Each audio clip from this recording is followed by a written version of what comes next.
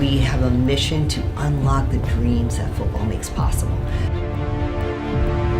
When they told you that the dream was over, but here's the truth, your dream is just beginning. We are ready for football and an opportunity for everybody on the field, but throughout these 8 teams in 10 weeks. Rob Smith! Where's the cape? Parker Romo, 57 yards, and it is good. Danucci, Gordon caught it! Gordon's backstepping! Gordon's gonna score!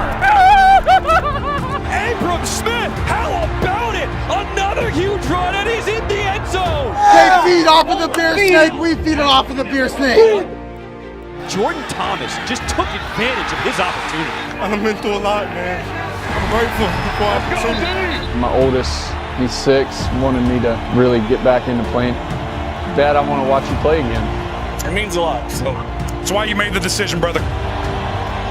When you're looking for football fans with undying passion, you have to play the game in St. Louis. Oh, it's a fake and it's gonna work! Jennings, 64 yards!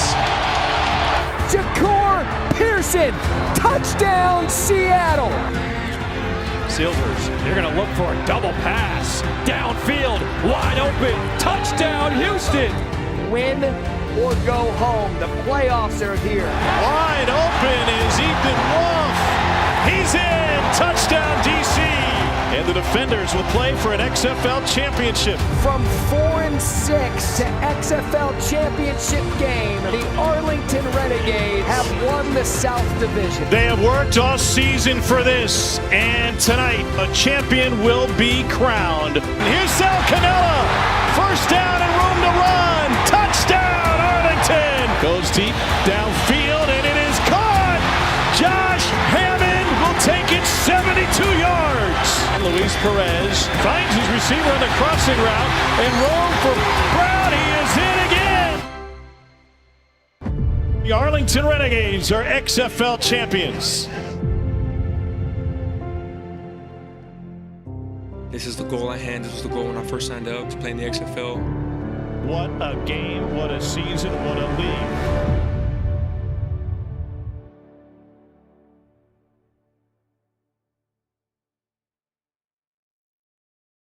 Home team in the XFL gets to decide if they want the football or to kick it.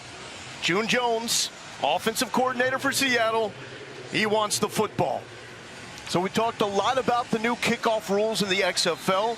You will see both teams lined up at the 30 and 35. They cannot leave those yard lines until the ball is caught or 3 seconds after it hits the turf.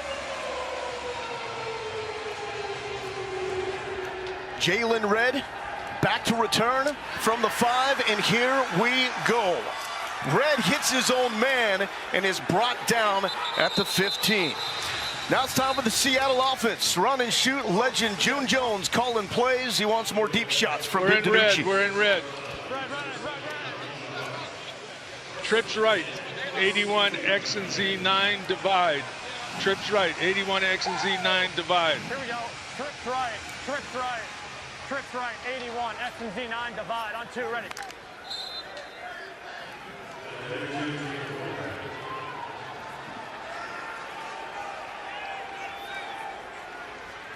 Set go!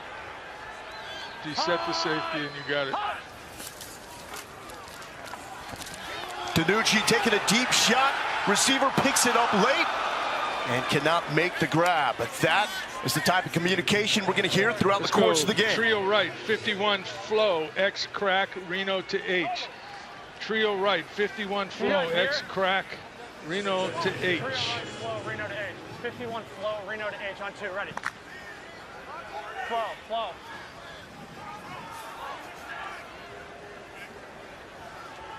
Set go! Hot! Hot! Danucci, screen. Blake Jackson made the catch, brought down in a hurry. 3rd down now for Seattle. Trips left. 61 Army X turn. Trips left, 61 Army X turn. Army X turn, 61. 61 on 2, ready.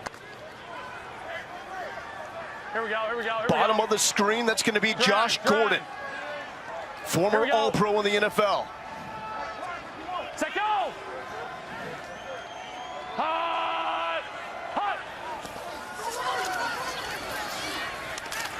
Big hit. Ja'Cour Pearson just got rocked by Brandon Sebastian. One thing to know about this St. Louis Battlehawks defense, they want to be physical, and they are physical. They run to the ball. When you watch their film, you're going to see hard-hitting defenders and everyone running to that rock. That is Anthony Becht, head coach of St. Louis. His counterpart, Jim Haslett. Quick 3 and out, setting up the first punt. Neither team can leave until the ball is put in the air. Austin Prohl, the hero in week number 1, nothing doing there. So now it's time to set up the St. Louis offense, led by 2 former NFL quarterbacks. Bruce Gradkowski calling plays to A.J. McCarron. 11-11, see if AP's all right. AJ, see if he's all right. Hey, you good? 11-11, double right, Peter, Cannon with 200 Jet Houston. Here we go, fellas, let's go. Go. We got gun, double right. Peter, can, 200 Jet Houston on 1. And it wasn't just the play call, that was Gradkowski asking McCarron to check on Austin Prohl, the sure-handed receiver.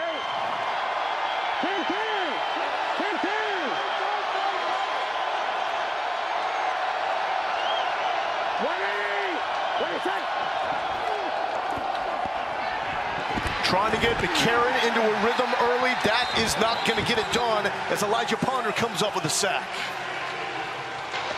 Here you go. Trough right tight, 11. Trough right tight, 13 counter, Z smoke. Trough right tight, 13 counter, Z smoke. Here we go. Gun, trough right tight, 13 counter, Z smoke on 1. Gun. St. Louis playing without their leading running back, Brian Hill. Kareem Walker gets the start.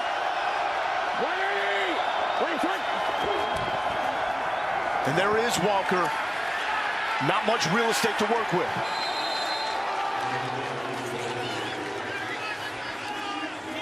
Let's go 10-10-10. Let's go trips right, Eagle 40. Trips right, Eagle 40. Here we go, fellas, let's go. Trips right, Eagle 40 on 1. That 10 you hear is the personnel grouping. 1 running back, no tight ends.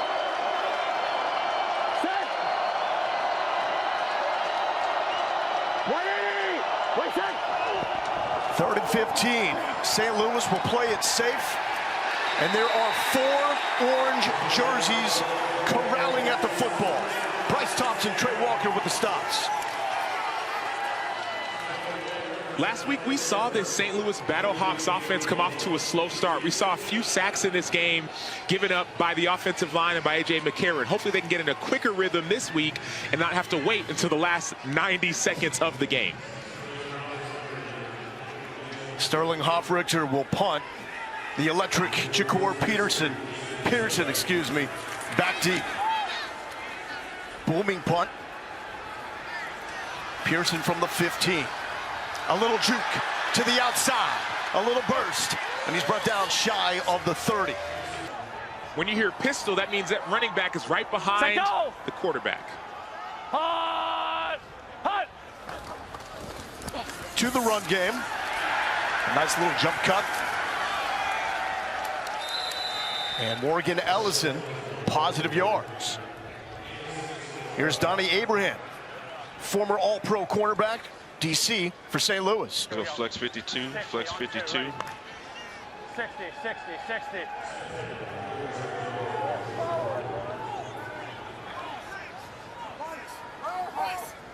Set, go! Hot! Hot!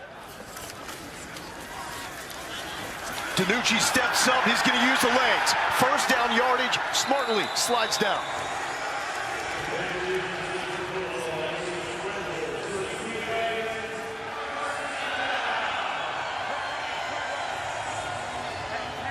Let's go. Flex formation, flex formation, flex formation, flex formation.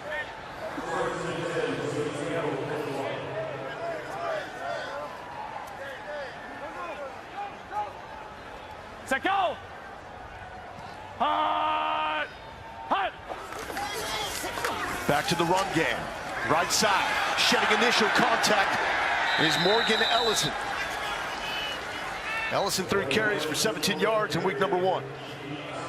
Going back to that last run by Ben DiNucci, he's elusive. Flex he has auto, speed. Flex auto. Flex 80 auto. on 2, ready. 80, 80.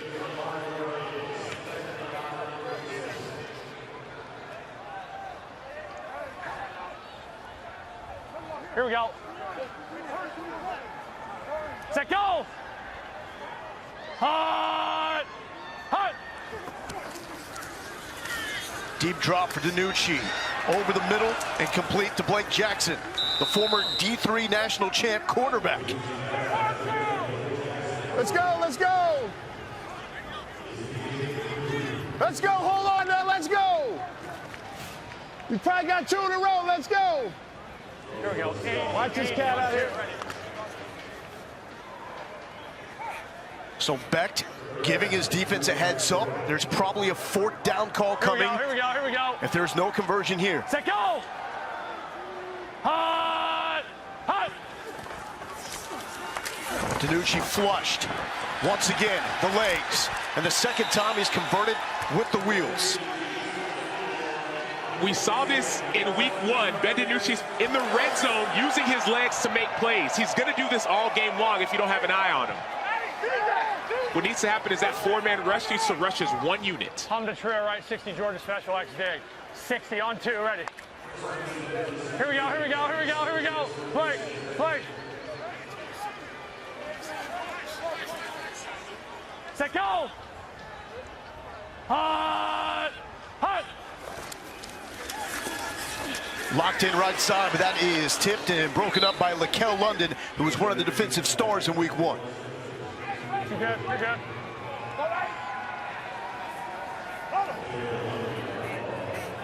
Cowboys on 2, ready. Cowboys, Cowboys.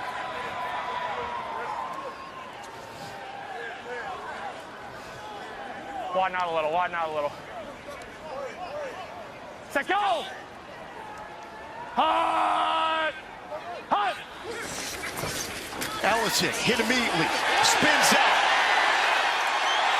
That tackle won't work to the 30 with the little thump.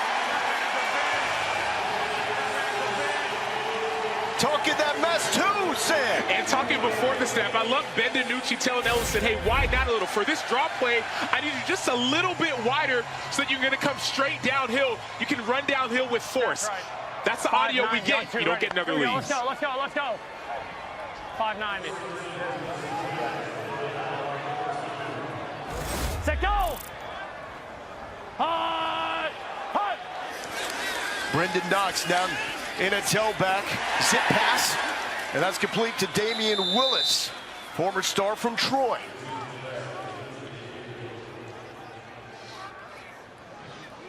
As June Jones calls the plays, we want to alert you to the scoreboard, how it works. The 3 dashes, the timeouts remaining. Below that, the red dash. Those are the challenges remaining. You must have a timeout to use a challenge, and in the XFL, you can challenge anything. Hot! Hot! DiNucci, Pearson, the leading receiver throughout the XFL in week number 1.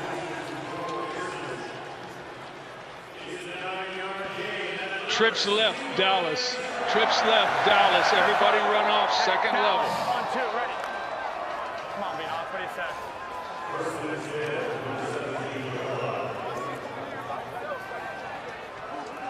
Set, go! Hot! Hot! DiNucci to Knox. Knox, couple of yards.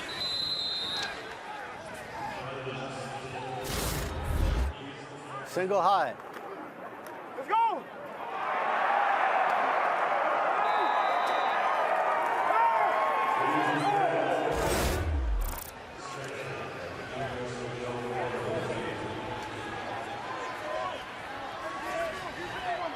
Set, go!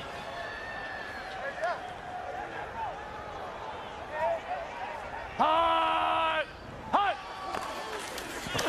Back to Knox. June Jones just given what the St. Louis defense is presenting. It's not always going to be an all-out air blitz. With this type of offense, you're going to see dink and dunks. Trips left. 61 H mesh X corner. Cheat down to the numbers there. 0 H mesh, and we got X corner. He was telling Josh Gordon in 0 to cheat down to the numbers. Set, go! Hut! Hut! DiNucci looking for Gordon. He's going to throw it up. He's got Gordon, but thrown behind, and enough time for Brandon Sebastian to break it up. You hear June Jones saying cheat down to the numbers. Why? Well, it gives you more space to run that corner route. You also heard him say X corner. He's the X. You're going to run the corner. Cheat to the numbers, gives you space. Ball's a little bit underthrown. But all that last-minute talk that you get from the head coaches, the players can hear these things as well. If that ball is out earlier, is that a touchdown? Absolutely.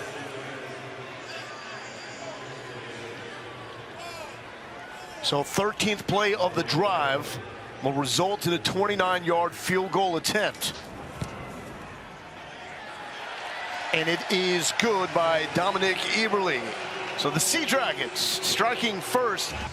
Time to kick it away again. Dominic Eberle, with these new rules, he was brilliant with kickoffs in the first week against DC. Placed them either right inside the 20 or right in front of the end zone. This one to the 10, and it's Darius Shepard on the return. Tries to bounce it outside, and he's brought down. Let's go to the sideline to catch up with Taylor. Thank you. I just saw you go up to your quarterback. What did you tell him? No, I just told him hold on to the ball, tuck it when he takes off and runs, put it away. Don't have it floating around. What did you think overall of that possession and the way they were able to drive right down the field? Well, it was a nice drive. You know, we missed a couple throws, I thought. They gave us an opportunity to score, but next time we got to score touchdowns. Field goal's not going to win this game. Thanks, Coach. Lowell? Thank you, T-Back.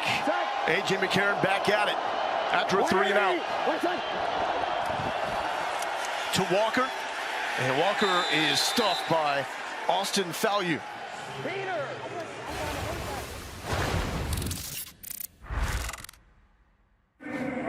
Hey, we're good. We're good, man. First play, receiver mix up, okay? Just keep doing your thing, O-line.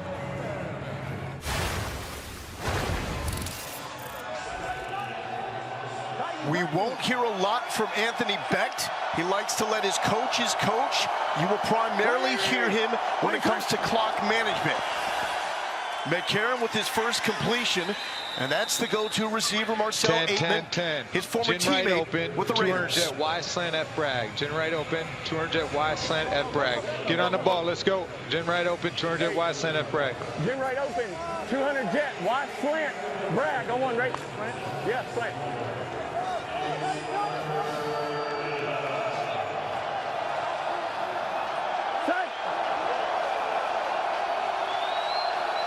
Third and 3. This is where St. Louis would love to have Brian Hill. He's out with a bad hammy. Overthrown, looking for Pearl. Back-to-back 3-and-outs. And remember, McCarron's been out of football for a little bit. 2021 in the NFL was one of his last games before we saw last week. And so even last week, there were some passes that were a little bit overthrown. And so we're seeing him get back into the groove. Bruce Gradkowski said he wanted to help him get in a rhythm. But how much can you help a guy when it's simply overthrowing, underthrowing receivers? Well, sometimes it is rhythm and it's timing. The other part of it, too, is when you're feeling pressure from your offensive line, it's hard to get into a rhythm. First penalty flag. I got 17 unabated, so 17 unabated, offside, first down. Offside. Number 17 of the defense was unimpeded opportunity to the back. This 5-yard penalty results in a first down. So new life for A.J. McCarron. We're going to see how those calls unfold, and if they need help, We'll have Dean Blandino, VP of Officiating, standing by in Van Nuys, California. Started off there with Walker behind center. He's back to the right of McCarron. McCarron dropped by Aitman. Here you go. On the ball, stack right, 14 rows.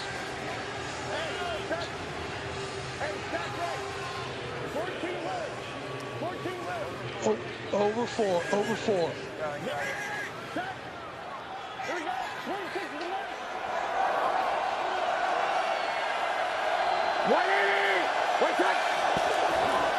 Back to the ground game and Walker, and there's just nowhere to run against this Seattle front. P.J. Hall, former FCS champ from Sam Houston State with the stop. Former second-round pick from the Raiders in 2018. Open back strike. Open back strike.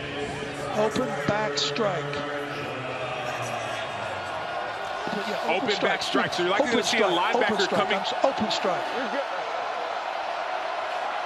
From the open side, which is the side where the tight end is not. And here it comes.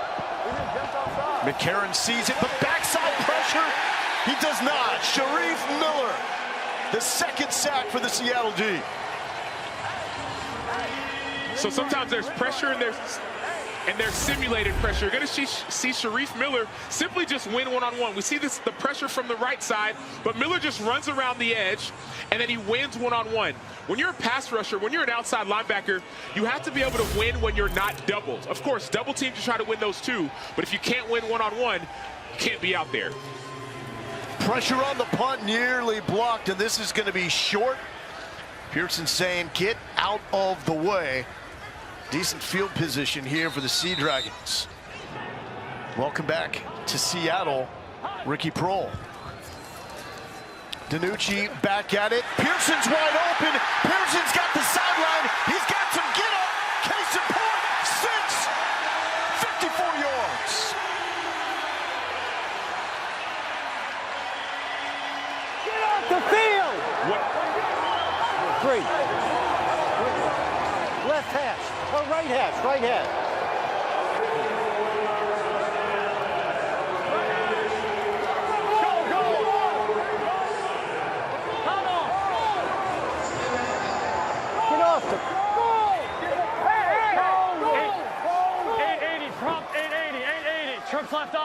Let's set up the extra points. You can go for 1, 2, or 3. June Jones, ultra aggressive. They always take the 3 from the 10-yard line. XFL teams 2 for 4 for 3 in week 1. DiNucci rocked, but not before he let it go to Josh Gordon.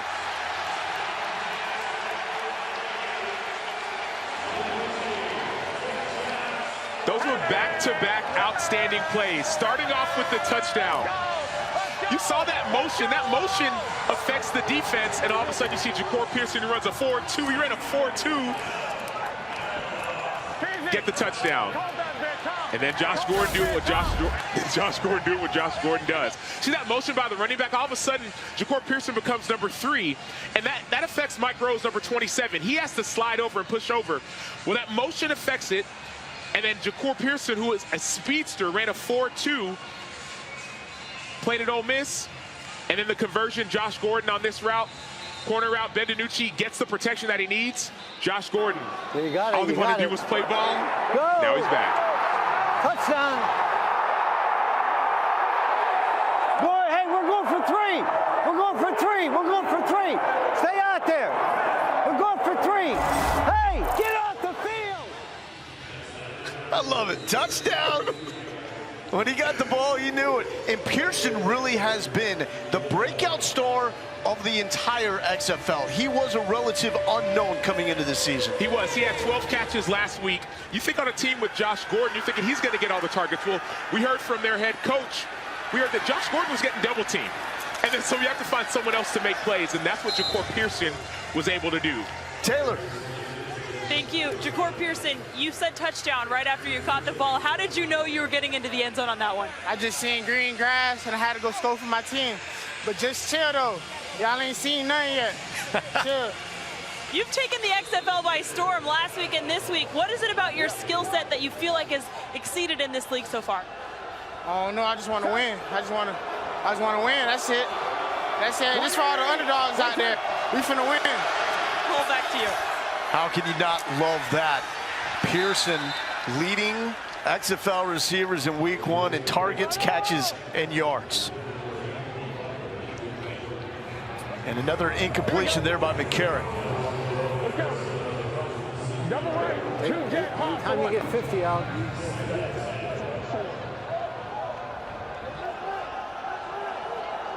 And that is Ron Zook, former head coach at Florida and Illinois, the DC for Seattle.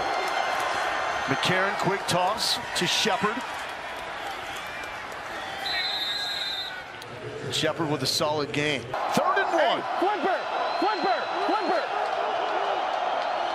180. Wait, check. McCarron into heavy traffic, but if you're throwing to Austin Prohl, that traffic does not matter.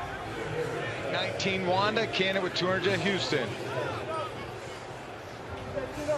Move to double right. 19 Wanda, Can 200 jet Houston.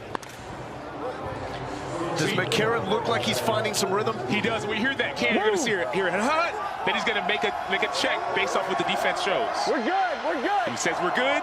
They're running the play. Can.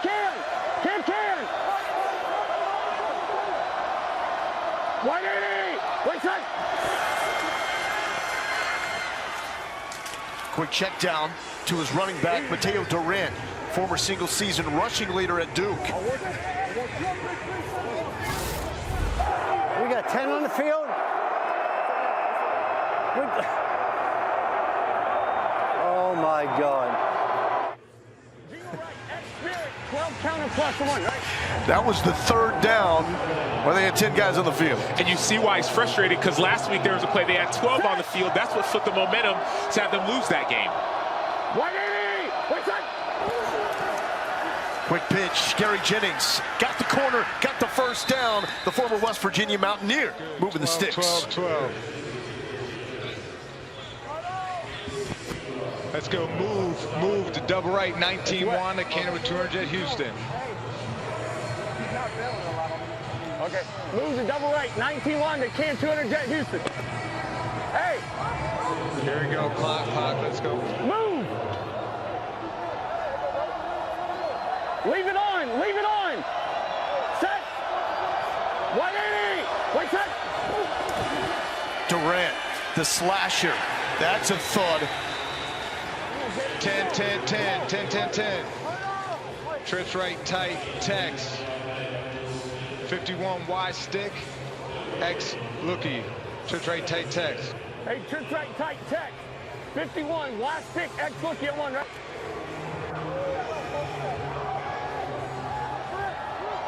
Go. We've yet to see Akeem Butler get involved. He's at the slot to the right of McCarron, wearing 88. Steditz to Aitman, and through his hands. Let's go 11. Jingle left, 3 jet wide corner pin. Jingle left, 3 jet wide corner pin. Hey, jingle left, 3 jet wide corner pin, F Will. Yep. Here we go, Titan. Set. 180. Wait, set. St. Louis 1 for 4 on 3rd down. McCarron's going to scramble, using the wheels. He's got enough of them left, and he's got the 1st down. Ball is out. Is it after contact? St. Louis recovers regardless. I believe his elbow was down. Elbow down. Here we go, 11. Bunch right tight, Zach. Yellow 4-so. Bunch right tight, Zach.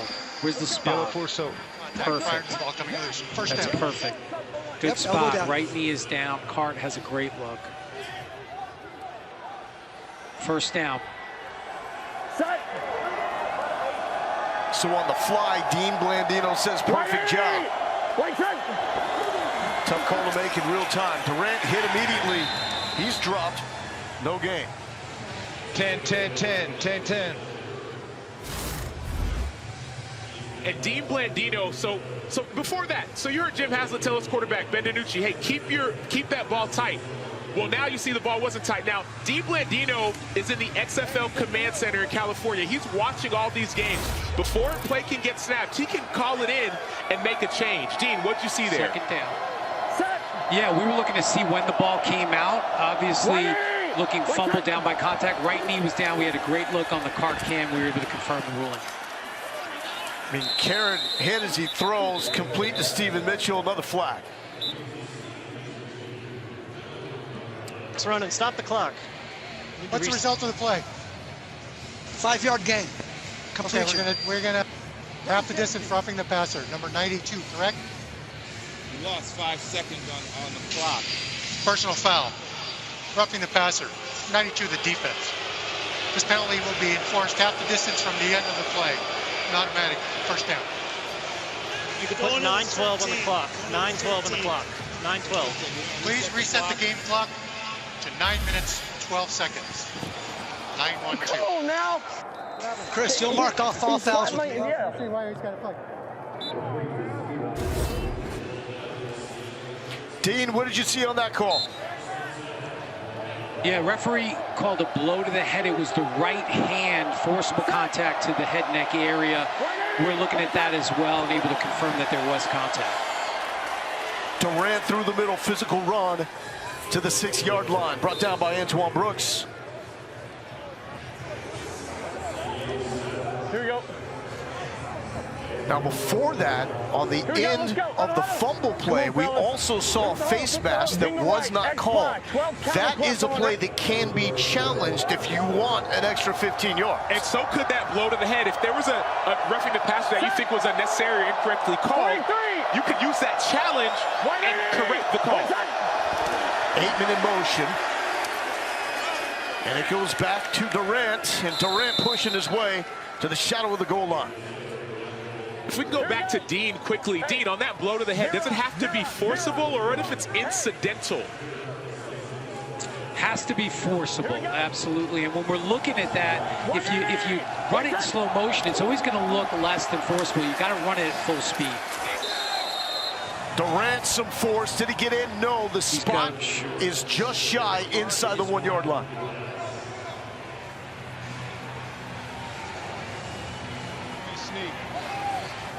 Here we go. Let's go. Double right. Z help. QB sneak on, right? Mike, get it to me. It's the XFL. You're down by 12, but you could make this a field goal game. Shepard behind McCarron. He's going to push him in. McCarron is in. Touchdown, St. Louis.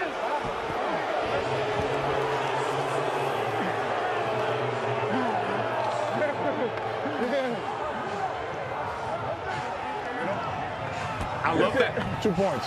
From the 5, from the 5. Good job, boy. So Beck going with the 2-point conversion. He says he will always start there and adjust as the game goes on. The 2-pointer from the 5. Turn right. Hey, it's supposed to be left. Turn right. It's supposed to be left hand. 51, walk swap. 51. You got the Sounds flag. like they wanted this ball spotted at the left hash. Right, trips right, so you have 3 receivers or 3 reception options to the right. McCarron for 2, back in the end zone to 8-man. Give him 2 more. Let's get back to another kickoff. Teams line up 5 yards from each other. They cannot move their line until that. The ball is touched. Jalen Red recovers, wiggling, sideline, little crease. Oh, he's tripped up north of the 26-yard line. Panashuk, that is a big, mean, nasty dude. That's why his coaching staff loves him. He's a beast. That cannot be easy to do, though, the transition from defensive line to center. It's not. You're usually aggressive as a defensive lineman. At center, you can still be aggressive, but you don't want to be overly aggressive all the time because you get beat quickly. We see that Steve just coming off the bald head. Love it. DiNucci back to work. Former Cowboys quarterback over the middle. And a quick hookup to Jordan Veazey.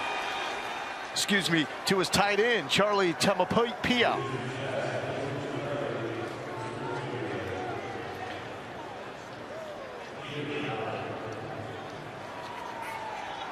Ben DiNucci started at Pitt. Hey, Denver on 2, ready. Red right. Lost his starting spot to Kenny Pickett. And then ended up with an outstanding career at James Madison. Lost in the championship game to North Dakota State. Nice run there.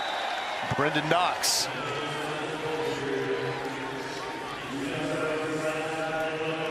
Give me trips left, 80 Z9 X levels. 80 on 2, 80 right. Z9 X levels. Be bottom of the numbers, 15. You may remember DiNucci's name, getting a start, really an emergency situation when Dak Prescott was injured. Andy Dalton was in concussion protocol. Got the start against the Eagles. Slinging the pass and an immediate hit. Looking for TJ Hammonds, Mike Hampton with the stop. Hot! Hot! To Knox. Couple of yards on first down.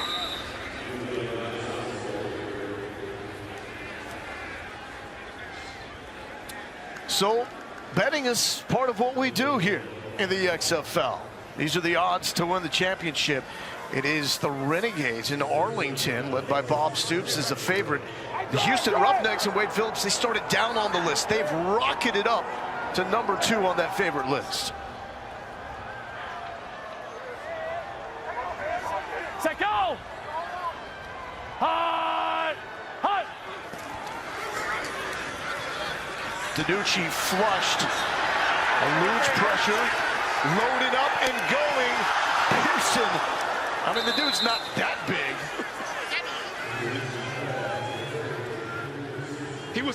So he played slot.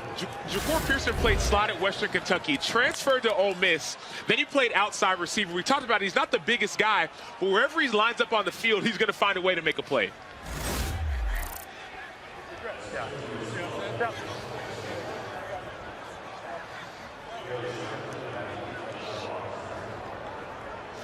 Cameron Nizelek will punt it away. Darius Shepard is deep. Gunners cannot leave until the ball is punted. Fair catch called for at the 15-yard line. It was a 14-play, 72-yard drive for St. Louis last time out. They didn't wait till the final 90 seconds like they did in San Antonio in week 1 to get the scoring done. 180! Wait, set! First down carry by Mateo Durant. Move to trips left. Move to trips left. 19 Springer. Cannon with 300 Jack Cardinal. So at the Marcel, they give that look again. Here we go. Move. Hey, just go. Trips left. 19 Springer, Can, 300 Jack Cardinal on 1, right? St. Louis playing without their top running back, Brian Hill. Set. He's got a hammy. Should be back next week. 180! Wait, set. Durant with the carry, left side, man. He is throwing his body 10. right into the traffic. 10. The clock will run after incompletions and out-of-bound plays up until the final 2 minutes, and then we will go to college rules. McCarron, quick pass, and finds Steve Mitchell. A flag comes in late. Behind. It's touched behind.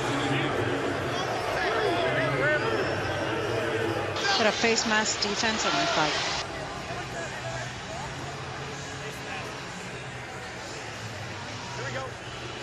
Face mask on the defense, so we're going to tack that on from the end of the play. Personal foul. Face mask on the defense, tackling player. This 15-yard penalty will be added to the end of the play with an automatic first down.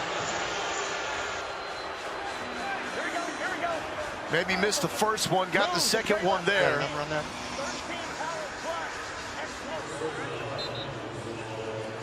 And Seattle is helping prolong these St. Louis drives.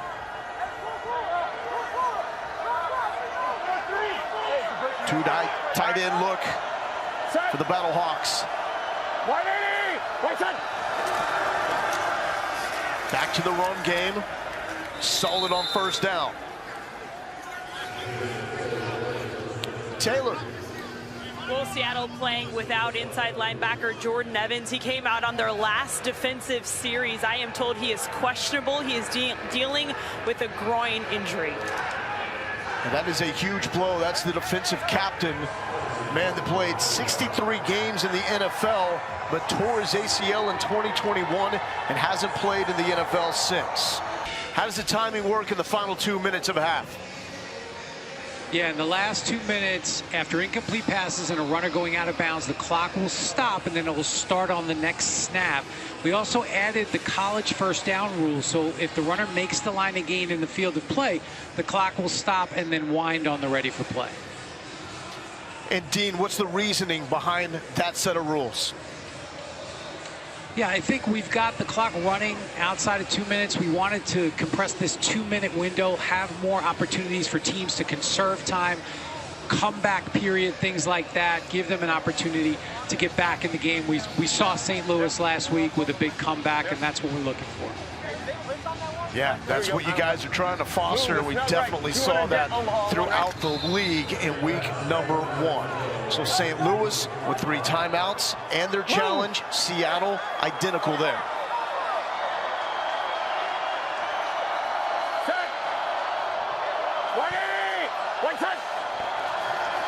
McCarron will throw, and he's got Aitman. Good job, good job. Let's go. Move to double right, Ralph. Move to double right, Ralph. No, move to double left, Larry. Move to double left, Larry. Here we go. What? Move to double left, Larry on 1, right? You got that? Hey, you got the comeback. Move. Set. 180. Wait, set. Flag and a sack. Tuzar skipper lined up in bringing the McCarron down. Offside. That's coming back. Offside. The 48 of the defense lined up in the neutral zone. It's a 5-yard penalty still. First down. So Skipper thought he had himself his first XFL sack. Penny. 4. Penny over 4. Over 4. Over 4.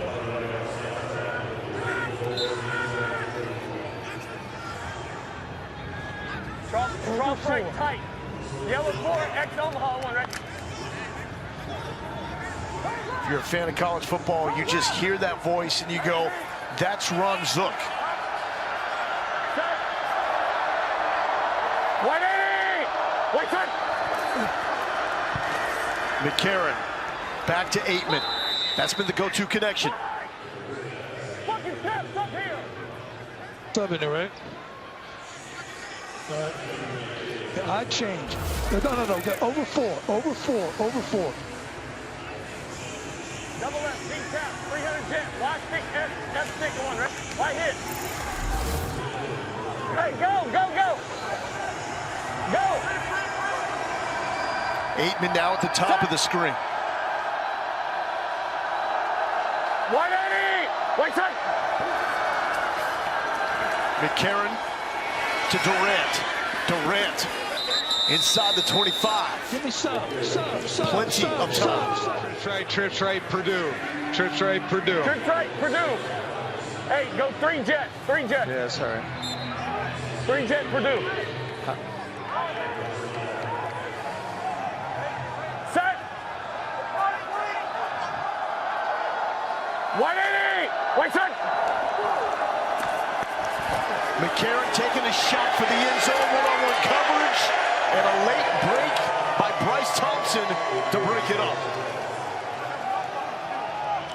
You heard that sub call. That's getting some of the pass rushers in, but great play by Bryce Thompson. So notice there's still pass interference, offensive, defensive, but there was no interference on this play. Great play by Thompson, a little bit underthrown by A.J. McCarron. And Durant playing with one shoe, if you saw it on the left side of that screen. 2 by 2. Hurry up! Hurry up! Set! 180! 40 turn! And a timeout. First timeout by St. Louis. St. Louis. Should be 30 seconds in duration.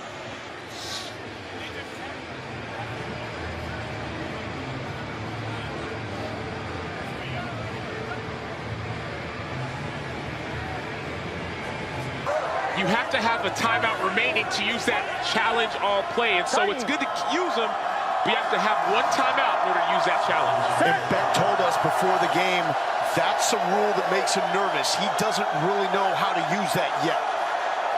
So some confusion covering Durant at the bottom of the screen. McCarron just got it off. What? Oh! Akeem Butler almost made the catch of the early season. Akeem Butler is 6'6", he's 231. He was a 4th-round pick from the Arizona Cardinals. If he would have been 6'7", 6'7" would have caught it. We saw him make plays like this in his storied career in Ames. He also made the touchdown last week to get his team back in the game. Set! Bring it! McCarron with another timeout as the crowd's starting to get into it. Second timeout of the half. St. Louis. Should be 30 seconds in duration. Damn.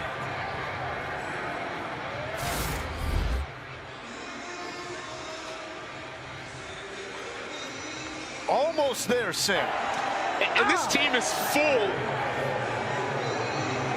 This team is full of tall receivers. Marcel Aitman, 6'4". Aitman, 6'4". You see Butler is 6'6". That one he could have come down with, but that's why they went and drafted all these big, tall, long receivers to target them, especially in the red zone. Butler was a 4th-round pick by the Cardinals in 2019.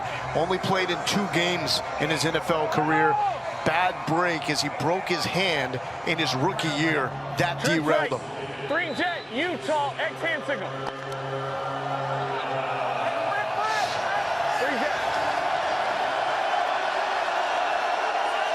Set. 180. White turn. St. Louis has converted their last 3 on 3rd down. Pressure and a sack. The ball comes loose. It's still loose. It's picked up finally by Darius Shepard. But that's going to send St. Louis out of field goal range. One thing that shows up on tape when you watch the right tackle, number 73, he shoots his hands, and so those hands are available to be beat. And so as a right tackle, as an offensive lineman, you want to try and punch, but if you're punching your hands are going to be beat. And you could give up big plays. Well, Tuzar skipper left too early the first time around. He timed it up there. You're going to call it with 1? All right, Dean, what are you seeing? Yeah, first thing, is it a fumble? And it was. And then we're looking for a clear recovery. The ball was not possessed initially. It bounced around, and eventually St. Louis got on the ball. So the clock does not stop, and I think St. Louis is going to take a timeout here to eventually stop it.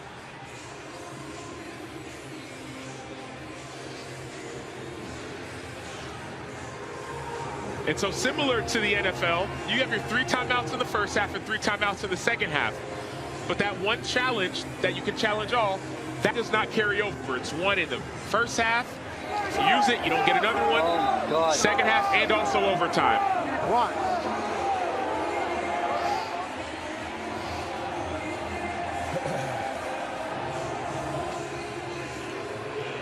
Does Seattle come after it here? I don't think you do. I think you play safe. I don't think you need to pressure the punt on a play like this. Hoff Richter out of Syracuse, the punter. short punt, but he's going for hang time to try to get this one to the half. And it's going to be down at the 6-yard line. Irrelevant, because that takes us to half. Home team always picks. Do they want to kick? Do they want to receive off the start of the game? Seattle received. Now they kick it off to Shepherd and St. Louis. Neither team can move until the kickoff is caught.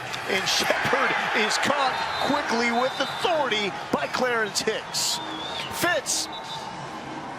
AB, biggest adjustment, biggest change you want to see from your men in the second half? Yeah, you know, offensively, we just got to strain a little bit more up front. When our number gets called to make a play, we got to make a big one, right? We dropped one down here. It's a tough catch. We got to pull that in. Defensively, we're in the right spots. We got to tackle. Tackle better as a unit, and we can't give up those easy ones on third down. So we've been doing better defensively, but we got to find ways to make more plays on offense and continue to move the chains. Thanks, Coach. All right. McCarron 9 of 15 in the first half, 60 yards. Sacked 3 times. That ball's tipped at the line of scrimmage. Austin, here we go. Jingle right, with the step. Jingle right, fact, 13 counter. Here we go, let's go. Jingle right, fact, 13 counter on 1, right? One thing about St. Louis, they love to run these counter plays. You're going to see some pullers in the run game. That's what they love to do. 180! What's up? Mateo Durant. And it looked like there was a seam there. 10, Close 10, quickly. 10.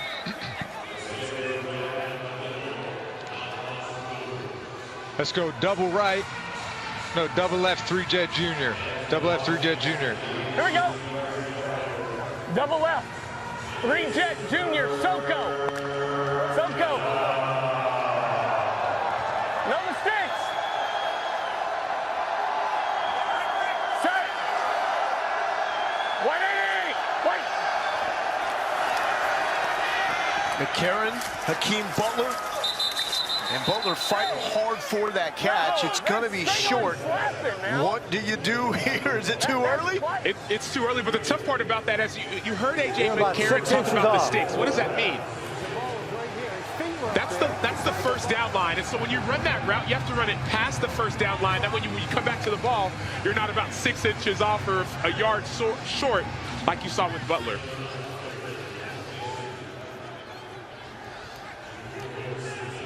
Punt will look a little different than what you see in the NFL and college football.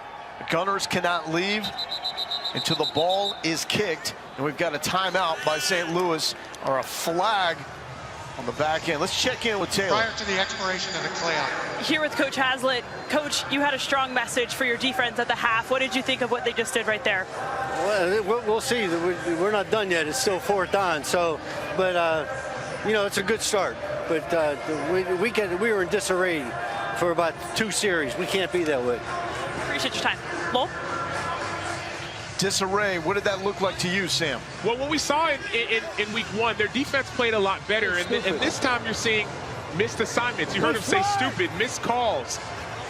The defense, they're not communicating well. And communication is what makes defenses go.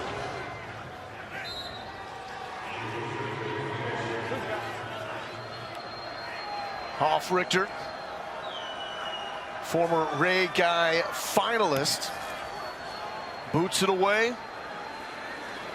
Pearson lost it. He touched it. Live ball. St. Louis back in business at the 22-yard line. And this is exactly what we saw last week. We saw turnovers by Seattle. Just like in the NFL, if the ball is touched, it's considered a muff, and you can foul on the ball. It's tough to tell. Card is blocked out. Yeah, I don't have anything clear. I've got it bouncing there, trying to get.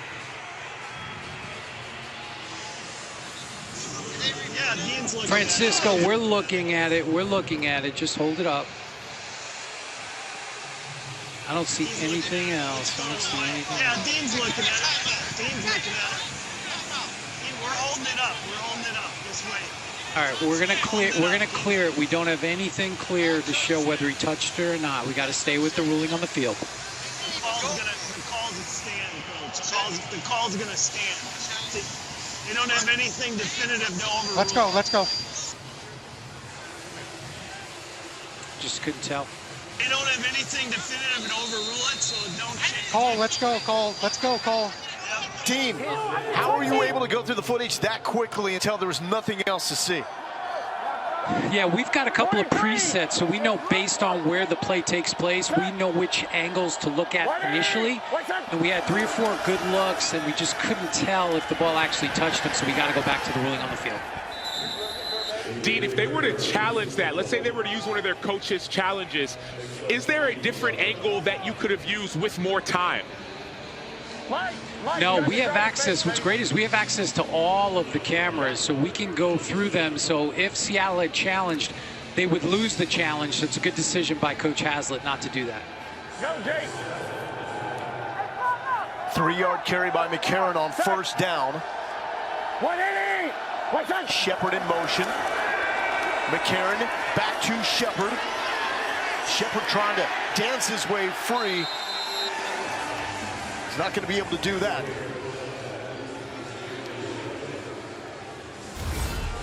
Ball. Let's go, O.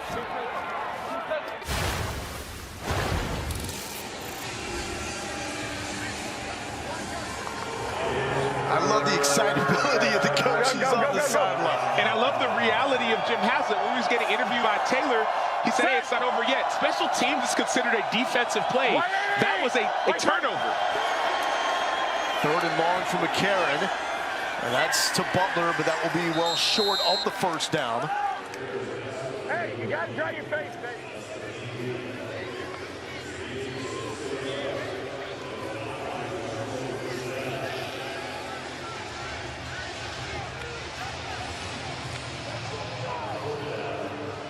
Hey, why the levy? Why levy right there? So field goal time for Donnie Hagman, 36 yards.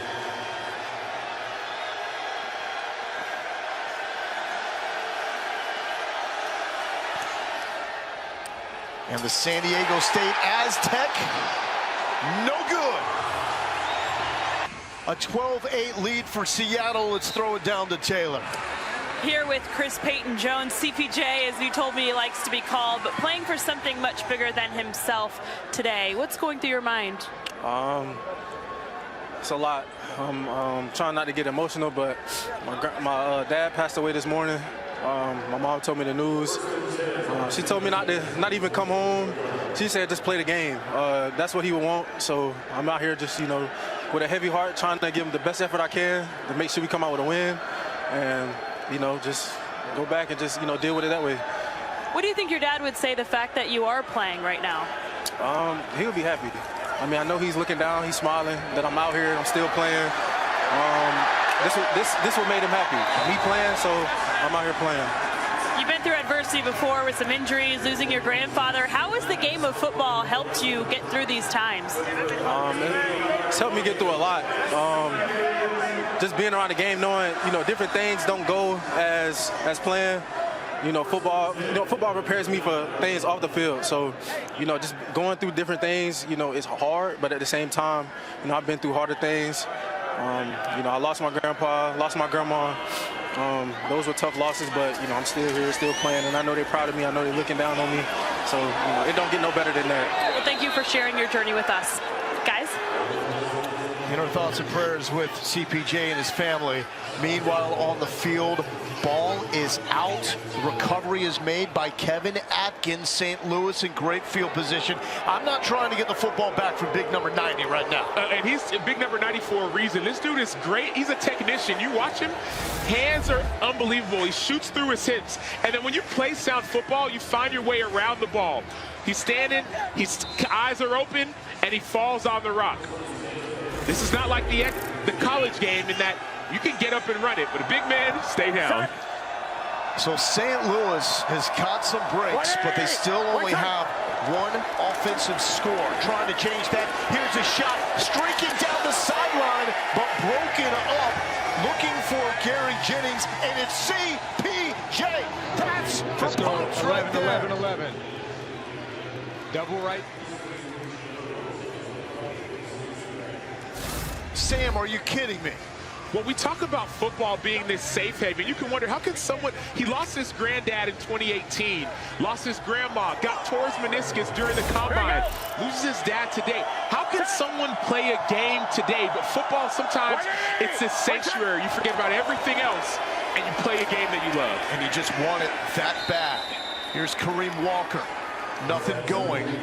Setting up a 3rd and long. 11, 11, 11. The other side is the psychology. Chevy, F search. Trips up 2 Jet Chevy, F search. The psychology of football players, we're great at compartmentalizing. So you say, okay, I'll come into this arena, I'll play my game, I'll help my team. There will be a time to mourn, but right now he's focused on helping his team win the game. It's a guy with 6 NFL starts in his career, playing for his dad. McCarron to Prohl. Prohl got rocked by Bryce Thompson. Talk about playing for his dad. Prohl's dad is the wide receiver coach at St. Louis. Prohl played for Seattle in 2020 and had the first touchdown of the XFL season. Now, will the NFL look at a moment like this from Chris Payton-Jones and say, I like that, that's a guy that wants it? They will. McCarron, back shoulder. He was looking for Gary Jennings. It was broken up by Lyndon Stevens. And before his injury, Payton-Jones he was a mid-round draft. He was projected to be a mid-round pick. But that's why this XFL league is so important. Players can get injuries that can derail part of their career. Sometimes you might get cut. You're player 54 on a 53-man roster. Then you get an opportunity and you shine. NFL coaches and scouts are watching these games. They're going to go back and watch this film. Meanwhile, that was former Seahawk Lyndon Stevens with a breakup. Back here in Seattle, McCarron, he's got Butler! Butler, did he not find it quick enough? Looked like he had him. And it looked like he didn't accelerate out of his break. And I don't know if there was a trip or a stumble there, but as soon as you have that outside leverage, running the 7 route, you see him, he has outside leverage. It's wide open. You have to accelerate. Expect the ball at points like that. Does that ball need to be caught by the former Cyclone? Has to be caught.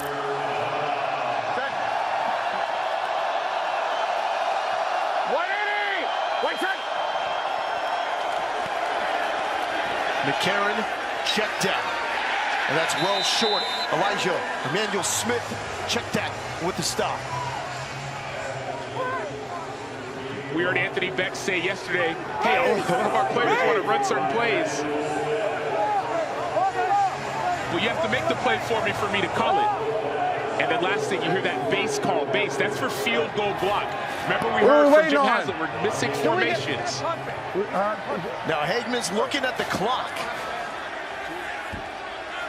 And they've reset it. 44 yards. He missed from 36 moments ago. You hear the crowd getting loud.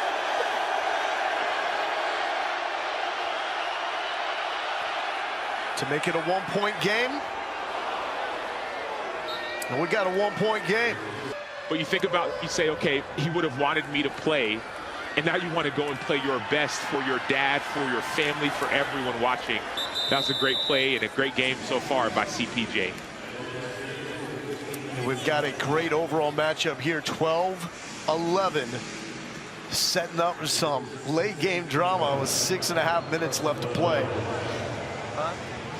in the 3rd quarter.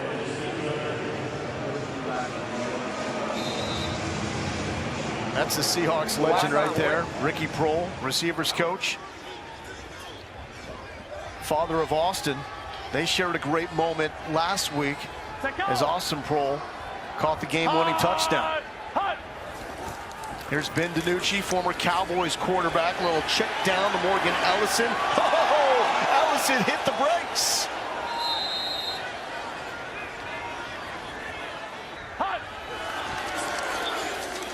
DiNucci back to Ellison.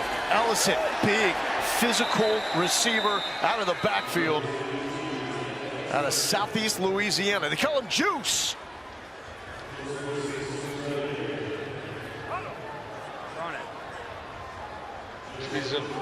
Let's go. Spread right, stack left.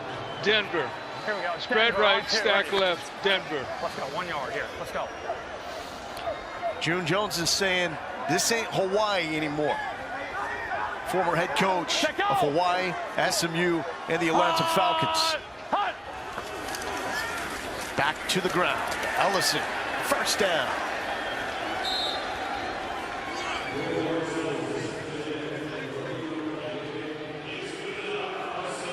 Let's go. Trips right, Tampa. Trips right, Tampa. Hey, Tampa on 2, ready. Tampa. He is the authority when it comes to the run and shoot offense. It has evolved over the years. DiNucci with the keep. The legs have been a factor tonight. I love hearing these play calls because it has me thinking, okay, what's the play going to be? We've heard Dallas a few times. That's the draw. You see Tampa, the quarterback kept it on the zone read. Hum to trio right. Hum to trio right. 60 Georgia special. X dig. On 2, ready. If you don't have it wide ass open on the front side, just come on back.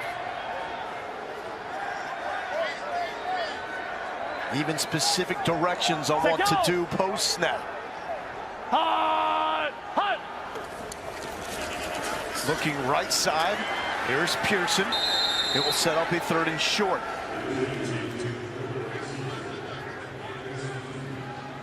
Let's go bunch left. X bunch left. 61 Georgia Z dig. Here we go. 61 on 2, ready. Left. Each team has 15 coach to player communication devices. The team gets to split it up. June Jones doesn't want his receivers with those devices in their helmets because so much of this is reads after the snap. And a little flex on him there by Brandon Sebastian. Former Boston College Eagle. You love the physicality. Great eyes, great hits. Suit up for work, my boy. You like that. And we gotta love this. 4th and short, here we go.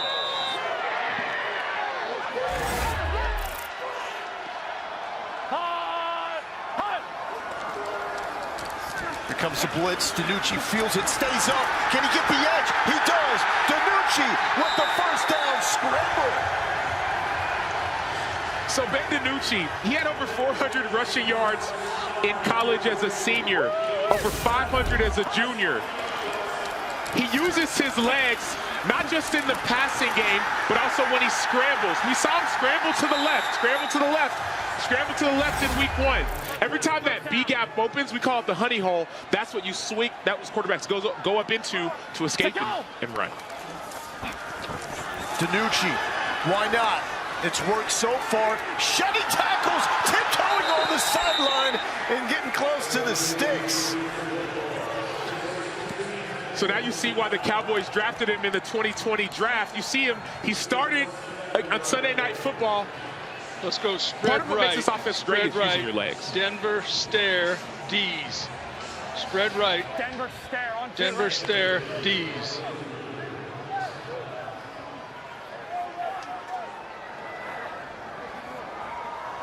Set go.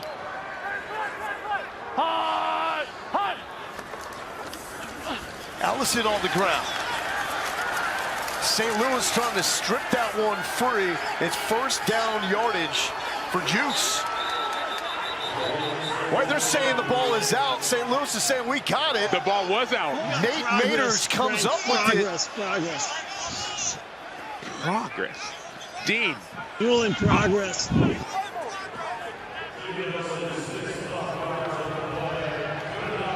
And of course, Seattle wants to go fast. They ruled forward progress. Okay. Ellison powering forward.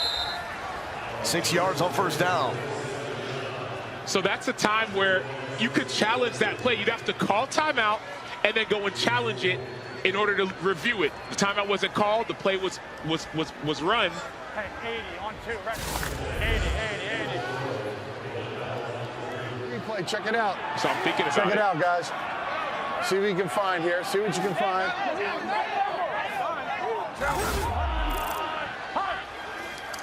The part of all these rules where Beck says he's still most uncomfortable when to use challenges. DiNucci, give him another first down with the wheels. So if you go back and watch week 1, DiNucci scrambled to the left for that touchdown to Josh Gordon. That's what he does. So what the pass rush has to do is stop getting so far upfield. Stay in your rush lanes. And he looks so much more comfortable than a week ago. He does. He looks a lot more comfortable. And he's trying to... Yeah, they're saying third down on the field. And he's trying to say move the chains. How's that not a first down right there? I was 1.5 yards past the marker. Go look at it. I don't know. Oh my gosh. I was 2 yards past the first down marker.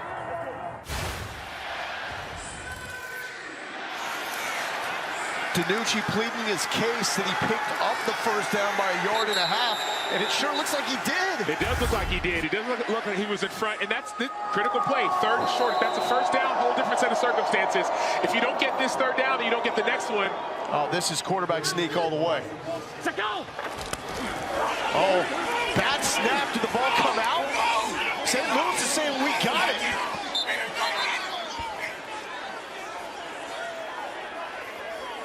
We got a St. Louis player coming out of the foul with the ball.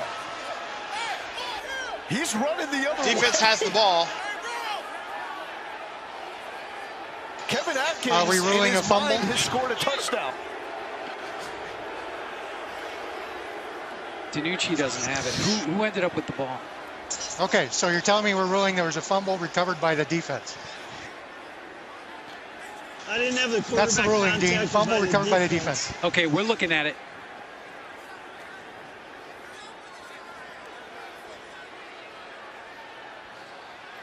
I mean, here's the ball on the ground. See the ball on the ground?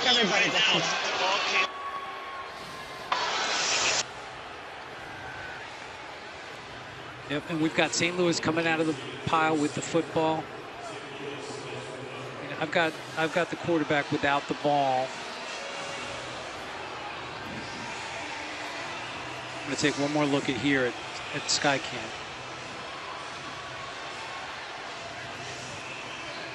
Oh, he doesn't have it. Okay, we can go, Frank. We can go. Turnover. Clear the turnover.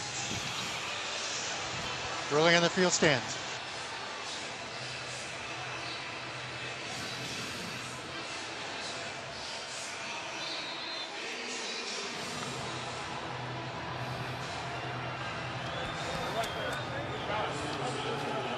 So the ruling on the field stands. It is an untimely Seattle turnover. Mini. And second recovery from Atkins tonight. White side. Walker up the middle. Walker still up to the 30.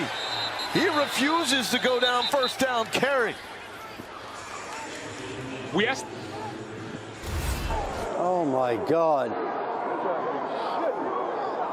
No, not again. Not again. Don't tell me he fumbled this. Don't tell me. Now he says not again because last week Seattle was driving in the red zone, and on a third and short play, DiNucci fumbled the snap. Right after that was a missed field goal, which ended up being costly when you narrowly lose the game. And remember who recovered that fumble? We asked their coach, we asked the St. Louis coaches yesterday, if any of your guys you think they belong in the NFL, which are they? And Atkins was one of them. 2 recovered fumbles in addition to his great technique in the run game. Stuff in the run as a nose guard. McCarron hit on the play. Shepard. Nice adjustment by Darius Shepard in a flag. Offensive pass interference, number 11. FBI number 11.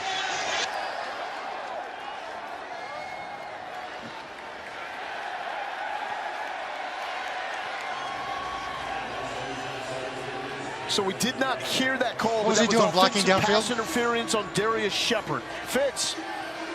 I've got Atkins here with me. Take us onto the field. Short yardage, first down on the line. Take us on there. What happened? You know, we just did what our coach taught us. We groundhog, big man 9'6". He hit the center, you know, and made the quarterback bump into him, and he fumbled the ball. I just picked it up. I think you scored, but hey, that's not didn't get reviewed. What will Marcus Spears say? Big man balling. There it is. Shout out to my D-line. That PI. Back St. Louis up. That was Beck calling for the timeout. Hey, I want to check. We're good. As long as it's tight, we're good. What? Okay. They charge him a timeout.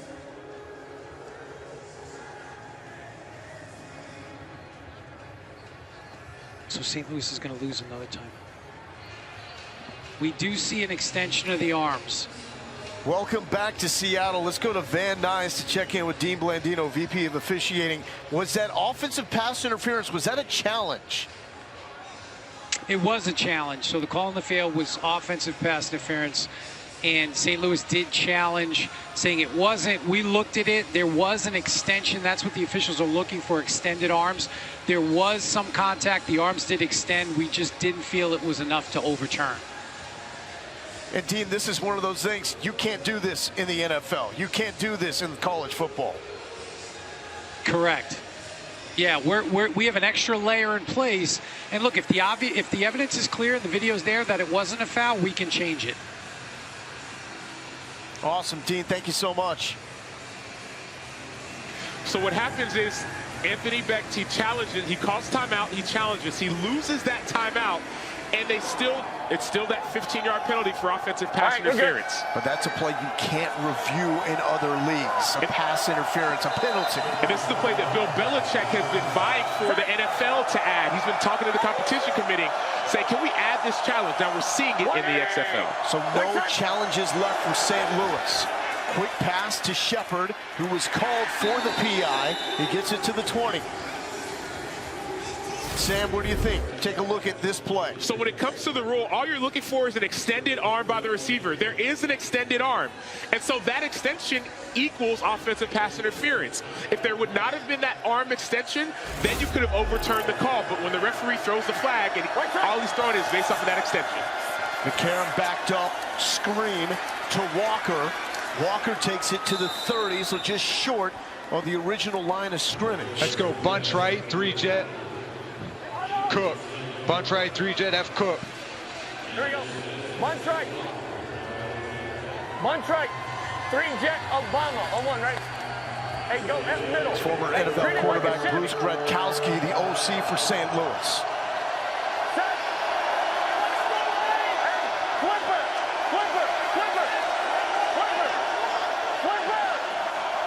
Late in the play clock. McCarron's got to get this off. He does. McCarron from his back foot. Outstretched arms of Gary Jennings, not enough. Referee has a penalty for the hands to the face on the offense. What's the result of the play? Big pass. They're going to want to decline it. They want to decline it? Result of the play is incomplete pass.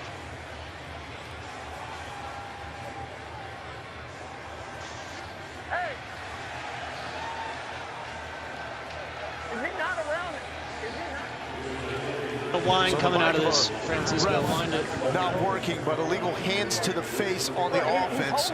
So this is the type of drive that's going to drive a coach crazy. And let's go back to that challenge. Sometimes emotions can get the best of you. Anthony Beck regretted last week saying, man, I almost wanted to use it. I didn't know if I should use that challenge. And then this week, earlier in the game, he was thinking about using that challenge for that fumble. Now we're seeing there's one player who's not on the field for St. Louis. This motion allows the defense time to make any adjustments they need to make. Hofrichter punting it away from the 20, low line drive. Here's Blake Jackson. Jackson's just going to let this one bounce. It's going to be down near the 35-yard line. Let's go. Spread left. The turnovers. Spread left. Twin right. Bucks lock. Here we go. Spread left, twins right, Bucks lock. The issue for the Sea Dragons in the second half with 3 of them, and that's the knock on DiNucci. First career start with the Cowboys, 2 lost fumbles. First start in the XFL last week, 2 picks and a lost fumble, and he's got a lost fumble here tonight. To the ground game, giving DiNucci a break. And that is Ellison. Short gain. We heard Jim Haslett say earlier to DiNucci, hey, protect that football. Let's As a go. coach, especially defensive spread coach. left, twin right, Bucks Ripper, 8 smoke. Bucks Ripper, Go get him. Don't work toward him, right? If he's Here we go, here we go. Set, go! Hut! Hut! DiNucci, quick pass. Brought in by Blake Jackson.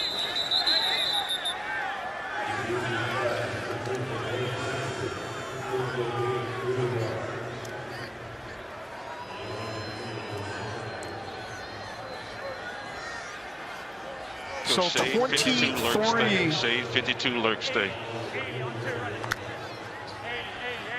23 total points. So you're feeling good with the under right now with 11 minutes left.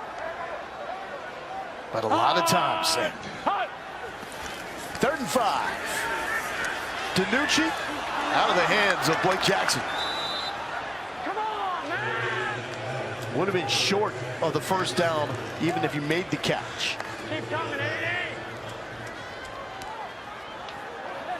So both teams had electric offensive drives in the first quarter, and after that it's really slowed down. It's only week 2. It's only week 2, but you can start to notice trends with teams. And the trend with Seattle that we've seen is this hot start and the fizzle out. What they need to change in that trend is find a way to finish well. It's turnovers, that matters a lot, but it's also some of the penalties. Find a way to eliminate those turnovers, which means protecting the ball. 180! Wait, son! Here's A.J. McCarron to Prohl. Hey, it's 4th quarter. It's Austin Prohl time, baby. And let's go on the ball, on the ball, on the ball. On the ball. Double right, 350, dragon wide spot. Double right, 350, dragon, last spot. 350. 350, dragon, last spot. Prohl was a key figure in that comeback as St. Louis trailed by 12 in the final 90 seconds against San Antonio. Out of the backfield, Durant hitting the brakes, cutting back inside, and it's collision time.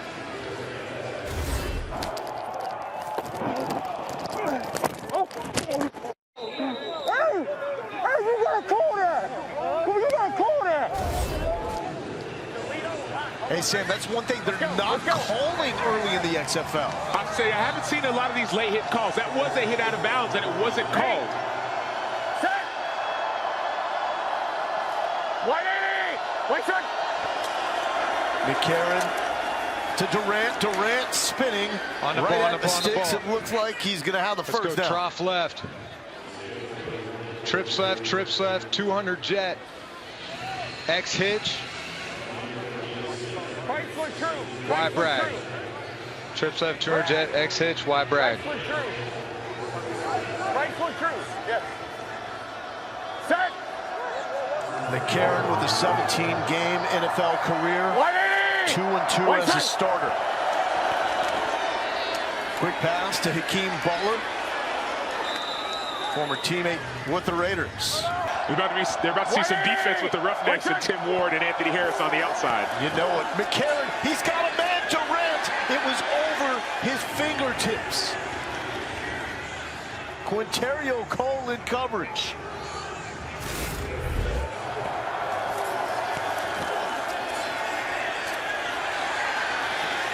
Little bit misplaced ball, but you wonder how many times that Mateo Durant has run this route. Remember, Brian Hill was the starting running back, hurt his hamstring last week. He broke that big run that brought this team back in the game. There could be a timing issue because of a backup running back. Set! 180! Wait, son! foot, shot to Butler. Hakeem Butler to the 20, trying to leg it, and he's got it.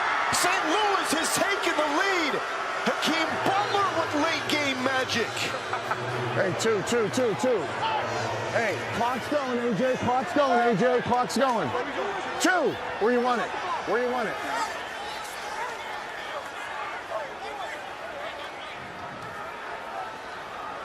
We're seeing shades of last week. Hakeem Butler, late game touchdown to get his team back in the game.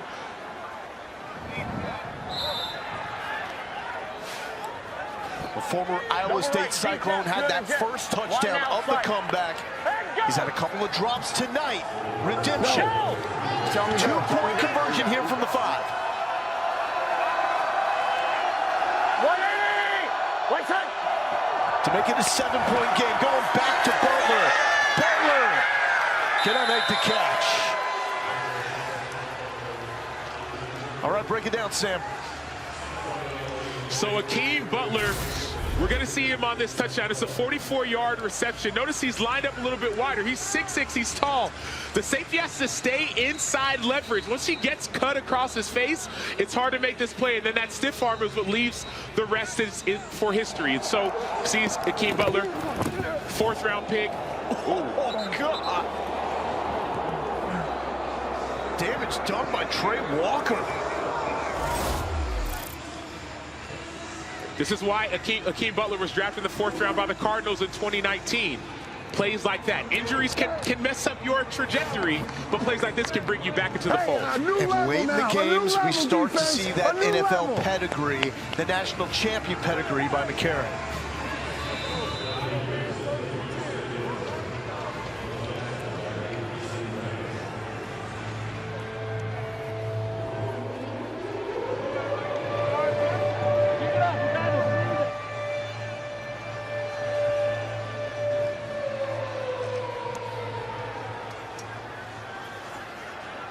Here's Blake Jackson at the 10.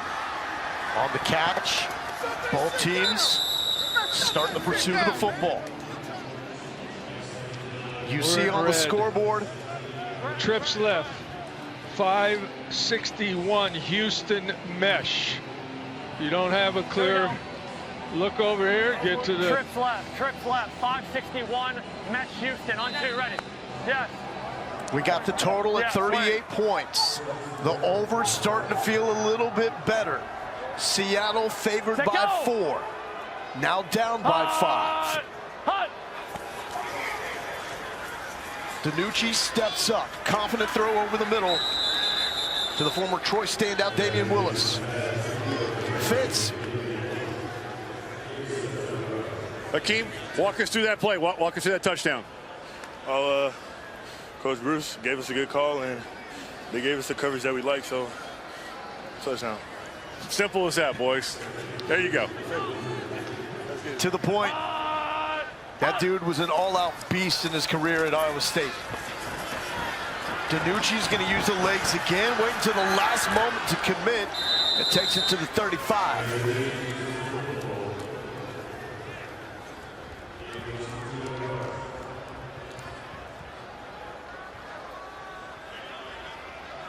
trips right, Hap.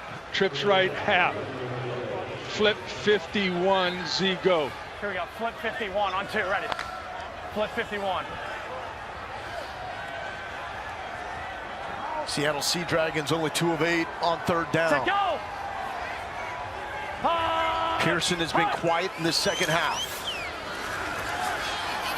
Sideline shot. St. Louis breaks on it and breaks it up. That's Mike Hampton in coverage.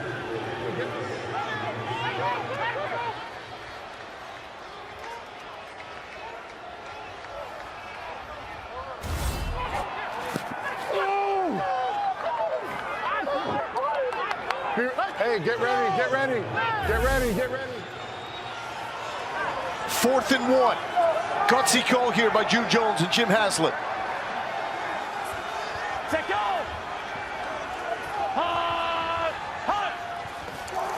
DiNucci will throw, looking for Ja'Cory Pearson. It's low. Turnover on downs.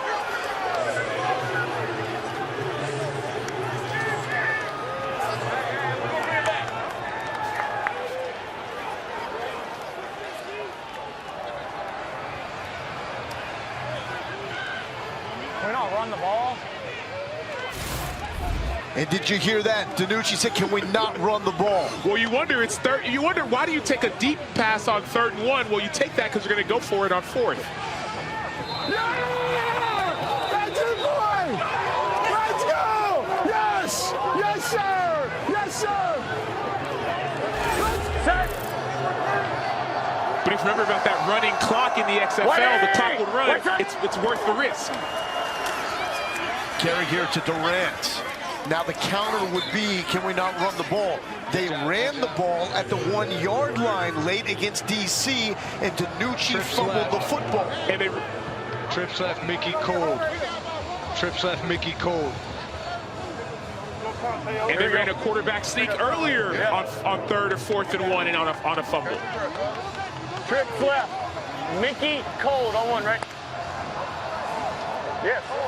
No lead is safe. Hey, Mini. Against St. Louis. Here we go. Let's go. Set. 180. Wait, set. Back to the ground. And Durant's going to make this a 3rd and 1. Come on, Mateo. You heard that. Come on, Mateo. Mateo Durant. 180. Wait, set. Gets the ball, but he's going backwards. Our skipper with the TFL. Former HBCU star at South Carolina State. Two thought processes when you're thinking about why would you go for it on that earlier one. One, you trust your defense. Number 2, you know that clock is running. It's unlike the NFL, the clock within 5 minutes, it'll stop out of bounds. XFL, it keeps on running until the last 2 minutes. So the defense made a stop. If this field goal's made, the game is still winnable. From 50. Will it have enough? No! By a foot! And Seattle is right back in this.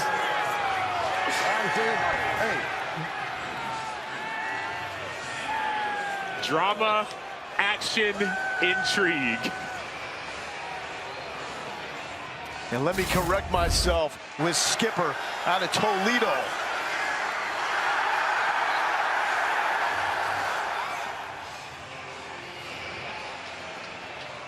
Field goals have been a risky proposition through 5 games in the XFL.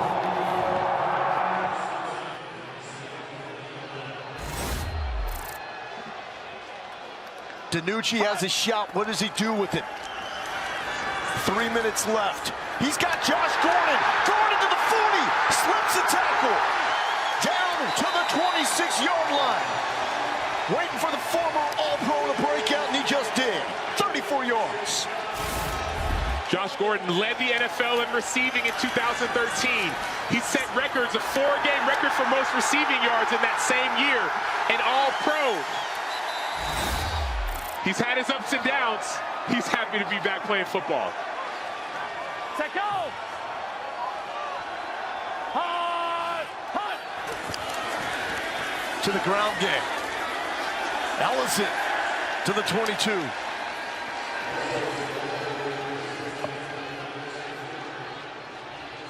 Trips left, 80Z9, X levels. You got the 12-0. Indy split, tighten down. Over the top of the backers. So it was a command to Josh Gordon. And we've got a whistle. 61 Georgia, Z corner on 2, ready. The access that you only get here in the XFL. Seattle down by 5, 2 minutes left. A 2nd and 5 for Ben DiNucci, the former Cowboys quarterback. DiNucci, back foot, he's got Pearson. Pearson to the 10-yard line. All right, here we go. It's great against man. Set go!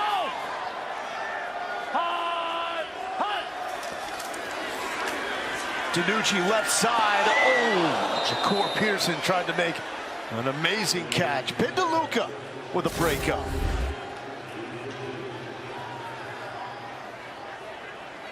Ben DeLuca, great eyes. He was going for the interception, the game sealing. Oh, we gotta make a play, guys. We gotta make a play. Oh.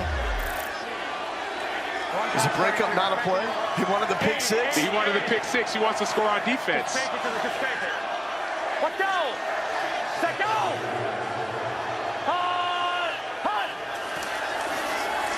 DiNucci, right side off the fingertips and incomplete.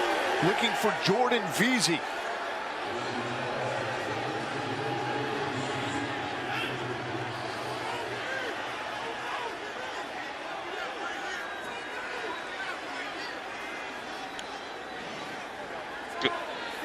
Let's go flex, 52 lurk stay. Flex, 52 lurk stay. 61. Let's go. Third and goal, 4 down territory, has to be. DiNucci pressured, he slips one tackle, complete to Ellison. Is he still up? That will give Seattle a shot here on 4th down as Ben DeLuca was all over it.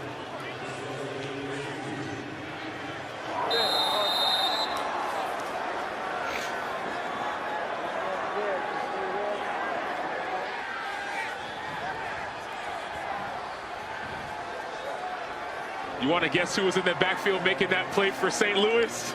Your man. Big number 90, Kevin Atkins. He forced that. Score. So not, I get it. Do whatever you got to do. Score. Let's go, right, 51. Y and Z post. And let's go 8 stick. 8 stick, Y and Z post. Get inside the corner, press in. Go, go.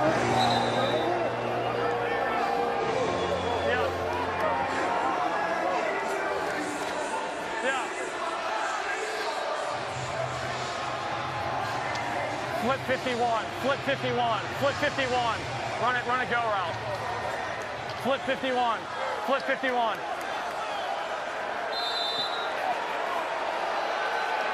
Here's a play of the game for Ben DiNucci in Seattle to try to avoid an 0-2 start. Hut! Hut! DiNucci.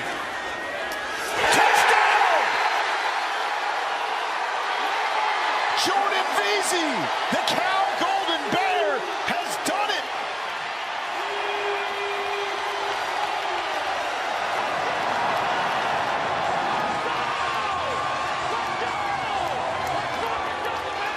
Let's fucking go! Quit playing with me, bro!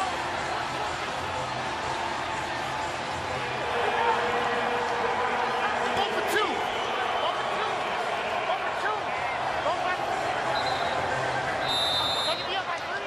I know. Hey, 60 on 2, ready.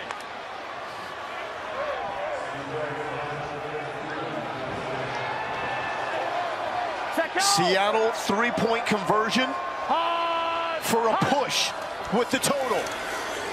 DiNucci, it's going to be batted down and short. So 1:21 left for Anthony Beck, A.J. McCarron, and St. Louis to do it again. Right fucking now! Right fucking now! Right fucking now! Right fucking now!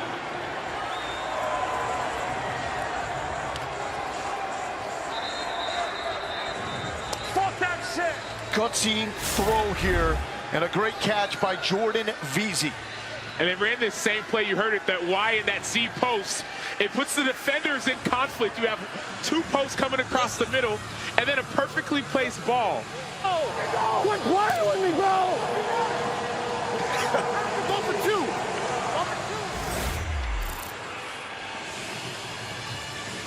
2! You heard him saying go for 2. Well, why? You go for 2 and make it a 3-point game. They went for 3 from the 10-yard line, didn't make it. Now a field goal for St. Louis wins it. I get it, June Jones offense, you want to go for the 3-point every time, make it a touchdown to win it, but if you miss it further away, now a field goal will win the game for the St. Louis Battlehawks. Biggest play of Jordan Veazey's career He was signed to the Washington practice squad after that much publicized workout with Colin Kaepernick in 2019. Here's the return for St. Louis. Backed up inside the 25. Let's check in with Taylor. Brunswick, one last message to your defense before this last series. It's time to play now. Now they got to play. There you go, guys. You got to go. You heard him say they got to play. This is what you play for. I don't care what level. High school, college, Pee-wee, NFL. You play as far as the defense goes and offense. Fourth quarter, game on the line. Have to make a stop. You know it's 4-down territory. One timeout within the final 2 minutes. The clock will stop. Out of bounds. And on incompletion. And first downs. Until the ball is respotted. McCarron flushed. He's going to use the wheels. It's not just Danucci that can scramble. Big pickup. This is when that two-time national champion. 4-man. Silver Penny, 4-man. Silver Penny, 4-man. Silver Penny, 4-man. We got to keep him away from the 35-yard line, guys. Got to keep him away from the 35-yard line.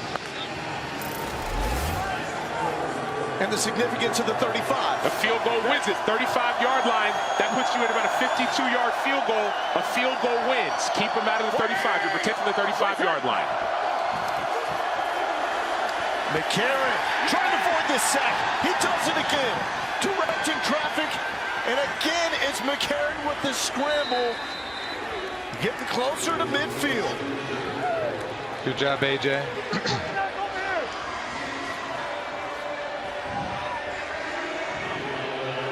Let's go trips left on the ball, trips left on the ball. 200 jet Purdue, trips left, 200 jet Purdue. True, Chrysler true. Chrysler true. They had 2 touchdowns in the final 3 minutes against San Antonio. They need a score here with 58 seconds. Downfield, bobbled in and out of the hands of George Campbell.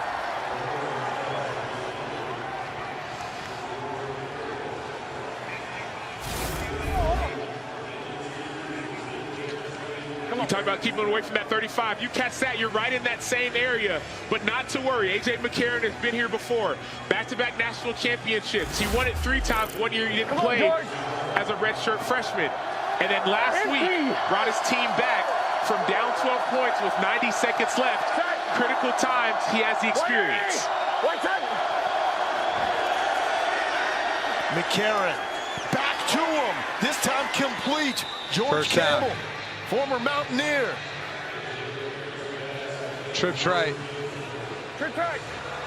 Trips right, Mickey. Trips right, Mickey. On the ball, go, go, go. Mickey.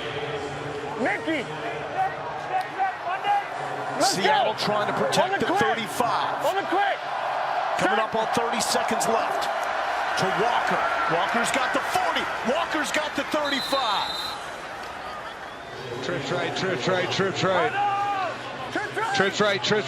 right. Let's go. 3 jet Purdue.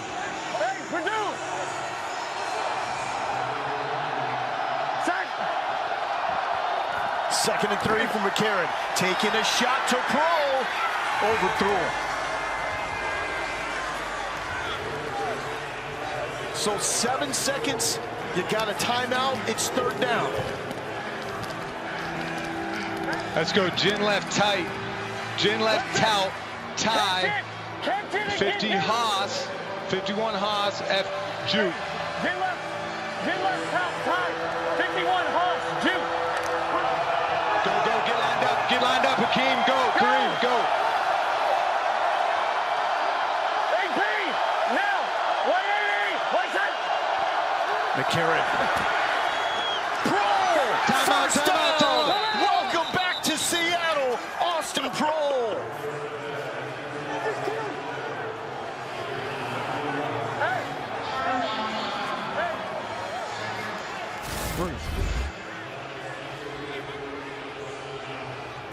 He was the clutch receiver in the comeback win against San Antonio.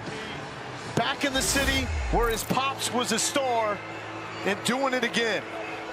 And you have to wonder, his dad played 16 years in the NFL, won a few Super Bowls. You have to wonder when he's a little kid, being around greatness, knowing he has to get inside on that route. Gets inside, calls timeout. Donnie Hageman for the win. Missed from 50 by about a foot. Here from 44. Time to ice the kicker. Timeout Seattle. Come to block this thing. This was the miss from 50. Good direction. Just not quite enough on a windy, cold night here in Seattle. 0 and he gets beat inside. They can't take 2 in a row, right? All right, get on it. Watch him. All right, they can't take another one. They cannot. So,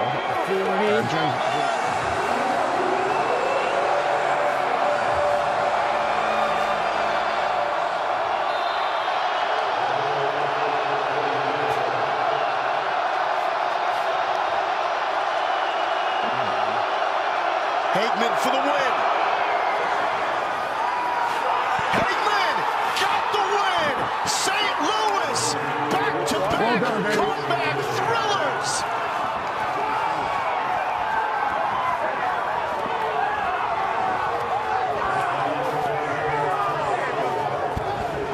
Good job, Coach. Good job, man. This season, man. I'm all mic'd up, trying to pretend like we're actually trying to do something out here. I'm gonna play some ball. Anthony Becht, head coach of the St. Louis Battlehawks. Hey, there's no dumb questions, right? No questions. Exactly, that's what I said. I played 11 seasons over 12 years. I was drafted by the New York Jets. I was a first-round draft pick. When I finished my contract after 5 years, I signed with the Tampa Bay Buccaneers. Played there for 3 seasons under Coach John Gruden. And after that, I played with the Rams, the Cardinals, finished up with the Chiefs in 2011. I loved it. I had a string of 161 straight games where I played regular season playoff games during my career, and I take a lot of pride in that. They got to be outside the hashes. And it's something that I try to, let our players know that sometimes the best ability is availability. Small price to pay. Been doing this for 20 plus years, man. It's your life right here. I was always wanting to coach at a full-time level, but the timing was never right for me. So I chose to go the media route. So I got to call over 200 games with ESPN. I watched some of those other spring leagues, the 2.0 version. And then when the XFL came about, that's when I really jumped on board and said, I got to be a head coach in this league. McCarron has a receiver. Caught! Touchdown, St. Louis. That is pro. I've been there. I've done that. I know what it's going to take for them to, kind of get to the next level and what they're missing. We all know they're hungry, but there's got to be some type of desperation at this point where you're like, I have to do everything I can to get to the next level. Let's go. We're going to push them. Watch the fake spike! Fake spike! No good! I tell them all the time, I want this entire team to go to the NFL next year. If they don't, then we'll take them back because they're all talented players. But these guys need to, they need some more time. There's kind of that purgatory between college and then making it to the highest level. Are you picking everything up okay? Yeah. Index cards, just stuff like that. Put the, whatever it is. It just forces yourself. Watch this cat out here. Everywhere you go, you see Battlehawks shirts, the old jerseys. We're the #1 fan base. You look at all the teams, I think that's going to be something that's going to be in our back pocket as far as helping our team moving forward. Yeah!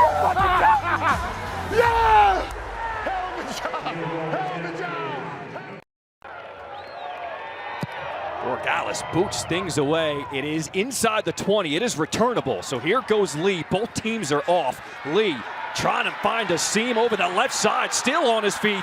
Trying to make his way just short of midfield. A good return brought down by Scales. A return of 40 as this red-hot Houston offense comes out, led by Brandon Silvers. Well, and you heard him say it best. Let's just take what the offense gives us. Run it, may check lightning. Let's go, let's go. Hey, 3 on right, flop. Red, that's switch, we on 1, ready? Yeah. Silvers is the 28-year-old quarterback out of Troy. Go. Working out of the shotgun to start. Swing pass to his running back. That is Bryson Aline. A gain of 4. Patriot.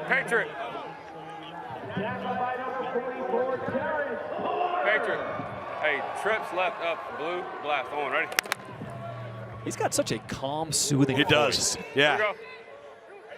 Very confident, knows what he wants, knows what he's seeing, is able to communicate it to the rest of the football team. Silver's looking left. He will complete it. That's to Cedric Bird. Bird is brought down after he gets a first down. Move the chains. There's offensive coordinator A.J. Smith. Trips right up, red juke. Trips right up, red juke. Trips right up, red juke. Hey, trips right up, red juke on, ready? Still in Patriot. Here we go. No, earlier I talked about how difficult it is to put pressure on the quarterback because he gets the ball out so quickly. You see how quick that ball comes out of Brandon Silver's hands. Zone to the field. First and 10 from the 41. Strong throw across the field. That's Deontay Burnett with his first catch of the game. Trips left up. Trips left up. Larry Quick 1. Trips left up. Larry Quick 1. Something Brandon Silvers does so well. He distributes the ball, gets all of his receivers involved early. Up, Larry Quick 1 on, ready? Well, he does, and here, look at 19 seconds. Let's see it. Let's see it. A.J. Smith talking him through the play. Run it. Go. Sees the coverage he likes. Second down, there's the quick throw, high throw over the hands of John Trey Kirkland. Give me, go turbo. Turbo. Blue, Y streak. Let's read it. Blue, Y streak. Spread right. Here we go. Blue, Y streak. Blue, Y streak. On one, ready? The first third down of the opening drive of the ball game. It'll be 3rd and 6 coming up for Houston. Give me Y option. Go. It's going to be an option route into the slot to either side here. Silvers right there. Finds right on money into the slot. That's Cedric Bird with his second catch. Enough for a first down. Hawaii. Trips left up. Red divide F option. Trips left up. There you go. I got you. Divide F option. Trips left up. Red divide option on one, ready? A divide is going to be the motion. Option. You're going to see motion with the formation. F is going to be the target here running an option route, which you just saw them complete on the previous play. Option is the option to turn inside, turn outside, or settle in the hole. Empty backfield on 1st and 10. We do have a penalty flag as Bird hauls that one in. Let's see what the call is. Flag. DOF 36. Lined up, thank you, 36. Offside, defense, number 36, lined up in the neutral zone. 5-yard penalty, first down. That's Jacoby Jones. Let's bring in Harry. Talk about these wide receivers. They are fast for Houston. Yeah, and every time you hear an option route, whether it's the wide receiver or the F receiver, quarterback Brandon Silvers is picking the matchup, right? Yep. If he sees the DB about 5 to 7 yards off, he's going to that guy every time. Let's see what he does here. Tries to set up the screen. This is to Aline. Aline makes the first guy miss. And he'll be brought down at the 21, a gain of 3. Trips right. Left, Brown, blast pump. Trips left, Brown, blast pump. Hey, here we go. Trips left, Brown, blast pump on one, ready? Now, notice that we've seen Bryson Aline, the tailback there. You saw him on the screen. There's no Max Borghi tonight. They're starting running backs inactive, nursing an injury. Want to keep him healthy for the rest of the season, so a little thin at running back tonight. 2nd and 2, empty backfield. The pump fake, throw over the middle, on the money, complete. Touchdown, Travell Harris, a 21-yard touchdown strike from Brandon Silvers. Going for 2. Too easy. Trips left, Brown. Once again, Brandon Silvers doing a nice job with the little shoulder nod on the pump. Second window on the slant route. And it's really more of a skinny post. Really good anticipation. Here's Cole McDonald, the backup quarterback. Comes in as part of the run game. We don't kick extra points here in the XFL. You got to go for 1, 2, or 3. They're going for 2. McDonald, his throw, completes it to Kirkland. But he does not get in. 2-point conversion is no good. All right, so the line closed at -9 for Houston, over/under at 38. Talk me through that. Yeah, well, I mean, this Houston team has gotten off to such a hot start, like we referenced earlier, and obviously on the board for their opening drive. A bet that I thought was actually pretty interesting coming into this game was the first half total was set at 18.5, and first half overs have come through with Houston every single game to this point. They're 3-0, averaging 27 combined first half points per game. The game totals, however, for Houston are actually 2-1 to the under, with defenses on both sides kind of making adjustments and stiffening up. It'll be interesting to see if they can stay on that trajectory here in this half, because Orlando has actually gotten points on their opening drive each game of this season, guys. Yeah, Orlando and Houston, the only two XFL teams who have scored on their opening drives of every game. Paxton Lynch leading the Guardians out for their opening drive here. Here's Lynch looking to throw. He has a man over the middle. That's Cody Latimer. A gain of 21 to his dependable tight end. Well, you take a look at some of these numbers right here for the Guardians, and it's been remarkable. Hey, but it's been I right, slant right. On one, ready? It's been after the opening series that they've just hit a snag and they've turned the ball over and haven't been able to sustain drives. 180! What's that? Jermaine Martin, the running back, gets his first touch. And he moves the pile. A good gain on first down, picks up 6 yards. 11 Bulldog, B50, flip it, B50, no, flip it. 50? 50? Here we go, flip it. Twins left slice, X slant, H bubble, on one, ready? Twins left. Slice. So they're gonna flip it, bring it, the formation over to the wide side of the field here. Sit on. They've tagged the 2 receivers. 180, wait, sir. Screen pass, they're setting up to Dedrick Thomas. That is a live ball. William Likely will run that in for the touchdown. Ruling fields backward pass. Ruling on the field is a backward pass. It's a backward pass, recovered by the defense and advanced for a touchdown. 5.5. Recovery is clean, clearly backward, live ball. He's in the end zone. Again, the cart's the best shot. For 2? Try for 2. Released at the 36, touched at the 35.5, backward pass. Score is clear, score is clear.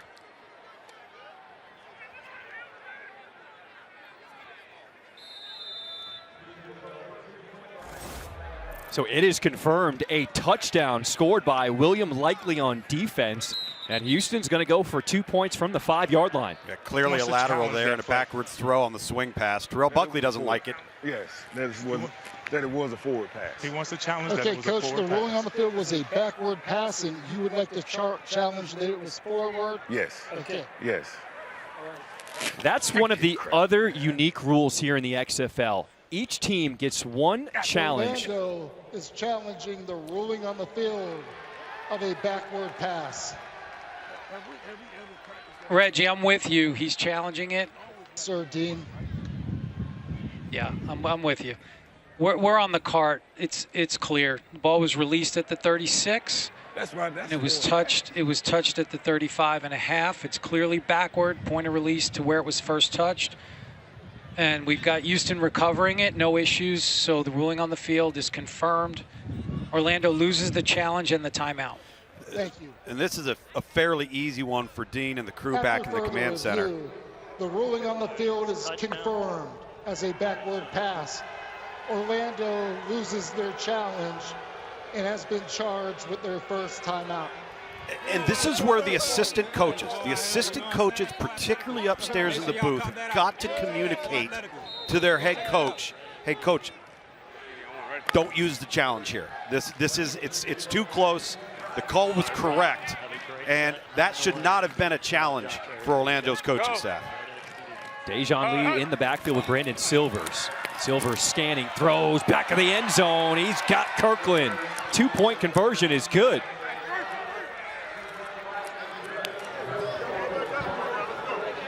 So Houston, with an early 14-0 lead off the fumble, recovered for the scoop and score.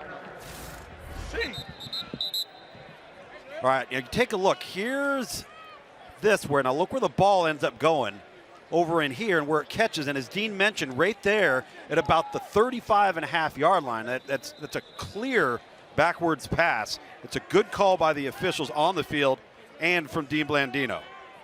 Y'all killing us, man. Y'all freaking killing us. Freaking killing us.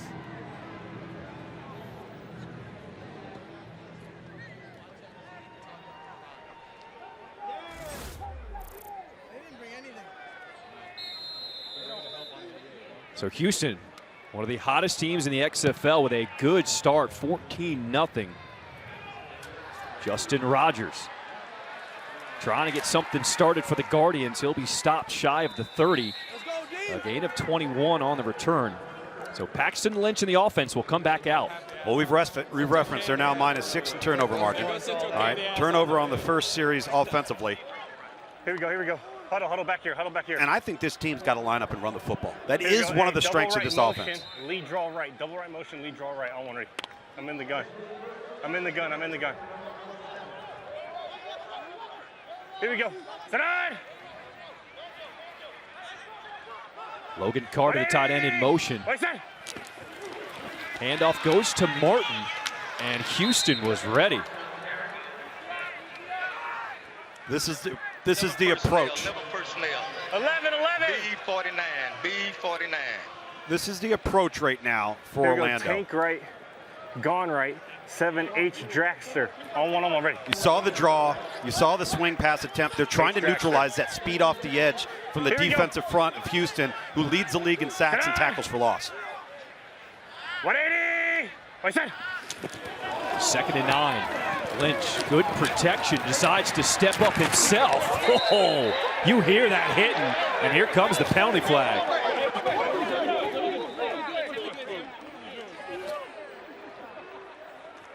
77 on a hold. I've got 77 on a hold. What do you got? I got 17 with a late hit defense. Yeah.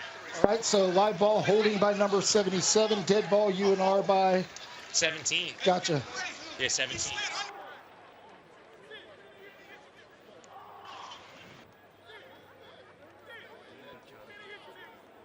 Who was the right tackle? 72. That's you with the hold. There are fouls by both teams. Holding. Offense, number 77. After the play, personal foul. Defense, number 17. Those fouls offset. Repeat, second down. So the Orlando hold is on the left guard, Abdul Beecham. And after the play, Houston Roughnecks, DeAndre Johnson. Empty right, gone right. See Paxton Lynch give himself up, and you make contact to a quarterback that gives himself up. He's now a defensive player. 180. So we do it again on 2nd and 9. Lynch throw is complete, but we have another penalty flag. That's Cody Latimer with the catch. Let's see what the call is. 72, illegal formation 72. Illegal formation. Offense. Not enough men on the line of scrimmage. 5-yard penalty. Second down. And guys, this is what, head coach Terrell Buckley was talking about, the self-inflicted wounds. You had a turnover, a bad throw by the quarterback, Paxton Lynch. Yep. You had 2 penalties back-to-back. These are the type of things that have been holding this offense up within the first 3 games and now in the 4th game so far. Harry, how do you correct this on the fly here now, week 4? I think it's internal. Guys just got to understand, you want to do the right things. You want to play hard, but you can't make the mistakes. They go on the ground to Martin. No room on that left side. Well, the right side, that was 72 TJ Stormont, who just came in this past Monday in a trade with DC. So he's brand new to the offense. Now, I happen to think that call was a bit ticky-tack. I understand they're saying he's off the ball, but his left leg was in line with the right leg of the offensive guard. He can't slam a guy. So now things are starting to get chippy out here. Frustration starting to build for Orlando. Another penalty flag. And again on Abdul Beecham. Off the pile, but I think that's a retaliatory act. No. 77 also slammed a guy here at the end of the play. Okay. So we're going to go 77 we have and two fouls, but we have 2 fouls on the offense here. Right. So So they combine. We can only do one. Right. No, only one they combine. Right. What was your number? 59. 59 and 77. After the play, there were 2 fouls by the offense.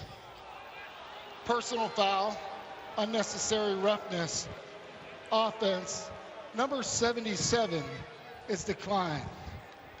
Personal foul, unnecessary roughness. Huddle. Offense, number 59 will be enforced half the distance to the goal. Huddle. Second down. Correction, third down. Third down. So the first one that was declined was on Abdul Beecham again. Then they did get the penalty on the center, Xavion Furcron.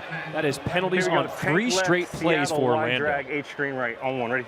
Poise and composure. I mean, that's what it's all about, and this team has not been able to show any consistency in terms of performance of poise and composure. An 11-yard penalty. It'll be 3rd and a mile for Paxton Lynch. Has got a defender at his feet trying to set up the screen at Darrington. Devin Darrington did not have any room to run, picks up 5, and Houston defense will force a punt.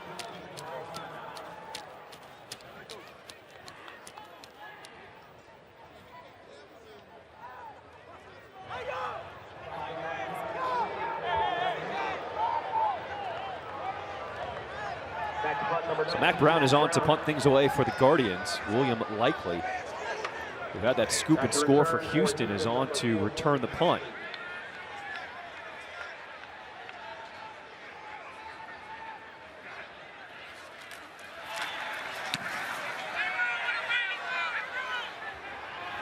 Fielded at the 40. Likely trying to get to that left side, can't get there, and we do have another penalty flag.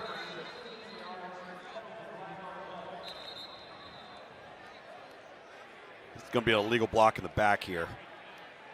Over IBW. Other receiving team. All right, your flag's in a good spot. 25, IBW. During the return, illegal block in the back. Receiving team, number 25. 10-yard penalty, first down. All right, let's send it down to Harry. I'm here with head coach Terrell Buckley. Coach, your offense got a slow start. What's your message moving forward for these guys? Just keep grinding. It ain't over. It's still the first quarter. We got to make our plays. We got to stop shooting ourselves in the foot. Thanks, Coach. He's right. He's very fortunate to get that penalty right there to negate what would have been fantastic field position to start this drive for Houston. Give this defense a little bit of a breather. The defense has got to come up with a play. They've got to start creating some turnovers. And we got another flag. Snap imminent. Gotcha. Imminent. 12 men on defense. 5-yard penalty. It's first down. Tom, any guess why we're seeing so many penalties against Orlando? Well, and they're penalties that are foolish penalties. Personal fouls, unnecessary roughness. Triple match. Infractions of substitution. And that's off of a change of possession. That's inexcusable. So 1st and 5 to start the drive for the Roughnecks. Pocket closes, and Silvers is sacked. Tigre Scales.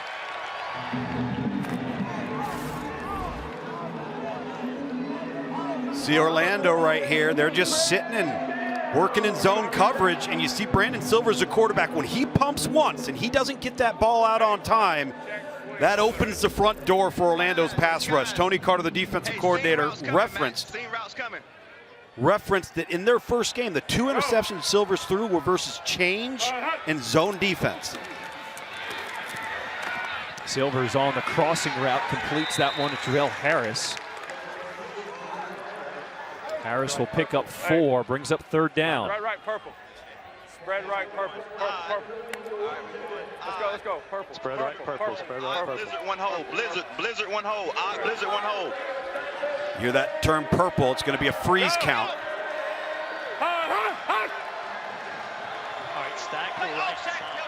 Crowd here at Camping World Stadium trying to get behind their Orlando Guardians. On 3rd and 8, they're calling for the stop.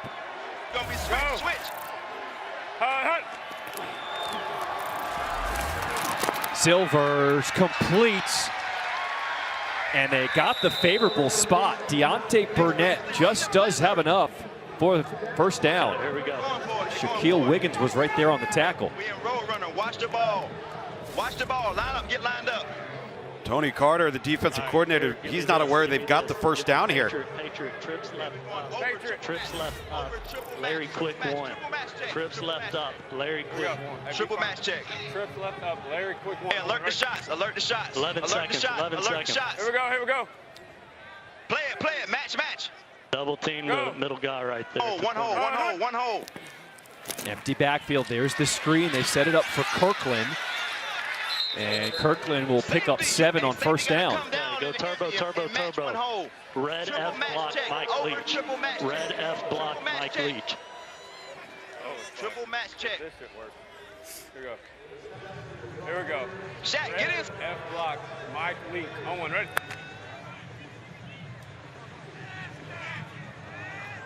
Nick Holly, let him go first. Read it, John Trey. Go. 2nd and 3 for Houston. Silvers, they're going to look for a double pass. Downfield, wide open. Deontay Burnett, touchdown Houston. A 49-yard touchdown strike. A.J. Smith, offensive coordinator, he is hyped right now.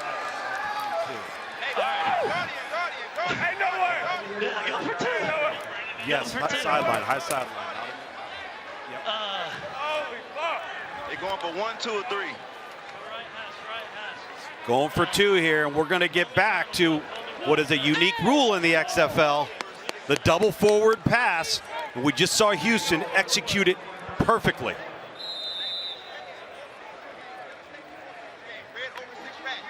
See the rule right there. 2 forward passes allowed per play if the ball does not cross the line of scrimmage. We'll show you how they did that, how they executed that to ensure that it didn't. So they're going to go for 2 from the 5. 4 wide receivers set. They throw incomplete, looking for Burnett. Good coverage there. 2-point conversion, no good. Leading the league in plays of 20-plus and 40-plus yards. That's another. Justin Rogers on the return, doesn't even make it back to the 20.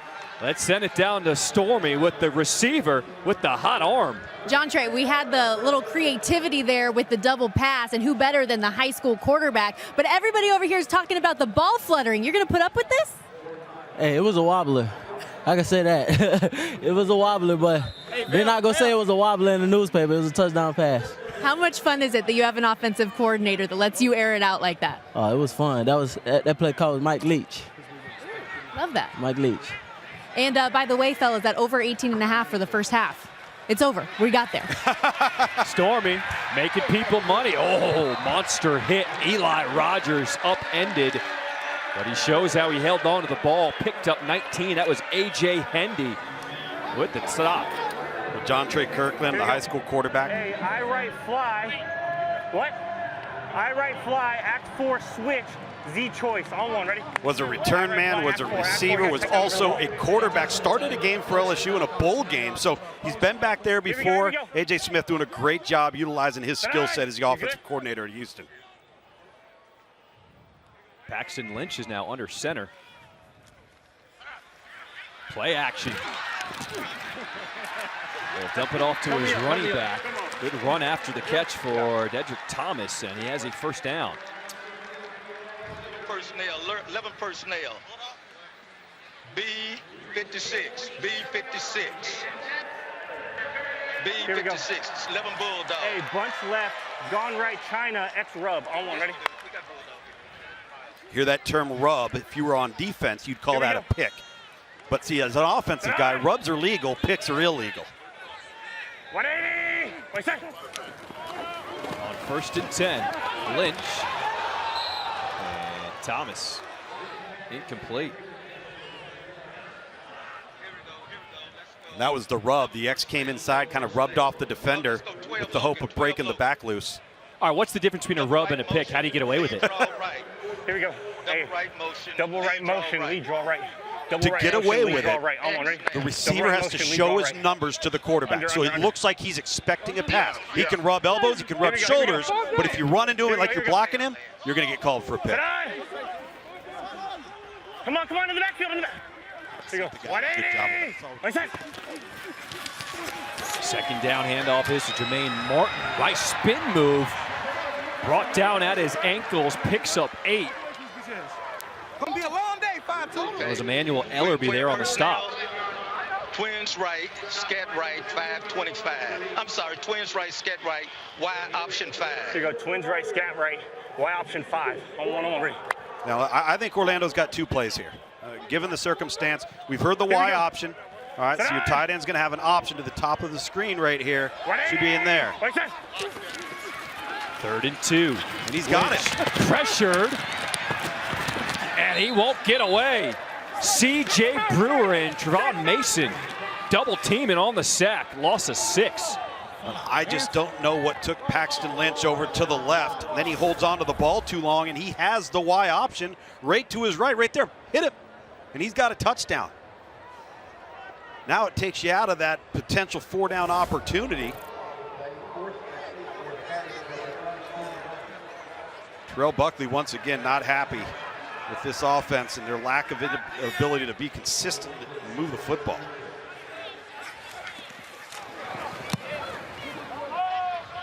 Mac Brown punts it away to William Likely, and he will call for a fair catch. Episode 4 of the XFL docuseries Player 54 airs Thursday at 5 p.m. Eastern on ESPN2 and will also be available on ESPN Plus. Directed by Peter Berg, this 9-part docuseries chronicles the creation of the XFL under new ownership and provides an all-access look at all 8 teams. And we have one of the 3 owners in the house, Danny Garcia, chairwoman and owner along with Dwayne Johnson and Jerry Cardinale. She has been at so many games here now in week 4. It is great to see the owners involved, very active. Here we go. Trips right, black, blast. On one, ready? Black.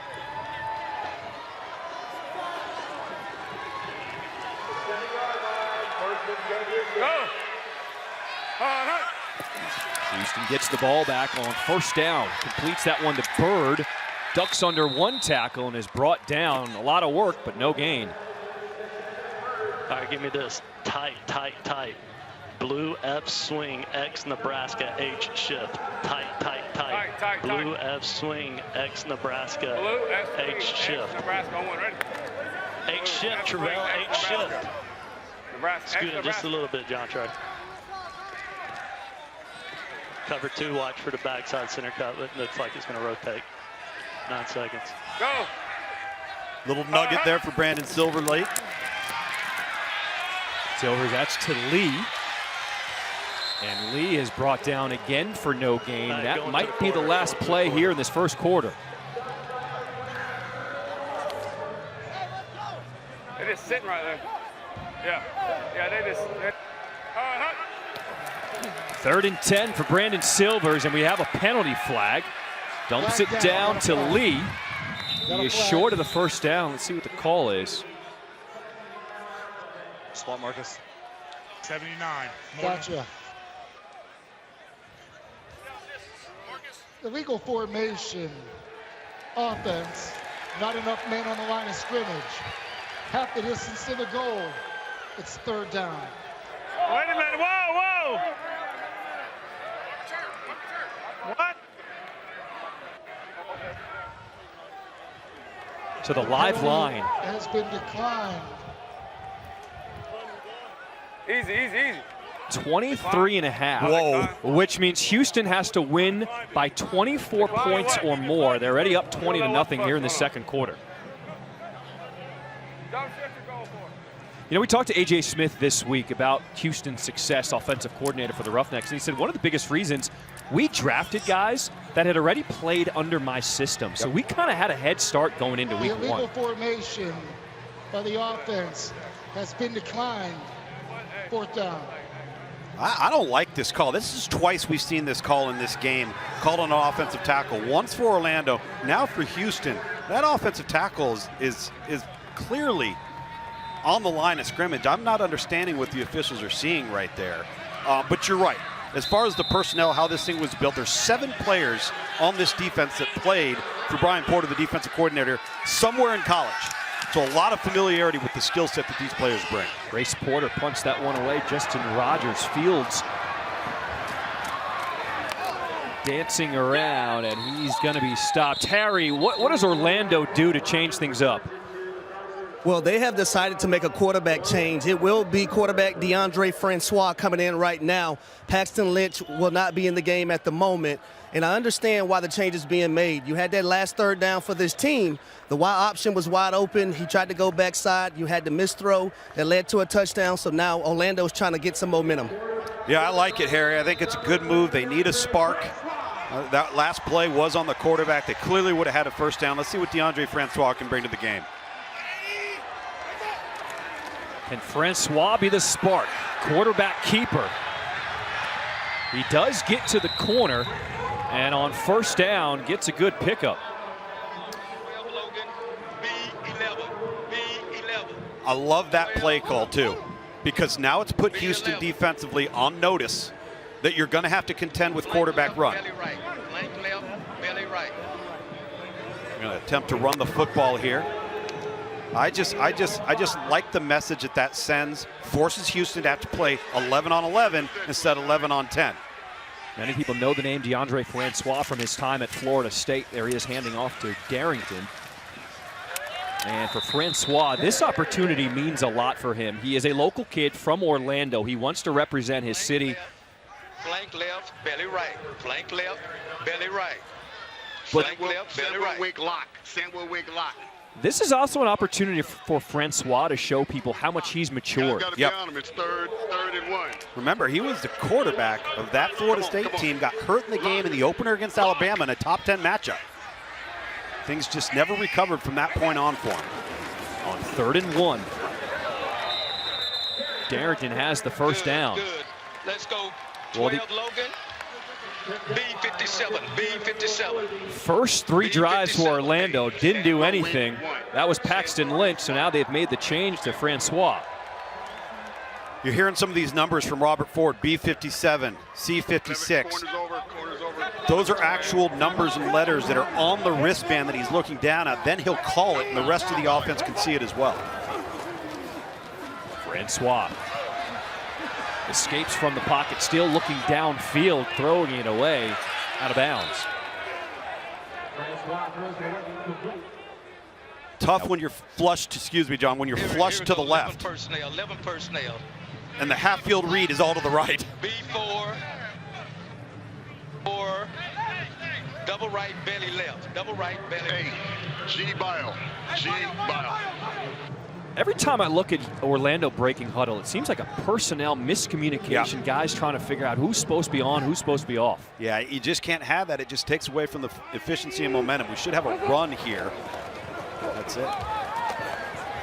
There's Darrington right up the gut, picks up 1.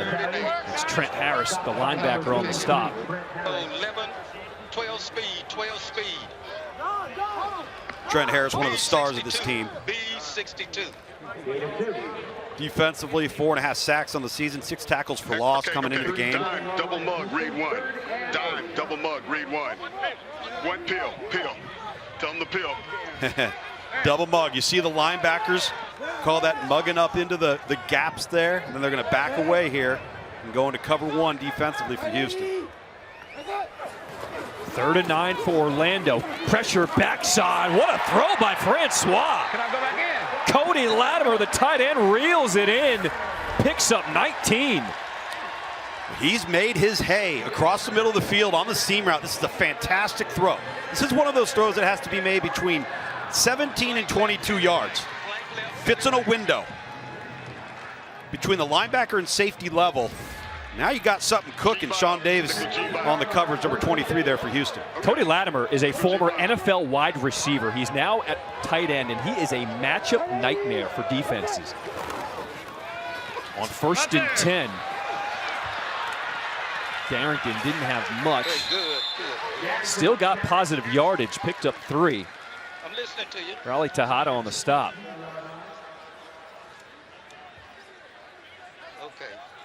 Here we go. 11 G-back, personnel. 11 1. personnel. G-back, wrap 1. Yep, G-back, wrap 1. Right. 370. F shoot. Alert QB run. 11 G-back, wrap 1. 11 personnel. Got 11 personnel. That's 1 back, 1 tight end. You heard Coach Robert Ford there. Get out 17. Get out. Ellerby, we got to fucking play. Snap it. Francois just gets rid of that one as he is taken down to the turf.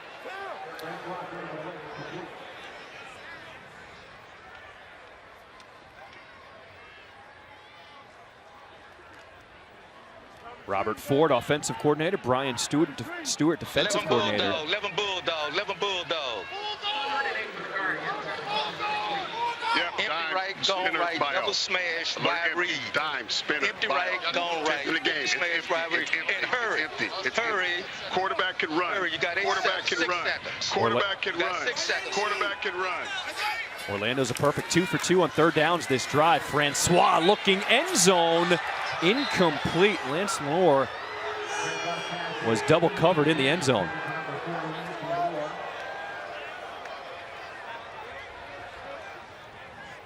Well, the positive here with this drive is just coming away with an opportunity to get some points, all right? Have something good happen. Get your defense a little bit of rest and come up with a way to get the ball back defensively and get another drive going on offense. Clearly a spark with DeAndre Francois, just not ending in a touchdown. Jose Borregales, 1 for 3 on field goals so far this season. This will be from 33. And he got it. Orlando is on the board here in the second quarter. Because they do such a good job of getting the ball out of their hand. Lee will field it. Both teams can release, and Lee will cross the 30 as the Houston offense will come back out on the field up by 17 points here in this second quarter. Houston, amazingly, has done all this without even running the ball once tonight. Well, and John, it's odd to me because I've watched Blue, juice, Owen, ready? I've watched Orlando and how they've aligned, and they've aligned oftentimes with 7 guys in the box with really no threat of stopping the run. So that's why Brandon Silvers in this offense have been dinking and dunking. It's taking what they give them. Go. 1st and 10, empty backfield. Orlando rushes 4, and that throw was behind the intended receiver, Garrett Owens, the tight end. Give me turbo, turbo, turbo. Give me low check swing, low check swing, wide shallow. Low check swing, wide shallow. Low check swing, wide Okay, so you've seen Orlando stacking the box. Yeah. What's the adjustment here now? Well, the adjustment is to maybe remove a guy from the box and put him in coverage so you make coverage a little bit more difficult to decipher. It may rotate the cover too. For Brandon Silver, so you're going to have a check swing. The back's going to check, and then he's going to swing with the wide shallow underneath, but they're going deep. Going deep, just off the fingertips of Justin Smith. He had his man beat. It was over Ty Smith, the new cornerback for Orlando. This is a really well-thrown football, just over the outstretched fingertips, and Justin Smith's the guy that A.J. Smith raved about, said he's got to get him more involved and expected to get him more involved tonight. Gosh, that's why they call this thing a game of inches.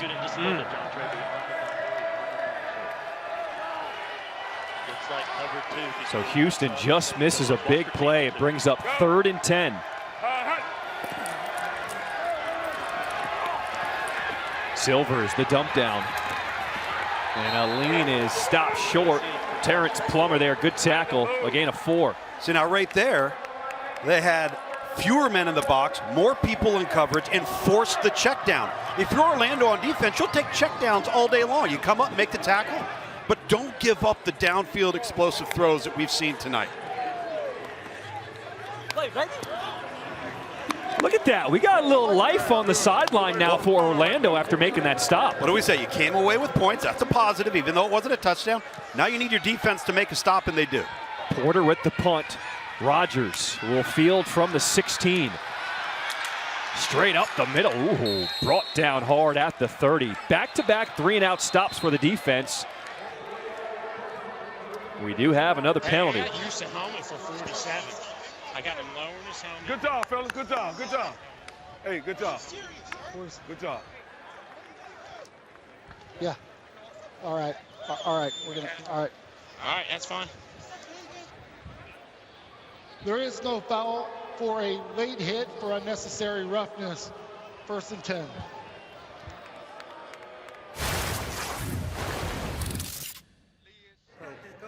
I'm freaking about to take over in a freaking minute and call what I need to. Y'all freaking talking about shit, and we got freaking no points. Yes, we just missed 2 touchdowns just then, Cole. And we don't have, who we just get points with? That's the only thing I know.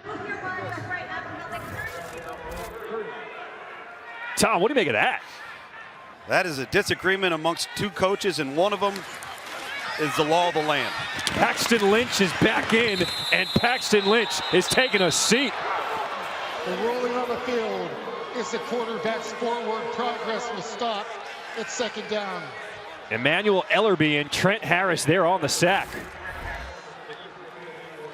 See the pressure come right up to C-gap. Trent Harris not only splits the guard and the tackle, but just takes care of the back. And again, Paxton Lynch doesn't get rid of the football. And I have a question. The player that you just subbed Paxton Lynch for led you down and got you points. Why is Paxton Lynch in the game? Well, that's what head coach Terrell Buckley was asking his offensive coordinator.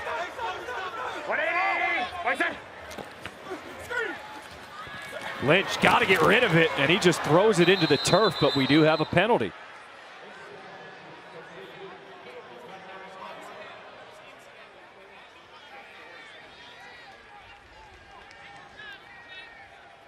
There is no foul for intentional grounding as there was a receiver in the vicinity. Illegal motion. Offense. 2 players moving without being set. 5-yard penalty. 3rd down. 2nd down. Hey, he's over here maybe wanting to decline it, possibly. Harry, make this Orlando offense make sense for me. Well, right now for me it doesn't, because DeAndre Francois came in and you went down and got points. But I will say this, when meeting with Robert Ford, the offensive coordinator, one of the things that he mentioned about Paxton Lynch is that he wants him to get rid of the football quicker. Got to get rid of the football sooner, especially going against a defensive front like Houston. All right, Harry, it brings up a long 3rd and 9 after the penalty was declined. That is Darrington, 3rd and 19. Darrington will be stopped short. Devontae Beckett there with the tackle. Surprised we didn't see DeAndre Francois?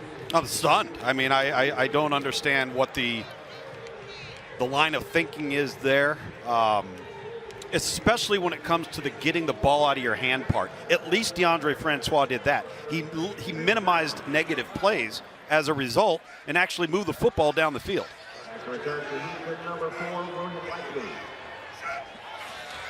Another punt by Mac Brown. Likely will have to backpedal. A good punt from Orlando. Likely spun around, and he'll be stopped short of the 20.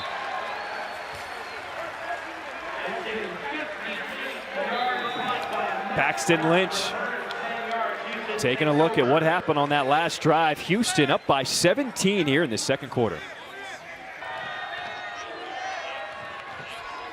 Look how many green jerseys are in the box right now. We're near the line of scrimmage.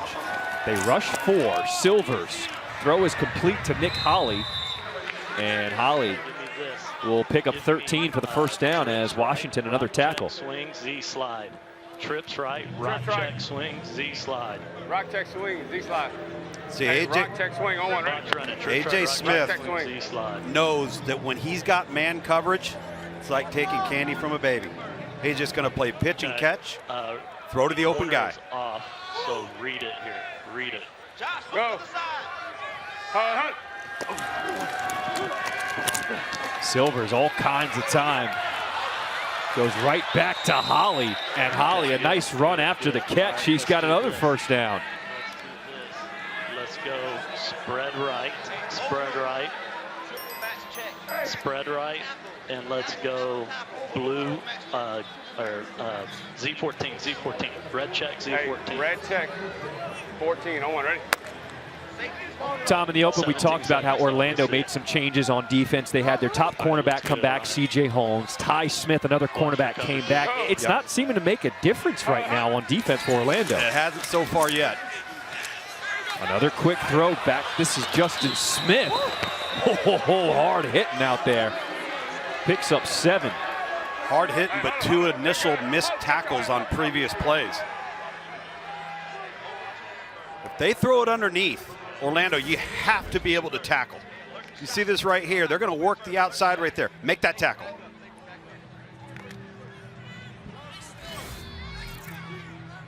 It's Ty Smith, one of the new corners that you referenced, John, that they told us they were really high on, but he's been banged up and he hasn't been able to play. Excuse me, that's C.J. Holmes has been banged up. Ty Smith was newly acquired. Look to the left. Look to the left. Go. The first run play of the game for Houston, Dejon Lee. And Orlando was ready. Harry, you played with Ty Smith, isn't that right?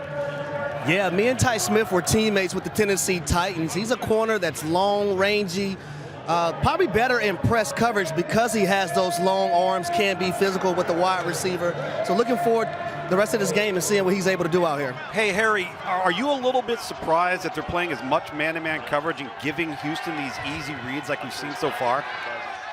Yeah, I am, because the wide receivers for Houston, a lot of these guys are like between 5'8", 5'9", and not many of them weigh over 185 pounds, so they're quick and they're shifty. It's the times, though, where you got to make a decision. Do you want Brandon Silvers to pick you apart, or do you want to try to get some pressure? Something has to give. Right now, nothing is working for Orlando. Well, Orlando got lucky there because Kirkland dropped a touchdown pass. That would have been wide open. He could have walked into the end zone. And not an ideal throw from Brandon Silvers. He knows it. You can tell by his body language, but certainly a ball that John Trey Kirkland is not only capable of catching, but has made catches just like that before throughout the first 3 weeks of this season. 3 straight punts for Houston now on offense. As Rodgers eludes the first tackle, has some blockers, and a good return. Knocked out just shy of the 30. We got some flags coming in at the end of that one. More pushing and shoving.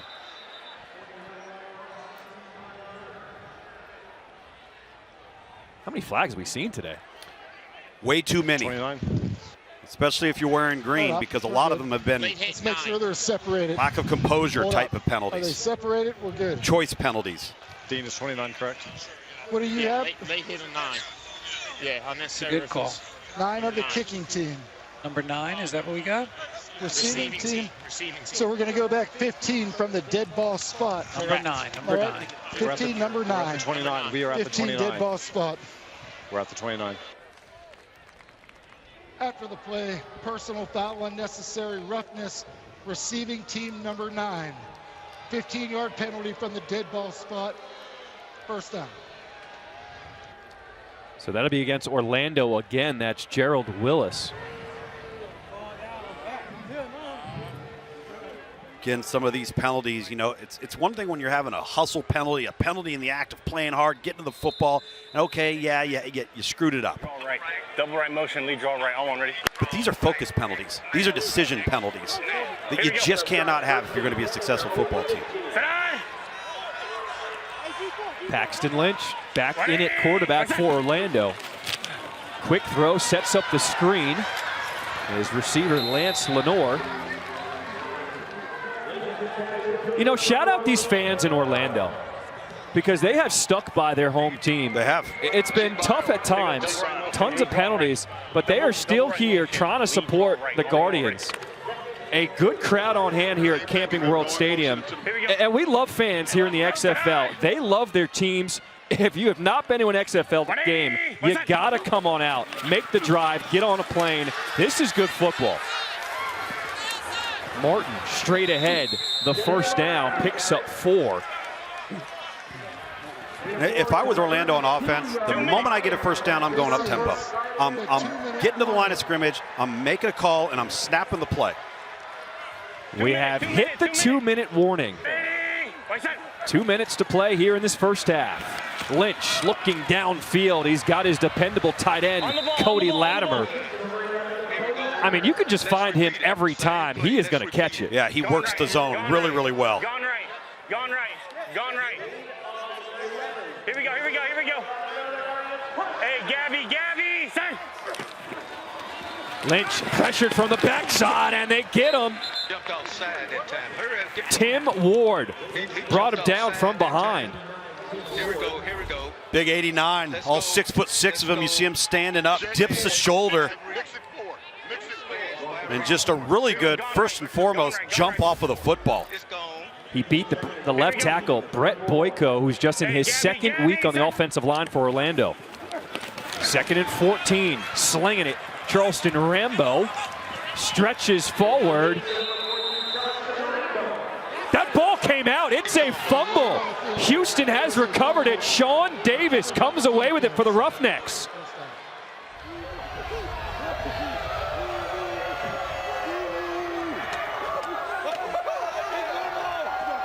And here's the thing, Orlando does not have a challenge available. They used it already in that first quarter. See where this ball comes out. And it looks like Rambo's knees are on top of the Houston Roughneck defender. Oh, good call, Marcus. Yep, that ball is clearly out. Sean Davis forced the fumble, and he recovered the fumble. Nice job. Had he not recovered it, Kari Vincent, his partner there, number 0, could have picked it up and ran into the end zone with it. So the best start of the night for Houston on offense. Silvers looking for a deep shot, and he's got him! John Trey Kirkland, a 42-yard touchdown strike. Two, ball on the left hash, Brandon stay in. Give me red XTD, but let's read it. Red XTD going for 2 on the left hash. There we go. Huddle. Initially, it looks like Brandon Silvers wants to throw the seam down the middle, but the safety stays on the hash. That's all arm strength to John Trey Kirkland. That was against C.J. Holmes, their best cornerback, who was playing his first game for Orlando on defense. For Houston, that is their 2nd touchdown pass of 40 or more yards tonight. They're going for 2 from the 5-yard line. Yeah, the fade route likely to the bottom of your screen right here to Kirkland. Looking Kirkland all the way, and here comes the flag. A lot of contact. That was C.J. Holmes in coverage. I like the adjustment, though. It's going to be a fade. They switch it to a back shoulder throw, draw the penalty. Now it sounds like ICT number 1. ICT number 1. They're going to get closer to the line of scrimmage, still be for 2. They're going to bring Cole McDonald, I believe, here. Maybe get some quarterback run. Illegal contact. Fucking balls. Defense, number 1. Half the distance. Repeat the try. 2.5. Wait, that was a defensive foul. I don't know if they call it like holding, legal contact, balls in the air. So the ball we spotted from the 2.5-yard line. The key is that it is still a 2-point conversion. Damn. Pass to the back of the end zone, incomplete. Burnett did not get his foot down. They're rolling on the field. The pass was incomplete. The try is unsuccessful. Let's take a look at this. So he looks like he's going to block, then slips inside. Really impressive. Ooh. I don't know. Well, what we can't see. There's the foot. There's the foot. There's the second foot. Did he maintain possession of the ball through the catch?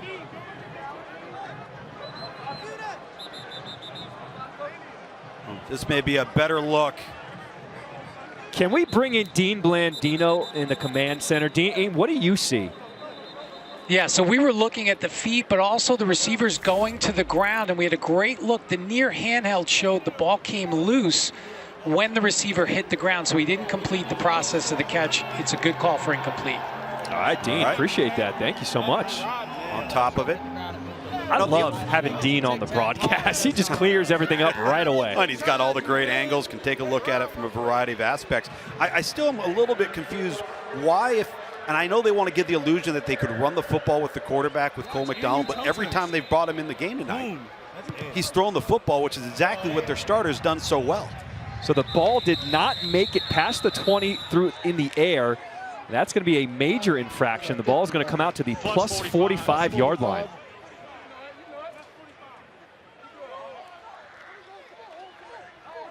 Legal kick. Kicking team. Ball will be placed at the 45-yard line. First down. Wow. Let's bring in Stormy, who's got John Trey Kirkland. Big night for him. Well, real quickly, we have a reaction to that kick. Oh, it's terrible. Coach Mack about to get on his tail, I swear. He probably down there fussing right now. I know how frustrated you were with yourself after that last drive. How'd you make up for it there? Well, me and Brandon connected on the last one just now, but shoot, he just told me it was still short, so I'm going to massage his on when we go in there for halftime. I wanted to let you know you've made history. First player in the XFL to throw for a touchdown and catch one in the same game. Let's go! Yeah! Have fun.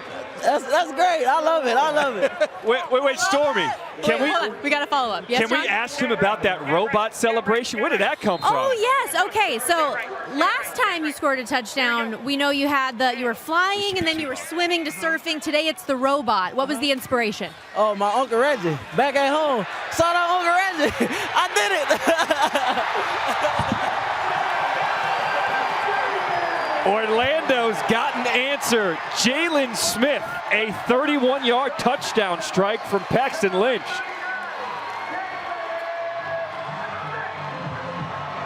One of Harry's Louisville Cardinals getting loose. He just wins this one-on-one matchup and runs right by the defender and Sean Davis, a 6-foot, 190-pound safety against a 227-pound tight end H-back, and a wonderfully thrown football by Paxton Lynch. And that is why that's the most damaging penalty in the XFL. When you don't make that line to kick, plus 45 is where you start that series. How about the confidence in Paxton Lynch to leave him in there, and he threw a strike. He did throw a strike. He's given them reason now to keep him in the game. Orlando is 0 for 5 on conversion so far this season. They're going to go for 1 because of that from the 2-yard line. Oh. How about this formation?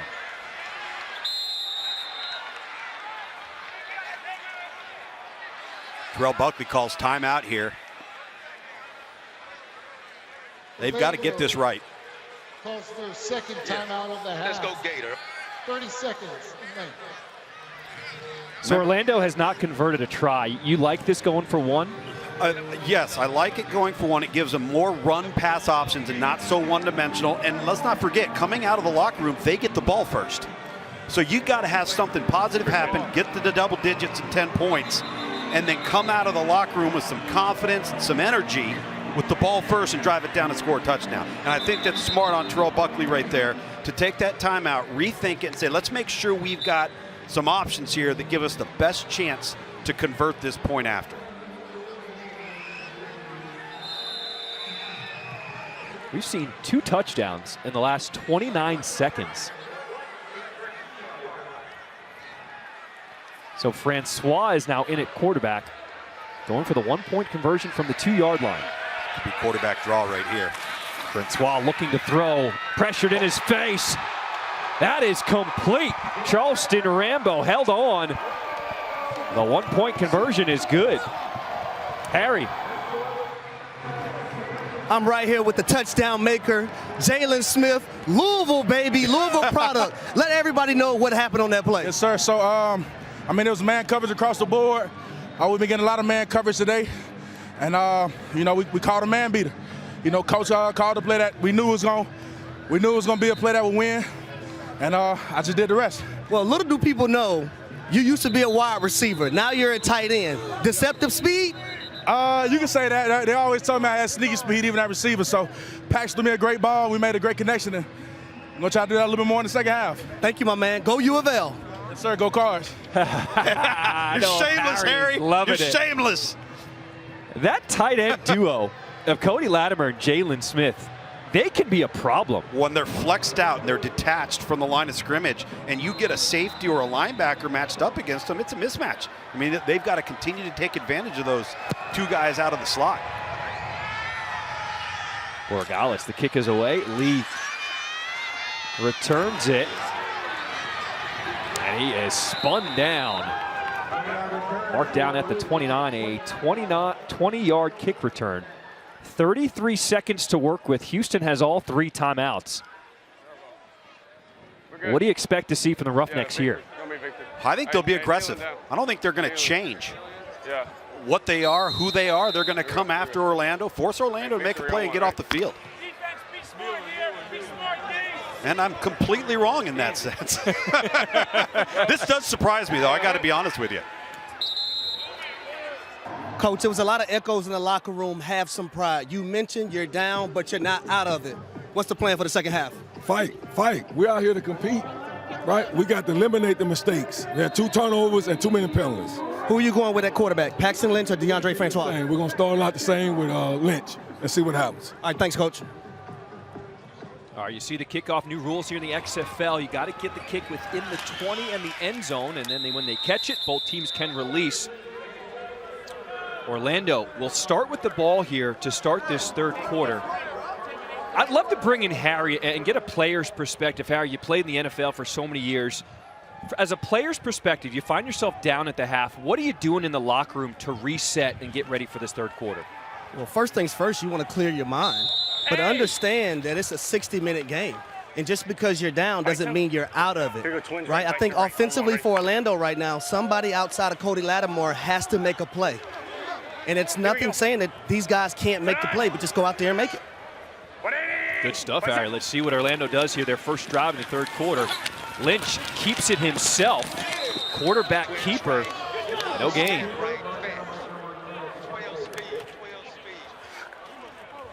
See the numbers for Lynch, 10 of 12, 138 yards, has a touchdown. Really, he doesn't have an interception, but he does have the backwards throw that led to the touchdown for Houston on defense. Credited with a fumble. Yes. 180. Second and 10, throw over the middle. That is complete to his tight end Latimer, who gets 6 yards, brings up third and manageable. Twins right, scat right, fetch. Here we go. Scat right. Twins right, scat right, fetch. Yeah, I hope they do the same thing right here. Here we go. Sit down. Orlando 2 for 6 on third downs today. Over the middle again. Latimer incomplete. He was looking for a penalty flag. That was Devontae Beckett in coverage. I'll tell you, Houston is not afraid to man up Corey Latimer. Now, he's made some plays in zone. Quick off the field. But, boy, number 11, Devontae Beckett, out of Marshall. They're not afraid to line him up, match him up. Yep. See Brian Stewart right there talking to him about leveraging the receiver and the target. Orlando's third 3-and-out tonight as Mac Brown is on to punt. William Likely is deep. Had to get that one away fast. Likely will let it bounce and will check up and go out of bounds. Well, we talked about this explosive Houston offense coming into the game. And in that first half, look at those numbers. That number right there, that number, yards per pass attempt, is always going to be a reflection of explosive plays. And I think offensively, there's a few areas. Turnover margin, obviously. Third down conversion. Punt it again or tack on 5. We've got a penalty here. For the ineligible downfield on the kick, ask Houston whether they want to tack on. He's saying tack. Tack it is. Ineligible member of the kicking team downfield on the punt. Kicking team number 29. 5-yard penalty will be added to the end of the play. First down. So that's on Tremaine Washington. 5 more yards will be added on.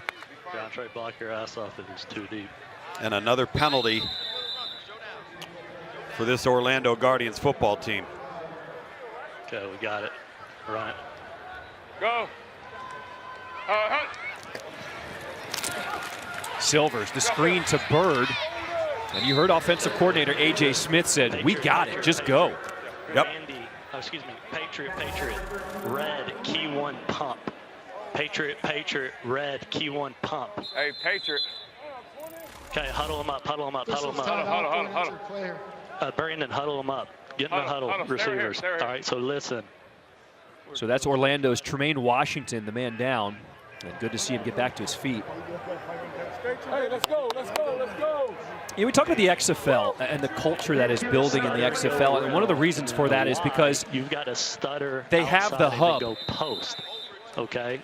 Having the hub and everyone in Arlington, when you see a player down like that, when they all come back and live in the same place, they can all get the same medical care. Right. They can all get the same resources, the same workout, the same food, the same sleeping. If you spread them out to different cities, you don't know what each team is going to get. But when you have them centrally located, everyone has equal opportunity. And nobody has a competitive advantage.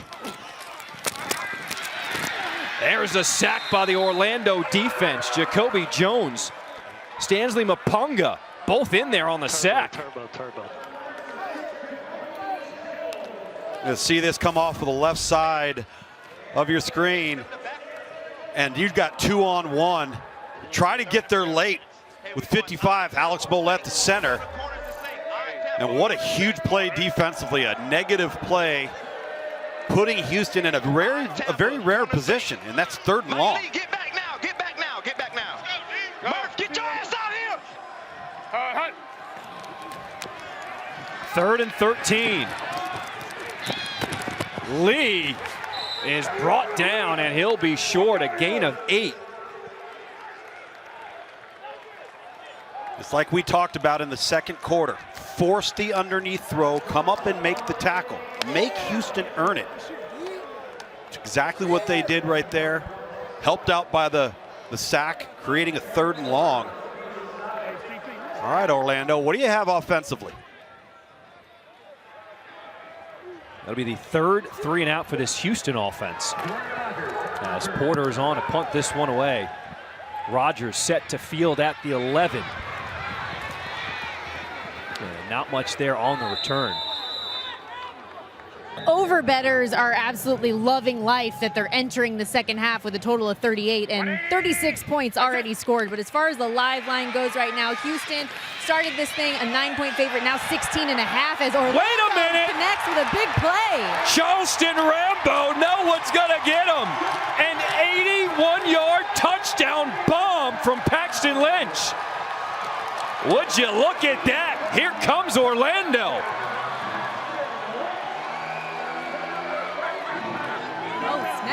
Really good job here by Paxton Lynch, because he stared down that man right there, Cody Latimer, who is right here, and he comes and he runs the option route. They come right behind it and run the post deep, and they've got 1-on-1. Finally, they utilize Lattimore and force 2 defenders on him, on Latimer, and then throw the ball over the top. Really well executed. Sometimes your best player in Cody Latimer doesn't have to always get the ball. He can get other guys open as well, as DeAndre Francois comes in now. Looking like they're going for 3 here. Stormy, I apologize for cutting you off, but if you are an over better, you are celebrating right now because the over just hit. And you are loving if earlier in the game you grabbed like the plus 23.5, plus 24.5, because Orlando's in business, guys. Cha-ching! It's like they've changed their mind, going for 2 now. Orlando going for 2. DeAndre Francois is in from the 5-yard line. Francois, the quick throw, fade to the end zone, incomplete.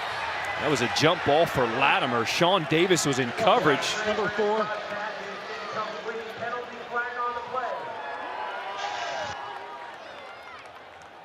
Personal foul, roughing the passer. Defense, number 4. Penalized half the distance to the goal. Try for point.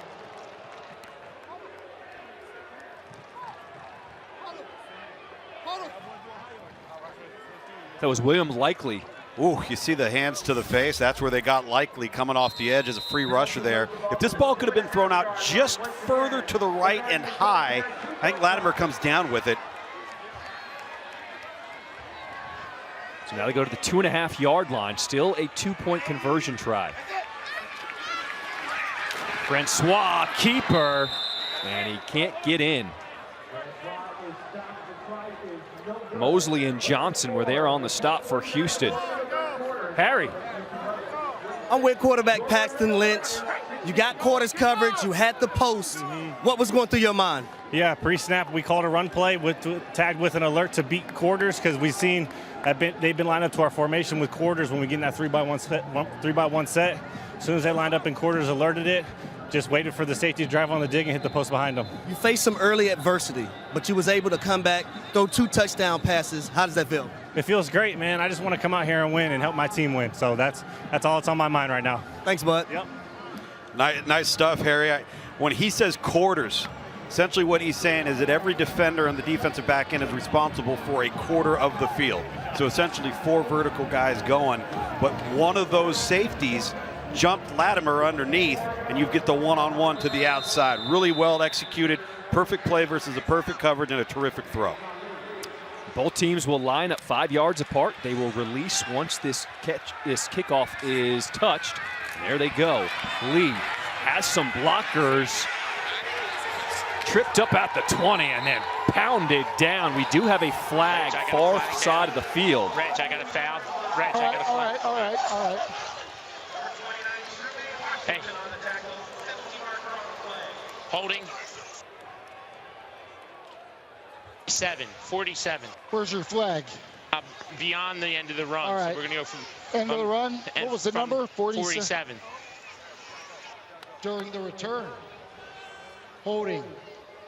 Receiving team, number 47.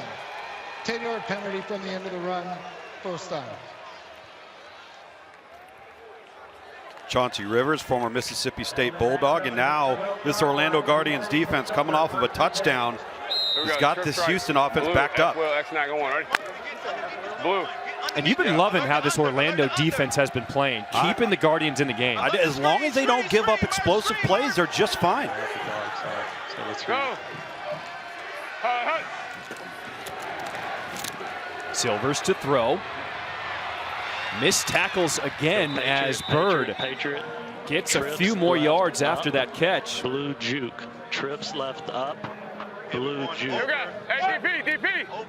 Notice how quickly offensive coordinator out at the middle of the field there said, let's roll. AJ Smith immediately has the personnel grouping, the formation, into the quarterback the moment that last play ends. So it buys them so much time with the play clock to really get themselves in the right play.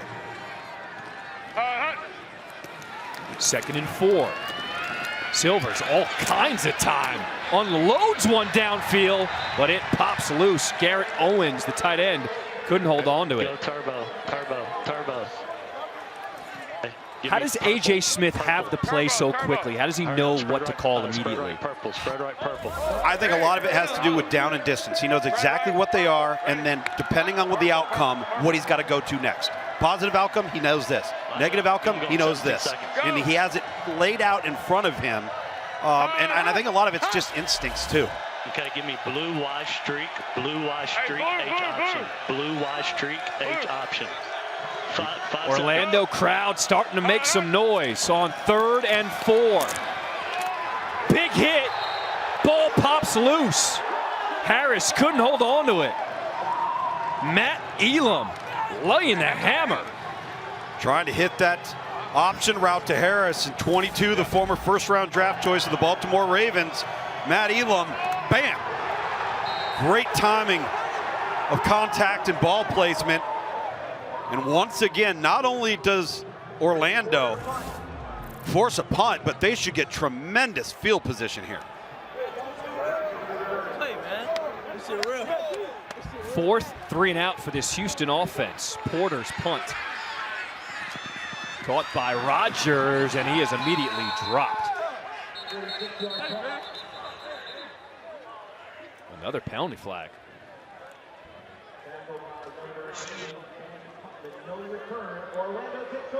Oh. 17. Go open.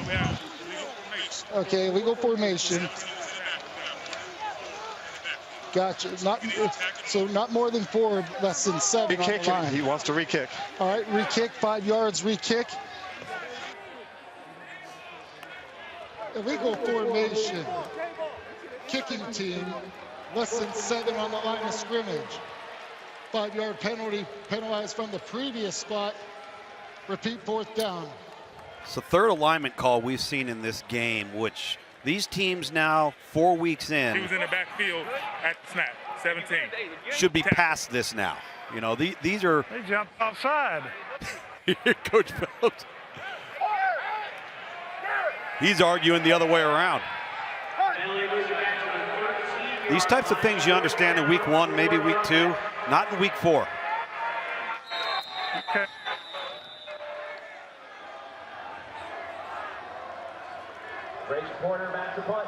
So Houston will punt it again, as Porter is now in his own end zone. Gets off a better kick as Rodgers backs up to the 40. Eludes the first one, gets by the second, stutter step out of bounds. Oh, another flag. Help me out with a spot. I got a blindside block, 43, green. Yep. Blindside block during the return from a flag. All right. All right, let's put the flag on the big stripe, Dan. We're going from the big stripe. All right. What was that number again, Brett? 23? During the return, personal foul, blindside block, receiving team number 23. 15-yard penalty from the spot of the foul, 1st down. That is the 8th penalty against Orlando tonight. Harry, what do you got for us? This Orlando defense is really playing some ball. Defensive coordinator Tony Carter, I just went to him, I asked him about that last coverage. It was the same coverage that they played in the first game when they got an interception on Brandon Silvers. Cover 1 with the lurker, the safety lurking. He was the guy that put the hit on the wide receiver and jarred that ball loose. Yeah, you got to show some love to the defense for Orlando. Down by 10. Orlando offense have scored the most points they've scored in any game so far this season. Lynch on the run. His receiver tried to come back, incomplete. Well, I think Paxton Lynch could have tucked that ball and gotten at least 5 yards with his legs, walked out of bounds, and found themselves ahead of the chains. Instead, now you're sitting there at 2nd and 10. Stormy, what's going on with the Houston defense? Well, all of the talk on this sideline, guys, has been about getting back momentum. The coaching staff talking to these players, saying Orlando's bringing all of the intensity. You guys have to match that. And that's something we talked about with the coaches earlier this week. An 0-3 team is hungry, and that means they can be dangerous, guys. And it's a close game here with Orlando's offense clicking. 100%, Stormy. It feels like Orlando has momentum right now. Lynch loading up. That one is dropped. Jalen Smith, the tight end. Right there. I'm gonna fuck your ribs up. No. I tell you, let's go double this time. Let's go flex. Let's go flex right, scat right. 3-7-0 F shoot pump. Flex right, scat right. 3-7-0 F shoot pump. That was actually a really good throw on that last play on the double pump there. Paxton reload and see what they can come up with at 3rd and 10 here. Yes. 180. Waste it high. 3rd and 10. Here comes the pressure and the penalty flag. He's picked off. William Likely, his interception now. He's the guy who had the scoop and score. But let's see what this flag is about. Lynch seems to think it's on Houston. Okay, let's go twins right. 89. Ooh, Here you go. Orlando flinched, but it might have been after. Twins right, scat right, Y option 5. Defense. Twins right, scat right, Y option 5. 5-yard penalty, 3rd down. Yeah, I think the receiver flinched after 89 Tim Ward crossed into the neutral zone. Is that something Houston can challenge? If they wanted to, sure. They can challenge anything as long as they're specific about what it is they think was gotten wrong. 3rd and 5. Lynch airing it out. Incomplete. Lance Lenore had a beat on it, and there comes another flag at the end of that play. Marcus. Hey. I didn't see what happened, but the ref came running over and threw the flag late. Hold up there, hang on to that K-ball. Take your time, guys. This is going to be interesting when you see what happened at the end of this play. What's going on? This is a great throw by Paxton Lynch. Picking up the flag for what? What was called? Just Marcus, use your L12. Yeah, so we had a UNR, you had a UNS, but they said when he was coming off the sideline, he just got in his way. He didn't see him coming off. So no foul for UN. That'll be UNS. UNR, it'll be yes, UNR. It was kind of, yes, I'm sorry, UNR, yes. There is no foul on the play for unnecessary roughness, first down. What was interesting is Justin Smith isn't in on the play. He's coming from the sideline. He's not on the field to play. And crosses right in front of Lance Lenoir. That's a flop. That's a big play flop. on. Get out There's of no here. question that's a flop. This is the XFL. No flopping allowed. It will likely to return.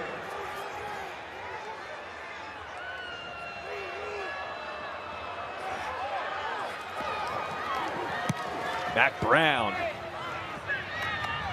A sky-high punt. Here's Harris on the return.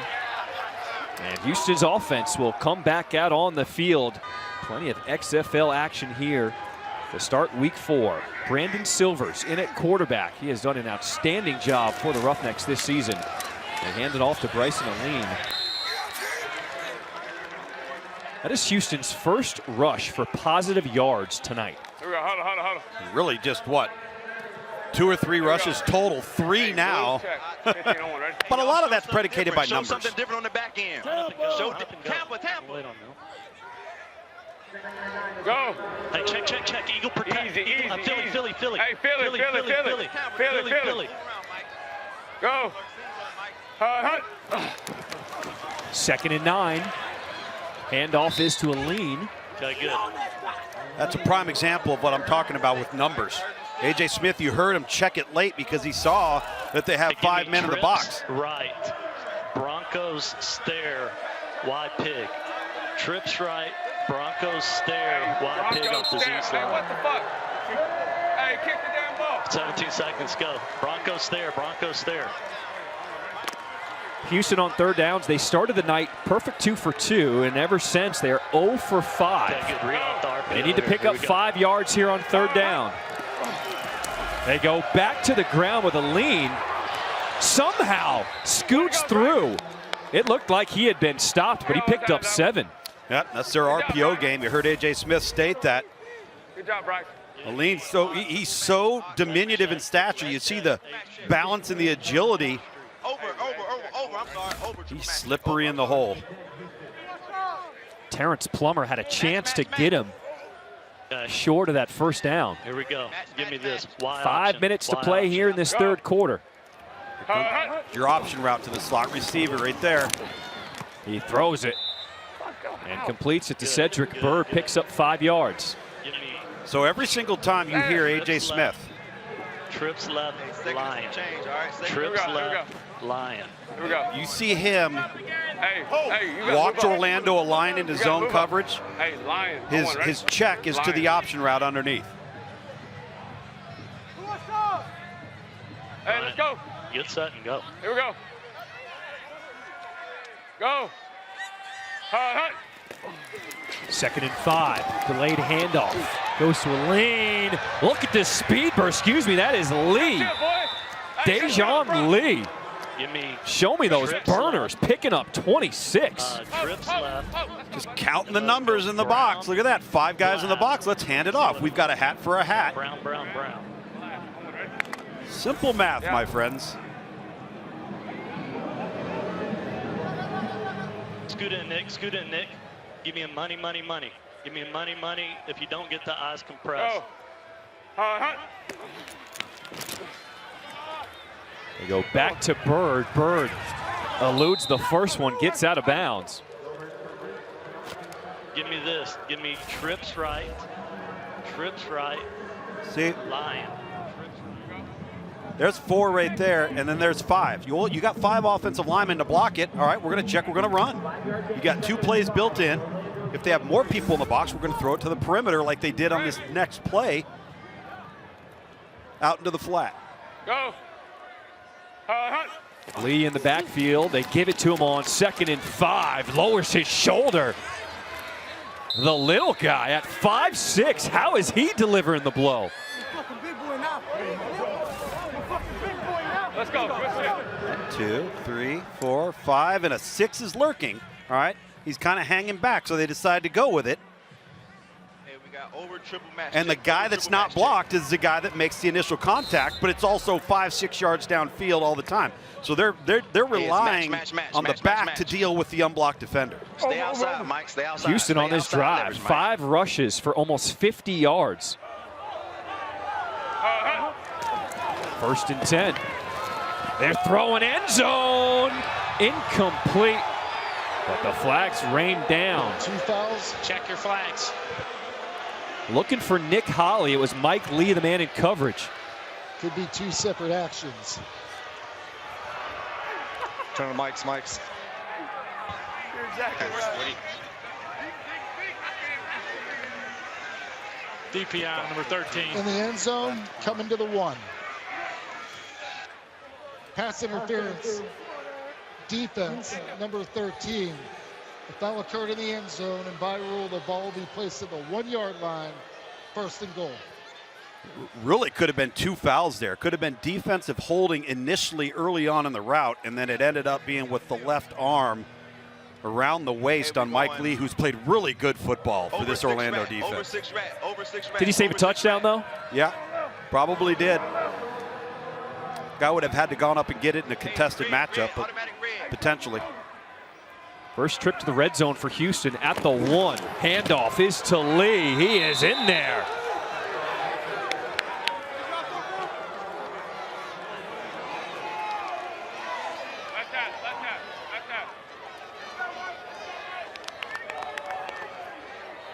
Turbo, red XTD, and let's read it. Hey, run the ball, Bob.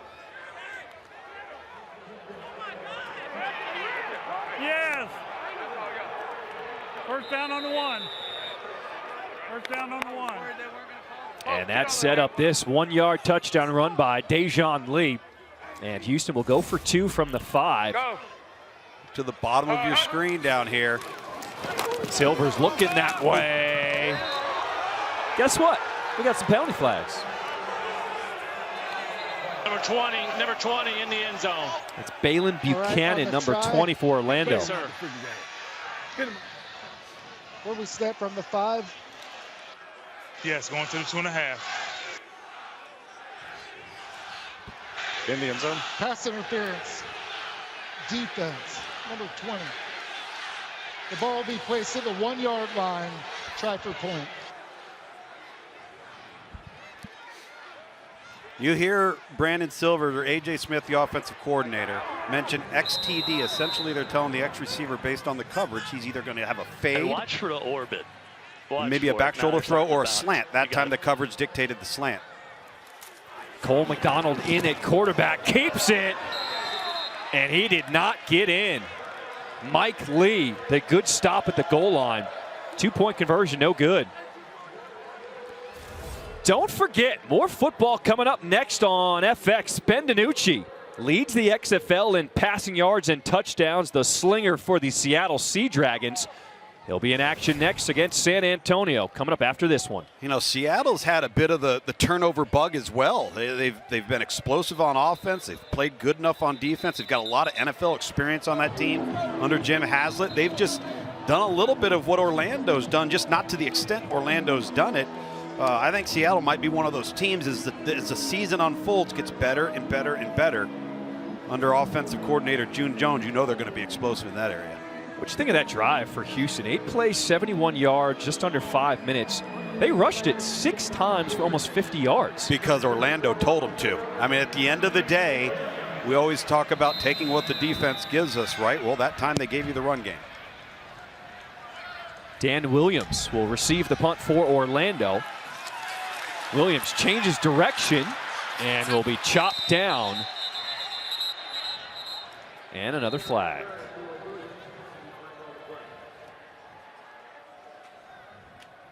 It doesn't matter where the flag is. We're going to go from the end of the run. We're going the full 10. All right? Full 10, Dan. Confirm. Dead ball spot. During the return. Holding. Receiving team, number 39. 10-yard penalty from the end of the run. First down. Harry, what do you think of that adjustment on offense by Houston? Well, I think it's a phenomenal job by offensive coordinator A.J. Smith. Understanding that this offense, the last few possessions before the touchdown drive, they were sputtering a little bit. So what do? The numbers tell you to run the football, you rush the football. Next thing you know, Houston scores a touchdown and they're back on track. So 2:02 to play here in this third quarter. Paxton Lynch flushed out. Can't complete it. Trying to check it down to Devin Darrington. How about offensive coordinator A.J. Smith? Think he knows where the camera's at? Framing himself up pregame. Yeah, buddy. Got his X-ray vision goggles going on. Loving the limelight here in the XFL. He's got a good vantage point of the field from his perch there, right, really to the left of us. I'll tell you, Orlando, man, that's the 11th penalty coming off of that kick return. 11 penalties tonight for the Guardians. For 90 yards. Watch out. And here comes another flag. Fourth sack of the night for Houston. That was John Decker. 5 and an auto first, Dan.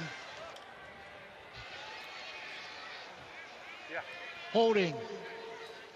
Defense, number 18. 5-yard penalty. Automatic first down. That's Jordan Mosley for Houston. Called defensive holding. Jet 4, let's go. Jet 4, let's go. On the back end. Taking away what was a really nice pass rush off the edge from John Daka. We're good. See the penalties for Orlando versus Houston. 1 minute to play here in this third quarter. Following the blockers, Dedrick Thomas. Ace right, 548. Alert. Twins right, ace right, 548. Here you go, twins right. No, Josh. Twins right, ace right, 548 on one of them already. Good. Here we go. Stand on. 180. Right set. Lynch will find Eli Rogers. Rogers showing the wheels. Let's go. Ohio at the ball. Ohio. Formation.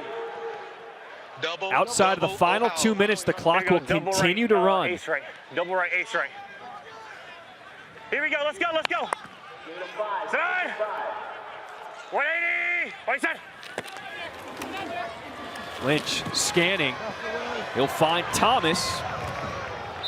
And that's how the third quarter will end. But this Orlando offense has got to take advantage of the opportunities its defense has given it tonight. Darrington sneaks free, sheds another tackler, and enters into Houston territory, a gain of 14. Got to remember, too, with the extra point opportunities in this league, this is not a 3-score game. It's a 2-score game. Really nice job of contact balance by Darrington, making people miss, falling forward. And now you move the chains once again if you're Orlando. Got a little rhythm and bounce going on this drive. 180. Lynch. Another one of the miscues for Orlando tonight. Missed opportunity, trying to find Devin Darrington. Incomplete. Well, that's on Paxton Lynch right now, just short arming that throw. Left, tried to aim it. Twins left, belly, alert, fetch. Twins left, belly left, alert, ace left. On one already. As bad as things have gone for Orlando tonight, they're still not out of it. No, they're not out of it. That's what I was talking about with the 1 or 2 or 3 point conversion. You're in the football game from a 2-score perspective. 2nd and 10, handoff is to Thomas. And Orlando starting to get the run game going. Got to remember, Orlando has 2 turnovers tonight as well. Now -7 on the season. Dime, mug, Houston back, got up to a 20-0 lead. Dime, mug, back, wrap Orlando one. answered. Double right, scat right, 070 FN. Here we go. If you got a smash, you better do it early. And now let's play. Let's play. 180. 3rd and 6 for Orlando. And Lynch threw it completely behind his receiver, Dan Williams. What distance is it? You just can't miss that throw. You just cannot miss this throw if you're Paxton Lynch. Holy smokes. That's inexcusable. So the offense will stay on the field for Orlando. Here we go. Orlando 1 for 6 on 4th downs this season. Here comes the pressure, picked up, incomplete. Looking for Latimer. That was Sean Davis, the man in coverage. You like that going for it on 4th down? I think you kind of have to at this point. Where the down and distance is, your plus territory, I have no issue with it. But look at the footwork from Paxton Lynch. Throwing off balance, off his back foot. No transfer of weight to get any power on the football. Just an off series for Paxton Lynch there on the last 3 attempts. Okay. And he knows it. Made some really, really impressive throws tonight, but certainly not his best drive. Great angles. Silvers, he's been getting the ball out of his hands fast. Completes that to Justin Smith. All right, give me this. Give me trips right. All right, Tom, let's go back to what you were talking about, that last drive by Lynch. Watch his feet right here, and he's falling away. He's got a stiff front left leg. Accuracy starts from the ground up, not from your shoulder up. And so you've got to have a base. You've got to be able to transfer weight, drive the ball. He's got great arm talent and arm strength, but if your footwork's not what it needs to be, then you're not going to be an accurate passer. 2nd and 8, handoff. Is that something that can be caught on the fly? Can a coach or somebody say something to him on the sideline to be corrected on the next series? It would have been the first thing that I would have said to him. Look at your feet. Your feet aren't set. You're not planted. And I think he's right now, he's a little bit flustered because he's been off the mark a little bit. And just to remind him, hey, listen, get set, throw on platform, all right, and let the ball go. Rip it. I think he's trying to aim the ball. He's trying to be perfect. With poor footwork, the ball's spraying everywhere. Give me red check. Red check. Smash. Meanwhile, Orlando defense has a chance to get off the field here. It is 3rd and 7. Penalty flag. Silver, strong throw, completes it to Ben Putnam. But let's check that flag. Reg, illegal formation, 77. Gotcha. No, they got you for being back.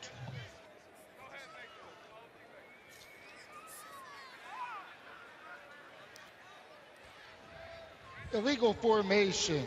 We have a down the line offense. Less than 7 on the field. We didn't warn on the him. line of scrimmage. 5-yard penalty. 3rd That's down. a bad call. God. What does Wade Phillips mean there? We didn't warn them. So they're claiming this player right here is off the line of scrimmage. I think that's a bad call.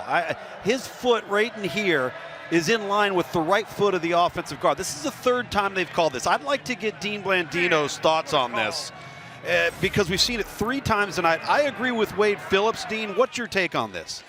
Yeah, so Wade is asking about a warn, and we will warn early when it's close. But then it's not the feet, and this is actually a big play here, so I don't want to take away from that. No, go ahead. We can get to this after the score. But look, it's a body part has to break the plane of the belt line of the snapper. That's the guideline. So you've got to be breaking the belt line of the snapper. He wasn't. That's a foul for an illegal formation. Meanwhile, Harris thank you, Dean. sneaks free behind the defense. Brandon, stay in. A 59-yard touchdown. X strike, Y fade. And Terrell Brown, Buckley X can't strike, believe it. Y fade. Spartan, Spartan, Spartan. Brown, X. Middle of the field, middle of the field. Middle of the field, middle of the field, middle of the field. Brown, X strike, Y fade. Brown, X strike, Y fade. On one, ready? Go. So we don't kick extra points in the XFL, so Houston elects to go for 2 from the 5-yard line. Go. Silver's off his back foot and throws it out of the end zone. You have made a lot of special catches already early in the season. How much more special is it to do it in your home state? It's an awesome feeling, man. I got my whole family right behind me, supporting me with a great group of guys, a great team. It's nothing better. When I walked over here, you said, we got to finish. What does that mean here? Got to finish, man. Just keep going, put our foot on their neck, and, keep lighting up the scoreboard. Enjoy it. Have fun. Thank you. Thank you. Oh, yeah. It's almost Miller time for Houston. Thomas on the return. And a nice return. Almost gets to the 35, knocked down at the 34. Florida on one-on-one. Ready? Does Houston have the most explosive offense in the XFL? Yeah, I also think they have the most team speed, particularly on offense in the XFL, from what I've seen so far. Lynch back out there. Oh, he takes a shot, delivers it to Logan Carter, his tight end. Watch him stand in there, though. Look at his base. Watch him stand in there and drive the football. Double right. This is what you got to have. Ohio. Tim Ward just unloaded on him. Make sure you get out. That's a big body to get on the ground. 6'6", 245 pounds. Gabby, son. 2nd and 2. Lynch throws off the mark. Harry, what you got? Yeah, I heard you guys talking about team speed and explosiveness. Well, head coach Wade Phillips, when they were looking for wide receivers, they didn't care anything about their body type, how small they were, how tall they were. They wanted them to be fast, and fast is what they got. Yeah, Harry, and it's across the board. Mark Lillibridge, their director of player personnel, they wanted length and speed over size and strength, and it's paid off for them so far. 3rd and 2 for Lynch. And he delivers another first down for Orlando. This one to Logan Carter. Gains 11. Florida. Here you go. If they play quarters, Florida. look for the dig in the post, okay?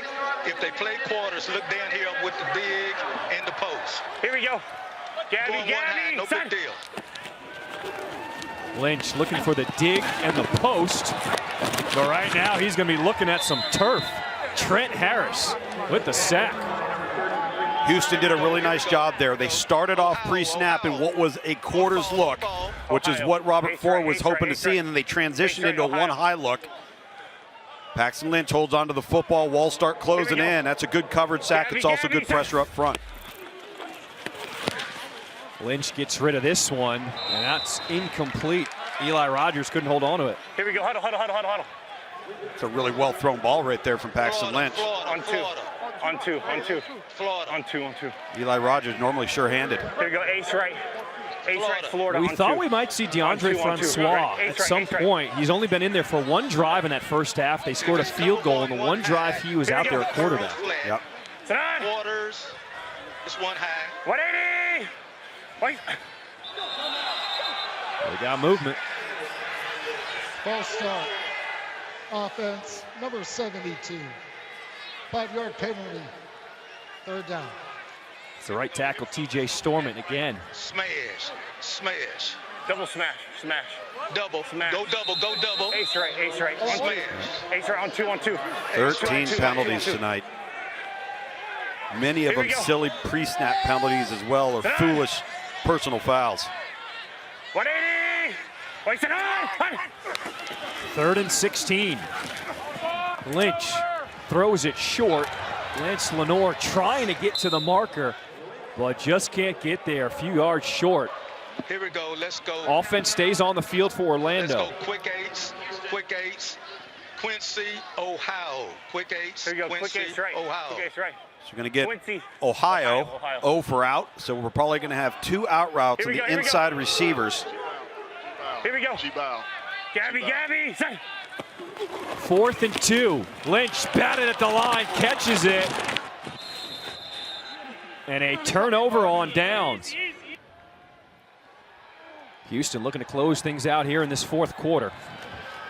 They go back to the ground with Lee as he plunges forward, picks up 8 on 1st down. John Shriffen alongside my partner, Tom Lugabill, Stormy Bonantoni, Harry Douglas on the sidelines. Let it get down to 15. Trips right. The Broncos, storyline Ripper. for the entire night for Orlando has been penalties.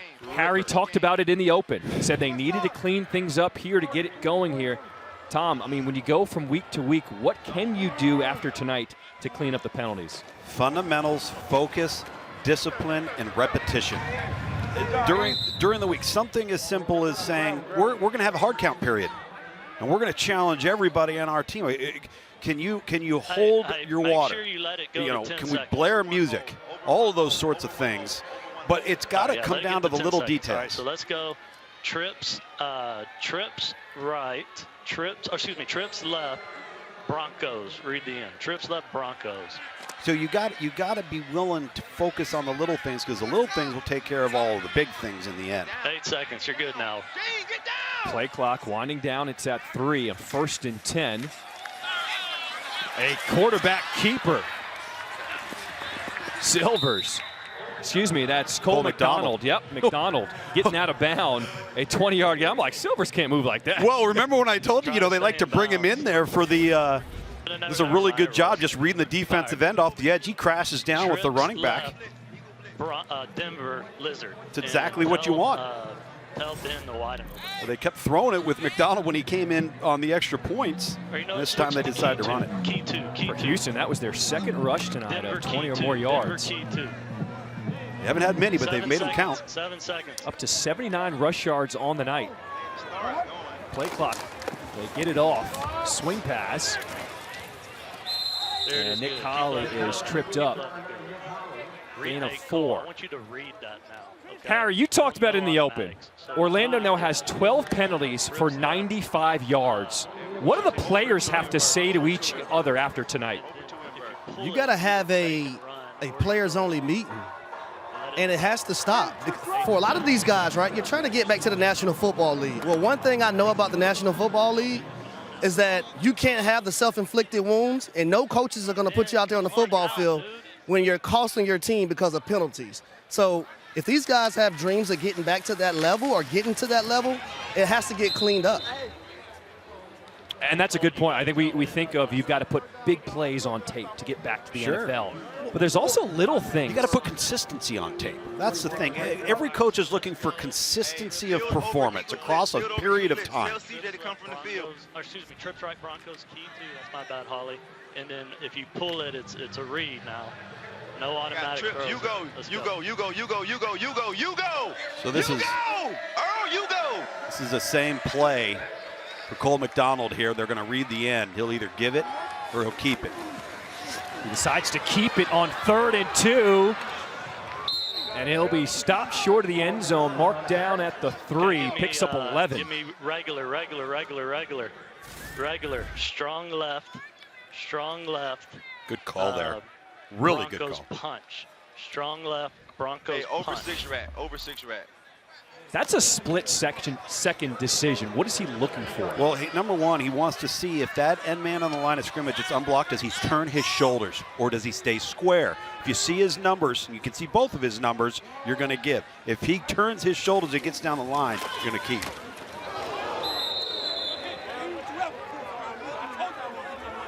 All right, let's see that last run by McDonald, the decision making. Right there, you see number 25 turn and chase. See how he turns and runs with him? That's when you know to pull it. Hey, over Falcon Blitz. Here it is. Over Falcon Blitz. Fucking A. Here it is. Ace right, H flat, Denver punch. And Houston in control of this game. 12 seconds. They are just eating up this clock here in the 4th quarter. This is really methodical by A.J. Smith. He knows exactly where they're at with the play clock, how far they want to run it down. He's toying with them right now. On 2nd and goal, Lee gets in there.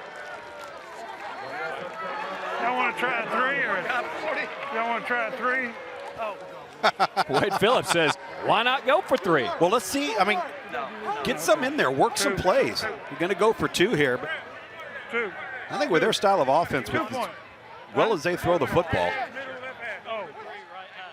For Lee, that's his second 1-yard touchdown run tonight. No, let's don't. Hold up. 2 right hash. 2. So they had moved it back to the 10. Wade Phillips changed his mind. Well, he changed his mind because he doesn't feel like it's the right thing to do. He's looking at the scoreboard.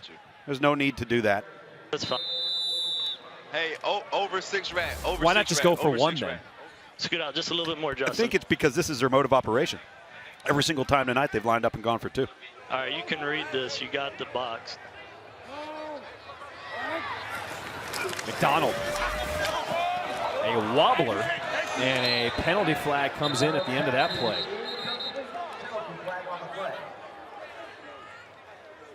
If his arm doesn't get hit here, I think they were trying to throw a slant underneath. Reg Numbers in the area, too. Yeah. Because he Oh, wait, what? Oh. We do not have a receiver in the area. Well, yeah, this is a good spot. He was in the pocket. Okay, and there were no. All right, so we've got number 14 and number 99. We're going to offset. All right. Let me see your second flag. Let me see your flag. Don't worry about it. One's good enough. One's good enough. I'm interested about to hear this call. There are fouls by both teams. Personal foul, roughing the passer. Defense number 99, low hit on the passer. Intentional grounding. Offense number 14. The foul's offset. Repeat, second down. Yeah, I don't agree with the intentional grounding call. He's got the the slant that's coming right there. That's his target. That's who he's trying to throw when the ball comes out of his hand.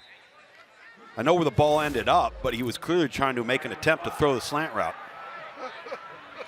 So we'll do it all over again from the 5-yard line for a 2-point conversion try. Say 19. Oh, no. Lee will shift to behind Cole McDonald. McDonald running the option, pitches it to Lee. But he doesn't get in there.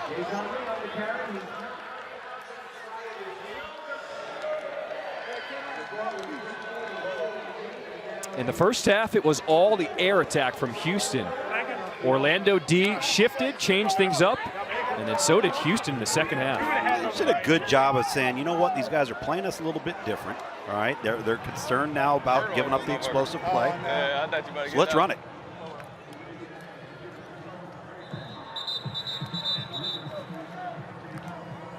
I think that's the one thing about this Houston team. They don't overcomplicate things. I didn't want to hold him, so I let him go.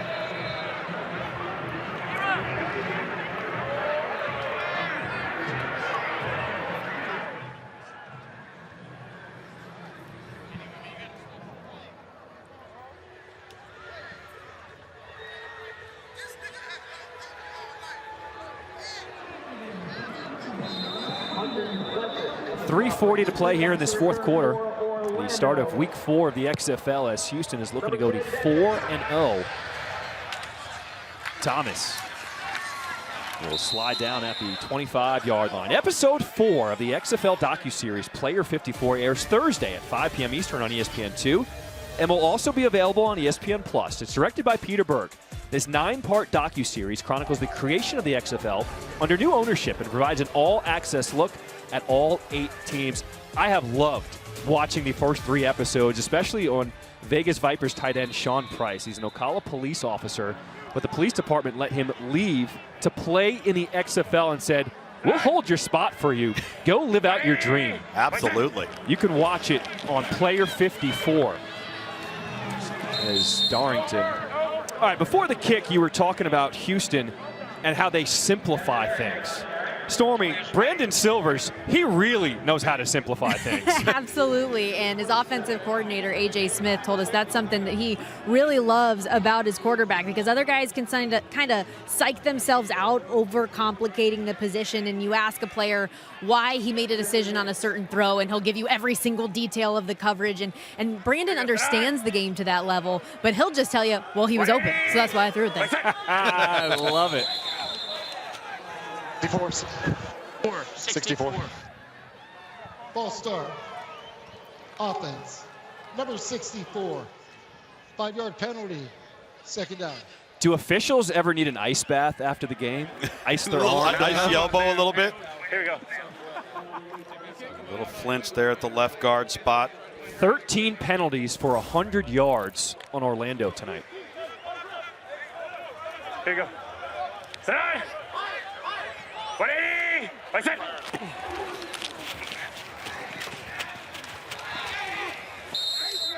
Darrington goes down, and another flag. Grab and twist of a face mask. Yeah, it should be. Yeah. Yeah. Dean, who did we get on that? Who did I get on that? Was it 97? 97. Personal foul, face mask. Defense, number 97. 15-yard penalty added to the end of the play. First down. So this one actually was on Houston, a personal foul. Here we go. Hey, twins right, counter left. Twins right, counter left. Alert shot. Alert shot. You know, it's easy for fans to potentially get on the officials here tonight. Yeah. But they have to make these calls. Especially the obvious ones. You know what I mean? 1st and 10, making all kinds of juke moves. Darrington brought down. All that for, again, a 1. Here we go. Here we go. 2 minutes to play.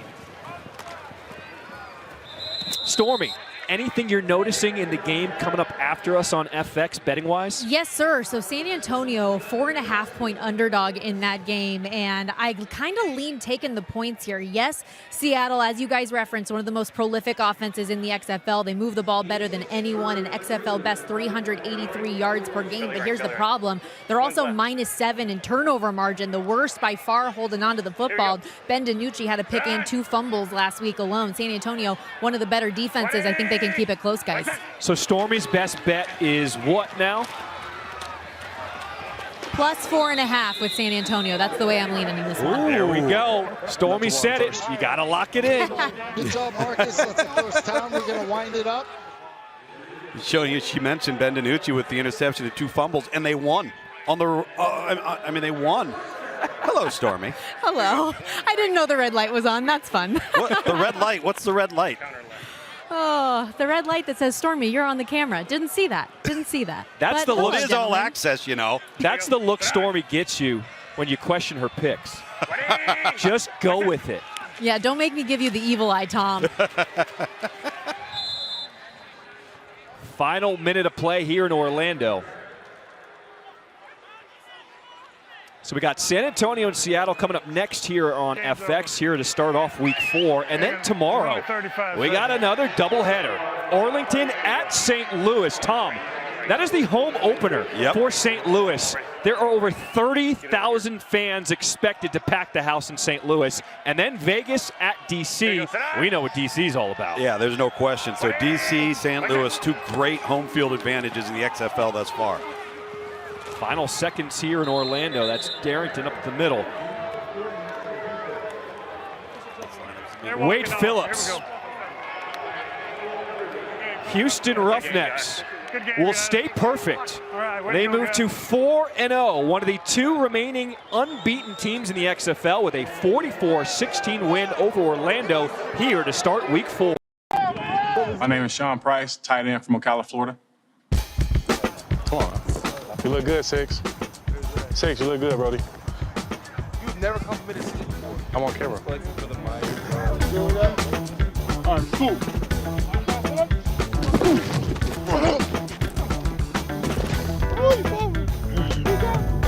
Football has been everything to me. Football has pretty much raised me. Growing up high school, I was an All-American. I was with the Green Bay Packers and the Baltimore Ravens, but I fell short. That's the nature of the sport. It happens. It was kind of tough. Here we go. Hot. Basically, all my high school and college career, like being like the top guy my entire career, and then to kind of get set back, it kind of was eye-opening for me. Didn't really bring in too much revenue. Ended up getting divorced, so life was a little dark for me. Was homeless for about 6 months. If you're attached to the action, to the fake, get a wider split because that motion's flowing. You don't get caught on that clutter. I got you. After the NFL, I went back home. A couple of my buddies who I played ball with actually were law enforcement officers. So, hey, what are you gonna do? I'm like, I don't know. They're like, maybe you should be a cop. I didn't know Sean was a police officer. And they told me after the fact, I'm like, we got a police officer on the report? How did he get out of work? But he's a good man. Yeah, police. Hey, listen up. Hey, great day at work today, fellas. Way to respond. Offense and defense, man, we looking good. Let's keep up the great work, all right? Vipers on 3. Vipers on me. 1, 2, 3.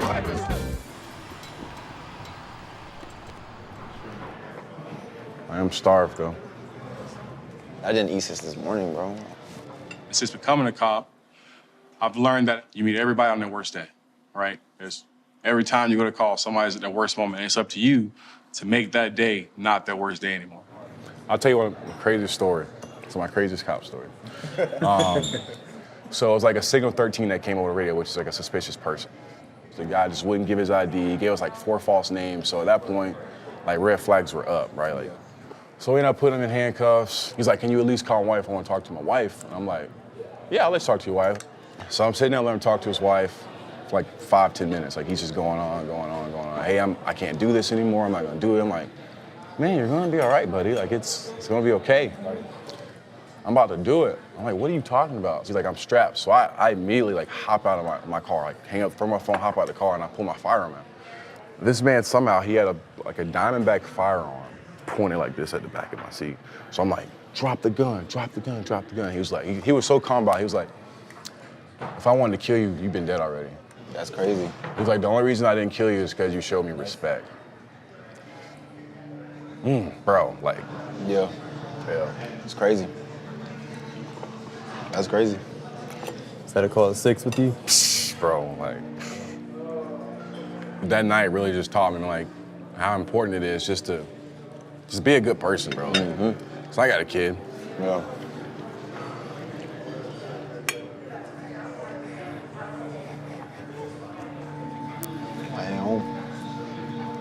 That hits home. It's a rough life out there. It is, bro. Yeah. It's an understatement. Give me a second.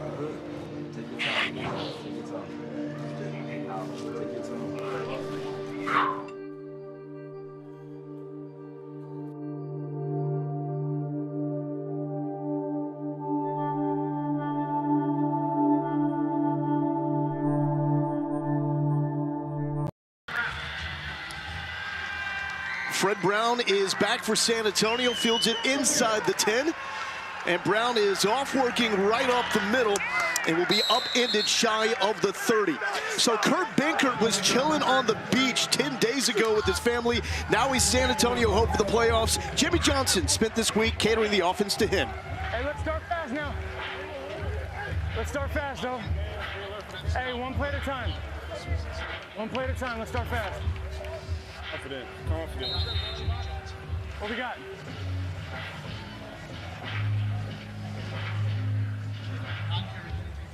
What do we got? I was talking with Jimmy Johnson, the offensive coordinator, before the game. I said, hey, what's the best attribute of Kurt Benkert? He said, man, he's so knowledgeable. He's been around Matt Ryan. He's been around Aaron Rodgers. This dude knows the game of football. We'll see it on full display this afternoon. Omaha, we go. Completed one pass last week of the win against Arlington, and that is Jaquez Patrick. And it's really his offense from the running back position because Kalen Ballage was lost 2 weeks ago with a torn Achilles. And it was back-to-back injuries. It was Kalen Ballage and it was Jack Cohn, their starting quarterback. And so you're seeing a few new faces. Hopefully you'll get better production. Vegas. Benkert, the 4th starter for San Antonio in 4 weeks. Quick pass, went back over the middle to Landon Akers, the former Iowa State Cyclone, who is still up. Tackle rule in the XFL can't be down simply by falling to the ground like in college. It is down by contact. So that's one of the special things about Benkert. That wasn't the full example of it, but he talks often about the best play in football is the second play. You saw the first pass wasn't open, so he had delayed a little bit and threw that second window pass. The second play, he learned it from Aaron Rodgers. He said is the best play, hard to defend. Played in one game for the Green Bay Packers. Came in at the end to take a knee. Victory formation will always work. Vegas defense coordinated by Chris Dishman. Nickel Tampa. So you're that nickel formation. It's first down. If you're going to be a nickel on first down, that means, hey, we think it's going to be a pass. So film may tell you after they earn a first down, you see a pass. Get your DBs in there, 4-man rush, and try and make a play on the defensive side of the ball. Top of the line in 44, that's Vic Beasley. Led the NFL in sacks. And big hit instantly by Maurice Smith out of Georgia. It was 15 games under his belt from an NFL career. Here we go. Hurry up. Maurice Smith has a Nickel great shade, college 55, pedigree nickel as shade, well. Went to 55, 3 nickel national shade, 55. championships at Alabama. Then he transferred to Georgia to help Kirby Smart build that program. And that was a messy transfer, to say the least. Torch left kilo, 75 Port Cafe on Vegas. Ready? Torch left. San Antonio just 20% on third down over the last 4 games. Port. Hey, time out. And that was a situation Bankert was trying to figure out what the play call was. Not only that, but the clock was running down. And so Antonio as a coach, you might say, let's save that timeout. But this is a critical third down. It's the first third down of the game. Build some momentum. I told him no for right now. On this play, we'll be able to. Are you back on or not? I can hear him now. Okay. Yeah. What was the deal? Right, it's going to be towards the I know. So we weren't flipping it then. Okay. Now we... okay, you're good. Oh, I see. The right side of this was the right hash.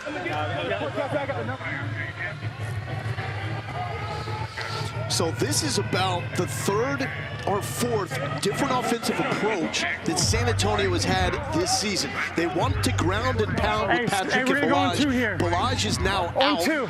And they've really gone to a wide open spread about attack. They haven't found their rhythm yet. You talked about it, 4 different starting quarterbacks in the last 4 weeks. They're hoping Benkert can bring that experience from a knowledge standpoint, but also the down-the-field passing attack. Bottom of the line, Max Roberts out of Boston College, one of the top sack threats in the XFL in movement on the San Antonio line. Right guard, 66. Clock's dead. False start. Offense. Number 66. 5-yard penalty, third down. Thank you, What Eddie. does that mean to hear Benkert say, we're good to the guys? Well, he's trying to remind himself that he's good as well. This is his first opportunity to get live reps in a long time. And so he said, hey, guys, we're good. But, hey, he's telling himself that he's good as well.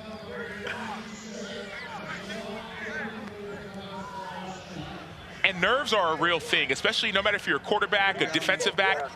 When the lights are on, you feel it. Even for a guy that's played in the NFL? You said he's taking a couple knees, Lowell. He was a prolific quarterback at Virginia. Thank you. After starting his career at East Carolina, threw for a school record 455 yards in 2017 for the Cavaliers. 180. What is it? On 3rd and 14. Bankert comfortable. He's got Akers, and Akers has a first down. Second catch on the drive for the former Cyclone and Los Angeles Ram. Well, Landon Akers, he led his team in receiving yard in receptions week 1. Then he got injured. He's been out. Last week was his first week back, but he's the go-to receiver for this offense. He's elite in the slot. He knows how to find open spaces within defenses. And he has a Super Bowl ring from the Rams. There we go. Vegas, we go. 180. What is it? Bankert taking a shot. He's got a man deep. Vasher tries to one-handed. Easy call with PI. Hey, it was in the end zone, right? End zone? Yeah, definitely end zone, yeah. So don't play on the DPI number 6 in the end zone. Thank you. Pass interference. Defense, number 6. The foul occurred in the end zone. The ball will be placed at the 1-yard line. It's 1st and goal. What a difference a week of practice makes. They tried to hit TJ Vasher 3 different times last week, and they overthrew him, whether it was Jawad Pass or Kurt Benkert. This week, he's had a full week to build chemistry. And that's one thing that Kurt Benkert said. He said the biggest thing is chemistry. Now we're seeing it. San Antonio with 1 offensive touchdown over the past 3 games. Bankert on center. What is it? He'll throw. And hauled in by Fred Brown. The Mississippi State Bulldog has the promise on the board. Opening drive. Too easy. So this dude actually has a book. Kurt Benkert has a book about football, NFL 101, passing game 101. He understands ball extremely well. So you saw the communication with Fred Brown, the back shoulder. It's extremely hard to defend. And that extra week of practice, the full week, I'm sure he's been staying after and building chemistry. Hey, explode the flood left river. Now an opportunity for 1, 2, or 3. Ball is spotted at the 5-yard line. That means it will be a 2-point conversion. Explode. San Antonio has not converted a 2-pointer this season. Vegas, Vegas. We go. 180. 180. Benkert going back right side and overthrown. Looking for TJ Vasher, the Texas Tech Red Raider. When we do this next time? Welcome back to Vegas. We're about to see Jalen McClendon make his first XFL start right after this kick. Started his career at North Carolina State before transferring to Baylor. Talk about waiting for your opportunity. 4-year starter at West Mecklenburg High School in Charlotte. But since then, he started 1 game in the past 8 years. As this is Martavis Bryant switching it up with a kick return, taking it from the end zone and tiptoeing to the 25-yard line. McClendon getting play calls from the offensive coordinator, Ray Sherman. Only other start since high school was 2018 for Baylor against Oklahoma State. And one thing that we've heard is from their coaches is, what will he look like when the lights are on? We're excited to see that. Hey, on next, on next. Rod Smith is starting running back, lined up to his right. 180. And we'll see a lot of this. That's the name of the game for McClendon. Good carry. Now he's going to have to go up against his teammate from 2018 Baylor, Jordan Williams, who entered Week 7 as the XFL's leader in tackles, and he is an absolute beast. He's been averaging over 12 tackles per week the last 3 weeks. Coming to this week, he's leading the XFL. McClendon passing, but batted down at the line. That interior is one of the tops in the XFL. Camilo Tagamoa with the breakup. Pistol, ace right strong, 29. Pistol, ace right strong, 29. Hey, 29, ace right strong, 29. 29, you in the pistol. Pistol. So one thing you're going to start seeing is you saw some quick passes and some runs. Get him comfortable in the game before he starts getting the ball downfield. Hey, 28. So they're flipping plays from the left side to the right side. That's a good read by McClendon. 180, right side. McClendon following Rod Smith to the right side, keeper all the way. Solid pickup of 6. He was in camp with Washington before the 2019 season. McClendon was part of the final cuts before the season started. So it's been close. Yeah, that was called a football play. That was supposed to be a handoff, but the timing was off. And so he kept it himself and ran in the gap that was opened by his offensive line. That's a smart ball play. Yeah. Here we go. Center. 180. Right side. 3rd and 4. Good enough for the first down. And that's Brandon Dillon.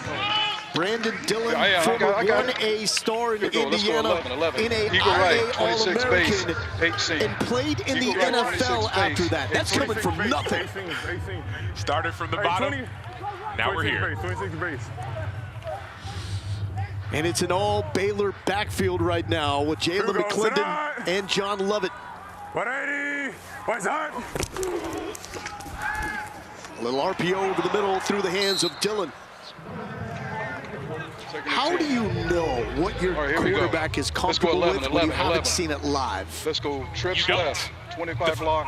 The fact of the matter is, 25 block, you get the signal. You don't know until the lights are on. In practice, you're not allowed to hit the quarterback. You run by the quarterback. In practice, yeah, you might be able to intercept the ball, but if you're with the ones and going against the 2 defense, they may say, let him complete it. But this is the opportunity that Jalen McClendon has been waiting for.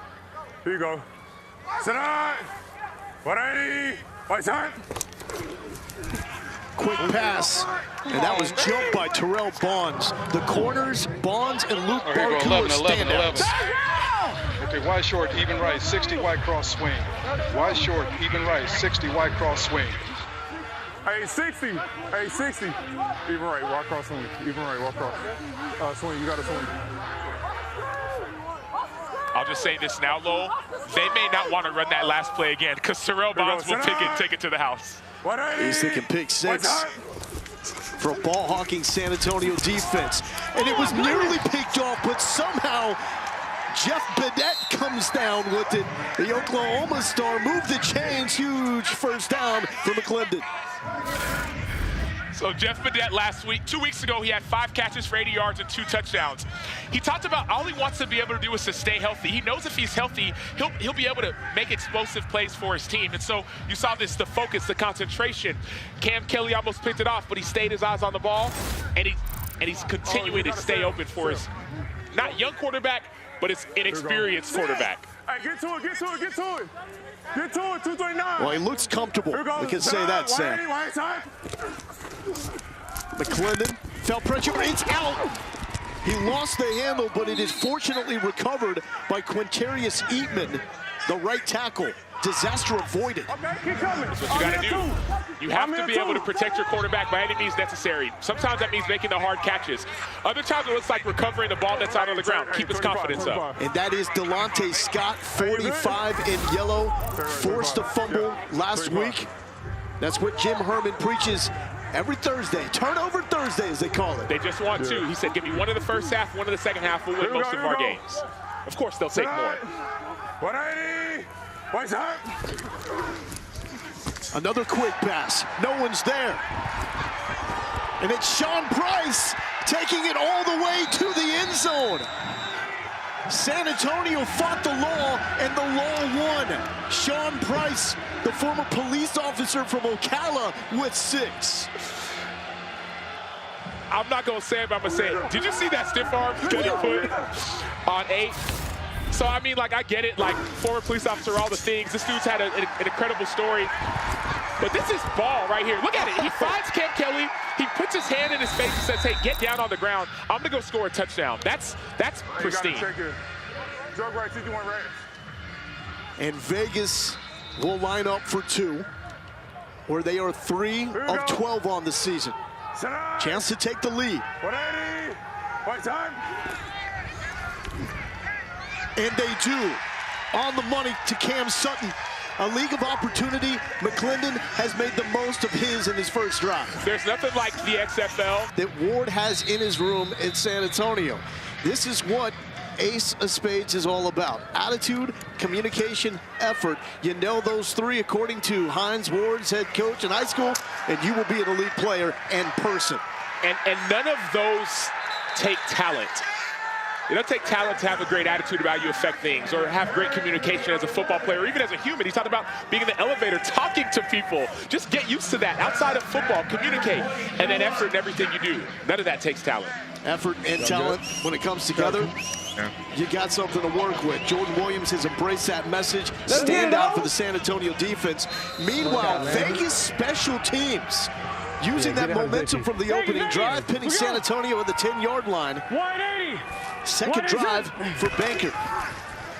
And this is to Patrick, nothing going right side. Offensive line has been touch and go for the Brahmas.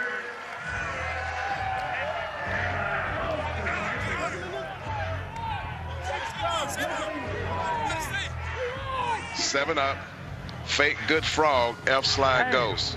Hey, 7 up, good frog. fake good frog, F slide goes. Fred, stay alive. So this is the black zone. It's backed up. They call it the black zone. That fake good frog, you're faking a run to the right, and then you're going to see something come behind it. So it's you got to be alert for it as a defense. Banker rolling. It's just going to throw this away as he is pounded to the turf by Maximilian Roberts and will bring out a flag. Let's listen in. I think he drove his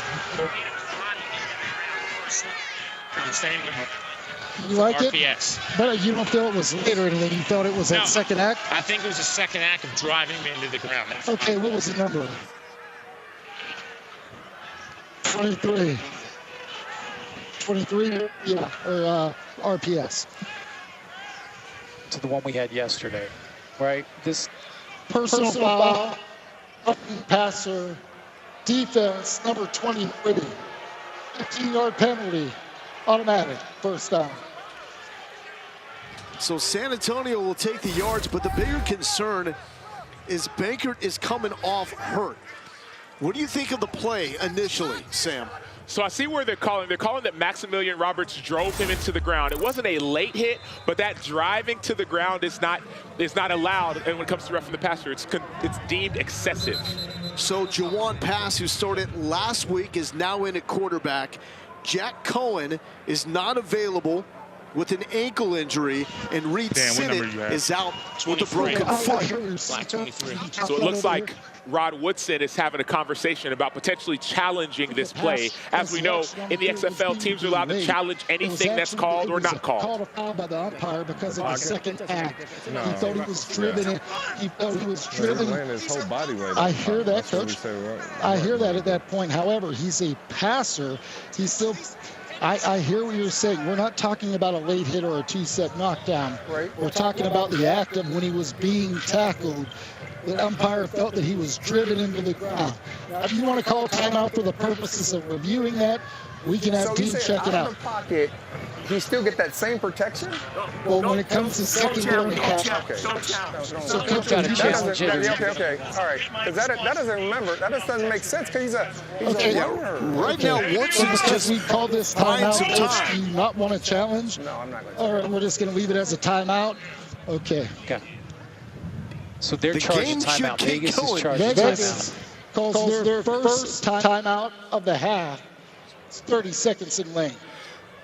I'd love to bring Dean in and hear about, Dean, that process, that second act. Well, Dean's reviewing so what this, we're looking so at here, no, I looked at it, and so here's what we have. Normally, if it's just a follow-through on a conventional tackle, that's not a problem. But when we have something punishing, something separate, where the defender makes no attempt to get off to the side, this was the best look right here. And you're going to see the defender drive the quarterback to the ground, making no attempt to avoid landing on him with all or most of the body weight. That's what was called. Vegas chose not to challenge that, but the call would have stood had they done so. Dean, thank you so much. Back to the ground for the Brahmas after that first down.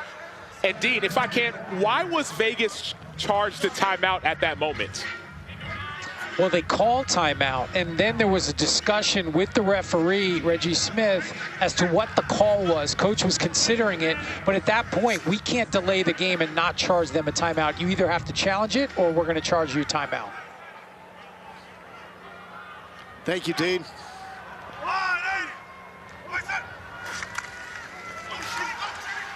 Here's Patrick, slips through one ankle tackle. Eventually, he is brought down by C.J. Avery, second leading tackler on this Vegas team. This is a huge concern, though, because for Jawan Pass, he's not the same type of passer that we've seen so far from Baker. Definitely, and we just saw Kurt Bankert go back down to the tunnel, back to the locker room, so we'll see what happens with that. And then another addition, we saw Jacquez Patrick. He looks a little bit banged up right now. They just lost Kalen Balaj and Jack Cohn last week, a week and some change ago in practice. So starting quarterback, starting running back. You bring in another quarterback, he gets injured. And spent all week building the offense around Baker, who has a different skill set than Jawan Pass. Delay of game. Offense. 5-yard penalty. Third down. And that is at least the third delay of game since Jawan Pass has entered as a starting quarterback going back to last week. And Hines Ward wasn't planning on playing Jawan Pass. It was just he wanted him to sit and learn. But the situation deemed, at least last week that he played, and then this game as well, game plan built around Bankert, but you always have to be ready as a backup quarterback. He needs to get better at finding that play clock so he doesn't have those delay of games like he did last week. 3rd and 9. Pass pressure, ball is out, no signal, scooped up by Fred Brown.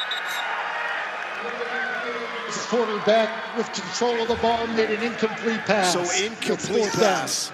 it will bring up a 4th down. And you don't even have to guess who was the man who was around the ball. That was number 0, Pita Taumoepenu. He's tied for 2nd in the XFL in sacks with 5. He had 3 2 weeks ago and 2 last week. And one thing I know about pass rushers, once you get hot, you get hot. Why? You start believing in yourself more. You believe in your moves more. And so Taumoepenu knows his matchup against the offensive lineman, and he's going to get hot very, very soon. Short kick. Matthew Sexton gets away from it. Huge, not just for this game, but for the XFL South race. This is a game that San Antonio absolutely needs.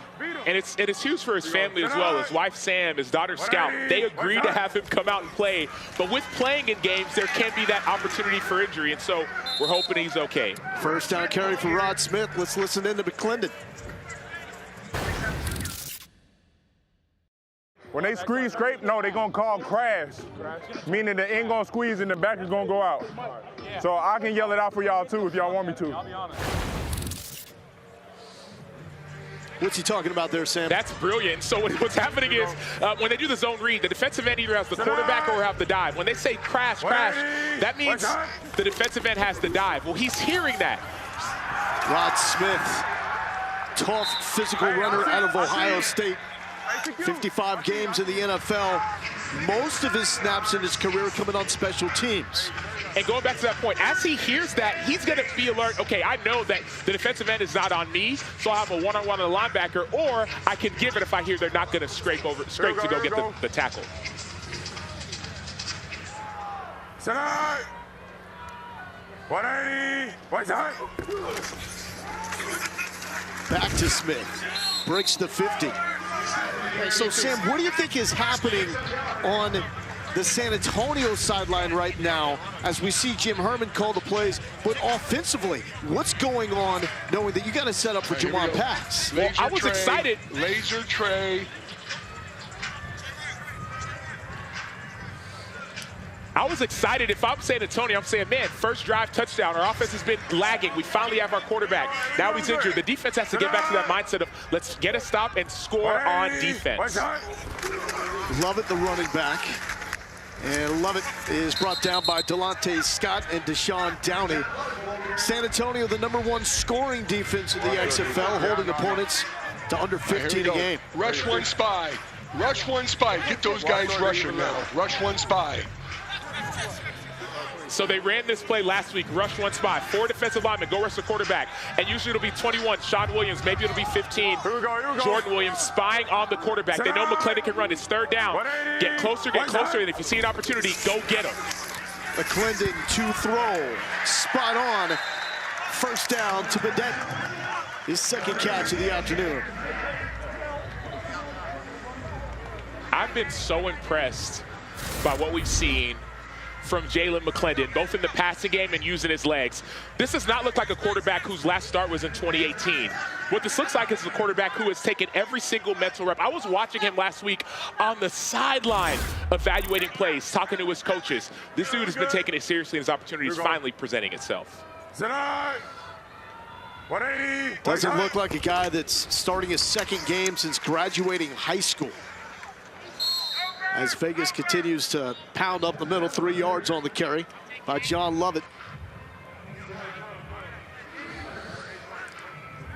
I remember when I played, our coaches would always talk about mental reps. Pistol, yep. No, Viper. And it's something you don't really pay attention to too often. You're like, well, I want to be out there. No, even if you're not out there, pretend as if you're out there. Imagine you're out there. He's been taking every single mental rep and it's showing up on the field.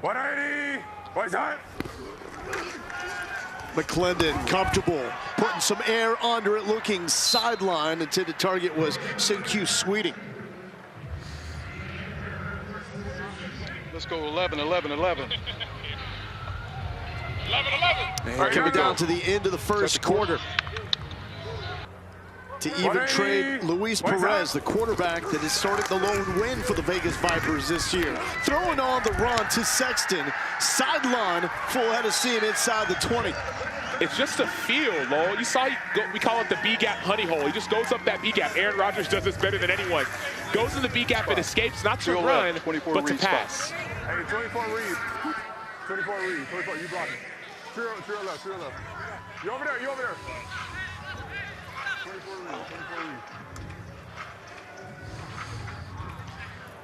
Here we go. Tonight. And everybody has their why. For Jalen, it's his son Elijah, who's around a year old. There's Lovett inside the 15. Jalen wants to play this game long enough that his son Elijah is old enough to really remember him playing the game he loved. And sometimes guys next to you, guys like John Lovett, who was with him at Baylor, when his only start at Baylor, John Lovett had a 75-yard touchdown. Those guys can help you make plays. We saw Eatman cover that fumble up. That's what happens. When you have a player you can rally around, it makes your job easier. Sit down. 180. Wait, time. Lovett with the carry. Lovett staying up to the 5-yard line. 8 yards for John Lovett. Here we go, Troy right up. His production in college never matched how talented Lovett actually is. Hey, 46, 8 arrow. 8 shuffle, 40, Troy right up, 46, 8 arrow. Hold on. And we got a timeout. 46, 8 arrow. Yeah. No.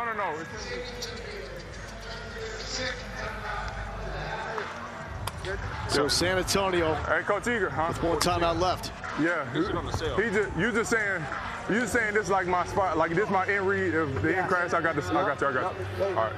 Yeah, you got the arrow. 8's what's the name? It's Troy right up. 8 shuffle. And you slide him back across on the arrow.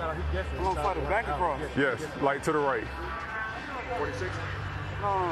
It's Troy right up. Troy right up. Yeah, 8 shuffle. 46. Yeah, that might be messed up. That might be messed up. I want to say, cut back hard, but Nah, that's 46 switch. Hold on. 46. Say again. 8 shuffle. False start on the prior play. It would have been number 71, the right guard. The right guard. He wants to challenge that there was a false start, 71 right guard. Okay, we're looking at it. He's challenging a false start. Okay, I'm on the coach's end zone. Challenge right has now. Called a timeout. The challenge start on the prior play. I'm looking for movement before the snap. I don't see any movement before the snap. That's the end zone. Dean, he had a right guard was rolling forward, but that was about it. Yep. There's a little. Okay, I'm looking here. All right, here we go. That's what we're looking at right here. We're rolling. That's the shot. Right there. That's the shot. Okay, so I do have a false start. I've got him moving before the snap. So he's gonna win the challenge. We're gonna make it a false start. I'm gonna get you your information. Okay. So it's gonna be, we're enforcing it from the 14, going back to the 19. 14? Yep, it's gonna be second down. 19? Correct, it's gonna be second down. Don't worry about the clock. So we're gonna be second down at the 19 right hash, and our line to gain is the 8. All right, so what was that down in distance again? Being second and it's going to be second down and 11 from the 19. Second and 11 Correct. from the 19. Correct. No timeout. Okay, thank you, no Dean. timeout, but they're done with challenges. Thank you. After further review, it's been determined that there was a false start by the offense number 6 by 71. That will be enforced 5 yards to the 19-yard line. It'll be second and 11 from that spot, and the clock will start on my signal. San Antonio is successful in their challenge.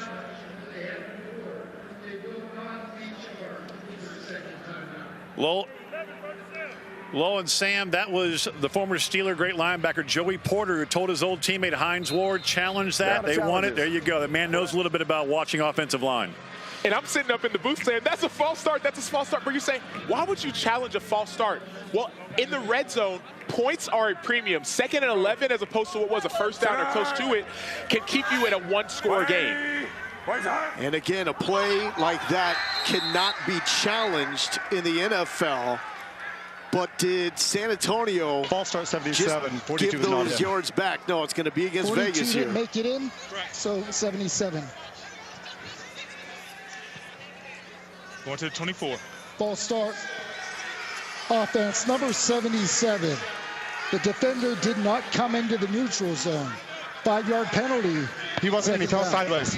So this ends up being a huge momentum changer, and I don't know if there's a Yeah, better they're team gonna than come put in. St. Louis and Anthony Becht up there in terms of handling the challenges in San Antonio. Those are the two teams that know how to handle the challenges well. They know what Dean Blandino does and doesn't review and what they can challenge. But what I'm impressed by is the fact that you use this challenge right now. Hines Ward is saying, man, I feel the momentum by Jalen McClendon. I need to slow that momentum down by any means necessary.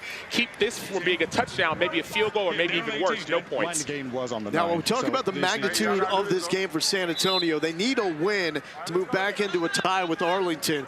If they don't pick this up, it really forces them to try to find a win against Houston or D.C. to close that gap. It's been very tough to do. Quick toss to Sexton, right side. Oh, he is thumped. And that is Anthony Tejada with the big hit. Jordan Williams there as well. I don't know if he stumped or he did the thumping, but he's a physical receiver. Stormy. Well, guys, you'll notice that starting wide receiver Jeff Badette, who Jalen McClendon told me earlier this week he is the most comfortable with on this offense, is not on the football field right now. Right hamstring, he is questionable, but the body language has not been looking good, guys. Could use him here. 5 touchdowns to lead the XFL. Stormy, thanks for the update. Keep it on. 86 legs. All right, 180. Right side. McClendon, no one looking there. Trying to set up a screen. What happened there, Sam? Well, I love Jim Herman, the defensive coordinator for the San Antonio Brahmas, because when it's crunch time, third and long in the red zone, he will bring pressure. And so offenses should know he's bringing pressure. We saw a few weeks ago, he brought safety. See, there's 6, 7 guys up in the line of scrimmage. They know someone's going to come free. And so Jalen McClendon has to know that or alert that and get the ball out quicker, or audible the play, change the play to a screen so that he does not get sacked. But this is what San Antonio is known for. They bring pressure. 34-yard attempt for Bailey Giffen. Teammates call him Goose because he looks like Goose from the original Top Gun.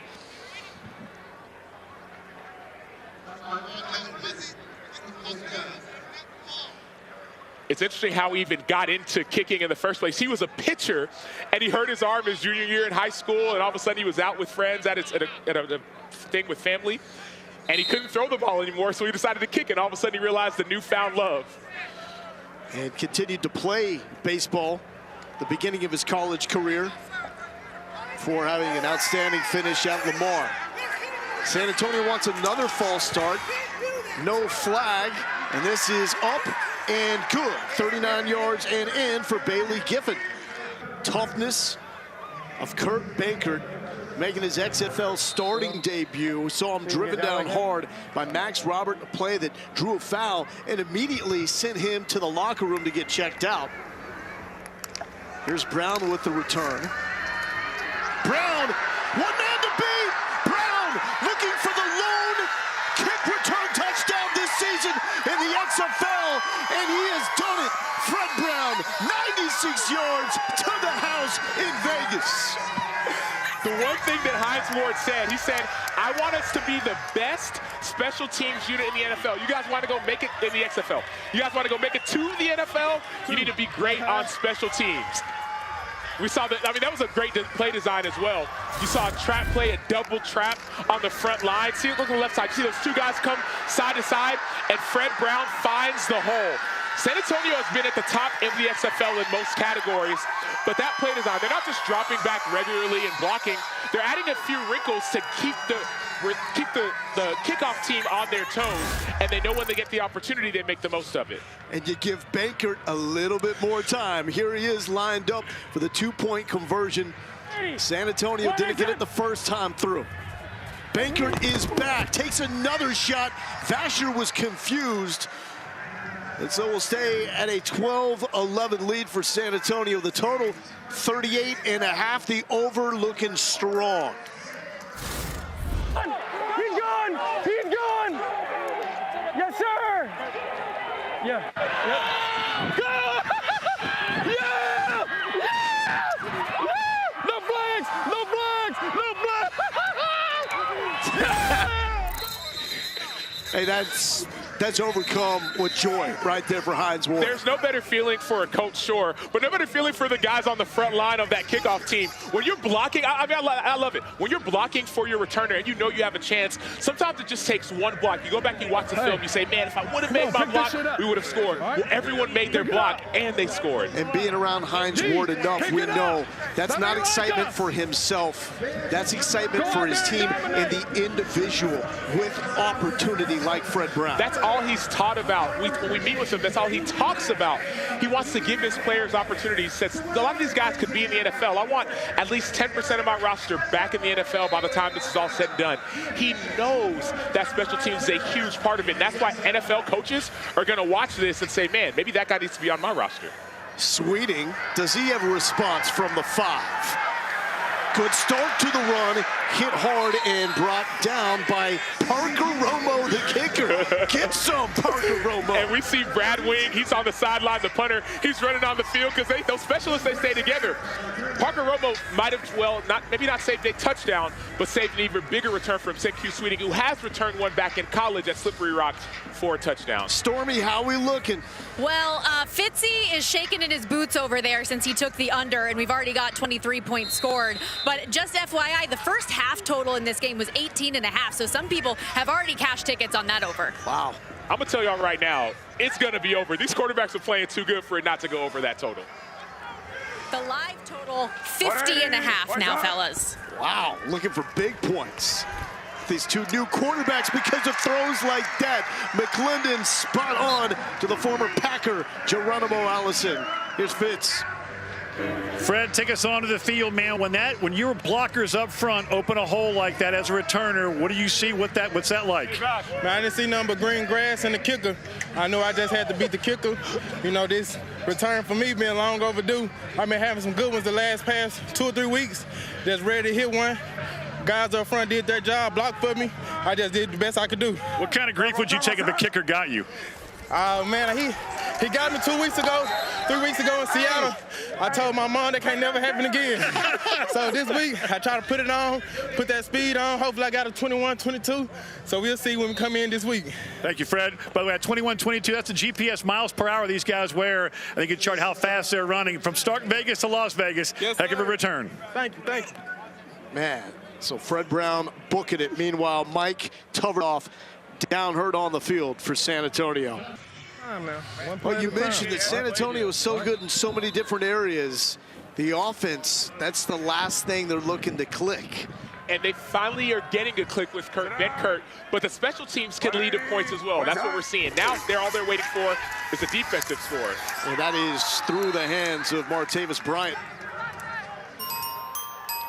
And let's not forget, that's what the XFL is set up for. What they have tried to create with the unique kickoff rule is to increase player safety and bring the kick return back to the game of football. People don't want to see the kick sailing out of the end zone. Well, we've seen in the NFL and college, less than 40% of kicks were returned. Well, in the XFL, more than 90% of kicks are returned. And so you're seeing not only returns, but returns for touchdowns.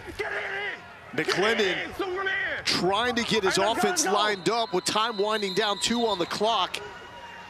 All right, that's going to be their second timeout, correct? That's correct. I wonder if he was thinking Clark Kent. Vegas calls their second timeout of the half. 30 seconds. And I love it because McClendon was obviously wrong. He was barking at Brandon Dillon and then apologized for something he did incorrect. Well, there's a humility piece there, but there's also this piece of, hey, man, roll it off your shoulder. Keep going. Start over here and just motion to it. Come on. Yeah, motion to it. Yeah, same play. I got you. Just trust me. So Vegas. Superman! Get it in! Superman! Hey, let's go! Here we go. So what is Superman? I have no idea, but I know that he was wrong on that. And he was passionate about it. Passionately wrong. McClendon standing tall. Sexton turns the corner, slipped out of the tackle inside the 20-yard line. Matthew Sexton out of Eastern Michigan. More than 1,000 yards in his career there. He had one D1 offer out of his school. He had 70 people in his graduating class. They did not have a playbook in high school. He played every snap of offense, every snap of defense, every snap of special teams. Now he's making his mark on punt return and as a receiver. All right, let's go. And Jalen McClendon, the man that's starting his second game since graduating high school, is trying to engineer Vegas to 3 straight scoring drives. The carry by Sweeting going against the teeth of the San Antonio defense. The interior with the big bodies. Well, I'll say this. Edwards and Tagovailoa. I don't know what Superman is, but I'd recommend they run it again because it looked like it worked. Ace, right, come on. So Vegas with one timeout left. They also have their challenge. Ace right. Hey, 60 talking max. 60 talking max. Okay. Yeah. And we have just received word that the XFL's leader in receiving touchdowns, Badet, will not return to this game. Delonte Scott refusing to let Cam Sutton go. Hey, number 2 now, you should have ran it. All right, here we go. 3rd and 2. Yeah. 3rd and 7. So teams will get their timeouts back after the half, but you get one challenge for the game. So San Antonio was done there. 11, Vegas 11, does 11. have Here one we challenge remaining. Let's go Superman right, 351, stick, dragon, A flat. Superman right. But you need your timeout available to use that challenge.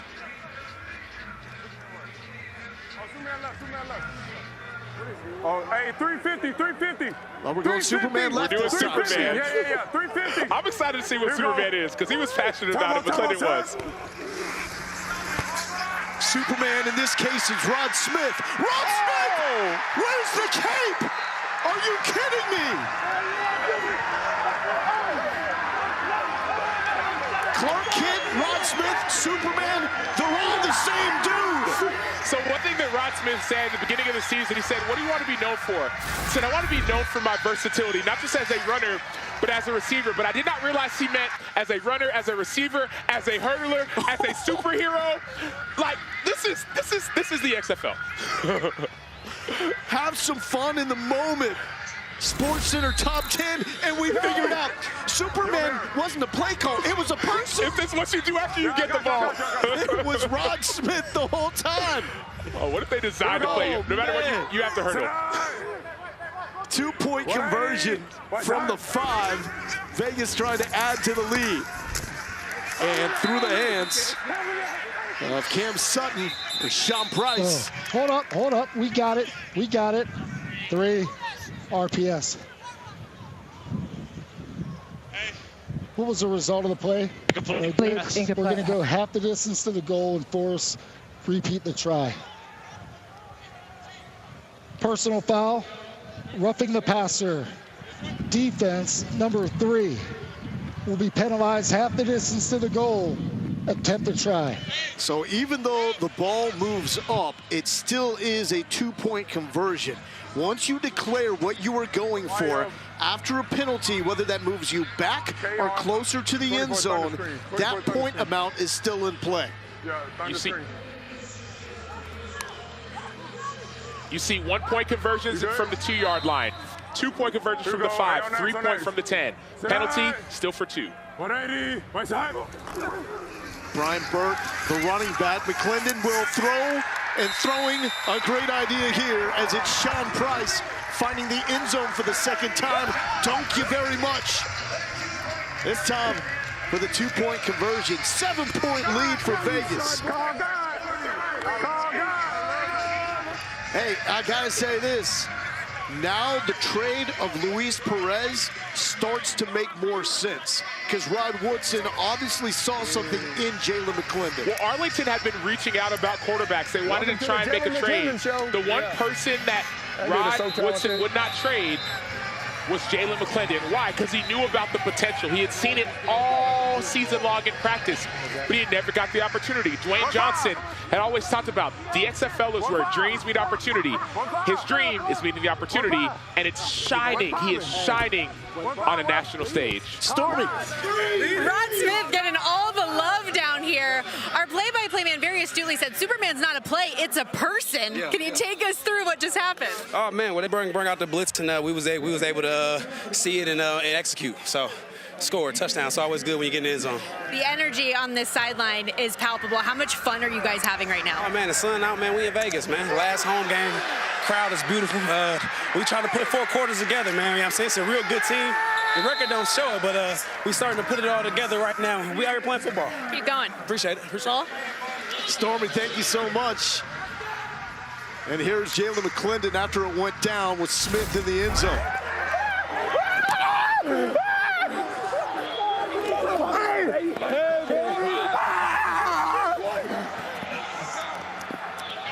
Welcome to the Jalen McClendon Show. Yeah. That dude is so talented. Rod Smith, 55 games in his NFL career. Couple of starts. Actually had a monster game filling in for Ezekiel Elliott with the Cowboys. And there's still some juice left at 31 years old. Well, I love that play design. You heard Rod Smith say it. He said, we knew they were going to bring all-out pressure. We've been talking about it in the broadcast that San Antonio loves bringing pressure in the red zone. How do you counter that? A screen to Superman. On Vegas. Bad mango on Vegas. And now we got Batman to counter it. Let's come on this side. Let's come on this side. Kurt Benkert, who is showing toughness after going to the locker room, had his chest x-rayed after being driven down by Max Roberts earlier in the game. First XFL start, and that's on the ground for Jonathan Hilliman. Fitz. Benkert told me his pain level right now on a scale of 1 to 10, 6.5 to 7. But he's old school. Rub some dirt on it, give him a shot of Terramana tequila, he's good to go. 76 nudge on Vegas. Hey, look right now, okay? And it's more than just the old school piece. It is that chance to go be a starting quarterback piece. I think that matters as well. Vegas, we go. 180. 3rd and 5 for Baker. To the flat to Hilliman. Hilliman trying to squeeze out of a tackle, won't be able to do it, pick up the first down. To 4th we go.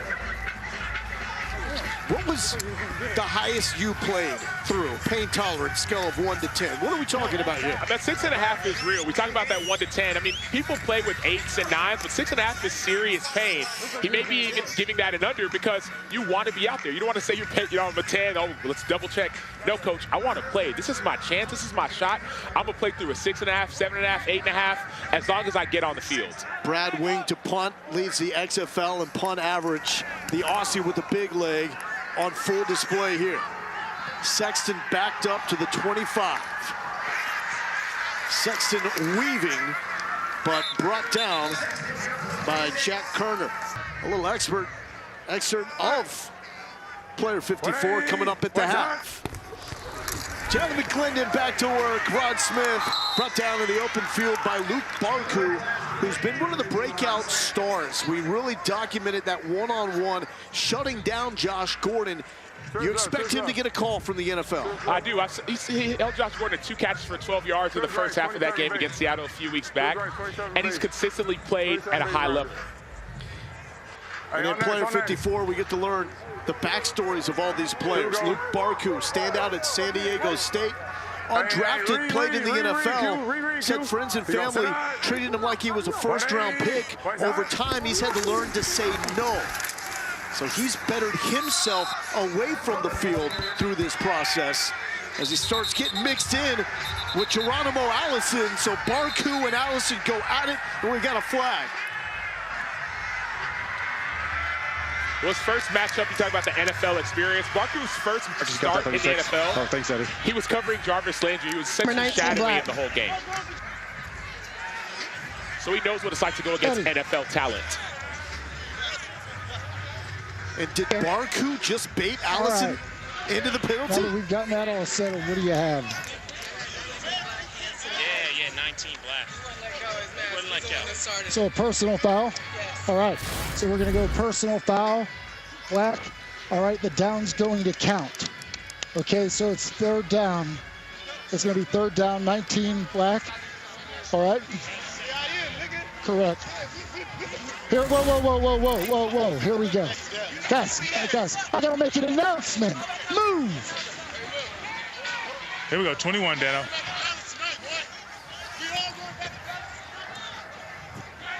After the play, personal foul, unnecessary roughness, offense, number 19.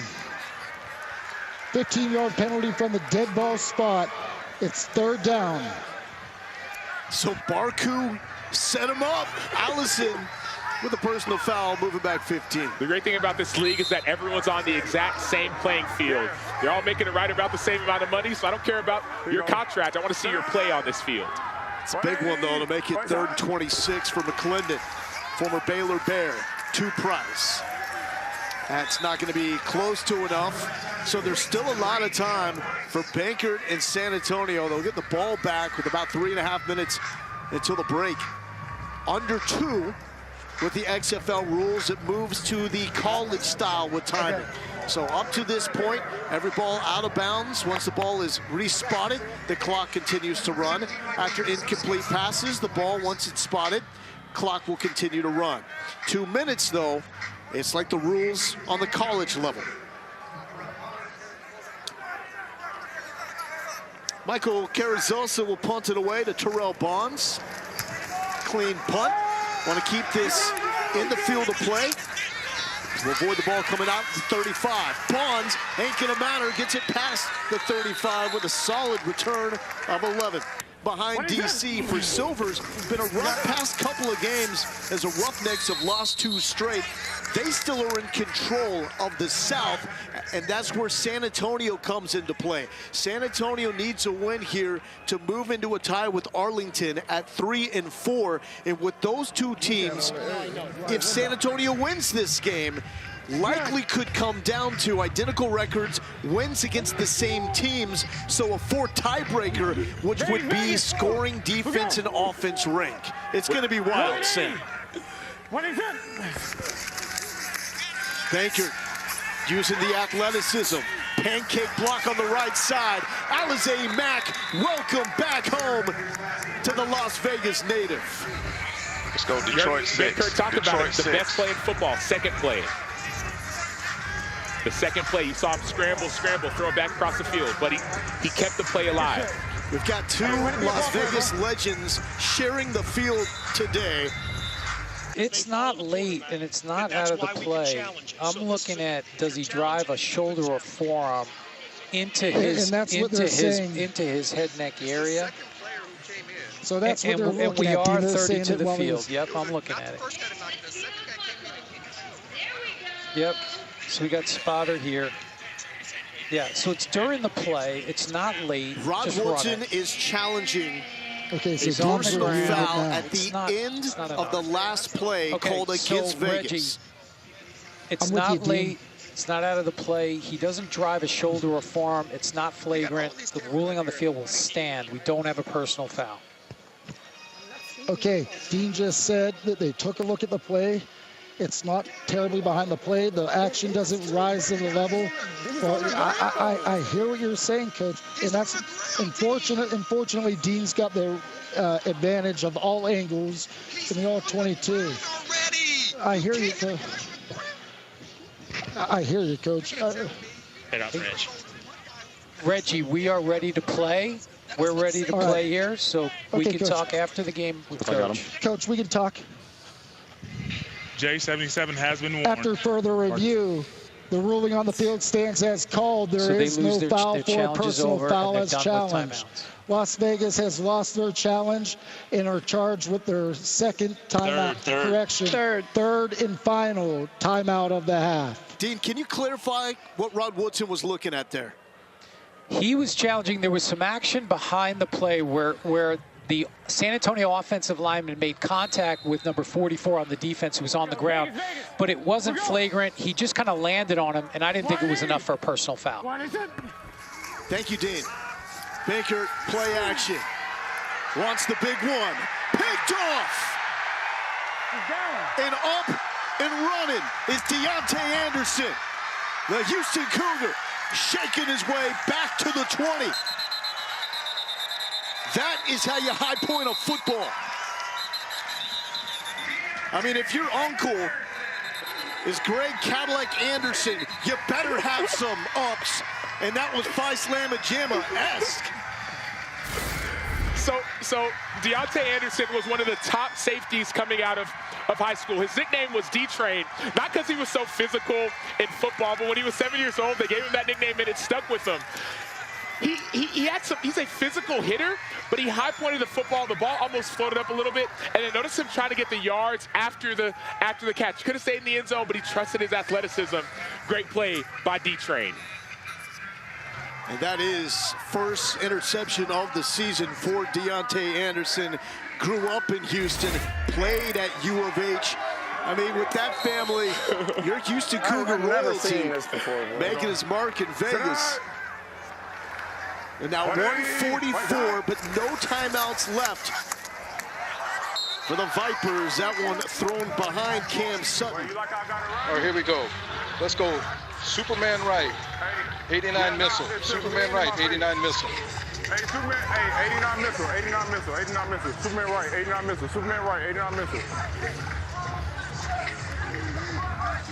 If Superman is a person, I want to see him come out again right now. Obviously calling for the hurdle play. John Lovett is the running back. McClendon with the screen to Allison. Fine open field tackle by Jordan Williams.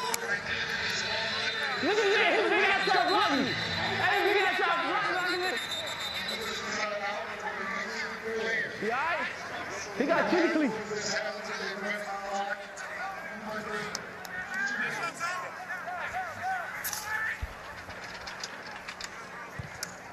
We got something else. So within 2 minutes, Dean Blandino, the VP of officiating, is allowed to stop the game when it comes to player safety. Looks like a player is just a little bit injured. And by the way, important tackle right there for Jordan Williams, because Donald Payne from Arlington passed him in the early game this week for the leading tackle spot in the XFL. But now Jordan Williams has taken it back. He has 5 tackles today. And it's crazy because he was the second to last pick in the XFL supplemental draft. They already had the earlier draft. There was another draft. He was the second to last pick. Now all of a sudden, he's the leading tackler in the XFL.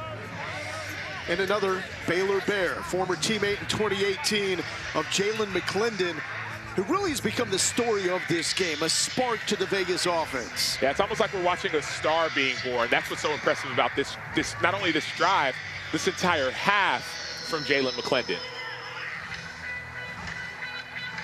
McClendon started his career at North Carolina State, backed up 2 fantastic quarterbacks, and Jacoby Brissett and Ryan Finley. Then took a grad transfer to Baylor. It was in a heated competition with Charlie Brewer.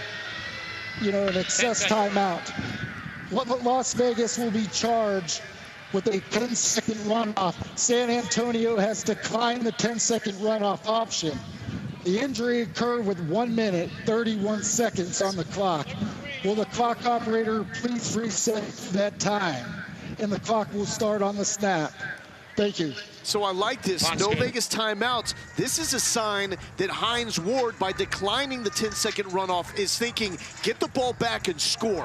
He's confident in his defense. He doesn't want that time to run out. He wants them to get one stop and confident in his defense to get it and his offense to score once he gets it. Got to get the stop here on 3rd and 5. 180. What's up? McClendon will keep. McClendon is hit in a hurry by Delonte Scott. That will set up a 4th down. Let's go. And San Antonio has used a timeout. Damn, I gotta get that. And that will give them 1:23 on the clock after this punt. They used 2 timeouts.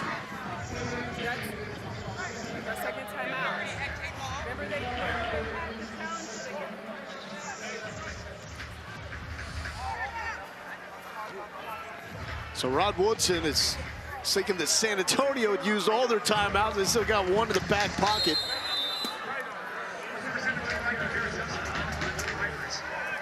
And Carrizosa will punt to Terrell Bonds. Punt is off. Players cannot move more than 1 yard downfield until the punt is kicked. Bonds trying to go left side. He's dancing past the 40 and out of bounds at the 41-yard line. 1:16, one timeout remaining for San Antonio, down by 7. On the ball. And you can hear after that completion to Mack, Kurt Baker saying on the ball, we got to go. Clock will continue to run here, second down. It will stop while the ball is spotted after a first down. College rules. Baker will keep it and the clock will stop until the ball is spotted. That was a great play design here. That paint call. Right, it's a trips draw, right. Let's go 64 draw. follow. Trips right. 64 follow. Ex-Indy. 64 follow.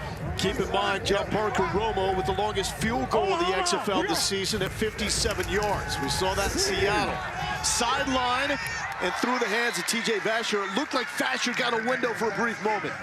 Yeah, it was a nicely placed ball, a little bit high for Vasher, but I'm more impressed by the comfort of this series that we're seeing from Kurt Benkert. All right, they're playing cover 2, so go trips right. Let's go 70, River, Thunder. Trips right, River, Thunder. Get some of it. Hey, go bad eight. Bankert was on the beach with his wife and daughter 10 days ago. Here he is in the thick of the XFL South playoff race. That's a big stop. What will San Antonio do here? 74 plus house. They will not use the remaining timeout. Sets up a 3rd and 6.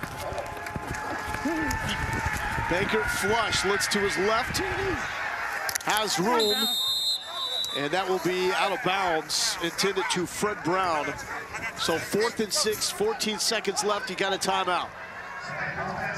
I loved hearing Jimmy Johnson, the offensive coordinator here, say, hey, we have cover 2, so let's get half of it back. What sounded like that first play, River, was a screen, but he changed it. Kurt Benkert changed it to a running play, cover 2. That means you have less people in the box, less people close to the line of scrimmage. So running plays, you should be able to get a little bit more. And that incompletion will force San Antonio to run another play as the clock stops.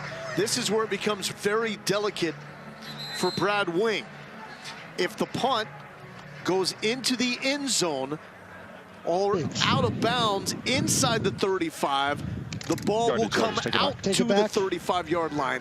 That is a spot for a touchback. Offense. 5-yard penalty. 4th down. And that's why you got the delay a game. Well, they delayed the game so they could have a little bit more space for the punt, but what Las Vegas could have done is they could have declined that penalty so the punt would be more difficult. And so we saw it was strategy really by the San Antonio Brahmas. If you're Vegas, you bring some pressure here? I don't.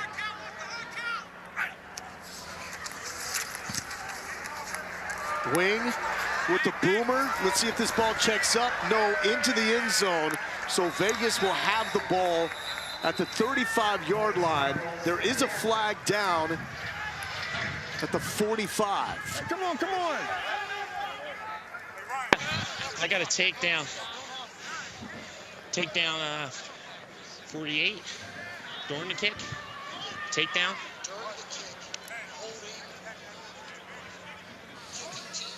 Yes.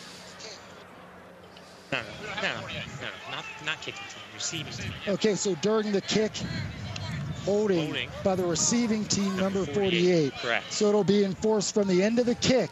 The kick, correct. Okay. Touchback. So the kick was a touchback, so we'll enforce it from the succeeding spot. You good?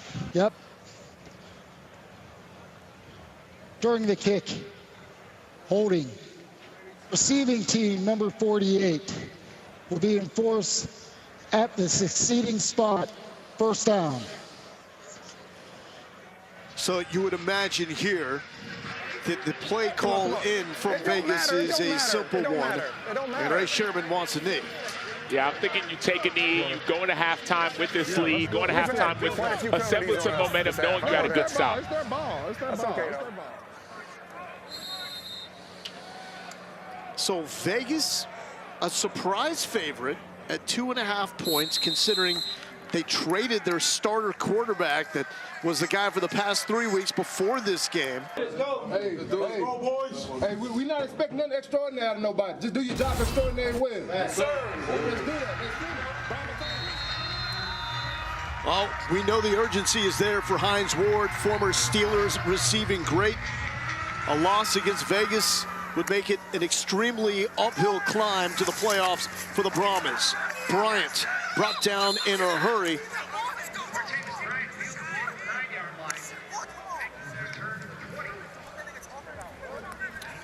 And it's, once again, Jalen McClendon time. Set to say he has exceeded expectations in the second start for him in the last 8 years of his career. 174 yards, 2 touchdowns, turnover free.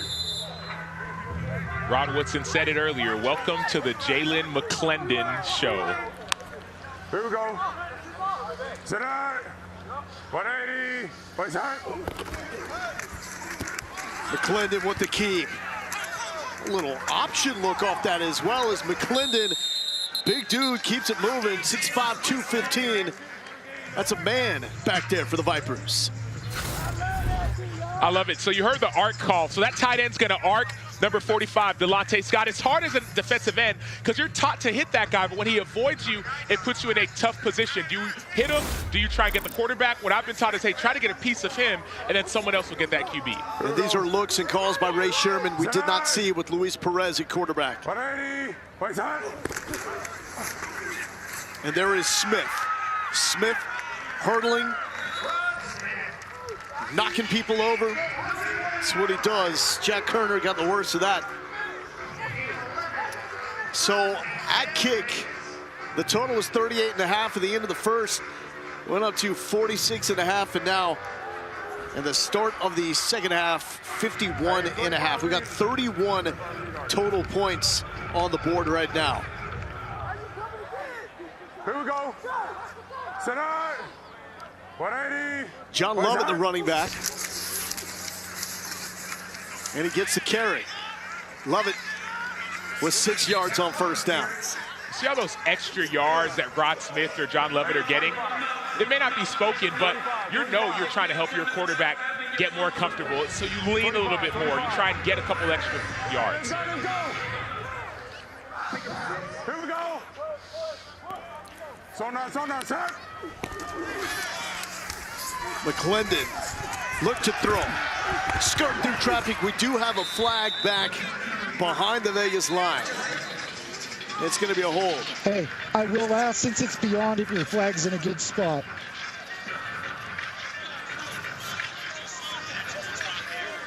So that's a good spot. We're going to go from the spot of the foul. So two in front of the line. Number 50. Got it. Holding. Offense, number 50. 10-yard penalty from the spot of the foul.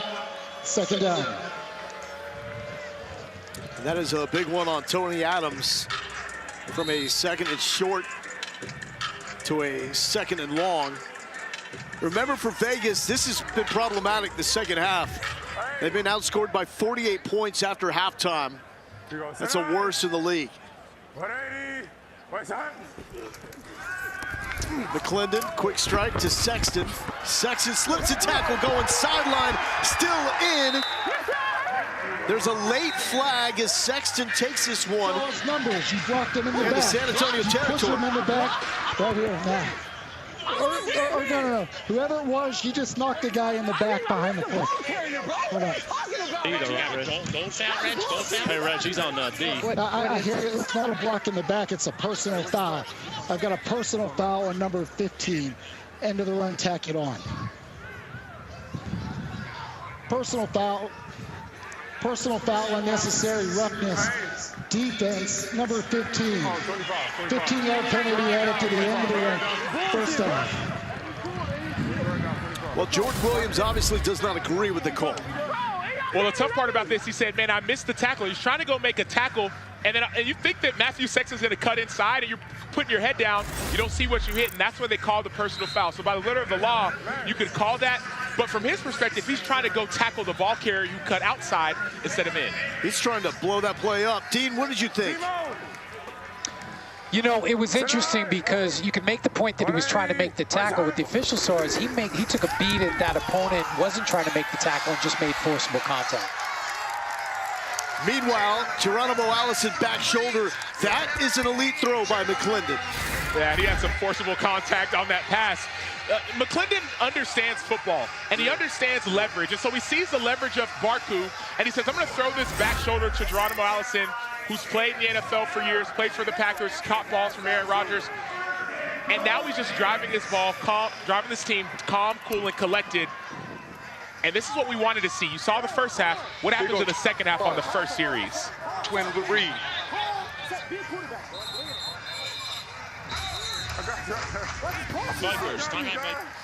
So timeout. Las Vegas calls their first timeout of the half.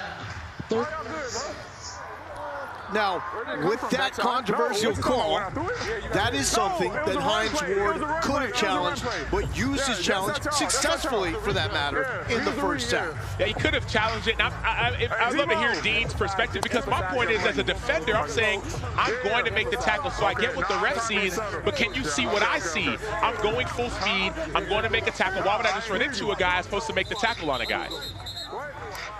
Dean, do you have any perspective on that? If we were to have challenged that play, is there a way it would have been overturned?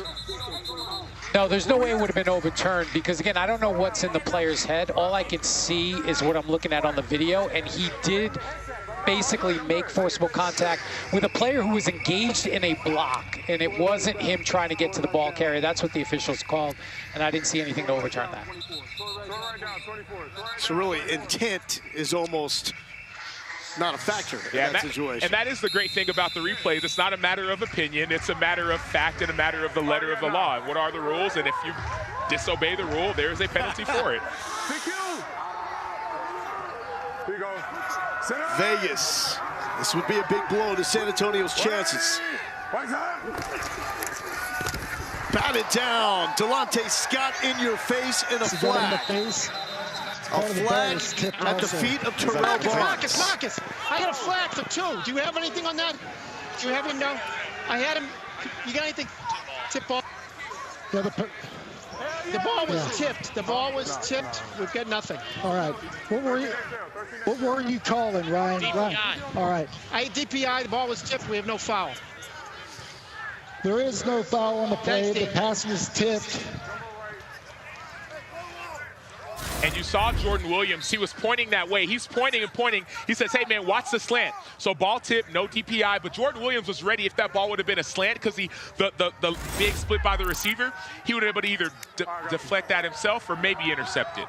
Brahma's looking for another big play by Delonte Scott, delivered last week against Arlington. Vegas going backwards. Another flag, however, as Drew Beasley do we have 56 celebrates the tackle for loss. No, 56 did not declare. Illegal formation. Yes, illegal formation. Number 56 was the end man on the line of the scrimmage. Correct. All right, good call. Jay, where did the ball end up, though? Where was the end of the play? What's the result? Incomplete. They're going to want to take him back. Or no. They might want to decline it. Coach, formation, you want to decline for the loss? Not from the previous and second down, or you can decline it as third down for a loss. Third down for a loss? That makes the most sense, Coach. Yeah, help us with the end of the decline it.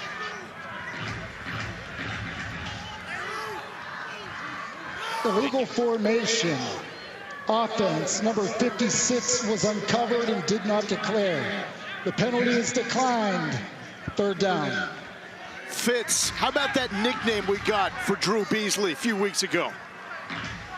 Yeah, that guy's like a box of knives, man. That's how he was described to me by Hines Ward and his college coach, Mark D'Antonio at Michigan State.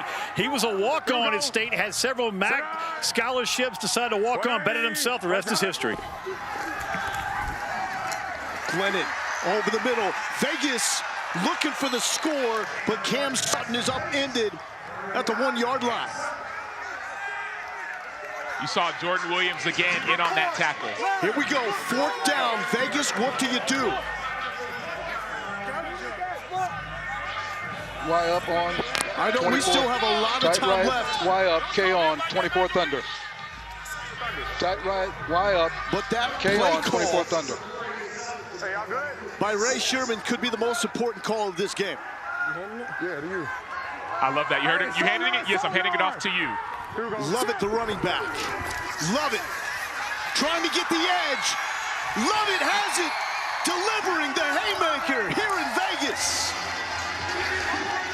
So relationship matters, right? They both played together at Baylor, number one. Number two, the last start that Jaylon McClendon had was in 2018. Lovett was on that team. Lovett scored a big touchdown in that game.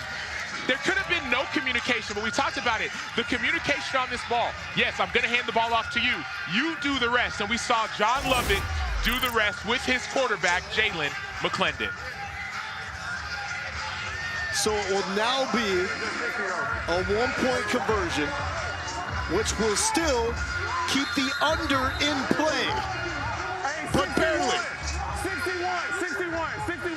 So a one-point conversion from the 2-yard line. Rod Smith, the running back. Jaylon McClendon will throw, complete for one to Sexton.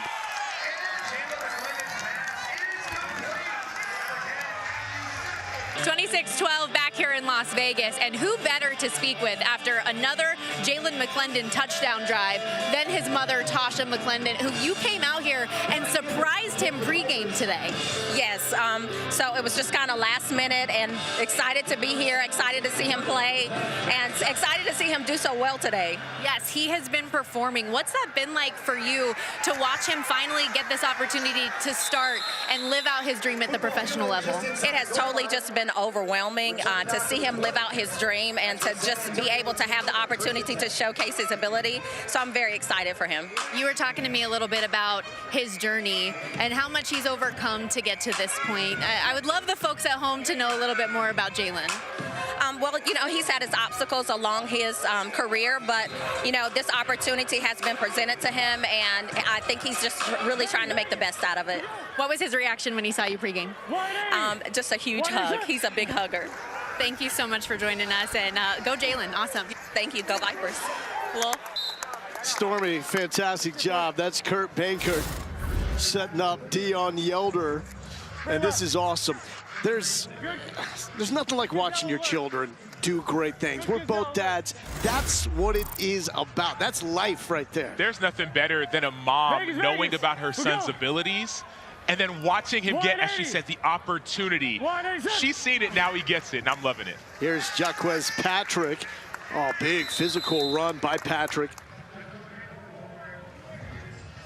And we asked about the why pregame. To represent his Lord and his fam. Two things that are very important to you, Sam. Absolutely. You think about it. Some things drive you more than football. He said, God, my family. TJ Vasher won't get out of that tackle, and that is behind the line for Keelan Kennedy out of Garden City Community College. By the way, as a dad, all I do is embarrass my children. It must be nice to have a kid that actually, you know, that makes you happy. Hey, what do you got this week, Fitz? Well, I got the under in this game. They're not going to be happy at all with that. Hey, but they keep us in line, right? They keep Amen. us in check, Fitz. It's that belief factor for me. Oh, nice throw to Akers from Bankert. And there's some belief in Bankert as well. He's looked good. That opening drive was brilliant. 4 for 4, led a touchdown drive. Left hash. Then the injury, and we saw him in the locker room trying to get the rim protector. We know he's in Spray pain. left snug, hack. Spray left snug, hack. Let's go 75 smash, F juke. 75 smash on Omaha. You go out wide, go out wide. Go now, Brom go is now. just 1 for 4 on third down. This has been a struggle for them after the opening 2 games in which San Antonio was electric on the money down. Empty for Bankert. That's Akers. Akers is still up across the 50 down to the 40-yard line. Having Akers back has been such a great addition to this team. We talked about it. Led his team in week 1, 7 receptions. Then he got injured. He's been out. Came back last week, and now he's getting back in the groove, leading his team again in receptions.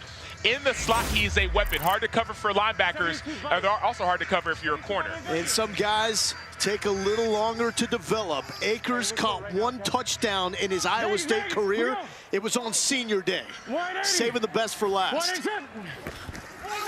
Pressure here from Roberts, looking for that sack. Bankert back foot, and he's got Hilliman out of the backfield.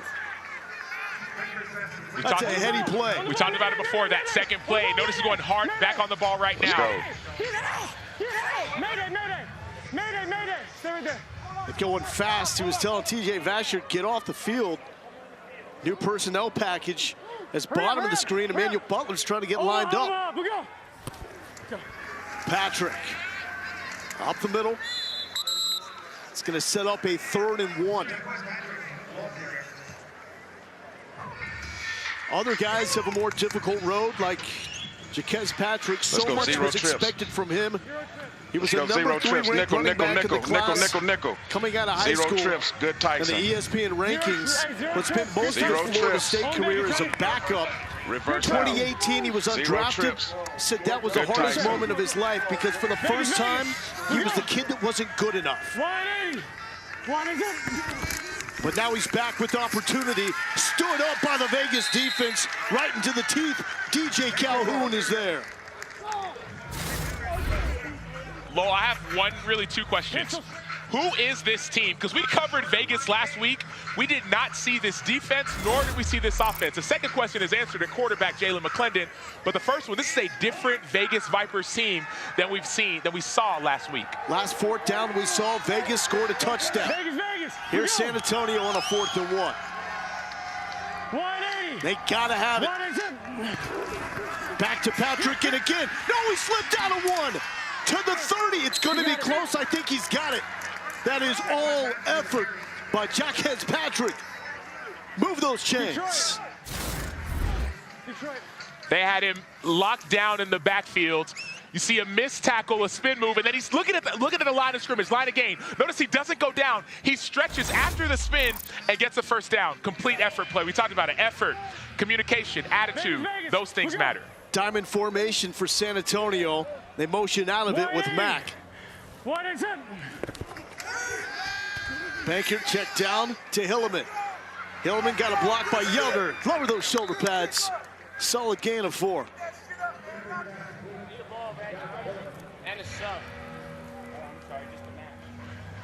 All right, let's go 3 wides. 7 up. 7 up. Good frog. X pop. 3 wides. 7 up. Good frog. Good frog. X pop. You know what I mean? Be alert for the safety running down. Good frog. Hey, Vegas. You heard him talking to TJ Vasher. Be ready for that pop pass, that quick slant coming in. Vegas. Alert the safety. If he's there, don't throw it. Jimmy Johnson, 3rd game as offensive coordinator. He's had a different starting quarterback in every game. Patrick, Vegas, bone up. 1-yard gain. 3rd and medium. Smart play by Brent Kirk, not passing the ball and just keeping with that run play. Why is that? What did you see? Well, there was a safety in that space. The safety was down. I think it was Maurice Smith down in that same place where the pop pass would have been. So Ben Kurt was looking at the safety as he's making his call, and he says, you know, I'm going to keep the run play. Hey, we're on Omaha. And I got to imagine you got to call this play thinking you have a 4th down coming up if you need it. Baker right up the middle. Will he have enough? No, brought down short. So we'll set up a 4th and 3. Keelan Kennedy, Vic Beasley on the stop. Huge pivotal play right here. 4th and 4 with San Antonio down by 14. Field goal doesn't do you much. That would keep it a 2-score game. They've already converted on 4th down once. They're 6 of 9 on 4th down this season. The fade to Brown. Brown in and out of his hands. And the Vipers defense stands tall. Deontay Anderson has a pick at the end zone and has a PBU in the shadow of the end zone. D-Train. Well, his dad played quarterback, so he understands what quarterbacks are looking at and what quarterbacks are trying to throw. And so he made a great break on the ball. He knew the weak point in the defense. Every defense has a weak point. He knew the weak point in his defense, so his break was perfect. He's trying to get that interception. And if you don't get the pick, at least affect the receiver to make sure he doesn't catch it as well. So 4:02 left in the third quarter. Does anything change with Viper's approach at all, or do you keep the gas down? You keep the gas down. Jalen McClendon has been playing such great football. Let him stay in his groove. You trust him. Keep on trusting him. Has to go down as one of the biggest surprise performances of the year, simply because we didn't know who he was coming into this game, as that's Sean Price right at the line of scrimmage. But he looked sharp from the very start of this game. He was, and he started off this game so far, not including this pass, 16 for 24, 225 yards, 2 touchdowns, 6 rushes with 25 extra yards. There's so many broken plays that Jalen McClendon fixes with his legs. Rod Woodson said that something had to change after their loss last week. The change came at quarterback. Luis Perez traded. Jalen McClendon gets the starting nod, as Tini Adewuse and Sean Williams force out Brian Burt. Said, we don't feel like we need to change the approach because receivers have been open. For more, here's Stormy. Well, you guys have talked so much about this being a surprise performance from Jalen McClendon. Well, it was a surprise to Rod Woodson to an extent, too. He said that he has been carving up the defense at practice day in and day out, but you never know what you're going to get come game time. You never know who the game is too big for, and clearly it has not been too big for him today. We'll have another you never know type situation after this play right here. 3rd and 3. McClendon, he's got Burt on the sideline, hammered, incomplete. And that is Jordan Williams. When it comes to you never know, what if Vegas gets the stop on 4th and 2 against Seattle and gets a win there and opens up the season with the dub in week number 2, I should say. That's something that could have completely changed the trajectory of this team. And their game against DC, they were up in that game as well. Then remember, the weather came here in Vegas, and all of a sudden things changed. This Vegas team has been close all season long. Sans last week, they have been close, and now they're putting it all together. Had a huge lead in the opener against Arlington as well and lost by 2. Terrell Bonds to the 30 sideline. This is danger territory. Makes the kicker miss. Ball is out, and it's pounced on. Michael Carrizosa recovers the fumble. There is a flag down. Black has the ball. Now let's deal with everything else we've got. Hold up, let's clear the dead ball action. Hey, that one's for Bailey Giffen. Remember Fred Brown saying, I just saw green and the kicker? He made the kicker miss. Carrizosa this time comes up with the play. Mike. That one might be for Amy. During the loose ball. Mike. Yeah, I'll find out who's on. I got you. We need timing. I got you. All right, so after the play, what do you have? Personal foul. Personal foul, necessary roughness. Come back with me, coach. 24 black. All right, 24 of the kicking team. Or the recovery team. A lot of deliberation here. Correct. All right. But yeah, we need to know when it happens. If you listen to this Vegas team talk before the season, there was I just don't know because I was watching. They were going after it, and he just hit him right in the face. They're playing like it right now. Coach, is there something I can help you with? I'm just wondering because you shouldn't be out here on the field while we're discussing it. You understand that, though. As soon as we figure out what we have, we can communicate at that point. Dead ball. Wow. I don't know if I'm chasing Joey Porter off the field. Dead ball foul in Vegas. Brett. Okay. Dead ball.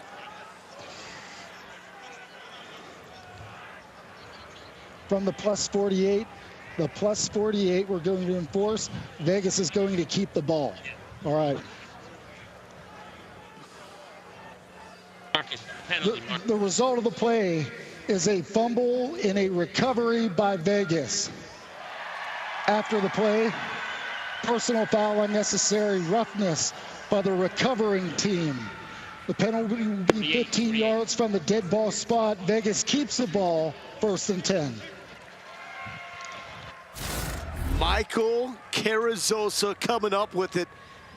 on the sideline. Did he get the strip too? He didn't get the strip, but he got the recovery. The great thing about Matt Carazona, their punter, he was a caseworker working at homeless shelters in California and Arizona, working 9 to 5 for the last few years while training. This dude. Oh no! Drew Beasley empties the entire box of knives on Jalen McClendon. Drew Beasley doesn't care about Matt Carazona right now. He cares about winning on an inside rush on Eatman. You saw that beautiful rush. You saw the lineman was overset, and then he comes underneath and gets a big hit. Next time you want to try and get that ball for your team, but that negative play helps your defense. We've all heard of Aiden Hutchinson. Jim Herman, the DC for San Antonio, coached Aiden's dad, Chris, at Michigan, and says he reminds him of Aiden's pops. And the San Antonio defense now coming to life. That's the Baylor Bear Jordan Williams flexing. I will say this, their defense has been their calling card all season. Give me Rush Houston. Rush Houston. And these last few drives, last few plays, they're showing why they've been so dominant. They know that if they don't get a stop, they're essentially out of this game. And so now they're turning it on. Something switches in your head. Herman, the former Broyles Award winner in '97 with Michigan, and Charles Woodson. Trouble for McClendon, and brought down. Another one for Beasley. Delonte Scott was in there as well. This changes everything as we inch closer to the fourth quarter. Well, it's a broken play, but it doesn't matter. Drew Beasley is an effort player. He goes hard all the time. And sometimes when you just go hard, the ball finds you. Notice he wins. Could have got pushed down. He doesn't get pushed down. He keeps his effort up, and he gets that sack. Now you got a 4th and forever, 4th and almost 30 yards. Their final game at home inside Cashman Field this season. San Antonio, meanwhile, will play the final 3 inside the Alamo Dome, which is also the site of the XFL championship game. Carrizosa will punt on a 4th and 27. San Antonio nearly got it. Now this is Terrell Bonds deep. He fumbled this last time and is hit instantly by Matthew Sexton. Week 7 in the XFL continues tonight with the Defenders and Guardians on ESPN and ESPN Deportes at 6 Eastern. And tomorrow afternoon, it's the Battlehawks and Roughnecks on ESPN at 2 Eastern, 1 Central.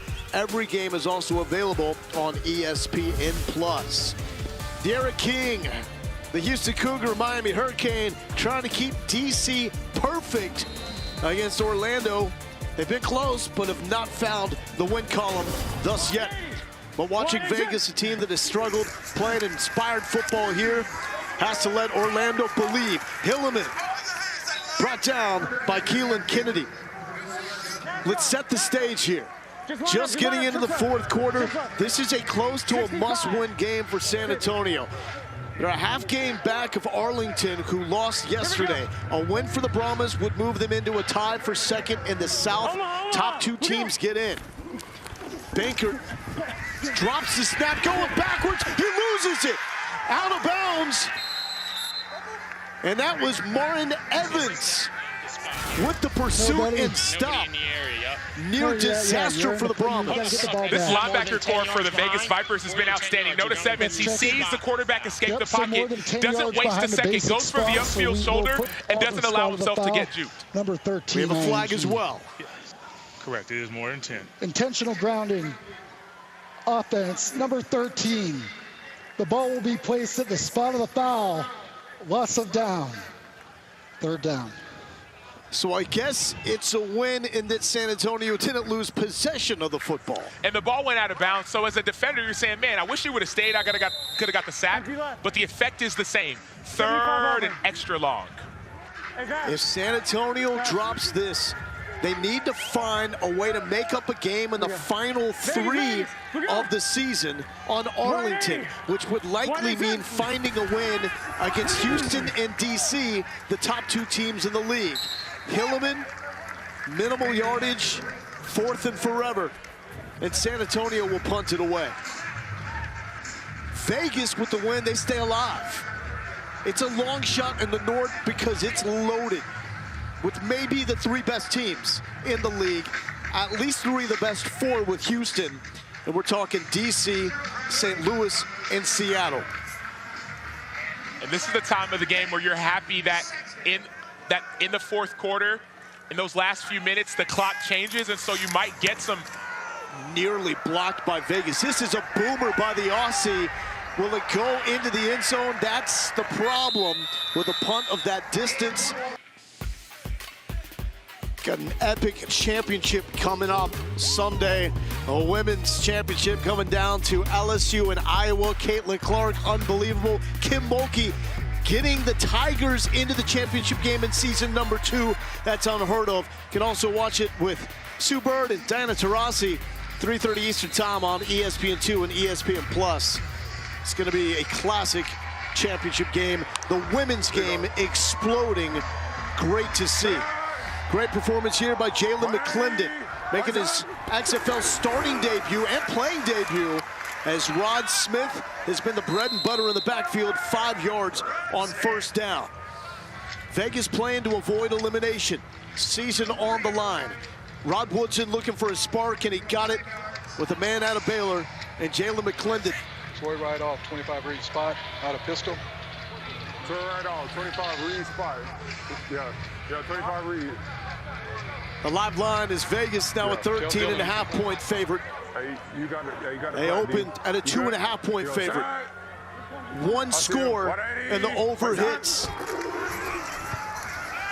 McClendon, feathery touch to Brandon Dillon for the first down. Did you see that? Like, notice he could have thrown it on a line, but instead, in the middle of his throwing motion, he changes the angle of that pass to keep it from getting deflected. That's maturity on display.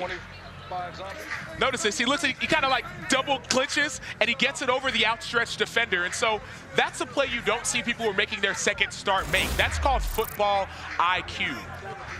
But a guy that's been paying attention, learning the system.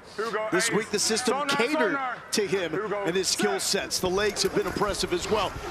Smith, right into the belly, the spin, the first down. Superman moving the chains again. You talk about timing on that. Notice he almost missed the handoff again like he did on the first play. Took a few extra steps to get the ball in the belly of his running back. As he gets more reps, the timing will happen, but he's still fixing plays that could be broken. So that was the timing being off with the mesh point. That wasn't anything fancy. Yeah, people think it's easy. You think, okay, just turn the hand off. No, running backs have certain tracks that they have to stay on in order to help the offensive line and help their play. And so that's what we're seeing. We're seeing it happen in real life. Now to Lovett. Lovett slips one tackle. Lovett to the corner. They used that sideline for a touchdown reception last week. He is so electric out of the backfield in the receiving game at 21 yards per catch. Really looked good on the ground. He hit the backbreaker, that 4th down touchdown. Pistol. He did. We're hearing offensive coordinator Ray Sherman. He's calling the plays, but he's also saying take your time.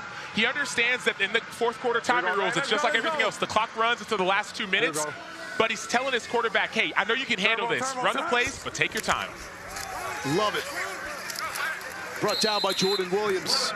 Now, they're doing this against the San Antonio defense, #1 in scoring, #1 in tackles for loss as well. You can make the case this Brahmas defense is the best in the league. You definitely can. And if San Antonio wants to stay in the game, this is the series.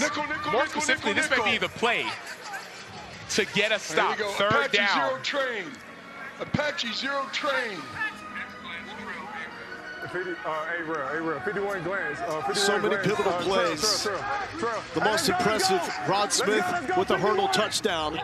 You heard that zero train, all-out blitz. And there it is, Smith. Will he do it again? Carter to beat. Carter takes a lick, but is able to stand tall. Smith wins this battle. 23 yards for the former Dallas Cowboy. So that was an all-out blitz. Mike Scott is on the edge. He has to peel with the running back. You heard that Apache zero train. Zero means zero coverage. We're all coming. Mike Scott, number 44. That means somebody has to have the running back on the peel. If he releases, you take him. You saw Mike Scott hesitate, didn't take the back, and that's what caused the big gain. The Smith hurdle, so important. Deontay Anderson, the interception in the end zone, equally as important. And the haymaker, the 4th down touchdown by Lovett. As that is Jordan Williams, who's been extremely active with the stop. Fitz, Turn out the lights. Not the party's about to be over. Not yet. Not yet, Fitz. Like Dandy Don Meredith on Monday Night Football, man. Hey, right there. Quarterback play from Vegas, stunned.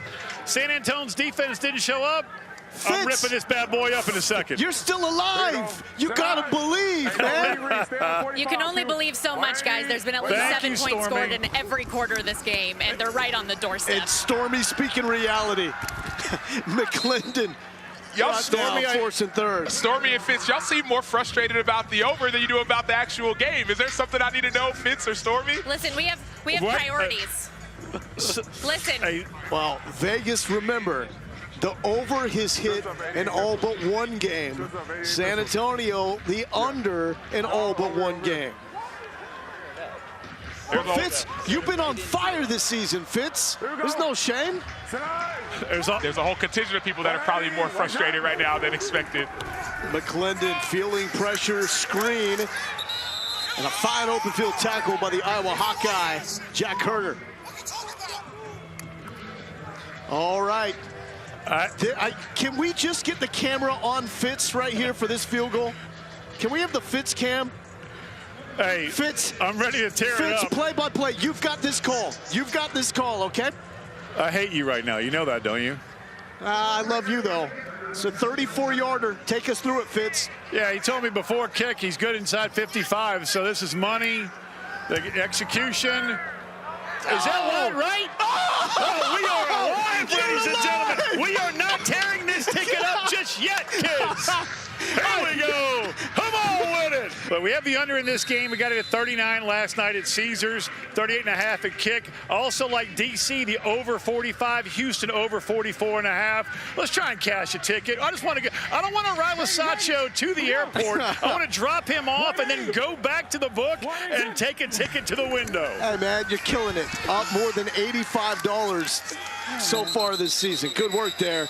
As Patrick with the carry on first down. Time now is the enemy of San Antonio. Off the ground. Yeah, and points is the enemy of Fitz. Fitz told me earlier, said, man, if they get this under, I'm going straight back to the hotel. I'm going and cashing my ticket. If not, I'm heading straight to the airport. I'm tearing it up and going with Sam to the airport. Meanwhile, such an important 7-minute stretch. Backside pressure and dropped. The sack by Maurice Smith.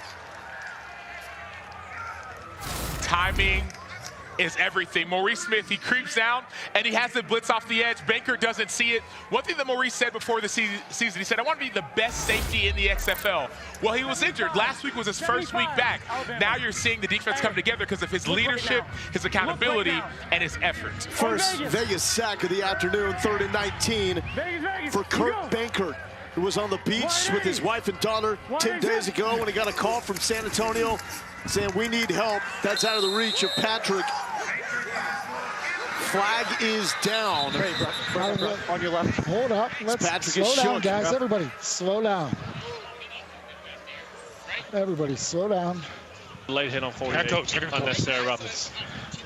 Here, hold up, guys. Let's step right back here into the open. Right here, this way. Right over here. Can somebody do some crowd control? Yeah, 48. 48. Unnecessary roughness. Gotcha. Personal foul, unnecessary roughness. Defense, number 48. 15-yard penalty, automatic first down. Sam, that drive was dead in the water. New life for the Brahmas. Yeah, and I'd love to get Dean's perspective on this call. I see, yeah, there are a couple extra steps, and yeah, that is an unnecessary roughness. Dean, what did you see on that play? No question, forcible contact to the head neck area of a defenseless player. That's a foul, good call in that situation. Banker to throw to Brown. Brown trying to break the 50 into Vipers territory. 21 yards. It's been a breakout game for the Mississippi State Bulldog. 14 games in 2 seasons in the NFL. He's got a kick return for a score. And a key catch to give the Brahmas life. Banker with the bullet looking for TJ Vasher, incomplete. Come on, man. Got to give some credit to Keelan Kennedy. This dude has struggled earlier in the season, but he's really finding his mojo. Was one of the top junior college transfers coming out. Bad champ fish. Nickel, trips right, bad champ fish. Bad champ. And he's accepted the challenge this week. That's why you're seeing this defense play at such a higher level. And of course, you'd want to give credit to Baker, what he's gone through. Chest x-rays after getting slammed to the turf by Max Roberts early in the game after the first drive. Sometimes you wonder after hits like that, what will a quarterback feel? How will they respond? It's on the right hash. Now we're seeing it. Middle. Let's go fack. Let's go fack. Bash right snug. Fack. Bash right snug. 74 Dino switch float. 74. 74. Hurry up. We got 15 that's seconds. A pass. You see that fack F across. So that's Landon Akers going to come across. 74 3rd 10. Dino switch float. You know you got to get past 10 yards. Akers 82 in yellow. Baker's not looking for him. Didn't see Tomopenu.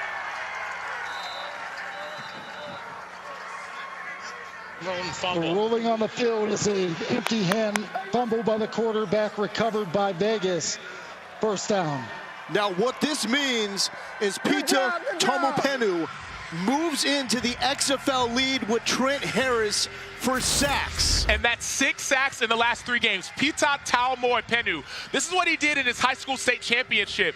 He had the game-winning sack for his team. The night before that game, he lost his granddad, who he's named after, who he grew up with back in Tonga.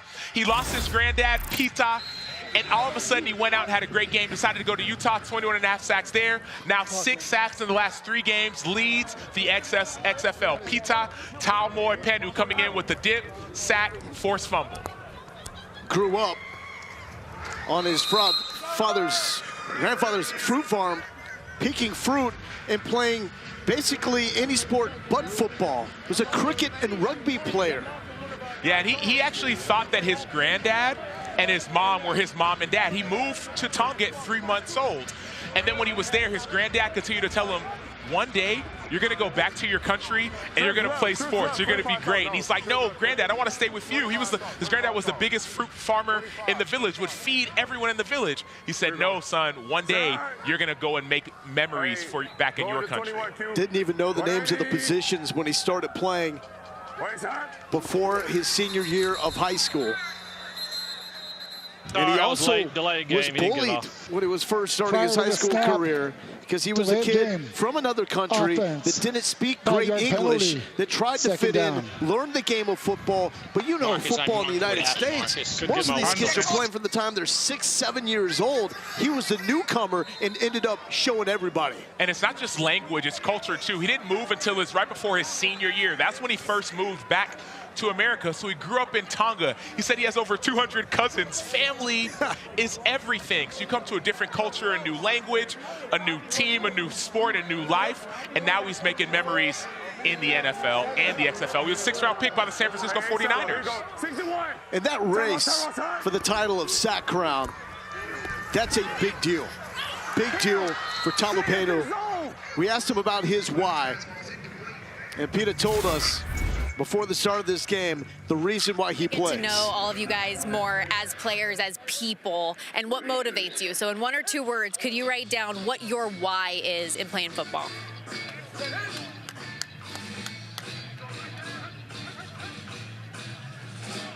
You didn't even have to think about it. If you could show that to the camera. Why family? Man, family's very, very important, man. Damn, like growing up in Tonga, family all we got, you know. It's very important that we work to support each other, take care of each other, and show love to each other because we never know how long we live in this world. And yeah, just being grateful and yeah, thank you. Thank you. Yeah, thank you. You can't help but feel that emotion even up here. I'm amazed by the success that Pita has had over these last few weeks. Early in the season, we didn't see the production, but we saw the effort, you saw the energy. And oftentimes with pass rushers, production comes and sacks come in bunches. We saw 3 2 weeks ago, 2 last week, 1 so far this week.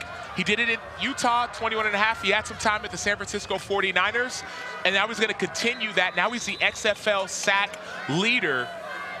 but it's the effort, energy he consistently puts forth. He once said that, man, you can do anything in this life as long as you sacrifice. That successful people sacrifice something in this life. And Sam, I want to get your opinion on this. I talked to Rod Woodson yesterday and asked him who he thinks is the most NFL-ready guy right now, and he immediately said Pita. He said he's a speed rusher, but he needs a counter move. He said he needs a spin or something. He's got a real opportunity, and when he gets to the next level again, if he gets a pass rush specialist who can really dial in with him, a team will be made very, very happy. But what do you think about that? He needs a move. Well, he's right. The best pass rushers, they have a move and they have a counter, and so you look at Von Miller, it's that same dip that we saw. But his counter, he can come inside, or his speed. Pita, his sack last week, it was one of that same kind of, we call it a ghost move. It's a speed rush. You pretend you're going to stab him and you come underneath. You come over the top. But offensive linemen will get used to that, so they'll start setting for you for that speed.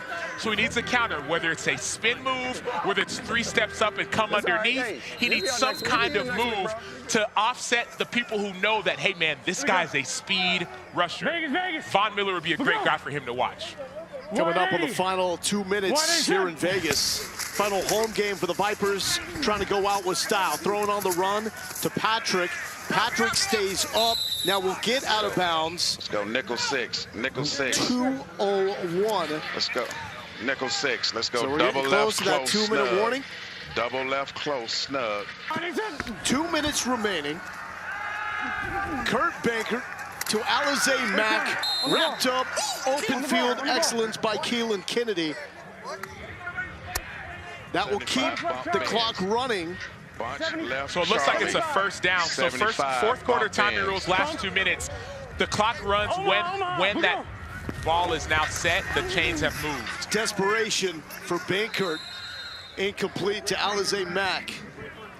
Folks, if you want the real storyline, let's go nickel, nickel. It is the total. Let's go double left, close, snug. 38.5 double left, is the close, total. Snug. Let's go 57. We have not had a score since the 10:54 mark in the third quarter. The under, if it holds, will hit. 180. 180.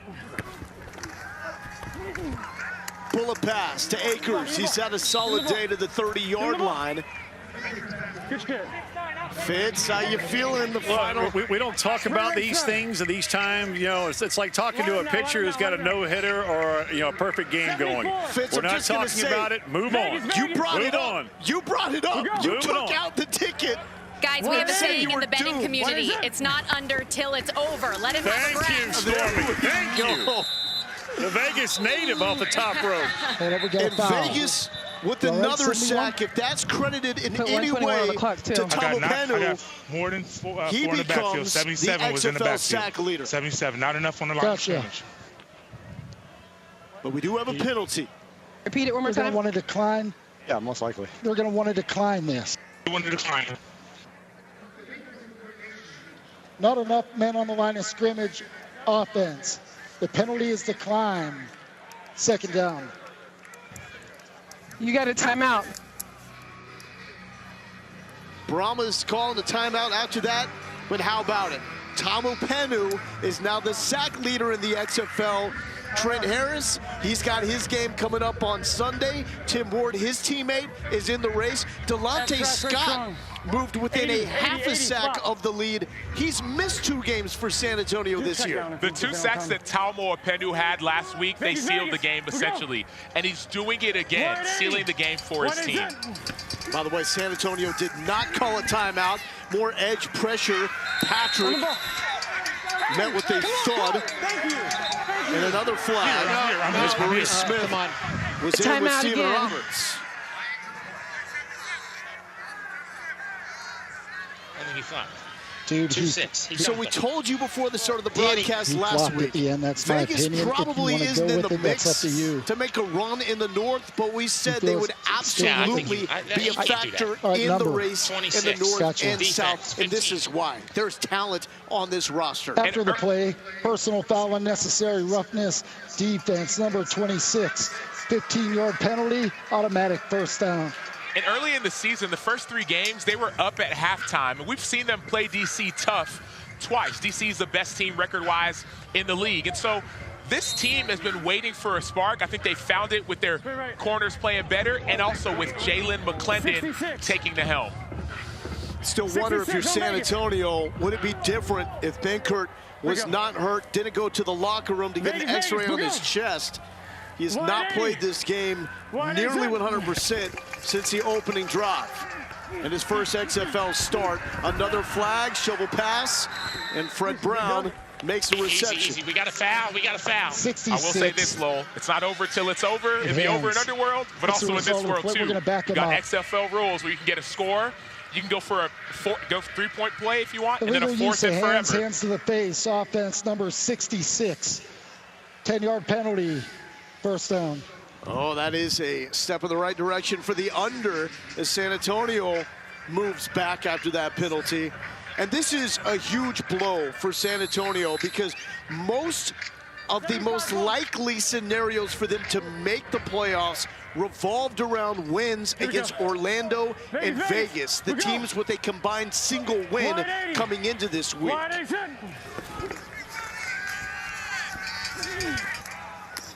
Patrick, sideline, will stay inbounds, now out of bounds. Is Orlando still trying to get that breakthrough win? Hilleman drops it. So final 3 games as Benkert is getting up slow. All 3 will be inside the Alamo Dome for the Brahmas. Houston, Orlando, DC. A loss here drops them a full game behind Arlington.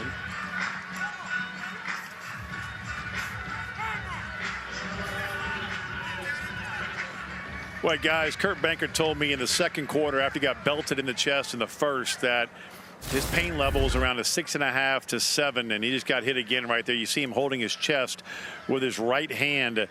I mean, he declined a chest protector in the locker room because it felt uncomfortable, a little bit compressed, but that dude's tough as nails right now. That last hit, he's done for the day. Here comes Juwan Pass. Absolutely. And keep in mind what this Brahmas team is going through, especially offensively. They've got now 2 offensive touchdowns over the last 4 weeks before playing Arlington last week on back-to-back plays in practice. The center fell over on Jack Cohn, their regular starting quarterback. He hurt his ankle. He's out. Very next play, Kalen Balaj takes a pass, ruptures his Achilles. He's done for the season. They bring in Benkert the very next day. Benkert plays in the game last week.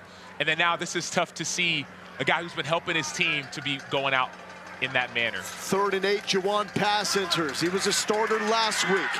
It's been 4 different starters the last 4 weeks, and that's overthrown for Patrick. A score here in the final 45. It's going to end up on Scott Van Pelt. It would be a bad beat. Coming up next, DC and Orlando. Sunday, St. Louis and Houston. Roughnecks have some figuring out to do after dropping 2 in a row. They started off 4-0. They've lost their last 2 games. And it'll be interesting. St. Louis has been hot. So one thing that St. Louis said, Anthony Beck said, we'll see how good Houston is when they play DC. Well, they played DC. Now let's see how good St. Louis is when they play Houston. 4th and 8 for the Brahmas. Under fans, on your feet. Got him delaying again. But hold that thought. Offense, 5-yard penalty, 4th down. That's 4 with Pass at quarterback over the last 2 games. 4th and 13. This is the time where you bring out your best pass rush move. If you're a pass rusher, Talmoa Penu, be a good time for an up and under. Beasley at the top of the screen. Patrick, still up, still alive, breaking through tackles to the 40-yard line with 36 seconds left. 20 yards for Patrick. Fitz, give us a temperature. I don't want to talk to any of you at all until the next 30 seconds are done. Then I'll be more than happy to communicate.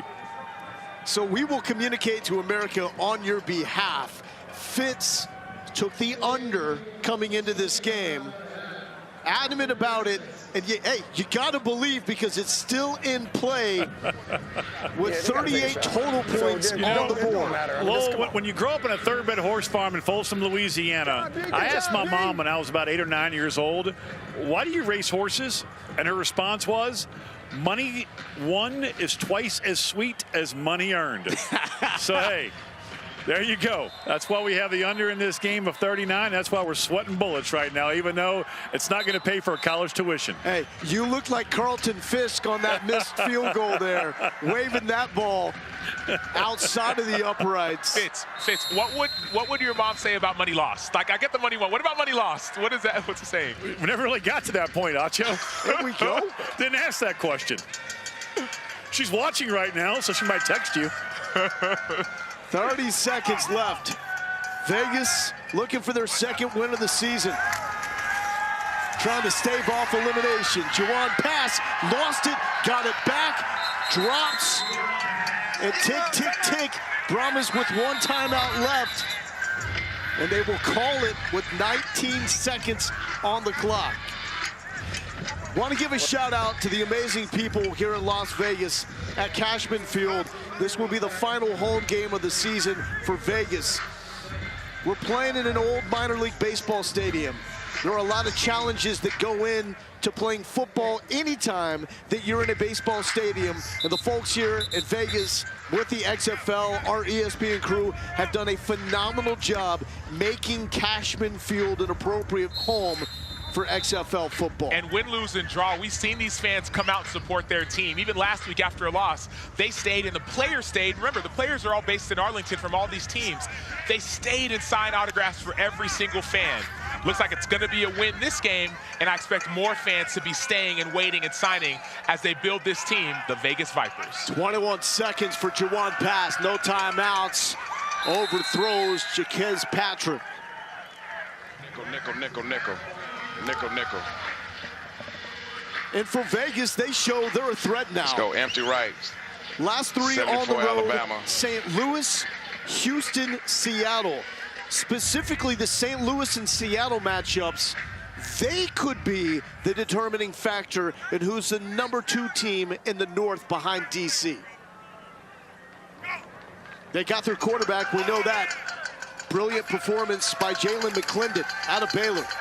Juwan pass, tipped, and it falls incomplete. Here we go. The total 38.5. Vegas, they've got everything riding on this in terms of if you showed up to this fine city, put money on the under. Vipers 2.5-point favorites. They got that one. Surprise favorites entering this game as well with all the struggles. Pass. And that will do it. Somehow, no points in the final 23 minutes and 54 seconds, allowing the under to hit. Do you believe in miracles, Fitz? To everybody who has given me a lot of grief, all the text messages and tweets, every now and then, it's better to be lucky than good. And take that. Drop the mic on that one. Fitz adding another win. He's 2-0 so far this week in his Week 7 picks. And a huge win for Rod Woodson and the Vegas Vipers. They continued to believe when the results on the field told them otherwise. It's a defense that allowed at least 29 points in 4 straight games. They hold San Antonio to 12. All right, real quick. I embrace my rival, but only to strangle him. As we start every meeting with a quote, now understand this. Live on the edge, play on the edge, never hurt the team. Live on the edge, play on the edge, never hurt the team. But this does fit us. When you watch yourself play on film right now, is it the fastest you've ever played? Ja'Cour Pearson upended. Hey now. Is it the fastest and the most violent you've ever played? DC's defense just getting after it. Party time. Let's go, You baby. will never get a criticism from me about playing fast and playing whoop ass. Into double coverage, and it's picked off. It's picked off, and it's a pick six with the flip. When I fight someone, I want to break his will. I want to take his manhood. DC coming away with the football. I want to rip out his heart and show it to him. And he's going to be dropped. This is who we are. Picked off at the goal line. All right, here we go. Make sure they hear us. Ready, break. Hey, let's make this look good. You come step into the DC defenders, we gonna hit you in the mouth, no doubt. Hit you in the mouth for 60 minutes straight, and we gonna see who gonna break first. When we're rolling and we're doing the things that we do very well, no one's with us. When that ball is put down, it's come get some. Check whoop ass, me versus you, come get some. I had this saying from my high school coach, kill a mosquito with a sledgehammer. Let's go, boy. That's the magnitude of dominance that we want to go by. That's how much we coming, you know? When we say come get some, my whole soul, all of France Bernard, all my ancestors, everything in me is coming after you. Get off! These young men, they are not tired of proving themselves.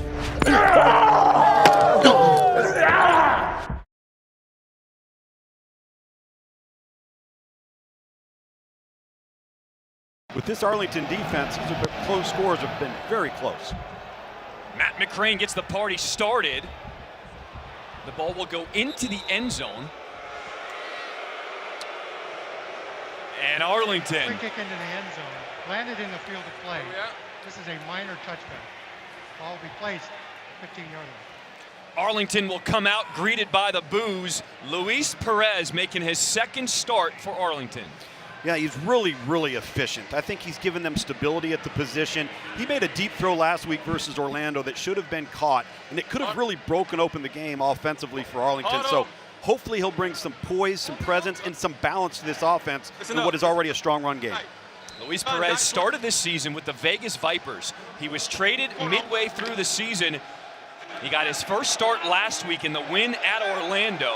Perez making his second consecutive start, hoping to clinch a spot in the playoffs with a win today against DC.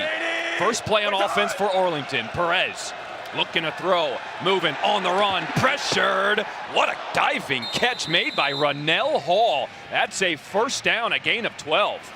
What a really nice throw here by Luis Perez, because initially when he looked to Hall, he wasn't open, he was covered, just held on for the last second to dop that ball off. Really well thrown. Dice right. Colt 4 split, F bluff, on one, ready? You hear that Colt 4 split, that's going to be the split zone. So they're going to try and run this football to the right side of your line of scrimmage, to the top side of your screen. 180! Where's the Davion Smith gets the carry, breaking tackles at his feet. Gets a 9 on first down. Let's go.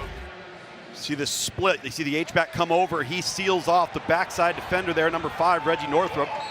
And Davion Smith, folks, if you haven't watched him, he is a freight train. 3, the dart, on one, ready? Tom, we're not used to seeing DC miss tackles on defense. No, we're certainly not used to seeing them have gaping holes either for the opposing team to run through. Sit up! 180! Where's the hut? 2nd and 1, they go back to the ground. Smith charging through, has the first down, but we do have a penalty flag. Let's hear from referee Francisco Villar. Offside defense, number 26, lined up in the neutral zone. They're going to accept it. 26 in the neutral zone. Yep. Offside defense.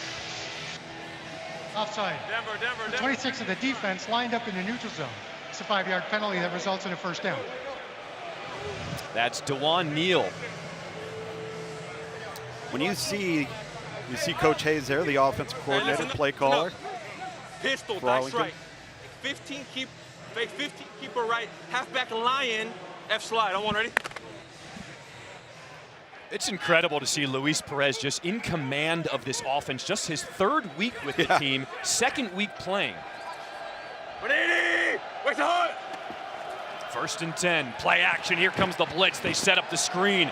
Letty Brown, he's got some blockers in front, pushing his big blockers out the way. Letty Brown into DC territory. 11 personnel, 11.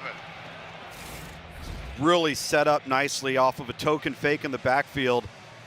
Backside screen, here F Lion to the left, that's their screen to the left.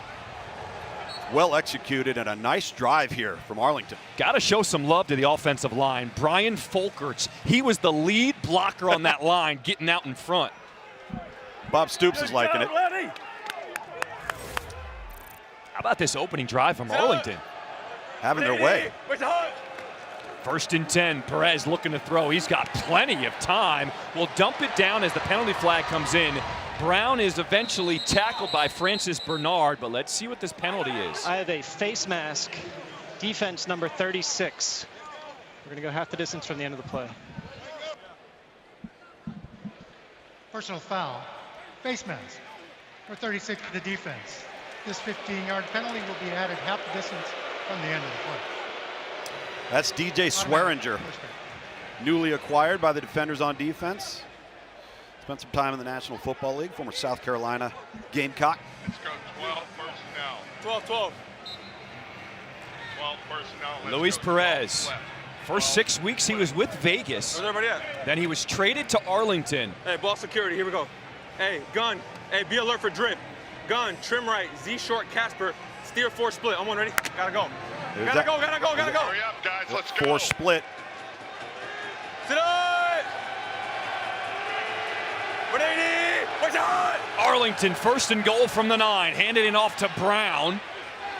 He will push the pile at the 5, and we have a flag come in from the end zone. I have another face mask, but I don't have a number. It's on the defense. Tack it on to the end of the run. Personal foul, face mask on the defense. This penalty will be enforced half the distance to the goal. Also an automatic first down.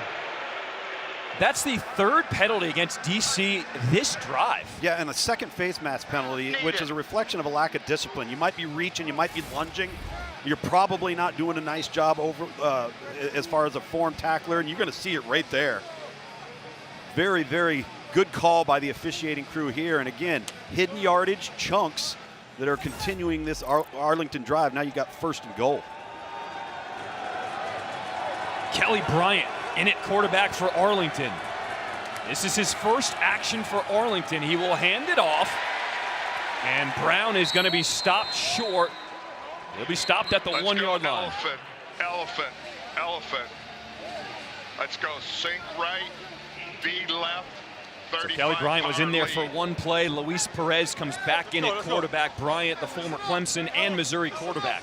Yeah, it's interesting. I think you're trying to give the illusion that the quarterback may run the football. Power lead. I'm on ready. Gotta go. 77 and number 68. Hey, we gotta go. We got. This is going to be power run right here. This is what Arlington prides himself in. Davion Smith is the running back. On 2nd and goal, they give it to Smith. Pushing forward, he did not get in.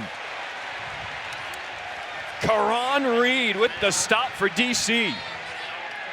Hear that elephant personnel. That's Arlington's big personnel for short yardage and goal line situations.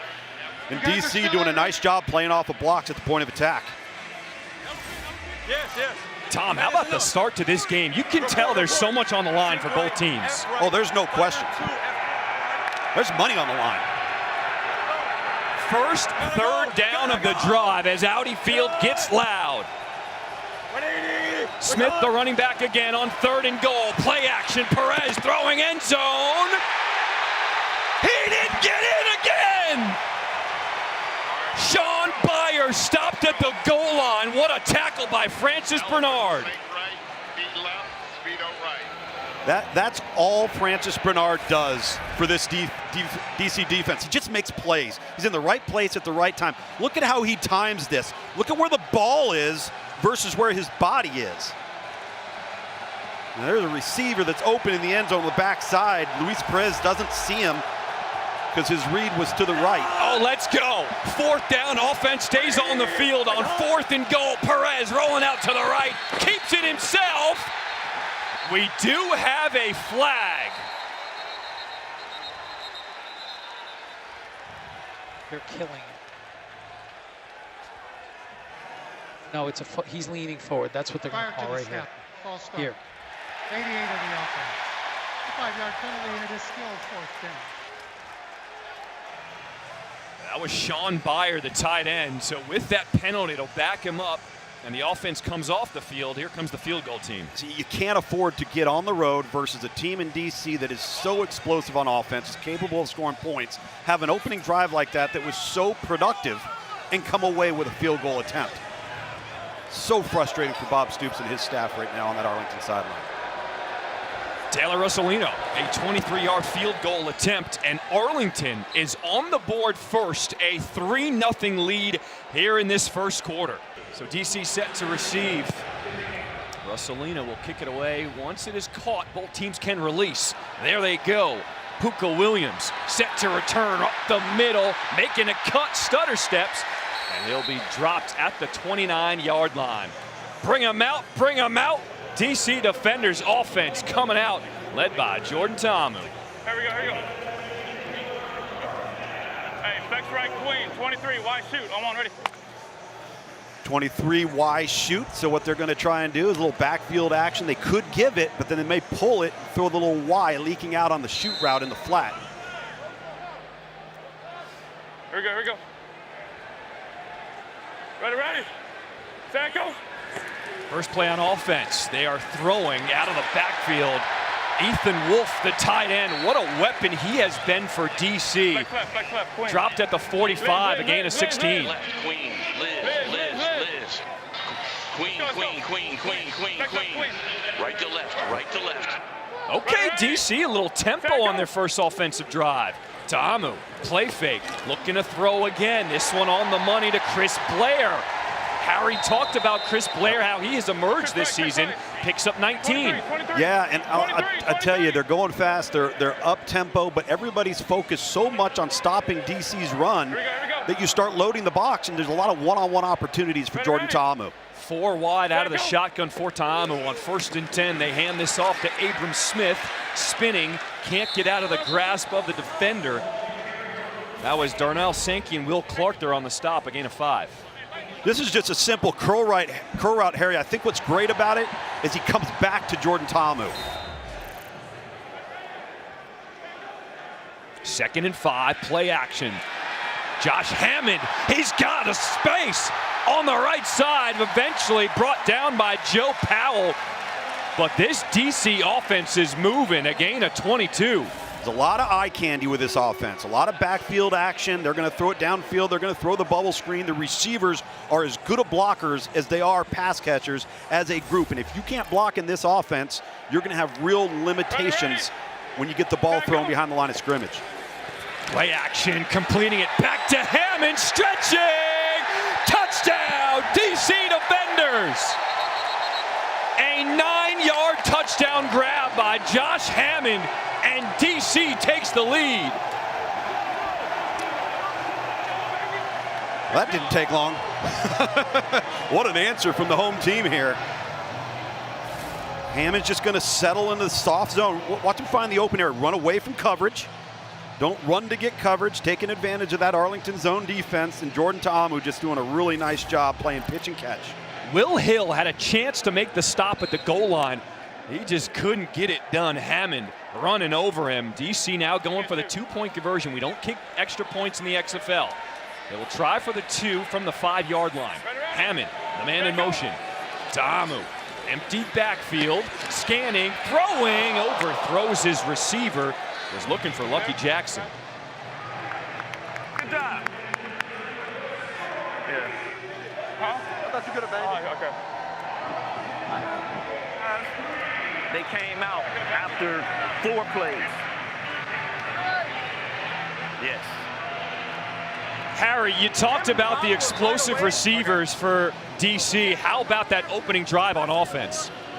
Yeah, guys running precise routes. The receivers are being where the quarterback wants them to be, the right depth, reading the defense, the coverage the correct way. Jordan Ta'amu putting the ball on them, delivering it on time. Touchdown, DC. Yeah, Harry, I tell you, I think that again, with no preseason games, and these offenses are starting to evolve, and they're getting better, and they're getting more confident, but from a passing game perspective, how critical is it in your mind just to have that knowledge of being in the right place at the right time, knowing when the ball is going to come out of the quarterback's hand, knowing where your landmark's going to be? That's difficult to do in the first few weeks of the season, isn't it? Oh, of course it is, but that's why you practice. And as the season goes on, like we've seen from DC, these wide receivers and tight ends, these guys are starting to make more plays for their quarterbacks. Matt McCrane on for DC to kick this one away. Ronell Hall is the deep man. That last drive, 5 plays, 71 yards, 1 minute, 45 seconds. Hall, once he catches, both teams can go. Let's see what he can do on this return. Has a crease on that right side. It closes, but still a good return by Hall as he crosses the 35. Let's send it back down to Harry. Old number 80. I'm here with quarterback Jordan Ta'amu, 4 for 4, 66 yards and a touchdown. What are you seeing out there? You know, exactly what they gave us during film. I'm just being consistent, being, you know, the leader that we need to be out there and just making smart decisions and taking care of the ball. And if we do that all game, we're going to score. What about your wide receivers? Those guys have really been making plays the last few weeks. Yeah, like I said last week, you know, they're great receivers, great. They're smart. We talk all week about getting open, and they do a great job of doing that. Thanks, Jordan. Yes, sir. Thank you. All right, good stuff, Harry. Now, a holding penalty on that kickoff return will back up Arlington. Well, really sloppy for both teams to start off here in the first half of the first quarter. And now, if you're Arlington, you're backed up against Beer Snake Isle, and that is where it gets loud in this stadium. Somebody say Beer Snake? Yeah, it's in the introductory stages right now.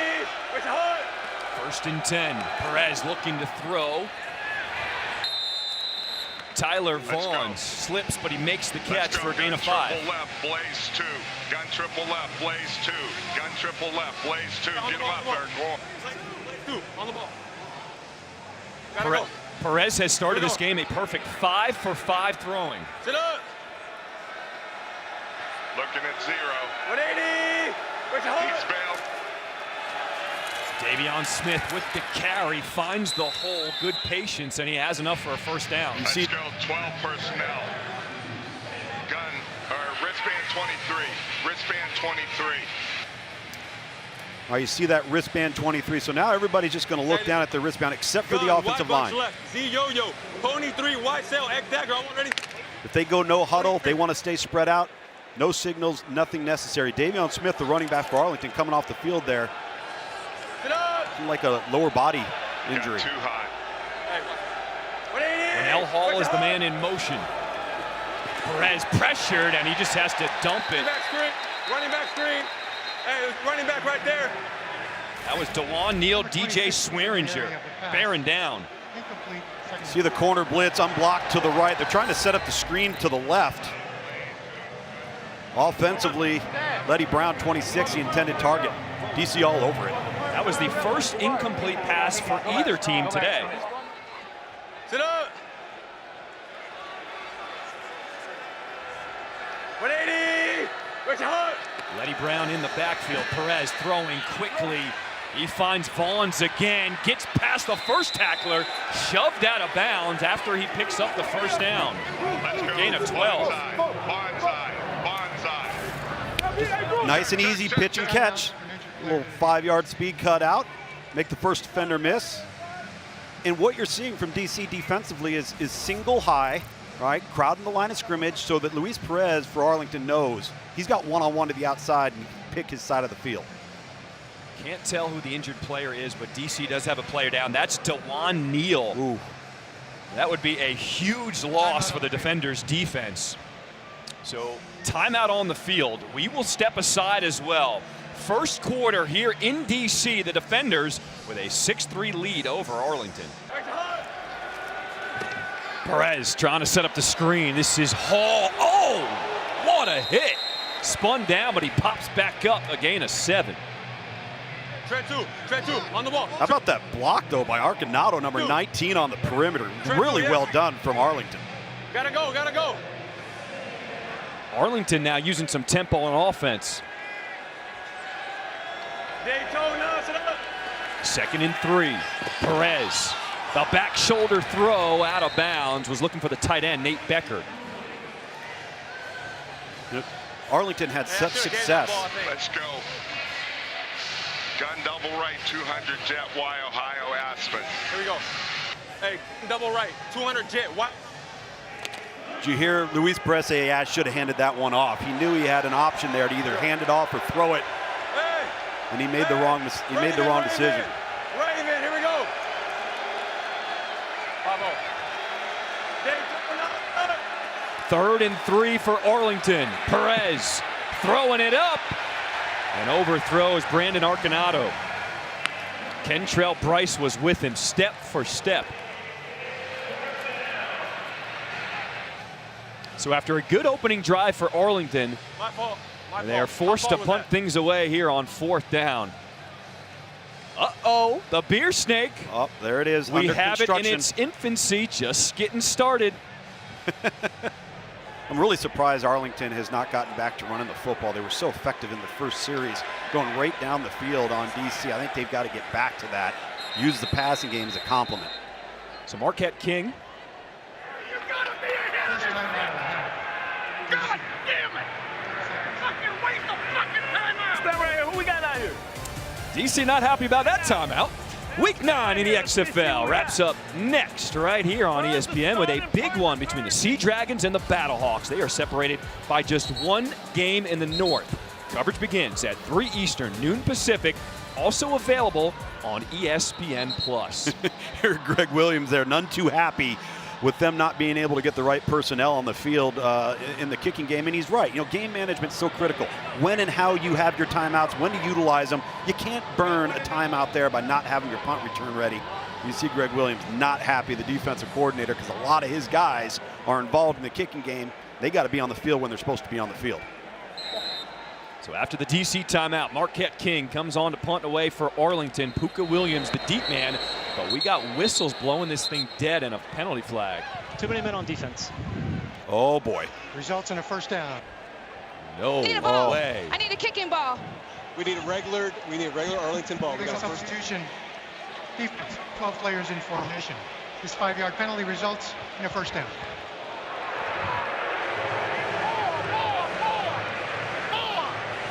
How is that possible? Coming out of a timeout, Tom, explain that one for me. It's inexcusable. I don't think you can explain it. It's an error.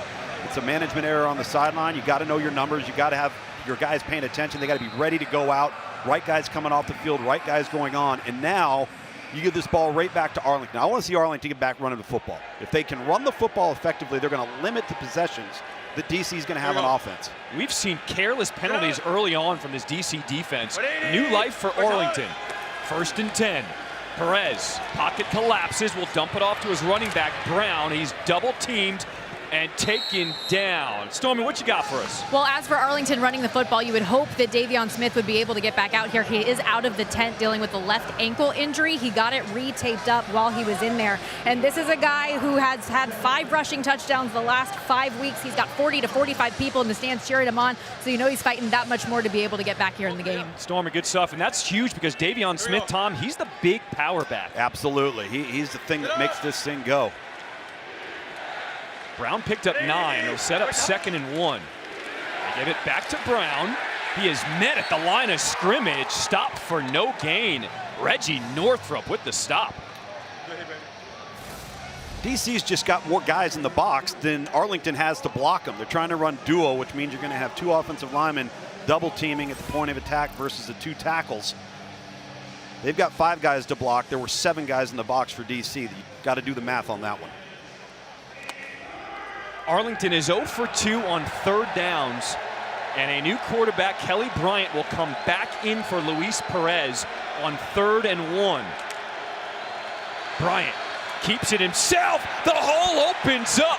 Bryant off the right side. It's a race for the corner and gets out of bounds. Kelly Bryant hit him with the okey doke. A gain of 24. Arlington giving DC a taste of their own medicine because this is what DC has done offensively to everybody in the league.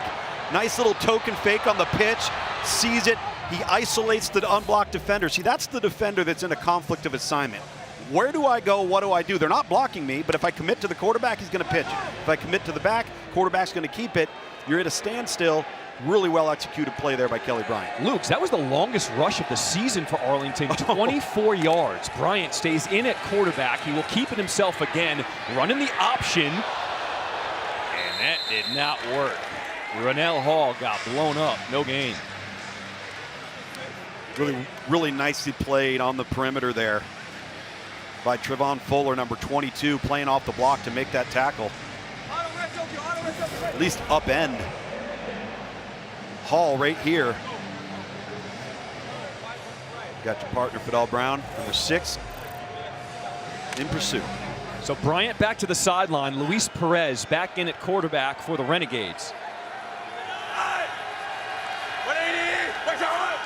2nd and 10. Perez keeps it, will throw it. That was Javonte Payton coming across the formation, but he doesn't get anything. Michael Joseph there, where he's known for his interceptions, but he says, come on, I could tackle too. Well, remember when I was talking about the DC offense and how critical it is to block on the perimeter at wide receiver? Arlington's not getting any type of production in that regard. They have not been able to sustain blocks on the outside. 2 jet, Z, hammer, F pivot, X out, on ready. Renegades bringing the hammer, whatever that means. 13th play of drive. Here comes the blitz. Perez, he is sacked. Francis Bernard, Kentrell Bryce both got in there on the sack, a loss of 7. DC does a nice job covering down here in their coverage responsibilities, and they just overload through each side of the A gap. It's the gap on either side of the center between the guard, and they don't have enough numbers to block what DC's bringing, and sometimes they just call the right number. So Taylor Russolino has already kicked 1 field goal today. This one a lot further. This one from 44. Snap is clean. Kick is up. He hooked it. No good. Wide left. Get out the field. Why they get out the field? Arlington, we've said it all season, they've been struggling to put up points. How does that affect bettors? Well, we will take you inside the Stormy Sportsbook, where she's going to make you some more money this season. That's coming up after the break. Can't miss that one. Good drive, fellas. Keep it up. Let's go. So a big field goal miss from Arlington. We show you what's at stake. Arlington needs the win today to clinch a spot in the playoffs. If DC wins today, they clinch home field advantage in the playoffs. Ready. 27 seconds to play here in this first quarter. DC with the ball back. Incomplete pass. Well, with what's at stake today, I can tell you one thing. I know who St. Louis is rooting for. Go Arlington. 16 kick, 59. Yeah, right here. Willie Taylor was the guy on that defensive front who got his hand up to bat that one down. 11 seconds to play, running clock here in this first quarter. Ready. Set, go. Tamu throwing, batted down again. Willie Taylor, back-to-back, says, give me that. Former Eastern Kentucky Colonel there at linebacker. He's actually draft eligible for this upcoming NFL draft. Came right out of college. Stormy, on behalf of all sports bettors and XFL fans, thank you for making people money this year. I do what I can for the people. Thank you, John. 3rd and 10, incomplete. Chris Blair couldn't hold on to it. Devontae Bosby was in there with the good coverage. Bosby coming off of a great week of football in their win last week at Orlando. Johnny on the spot right there in defense versus the passing game for DC. And right now, both of these teams are just out of sync. They had remarkable opening drives to start the first quarter and really kind of fallen off. Got to get back on track here. Here's the outstanding punter for DC, Daniel Whelan. Joe Powell is the deep man. Powell will field at the 19. Trying to adjust. Nothing doing. Defenders swarming on special teams. The 9-part docuseries, Player 54, takes an all-access look at XFL players and coaches. Episode 6 is available now on ESPN+. It'll take a look at the Guardians' dramatic first win of the season. That was back in Week 7 against the then undefeated Defenders. We'll also look at how DC came off of that loss, prepped for a big Week 8 matchup with playoff implications against Seattle. All 6 episodes available on ESPN+. How incredible was that game, Week 7? We were there in Orlando when DC was handed their first loss. You got to tune in to Player 54. That was an epic, epic game. And then how they responded, going all the way across the country to Seattle to get a big win coming off of that first loss. Arlington, best starting field position today at the 21. Running it is Letty Brown. He'll be stopped at the 25, picked up 4. Joe Wallace there on the tackle for DC. Another DC defender down as well.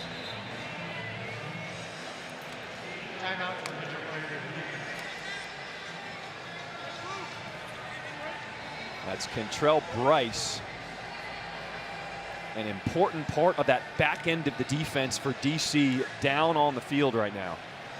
Kentrell Bryce, Santos Ramirez, Nthula Kelly, Trevon Fuller, Michael Joseph. This has been, as a unit, arguably the best secondary group in the league. Gets back up, walks off on his own power. 12 personnel, get him in a huddle. Okay, automatic front, okay, 2 lurk.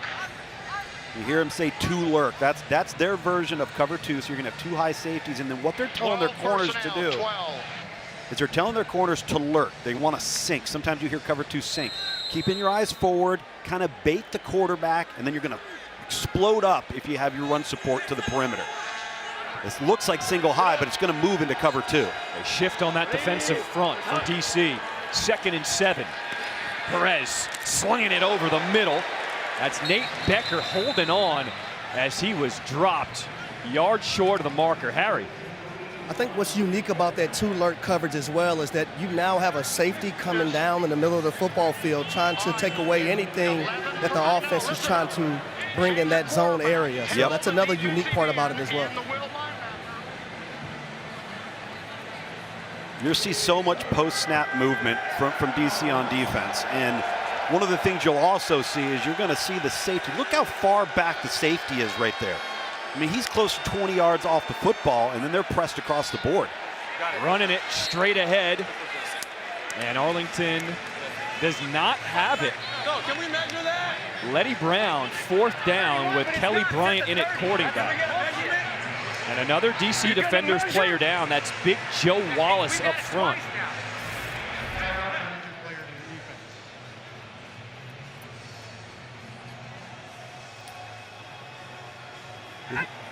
What? Went to the 31, Coach. Well, why is this? What is this? Does that matter? No, we're good. We have a good spot. No, we have a good spot. That doesn't matter then, because that isn't on the 31. We have a great spot. We got 4th down, Coach. Okay? So this change don't matter then? No, they do matter, Coach. Yes, sir. We have 4th down. Well, how is this on the 31?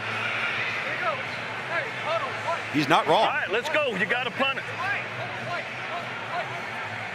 See where this ball has to get to. They looked up top, too.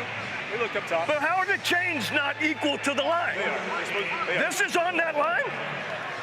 That isn't on the line. 4th down. Now remember, in the XFL. Explain the change to me. Set it up at 21 to the 31. You see that red hash mark underneath the timeout lines under Arlington and DC. Every team has 1 challenge for the entire game they can use on a play, whether something was called or not. Arlington decides not to use the challenge here. 4th down, Marquette King will come on to punt it away. Williams is the deep man. King, a booming punt. Williams backed up inside the 20. Stutter step, trying to find an alley, swung down, doesn't get back to the 30. We'll bring in Dean Blandino in our command center out in Los Angeles. Dean, I'm curious to know, should Arlington have been afforded at least a measurement with the chains before that outcome was determined? Well, certainly when it's close, especially when you're going from 3rd to 4th down, we want to measure. The referee felt that it was clearly short. What was interesting is the drive actually started on the 20 and a half. Yeah. I think the chains on the Arlington sideline were off. It was showing the 31 for the line of gain. So that's why Coach Stoops was upset, and rightfully so. But the ball was short of the 30 and a half, and it was a 4th down. Got it. Our guy Dean's always on top of it. Oh, we got to get some clarity. On 1st and 10, Abram Smith. Can't get to the outside. He lowers the shoulder, brings the pain. Joe Powell on defense felt it, but no gain for Smith. Hey, Philly yellow, Philly yellow, Philly yellow. Stop and punt. How about Joe Powell last week? Muffs a punt Take down. and then responds with a 3rd and 1 tackle, a 4th and 1 stop, and gets an interception. Talk about having a short memory and coming to play. That 3rd and 1 where he jumped over the pile against Orlando was fantastic. 2nd and 10. Damu flushed out to his right. Chase throwing on the run will find Lucky Jackson. On the other side of the field, we've got a penalty flag. ICT number 21 defense. Illegal contact defense number 21. They're going to take it to get the first down. Legal contact. 21 of the defense. It's a 5-yard penalty with an automatic first down. That's Cravon LeBlanc. Obviously, that was somewhere towards the bottom of the screen, away from the throw, came from the near sideline here.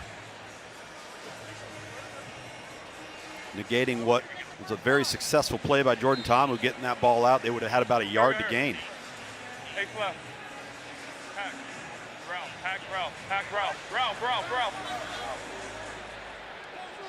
So ball spotted at DC's own 35 on 1st and 10 after the penalty. Raquel Armstead now the running back for the defenders. They fake it to him. Rolling out, Tamu scanning, finds his tight end, Ethan Wolf. Rumbles down into Arlington territory. A good pickup of 21. Wolf does an outstanding job. He's on the over route, coming off with a play action naked bootleg right here. And he sees that he's running into coverage. So what does he do? He stops, he settles in the open zone. Jordan Tamu finds him. Really well executed. And again, there's that feel. Harry, we talked about this earlier, that feel of playing with your quarterback and knowing what he's thinking and understanding coverage. And it may not happen early in the season, but it's starting to manifest itself with these teams in the latter part of the season. Yeah, Tom, being on the same page is very imperative when it comes to a quarterback and whoever he's throwing to. No. Armstead gets the carry. Isaiah Graham Mobley, Darnell Sankey there with the tackle. Twins right. Twins left. DJ. 81, X-Slugger. You know, the time of possession is staggering. Arlington almost 15 minutes on the clock, just 4.5 for DC today. Ready. Take off. 2nd and 11 after the loss. Tamu throws into double coverage. Almost picked off by Joe Powell. Let's see what this flag is. They're trying to run the sluggo route. We have DPI, a hold that turned into DPI on number 41 White. Devontae Bosby. Pass interference for 41 in the defense. The penalty is a first down at the spot of the foul. This is Lucky Jackson. He's trying to run what we call the sluggo, the slant and go, and the contact that Bosby makes right off of the fake. And we didn't get a good look at it right there, but right off the fake, they make contact before the ball's in the air. It's a good call. Jordan Tamu's got to be very careful of that safety coming over the top next time around. Turns out to be a 7-yard penalty against the Renegades. 1st and 10. On the ground. No, they're throwing. Going deep again. Look, Brandon Smith incomplete. Caught it, but did not get a foot down inbounds. What a spectacular effort here. Tracking the over-shoulder ball. He's got a foot. Does he secure? Oh, this is going to get looked at. This is going to get looked at. Just get me a spot, right? Pass is being reviewed. I've got a catch. Frank, we're just reviewing to see if he caught it. Yep. Bobble, then the left foot inbounds with control, 22. After review, Frank, we do have a catch, completed catch. We're going to go to the 22-yard line, left hash, 1st and 10. And we're going to wind on the ready. 10-4, we have a catch. He had to put down 22-yard line. After reviewing the play, the receiver completed the catch at the 22-yard line. Be first down for DC. That'll be a gain of 37 for DC as Brandon Smith awarded the catch. Harry, how about that little subtle shove by Brandon Smith to get some separation? I was so impressed with the over-the-shoulder catch. He double caught it, but he got a foot in bounds. But it also lets you know how Fred Kice feels about this offense right now, guys. Everything is open to Jordan Ta'amu. Remember, 1 foot in bounds. That's all you need in the XFL. It's not the NFL rule. 51 hammer. Hey, receivers, watch that DN. Here we go. We're Ready. Set, go. Throwing the screen to Armstead. Gets around that corner, banged out of bounds. A big collision, Isaiah Graham Mobley, a gain of 8. How about 88, Briley Moore just at the point of attack. These receivers. 22 lock squirrels. 22 lock squirrels. These receivers and tight ends are really good blocking on the perimeter and extending plays. Alert Roger. Should have all out routes. That's squirrels in this Washington, D.C. defense, offensive scheme. 2nd and 2 for DC. Ta'amu throwing it up. Touchdown! Lucky Jackson, the over-the-shoulder catch. A 14-yard reception. And the fans here in DC loving it.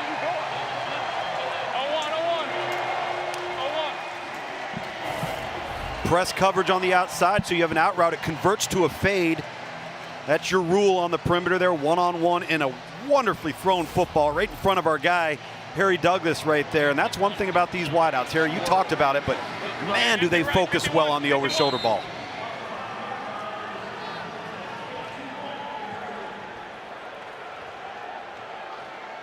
DC elects to go for 2 from the 5-yard line. Empty backfield for Ta'amu. Ta'amu scanning right, throwing, tight end! And he couldn't catch it. But we do have a late flag.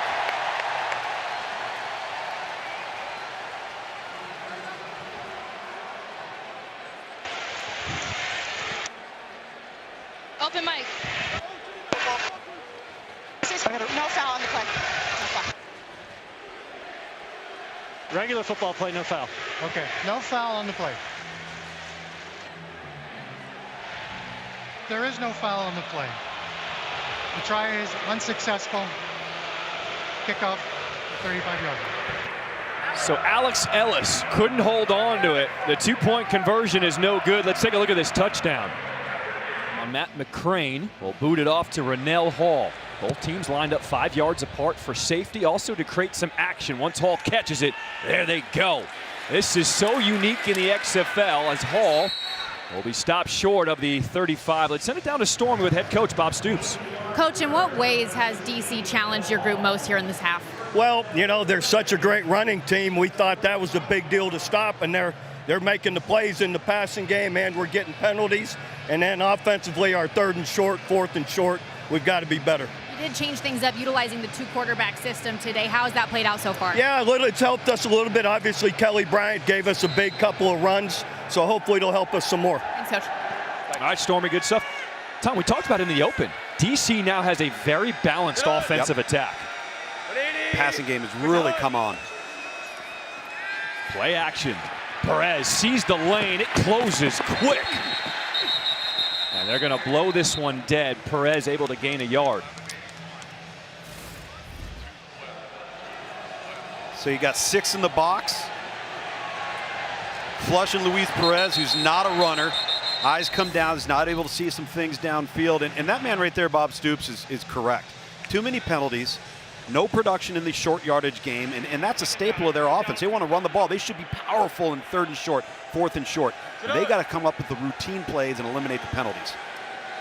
Arlington with their best starting field position of the day. Let's see what they can do on this drive. The swing pass. Caleb Vander Esch will slide down just shy of the 40, a gain of 3. 11 personnel in the game, 11 in the game. Wristband 57. Dash. Bear game, single press. Bear game, single press. Gun. Trips right. Ready? You hear single press there from Greg Williams. Short out.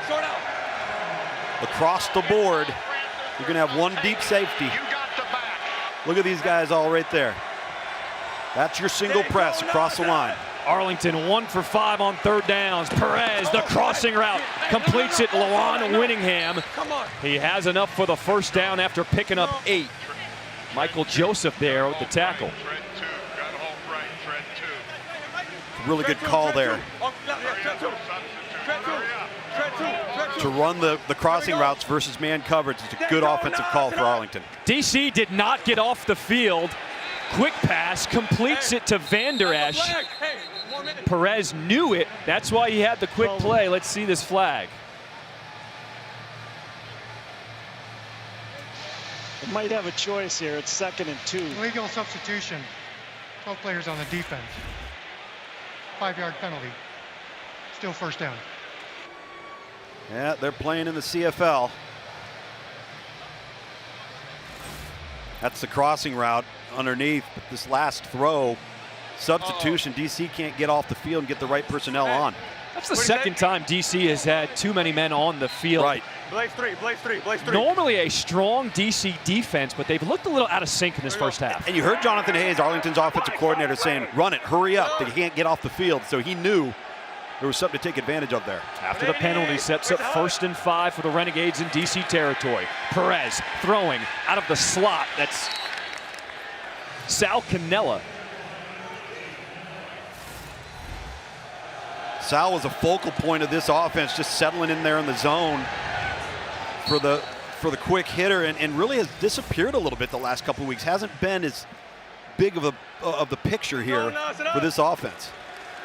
They go to the ground. Smith making the jump cut, continues to push inside the 30. He got 5 more yards after that initial contact. What a run by Davion Smith. Look at my signal.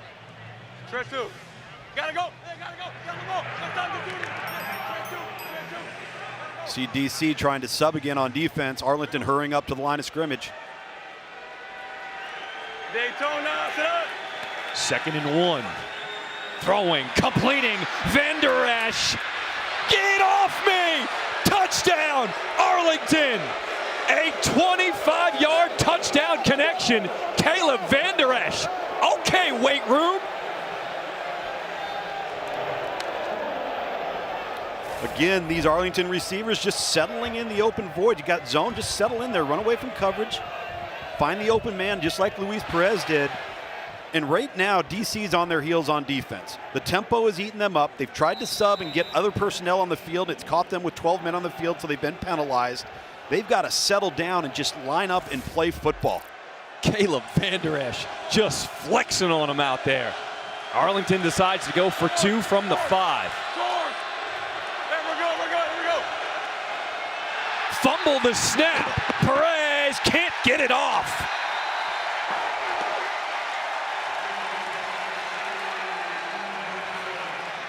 Davin Bellamy was in there for DC. 2-point conversion, no good.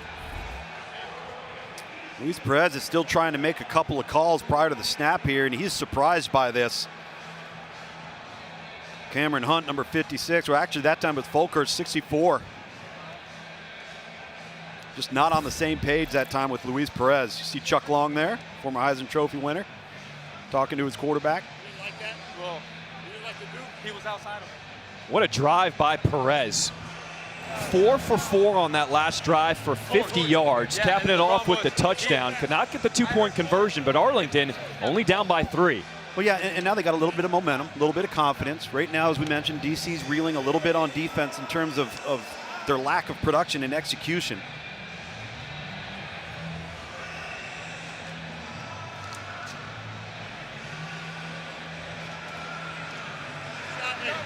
Nice job on the RPO. Yes.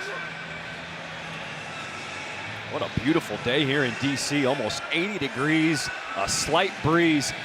Springtime in DC, one of the best cities in America. Well, and the Beer Snake's about halfway up right now, so we're keeping tally on that.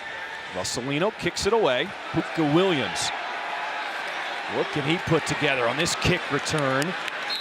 And he'll be swung down at the 20. Let's send it down to Stormy. Luis, what were you and Coach Long just talking through with the extra conversion there? We were just talking about the drive, how it was well executed by everybody, good play called by Coach Hayes, and we were able to move the ball. How are you guys able to flip the switch like that, really able to get DC on their heels? Yeah, I think we used a little bit of tempo, and I think that hurt them a little bit, so I think we'll probably use that a little bit more moving forward. How well acclimated do you feel now, your second week starting with the squad? Yeah, I feel a little bit better. You know, obviously it's only been my second week here, but as we get going, I'll just keep getting more comfortable. Thanks so much. Appreciate it. Thank you. John? Stormy, and what's incredible, last week was his first start in Orlando, and the coaching staff told us, even in that first start, the entire playbook was open for Luis Perez. He's seen a lot, he's done a lot, he's heard all the terminology, played in multiple offenses, no doubt. De'Aaron King in at quarterback, his first throw off the mark, incomplete. Hammond couldn't reel it in. So De'Aaron King seeing his first action with just over 6 minutes to play here in this first half.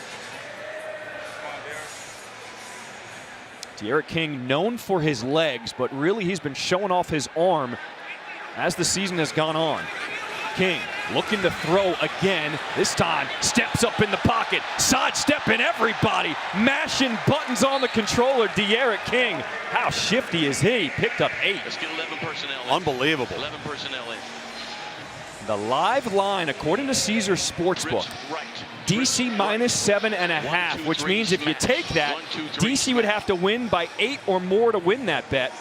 Arlington would have to lose by 8 or by less than 8 to win if you think it's plus 7.5. They're on 0. He's telling them they're in 0, John. They're in 0. Lady. That means there could be an opportunity for De'Aaron King to run here if he doesn't like what he sees in the passing game. 3rd and 2. Handoff is to Smith. And he only picked up 1, 4th down. But you referenced how nifty that run was. That's the difference between it being 3rd and 10 and being 3rd and 1. If he doesn't make that play, they're in trouble, right? And that's just the value of an athletic quarterback that can keep plays alive. Pony right. I apologize. They did give him the first down there. 17, so a new set of downs for DC. Flame, 17 Gucci Flame. Under 5 minutes to play here in this first half. King will hand it off. And Puka Williams can't get anything going there. That's going to be a loss of 1. Colin Schooler there with the tackle. School on top of it, playing off the block. Nice job. Trips right. How about that flow on Schooler? Smash. 1, 2, 3, smash. 6 salad. The Texas Tech product at 23 years old, keeping his dream alive in the XFL. King rolling out, will throw, and he's completed it to Josh Hammond. It was double covered, but Hammond just outran everybody, a pickup of 26.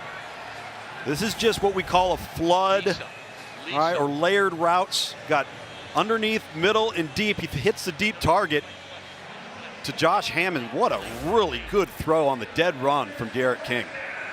Josh Hammond, that was his 3rd reception. He's got almost 60 yards to go along with his touchdown. King hands this one off. And Armstead didn't get much. Harry, what does De'Aaron King add to this offense for DC? Well, now you have to defend the run and the pass very, very efficiently. But what I love about that last play is that Fred Kite's offensive coordinator put him on the move, get him on the outside so he can see things a little bit clearer, delivered a great football too. Yeah, I love that too because it also gives him the chance to run, and that makes him a bigger threat on the perimeter. There he is rolling out to his right, throwing off the mark. Chris Blair was the intended receiver. Here we go. All right, here we go. Yep. Frisco away. One flex right. Frisco away, 3 right. seam. Frisco away, 3 seam. Frisco away, 3 seam. Hustle off. 15, there's those teen numbers. When you hear the teen number 15, 14, 16, 17, 18, 19, those are quarterback run numbers that may have an RPO variation coming off of them.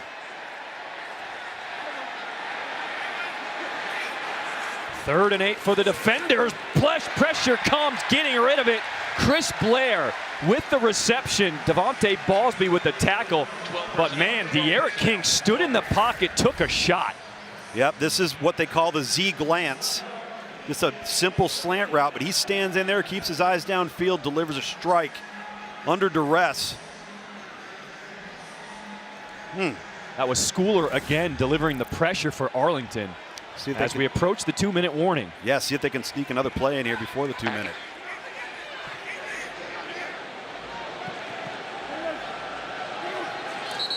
And they do not.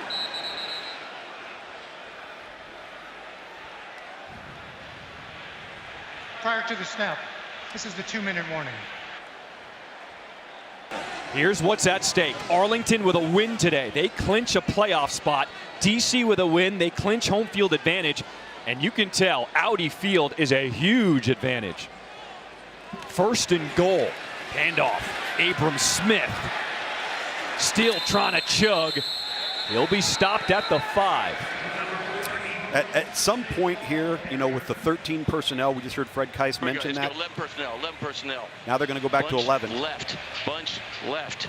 72, 71, Badger. 71, Badger. Be smart, be smart. Clock continues to tick. Under a minute to play here in this first half. DC 2 timeouts remaining. King out of the shotgun on 2nd and goal. Flushed out. Throwing it up. He's got his guy. Lucky Jackson bails him out. A 5-yard touchdown grab.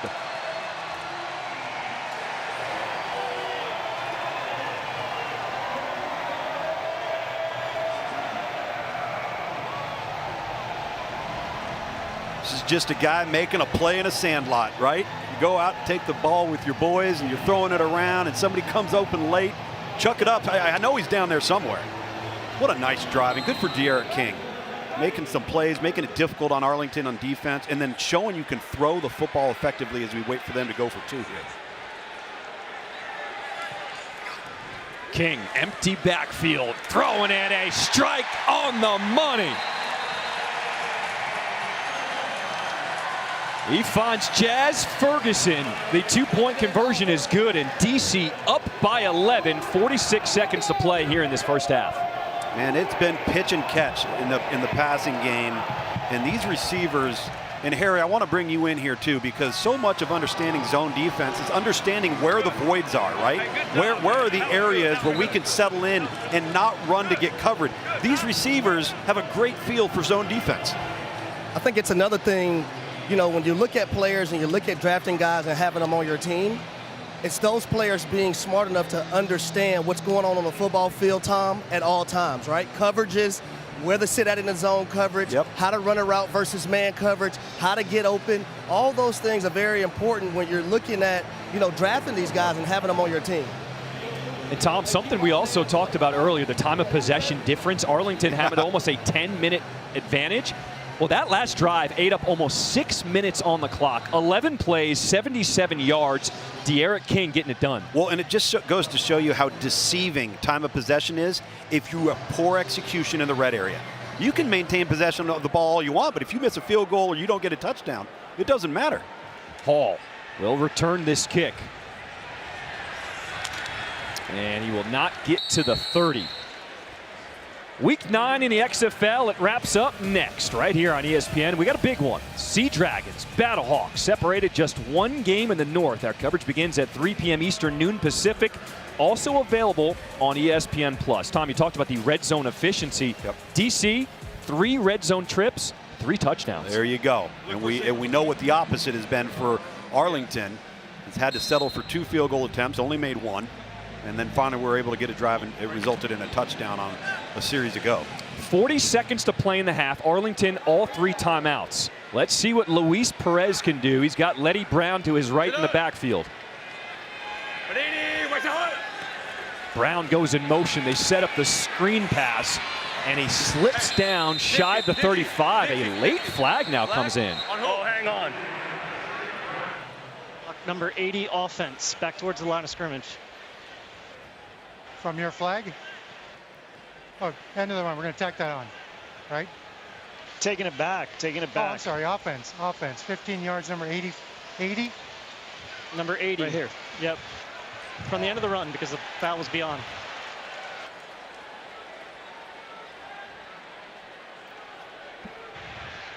Personal foul, illegal crackback block for 80 of the offense. It's a 15-yard penalty. Still first down. And now you got to be careful because that takes you out of your aggressiveness, right? I mean, if you could have gotten ahead of the chains, as they did there, it wasn't ideal. They fell down in bounds, the clock's running.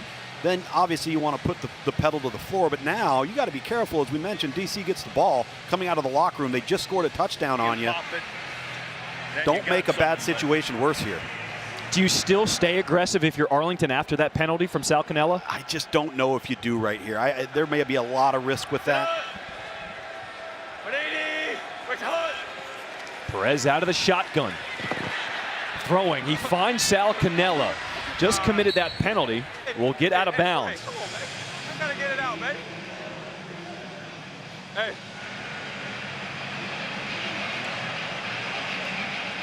28 seconds to play with the clock stopped here in this first half. Gun, trips left off. 2, back.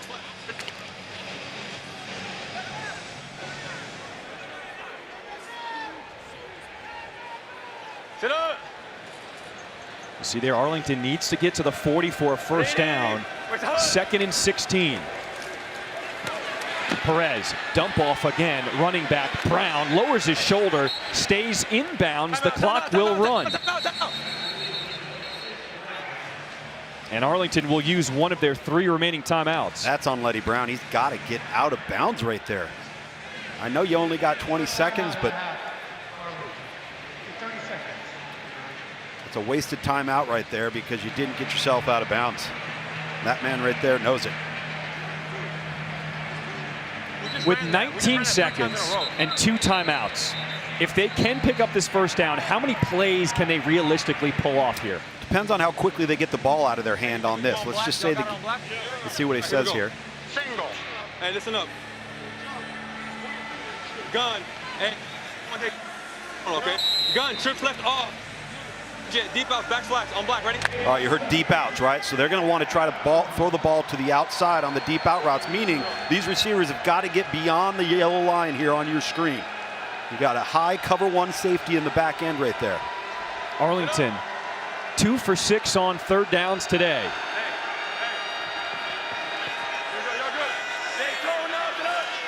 Third and 7 for the Renegades. Perez has the first down with Sal Cannella. The clock will stop momentarily. As soon as they respot the ball, it'll start. But Arlington will use another timeout. They now have 1 left. I'm not so sure they couldn't have called 2 plays there. You get the first down, you run up, you run the play, because now you're going to catch DC in a substitution problem, which has been an issue all half. No.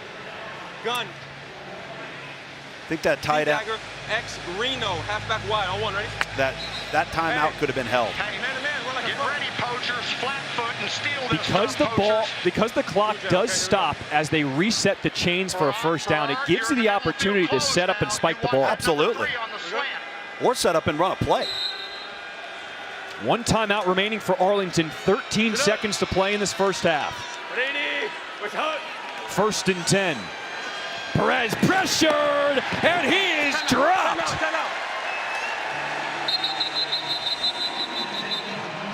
Andre Mintz with the sack, forcing Arlington to use their final timeout. 3rd and final. Guys, that's just a 4-man base rush. You've got 5 men to protect right here, and 48 coming off the edge there for DC. Man, I'm telling you what. That's 4 on 5, and DC deserves a lot of credit there. They drop 7 in the back end. They're in cover 2, so they want to keep the ball in front of them. But if you're Arlington, you can't allow that to happen on a 4-man rush. Arlington uses all their timeouts. Because of that, they do not have a challenge available. You have to have at least 1 timeout available to call a challenge. 7 seconds to play in this first half. Quick. Daytona, sit up. Perez throws it over the middle to Cannella. Does not get the first down, and the clock will run out on this first half.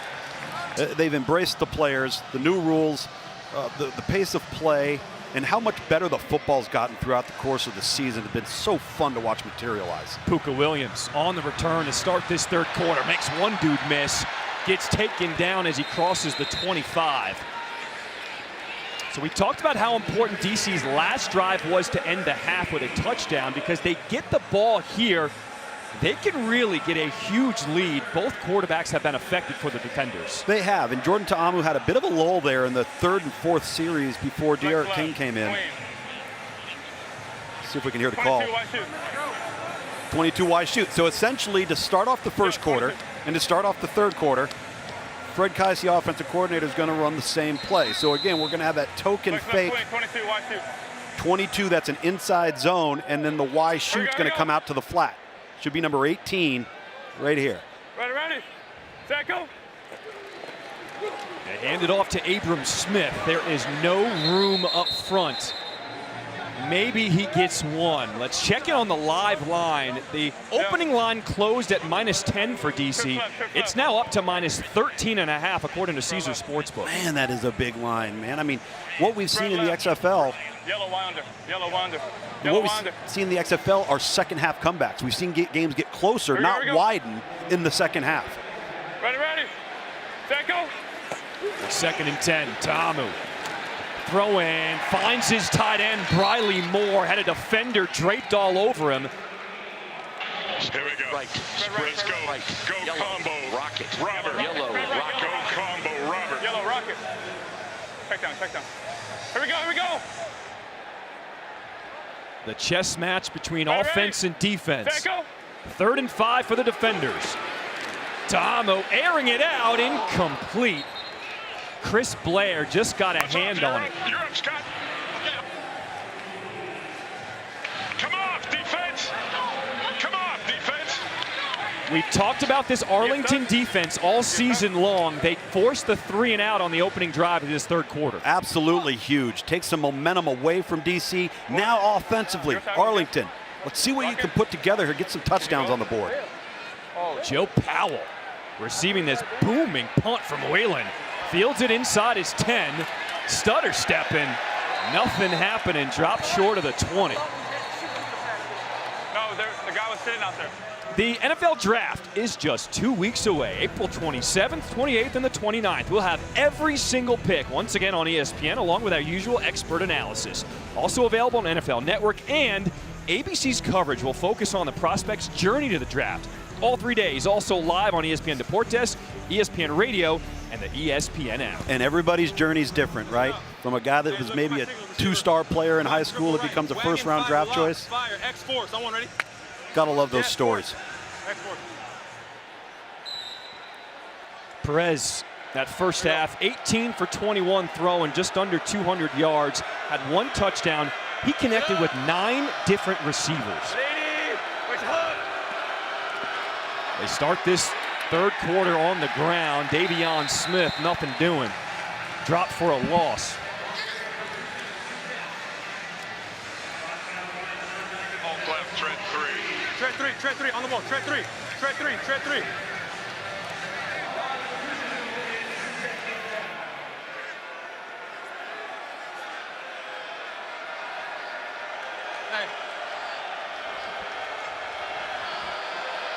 After that 2-yard loss, 2nd and 12. DC showing pressure, trying to set up the screen. Brandon Arconado upended right at the 20, but we do have a flag. I gotta get that?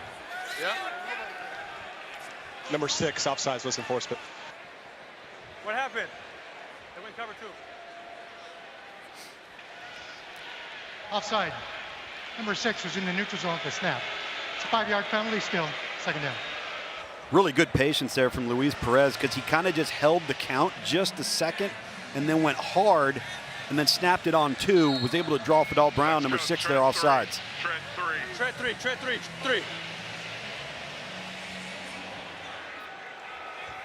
Here we go.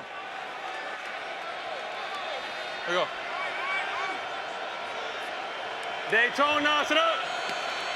2nd and 7, Perez on the slant. A lot of jersey grabbing, and here come the flags. Sal Canelo was held up. That was Santos Ramirez in coverage for DC. 39, pass interference. Pass interference. The 39 on the defense. The penalty is the first down at the spot of the foul.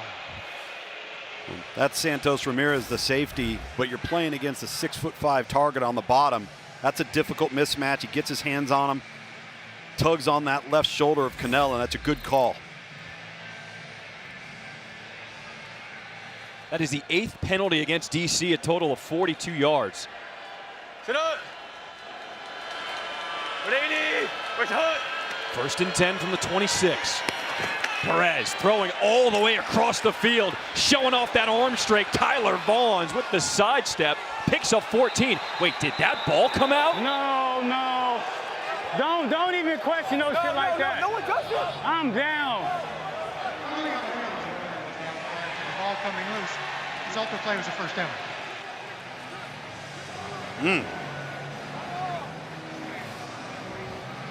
Arlington avoids disaster there. Yeah, this is just what ends up being a deep comeback route to the outside. Come back down the stem. Let's see what happens here. Get a swipe at the ball. He's clearly down. So DC calls a timeout. They might want to challenge this. Challenge that it wasn't fumble. That's what I was hoping they did before these guys go fast, right? But so I had to call my deal.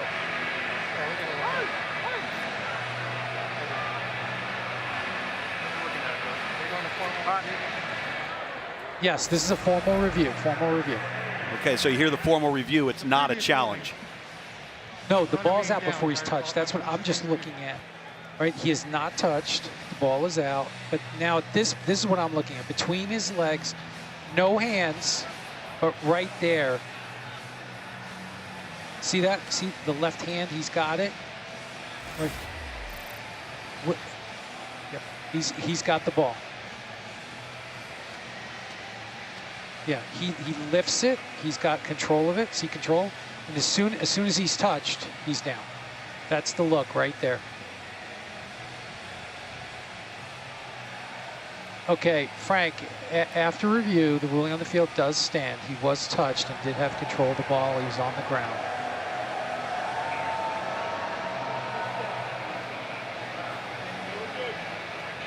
After reviewing the ruling on the field stands. You know, there's so many incredible innovations the XFL has done this season, working in conjunction with the NFL. Yep. One of the biggest ones that I think a lot of people have loved, just the access. Dean Blandino walking us through the entire process of a call. And the transparency, too, because what I think what it does is it really allows fans to realize, wow, this isn't as black and white as I thought it was. It's not as easy. There's a lot of different components that come into play that we reveal here throughout the XFL broadcast. DC was not charged a timeout there. Perez pressured, setting up the screen. Nate Becker, the tight end. He's got some blockers with the hurdle. Okay, big fella. A gain of 16.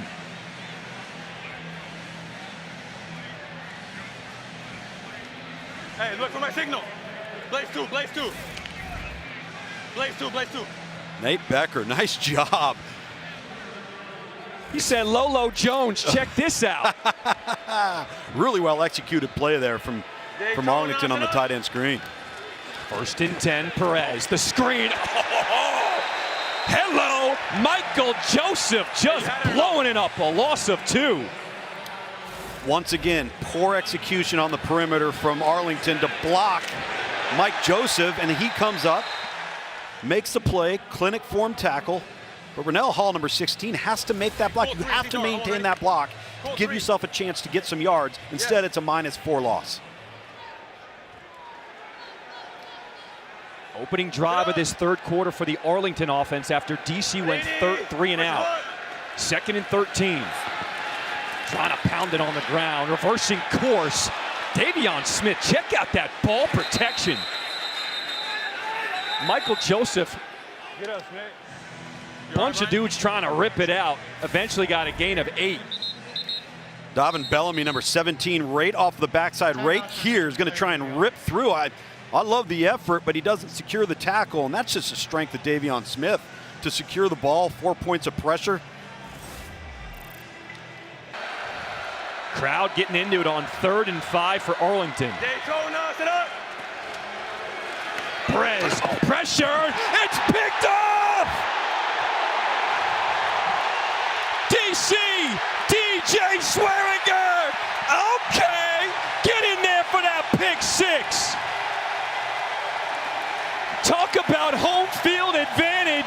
defenders' defense stepping up.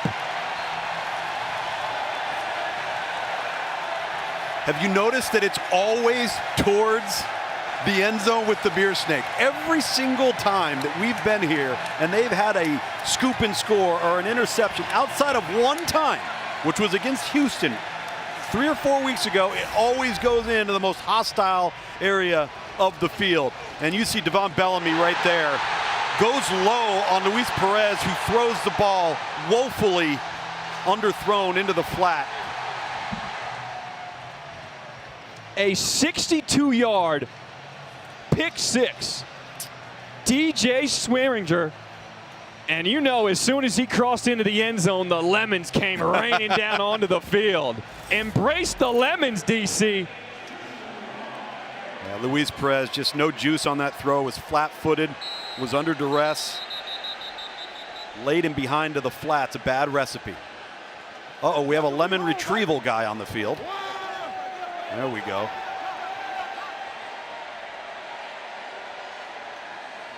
So De'Aaron King, the backup quarterback, is on the field right now as DC will attempt the 2-point conversion from the 5-yard line.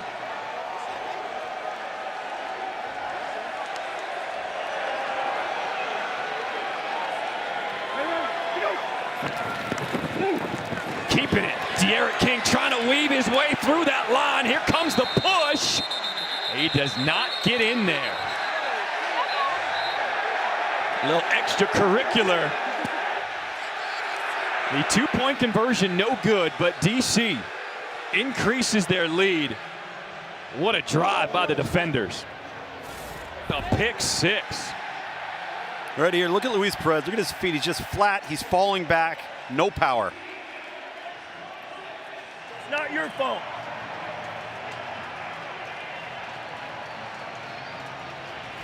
So Stoop says that Perez not his fault. What does he mean by that? I think that he's trying to tell him that from a protection standpoint, we didn't execute that correctly up front, but at the end of the day, he still threw the ball. He threw it behind the target. You can't do that in the flat. It's the same as throwing an out route late or throwing it behind the receiver. Harry knows this. That ball's got to be out in front and to the sideline to ensure that either the receiver catches it or nobody catches it.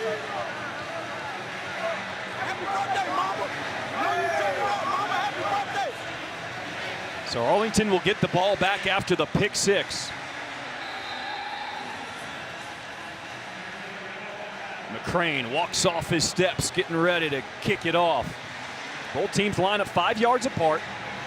They will release as soon as Rennell Hall catches this one. There they go. Right in front of his own goal line. Makes a move up that right sideline. Take it out of bounds at the 25. Well, Stormy earlier to open this game talked about the line got pushed up to -10 for DC. That's where it closed. We thought that was a huge number, but they're covering right now. They're covering right now, and again, what we've seen in the XFL traditionally each and every week is the second half gets closer. You haven't seen a lot of separation. Right now we're seeing separation, and Arlington better have an answer, so that -10.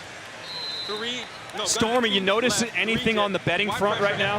Well, I was just going to say the second half total was just 20.5 points, and DC's cleared that average by 11.5 points this season. In fact, 7 of their 8 games have gone over that number, and they've scored at least 14 in every single second half. So the live total 50.5. I'm curious if they can get there still.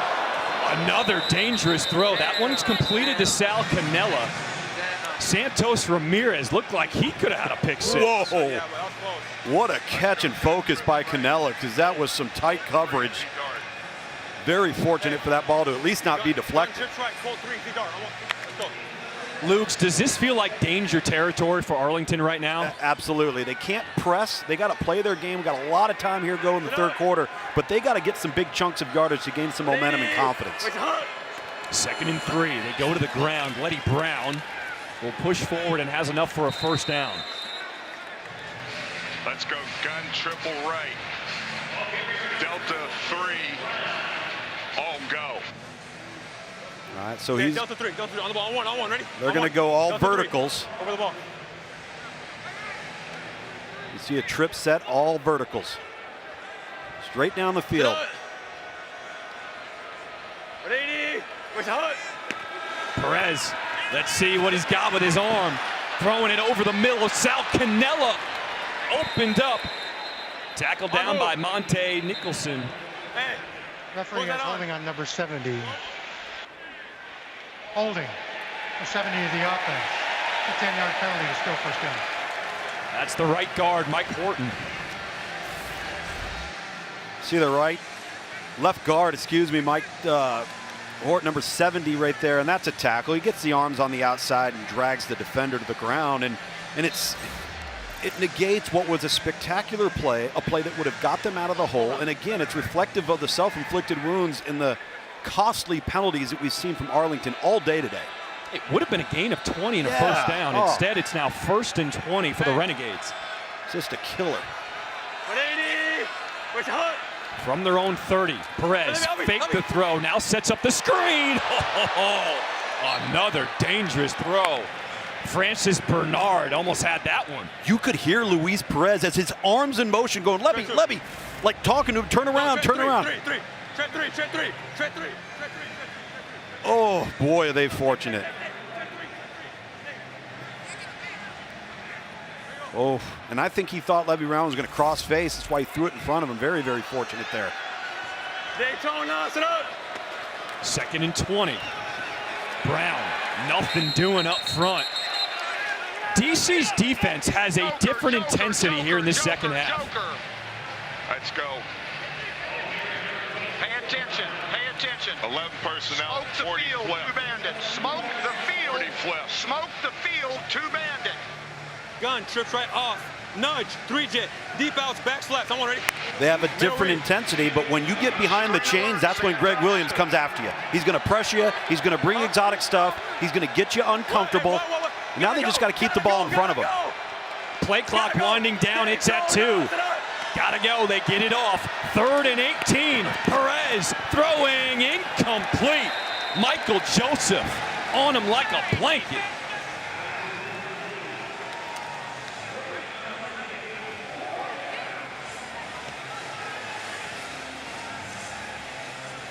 Frustration starting to set in for Arlington. You have the big play, get you in plus territory at about the plus 40-yard line, and you get a penalty. And here we are 3 plays later, punting on 4th and 18. The outstanding punter Marquette King is on to punt it away. What a booming punt. Puka Williams will back up inside the 15. Cuts back to the center of the field, and he is dropped.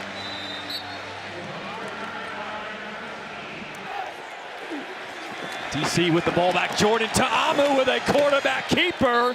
Scampers for a first out. Now, we got to give Stormy a shout out for that graphic. Yep. Stormy, you were the one who actually crunched those numbers. Yes, I remember writing on the email, I have no life. But I was very inspired by the DC fan base. And a part of that disclaimer as well, guys, is it doesn't account for the curves of the beer snake, right? Oh. That's a straight shot. So it's even more ounces, even more cash. Well, Stormy, in a few, it's going to have to take a hard left and go up the top of the stadium. I'll see if I can get up there, guys. Yeah. Ta'amu has a man. Just overthrows him. That was his running back, Raquel Armstead. That would have been a touchdown. Well, that was so close. Jordan Ta'amu would love to have that one back with just a little bit more air. You really got to drop it in for a running back on a vertical route. Sometimes that's foreign territory for them. Here we go. Yep.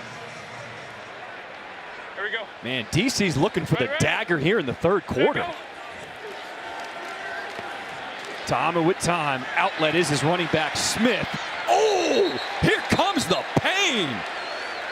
Abram Smith, the former linebacker at Baylor, converted to running back. He's delivering the blow. 13 personnel. Here we go. Heavy right. Heavy right, yellow. Key mess, yellow. He's a truck, man. That dude loves contact, delivers the blow, falls forward. It's a premier back in this league. Abram Smith, the leading rusher here in the XFL on 3rd and 2 for DC. Ta'amu, here comes the pressure, avoids the rush, making Joe Powell look silly, and then finds his tight end, Briley Moore. We see you, Jordan Ta'amu, with the wheels. Just a quarterback accounting for the free rusher off the left side. Boom. That's what an athletic quarterback can do. Extend the play, keep things alive, and then keep your eyes downfield. Outstanding work by Jordan Ta'amu there. And this tight end group for DC is a really, really good position group. Which way did he go? Which way did he go? Ready. Set, go. Under 4 minutes to play in this third quarter. Ta'amu keeps it, finds his tight end. Briley Moore, stiff arm.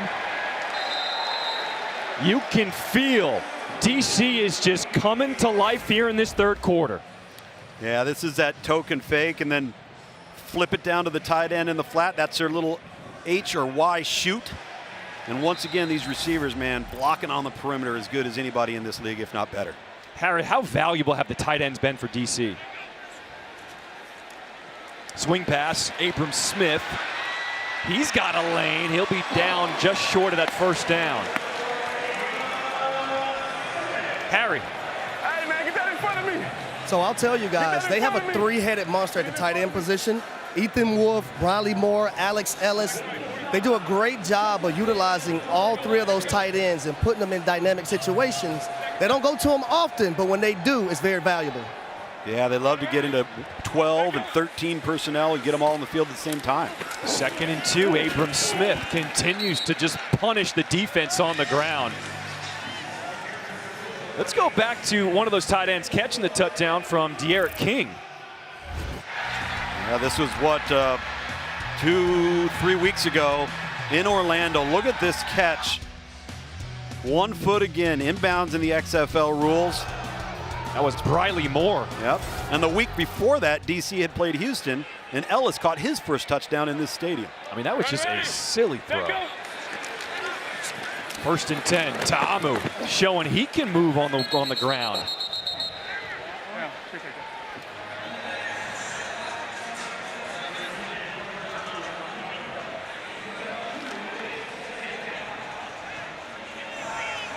DC will enter the red zone for the 4th time today. We have to the 20.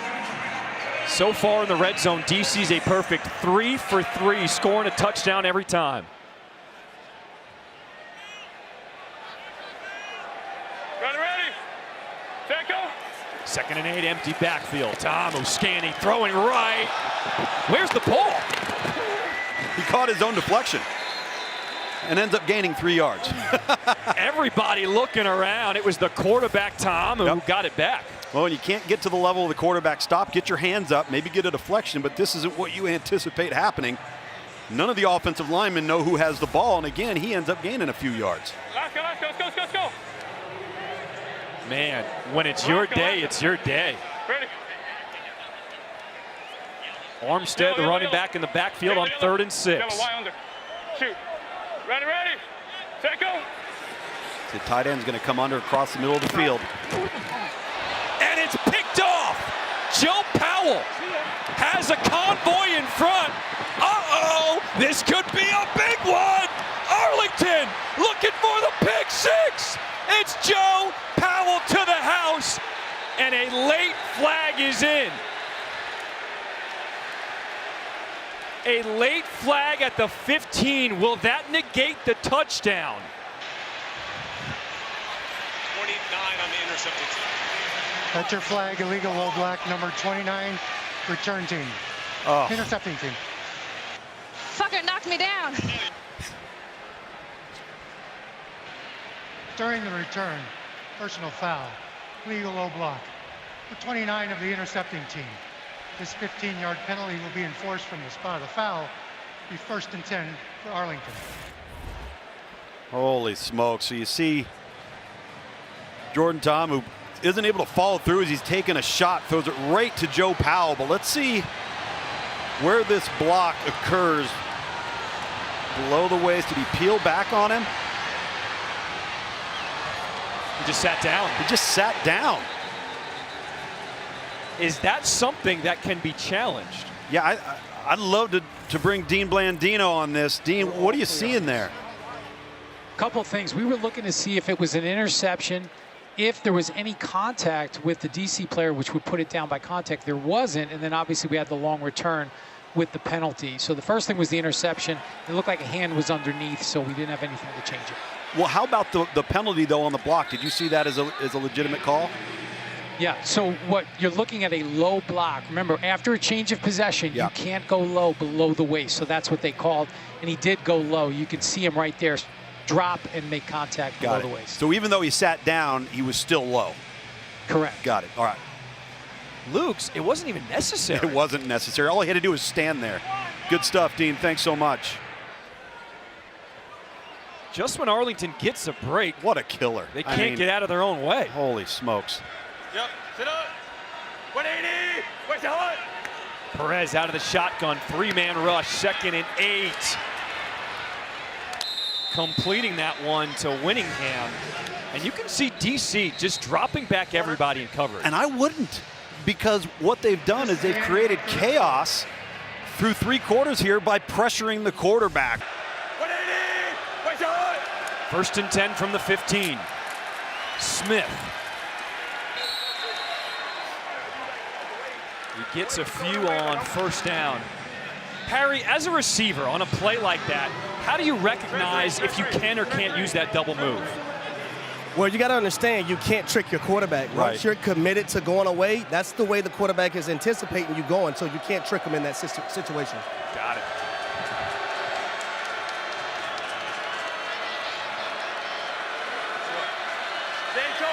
Sit up. 2nd and 7, back to Smith on the ground. Once again, not much running room up front. Maybe gets 1 or 2. You know, we've talked about the red zone inefficiency for Arlington all day long, and that's why having that interception return for a touchdown is so huge, because the points are so critical, and Arlington has not proven they can get the ball in the end zone offensively. No. Gun double left, 2-jet, Z hammer, F pivot, X out. On ready? Hurry up, get to the line. I might check it. 2-jet, over the ball. 2 different offenses in the red zone. Renegades have not produced. DC is money in the red zone. Yep. Big 3rd and 6, and Perez wants to talk it over. First time out of the half. Arlington. Hey, that was 0. Week 9 in the XFL. It wraps up next right here on ESPN. We got a big one between the Sea Dragons and the Battlehawks, separated by just 1 game in the north. Coverage begins at 3 Eastern, noon Pacific. Also available on ESPN+. This is a monster matchup. You see Seattle and St. Louis separated by just 1 game. St. Louis beat Seattle back in week 2. If Seattle loses, they're out. Yep. This is everything on the line, and this game's coming up next. Yeah, this is critical. This is going to be a big game. You know the atmosphere is going to be outstanding. Arlington needing to punch it in as they head into the snaked end zone. 3rd and 6 coming up for the Renegades. Don't have to get a touchdown here. Let's get the 1st down. Hey, left bird. Here we go, gotta go. You see that yellow line? They've got to get to the 5 for a 1st down. Perez, here comes the blitz. Incomplete. Winningham couldn't hold on to it, but wait, we have a late flag after the contact on Perez. What was the result of the play? Incomplete pass.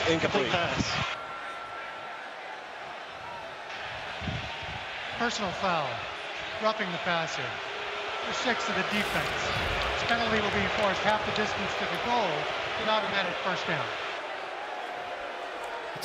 It's an unnecessary push, John. It really is. I mean, he can buzz the tower, go right by him, but you can't do that. And by the way, had that been an accurate throw, it wouldn't have mattered anyway, because they would have walked into the end zone for a touchdown. Luis Perez just missed. So Fidel Brown with the penalty. That's the 9th penalty today against DC. And Monte Nicholson, he's going to have to get helped off the field for DC. Defensive secondary has been banged up today. We've seen an awful lot of guys go off the field with some lingering injuries. Most have come back, but getting depleted at that position. Well, no, I didn't tell him, no, but he knows. So a new set of downs for Arlington on offense. They will have it 1st and goal from the 5. They got the big back, Davion Smith, along with new quarterback Kelly Bryant in there for Arlington. Bryant with the snap, will hand it off. Smith slithering. Okay. He is stopped short. Down at the 1. Slithering in the beer snake end zone, John. Oh, let's see if he can push here. Lower the shoulder. He gets buttoned up there by 39. Santos Ramirez comes right in, lays the hat on him. If you're Arlington, you got to have a touchdown here, right? You have to have a touchdown. There's no question about it. You got 4 downs to do it, 3 more coming. 2nd and goal from the 1. Snap, handoff, in there. Davion Smith, he's the big bruiser. And he gets the 1-yard plunge. Arlington in the end zone. Keep handing it to the big guy. You have the threat of quarterback run, so it puts a little pressure on DC defensively. They're worried about Kelly Bryant keeping the ball. They're worried about keeping pitch to the tailback. All the while, they're running it underneath as Arlington gets set up to go for 2. Hey, listen up. Listen up. Or 20. 20?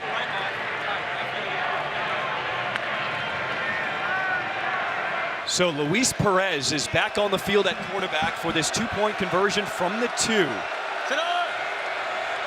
From the 5, excuse me. 180, what's on?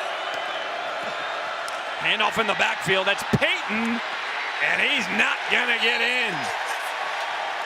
Francis Bernard with a huge stop, 2-point conversion, no good. This guy right here, look at him.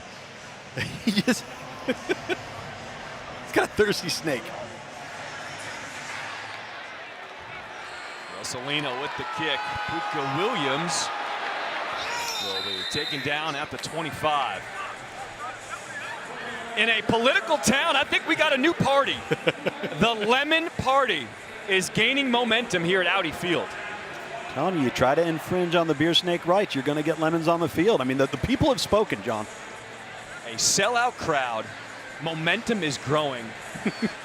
Not only do we thank the fans, look, Luke's, me and you have both been a part of multiple spring leagues. Sure. This version of the XFL, it feels different. It was started from the ground up with a vision and a dream from Danny Garcia, Dwayne Johnson, and Jerry Cardinale, the 3 owners. They have been so involved all season long. The players have noticed, the fans have noticed, we've noticed. This XFL is awesome. De'Aaron King in at quarterback, spinning away, taken down at his ankles. That was Devontae Bosby, no gain.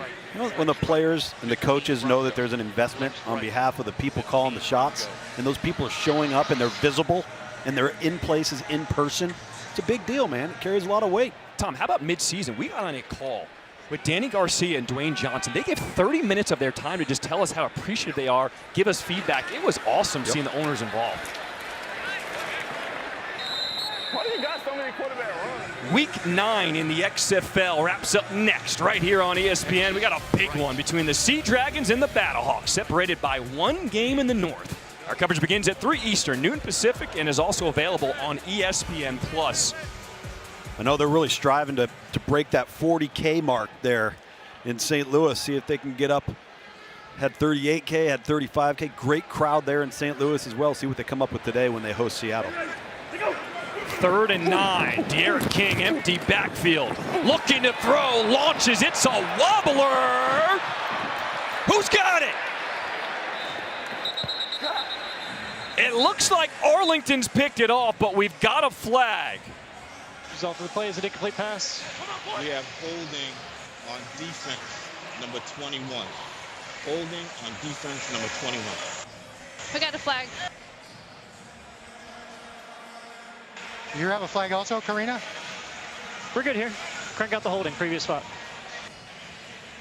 Prior to the pass, holding 21 in the defense.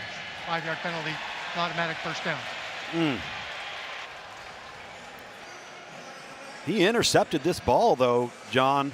I thought so, too. I did, too. They called it incomplete on the field. Let's see if the ball hits the ground. Nevertheless, it's a defensive penalty. But there's no doubt from that look right there, that ball's not incomplete. Possession may not be secured yet, but again, a penalty. Crayvon LeBlanc, that's his 2nd penalty.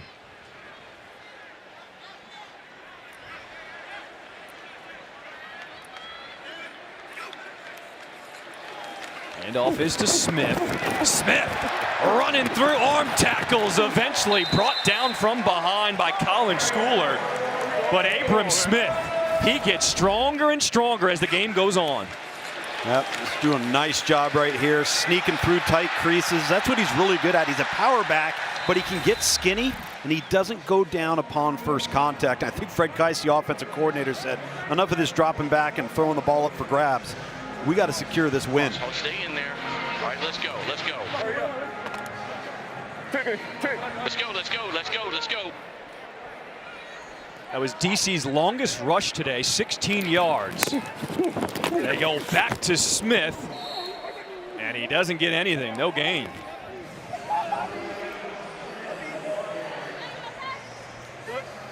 Big number 90, Bruce Hector. Flex, like running into a wall. Flex, 11 personnel, 11 personnel. Flex left, flex left. 46 from the gun, 46 from the gun.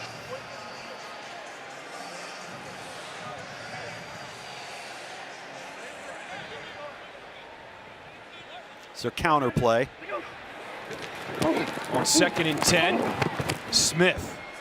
You can tell. I mean, listen to how hard he is working when he carries the ball. Yeah, there's a lot of noise and a lot of contact going on. He's having to fight for each and every inch. Right like that backside, pull it. Spread left. Spread. Spread left. The fuck are y'all calling? Down by 11. This is a 2-possession game right now. 3rd and 10. King throwing, his running back breaks the double team. Abram Smith, no problem, 1st down. This was by design. Check downs get first downs. They're going to run everybody off. They know that they're going to be in zone, so you've got Abram Smith just settling right over the center, right in front of the quarterback, breaks the tackle, and this is what he does and does best.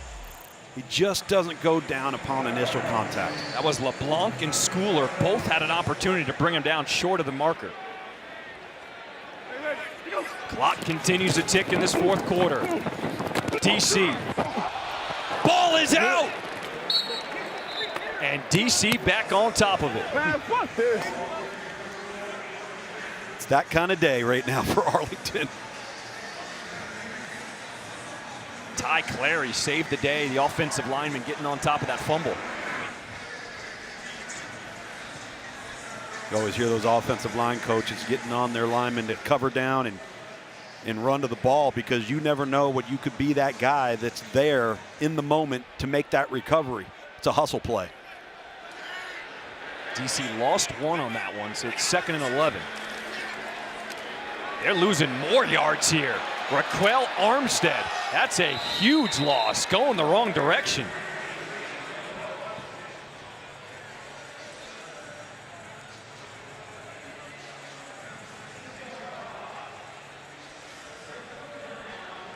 Trips right. Red, Y under. Red, Y under. Tom, why is this DC offense starting to stall a little bit? First of all, they've stopped the tempo. Remember, they were going tempo and it was going really well, and we talked to Jordan Ta'amu, and they've kind of set back from that.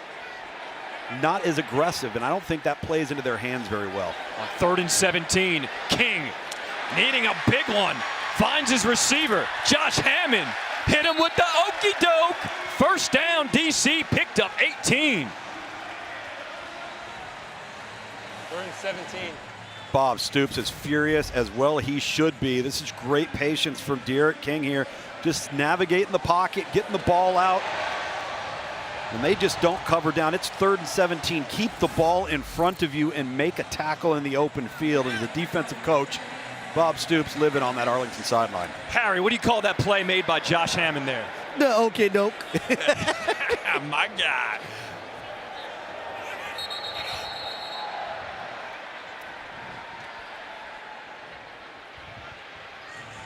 First time out of the half.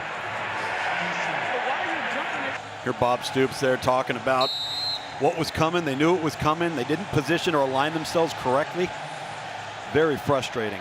When was the last time we saw a wave? We haven't seen a wave in a long time. I'm telling you, this crowd's having fun here in the XFL. How do you do the wave if you're holding the snake? Armstead Nothing doing on first down, but what's so key about this drive for DC, that was the 10th play. They've eaten up over 6 minutes on the clock. 6 minutes.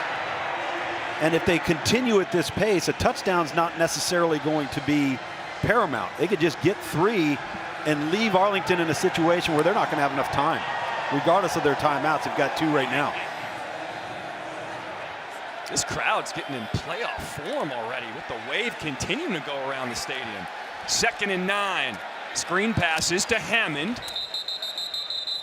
Nothing doing there. Brings up 3rd and long. You know, going back to the question you asked about, why is this offense stalling a little bit? There's not as much urgency. Well, they're also taking a lot of time off the play clock in between plays. So trips right, trips right. 1, 2, 3 smash. 1, 2, 3 smash. So they know they have the clock on their side. Why not utilize it, especially if you get into plus territory, because they know they can come away with a field goal. 3rd and 10. De'Aaron King keeps it himself, rolling out to his right, looking downfield, and it's picked off again. Colin Schooler saves the day for Arlington, and the Renegades are not done yet.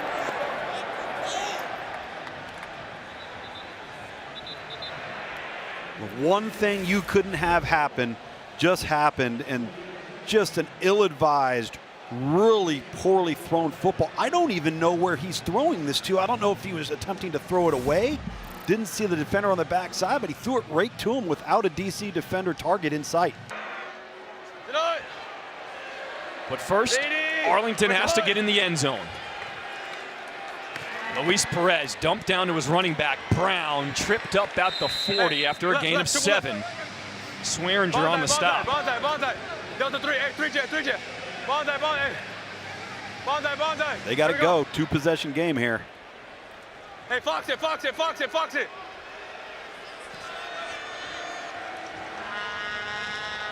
Daytona, sit up. 2nd and 3 for the Renegades. Dumped down underneath again. There's the tight end, Sal Cannella, still on his feet. Dropped around midfield. Triple left. Will nail the back, 2 bandit. Will nail the back, 2 bandit. Now watch him again, and you build a wall inside of 2, Santos. Hey, Rhino.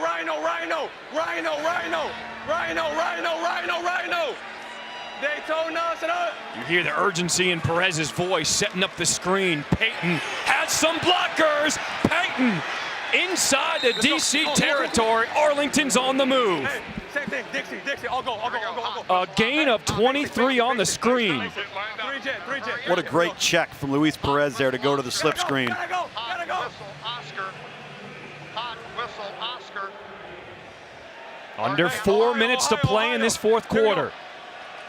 Daytona, sit up. 1st and 10. Perez throwing incomplete. Was trying to find Cannella again. Well, they're fortunate. That ball was tipped at the line of scrimmage by 99, and it went back towards the DC defender. Very fortunate there. Same call.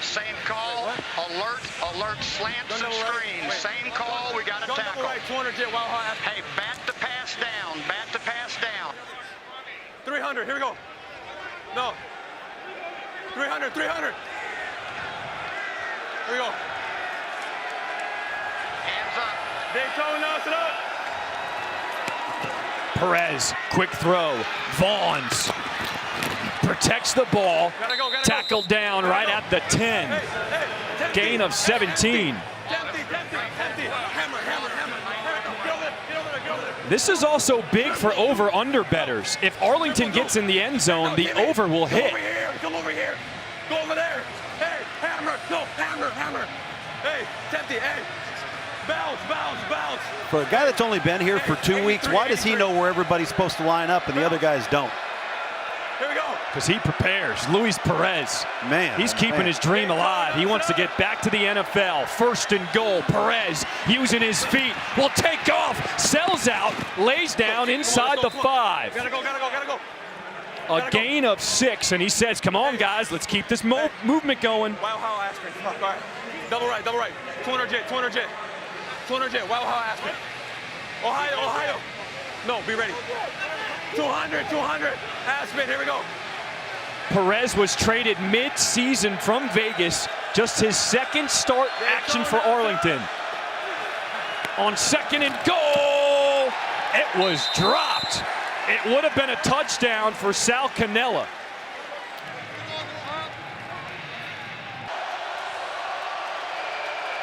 Listen to how loud Audi Field is getting for this 3rd and goal from the 4. Perez finds his running back. Brown trying to get to the end zone. No! Joe Wallace with the big stop. I'm surprised they didn't stop the clock here. He got knocked out of bounds. That official on that sideline running the clock. What happened? Francis Bernard right here. Oh. Called his knee down, inbounds there. Here we go. This is the ball game. Everybody get hype.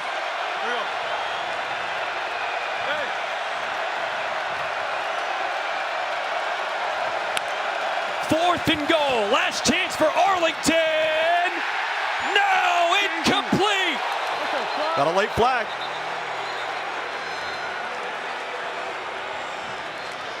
Defense, 15.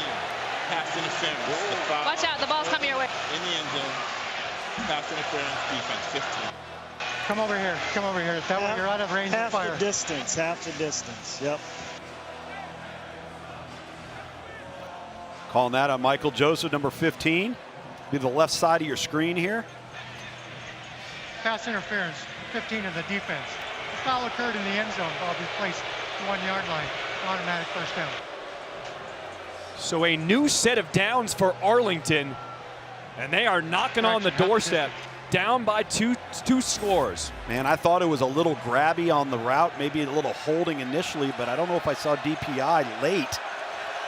Nevertheless, fresh set of downs. How huge is that for the over-under? On 1st and goal, Smith, he is in. Touchdown, Arlington still alive, and the over hits.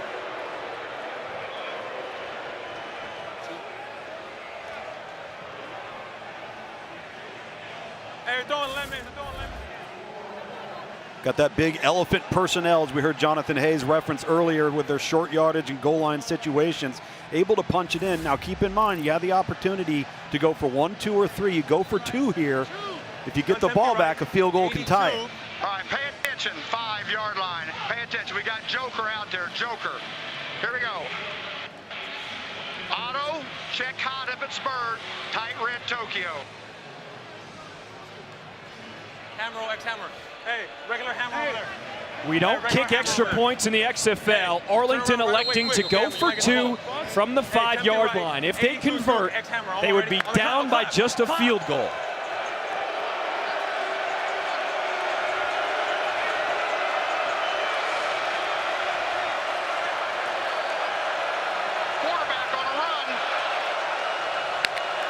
Perez for the 2-point conversion. Stepping up, slings it, end zone, they got it. 2-point conversion is good. Tyler Vaughn's in the back of the end zone. And it is just a field goal differential now. DC up by 3. Come on, bro. That's weak. Hey. Really good job here by Luis Perez, just taking the front door, but then getting his eyes back downfield. Yeah, and we're going for it on 4th. Well, I mean, don't we have to come this way? So here we go. Yeah. So what position? You can. Do you want a hash or 4th and 15? But would you want a hash, Mark? Middle's fine. So here we go. So Arlington, they have not attempted a 4th and 15 make it and take it yet this whole season. The XFL as a whole, teams combined, are 2 for 7 on 4th and 15s. 35 flip. Gun trio left, 2 jet, all go. Z dagger, X Reno, halfback wide. So now, if Arlington converts this 4th and 15, they keep the ball, will drive it down the field to either tie it or win it. Yep. And it's going to be interesting to see what DC does defensively. Keep in mind, when they've pressured Arlington, and it would be risky to pressure here because if you give up a big one-on-one, you could be done. But they've also created real problems for Luis Perez being able to throw the football in time, throw the football under duress. I want you over the ball. Are you not entertained? Hey, if this man, the XFL is here to stay. Okay, here we go. Let's go. Who are we missing? Keep the ball in front of you here if you're DC on defense and tackle in space. You can't allow a 7 or an 8 yard gain Listen to up, convert. Listen up, hey, protection here, baby, protection. Cam, you're playing low hole right there. I don't want you on the line of scrimmage. All go. You can split the difference right now. You can split the difference. If the back's in protection, you try to rob the route. Hey, move down then, goddammit! On the clap, on the clap.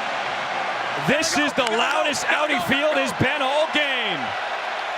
The 4th and 15, make it and take it. Look at the cushion. Look at where the defenders are for DC. Perez pressured, gets rid of it.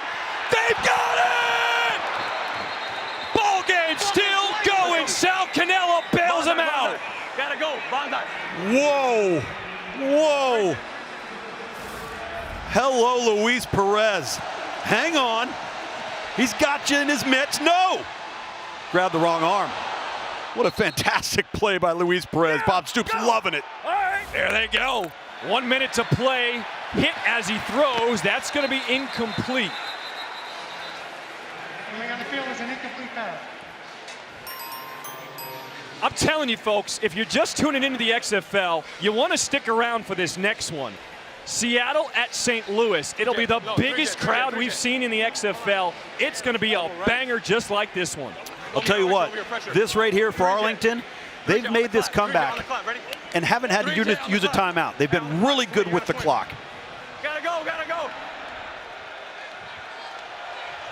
1:03 to play here in the 4th, down by 3. Perez trying to drive him into scoring position, finds Vaughns into DC territory. Vaughns protecting the ball, a gain of 6. Triple. They got to go at some point.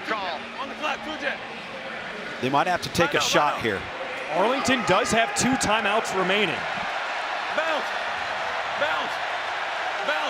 Hey, Tujay, hey. Using a lot of clock here. Middle of the field's going to be open.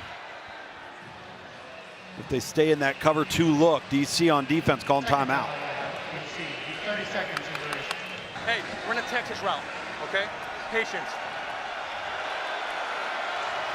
Hey, torch!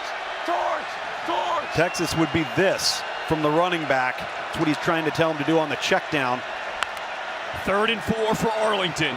Perez pressured, throws it up, jump ball, incomplete. Sal Cannella couldn't come down with it. And it's 4th down for Arlington. They've been so good just dinking and ducking and taking the underneath stuff. Listen to me. Hey, come here. We're Frisco, LAY press. Frisco, LAY press. Now listen to me. The backer who has the back, if he's chowed, get out there. I don't want any takes or hit calls. The other linebacker play the mesh. Swing left. Hey, actually over the ball. Go right here. Here's this cover 1 press.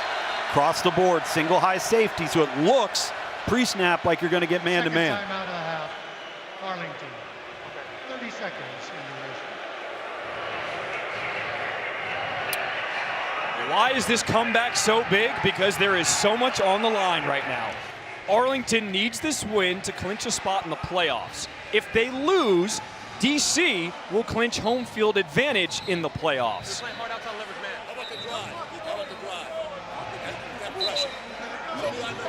And think about it, if you're Arlington, if you lose this game, you must win next week, final week of the regular season against Houston. Yep. That's not an easy task. No.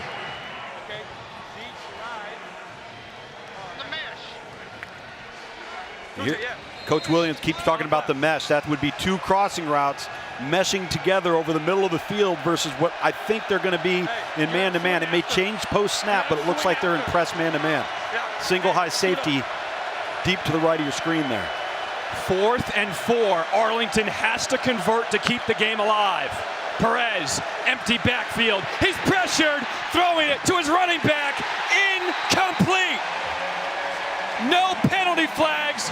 DC's gonna win it.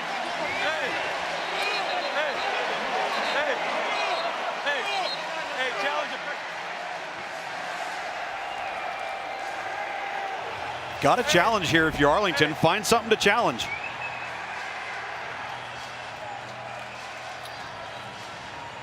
Was there contact with the ball in the air? It's a good question. Certainly something to challenge. You've got it. Use it.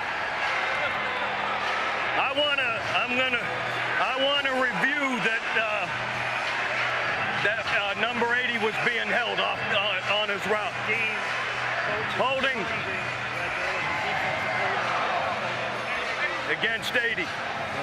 I'm with you against this tight end. Defensive holding on our number 80.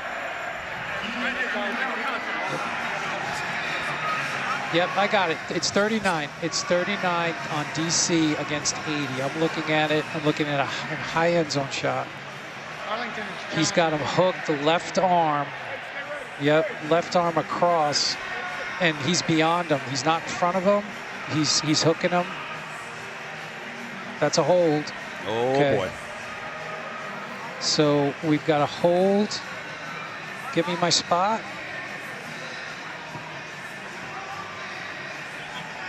Frank, we do have holding against DC 39. He hooked him with the left arm during the route.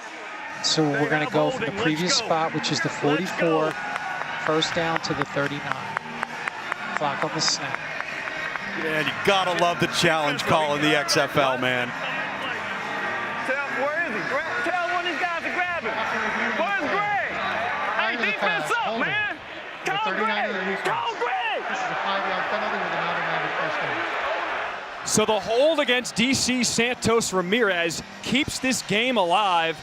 New set of downs for Arlington. Again, the challenge doesn't have to be a penalty. It can be a no call. It can be something you think was a penalty, just like we saw right there. It's the 11th penalty for DC today. Double-digit penalties, and in their loss versus Orlando, they also had double-digit penalties. Very uncharacteristic for DC to play this way. Put him back in the huddle.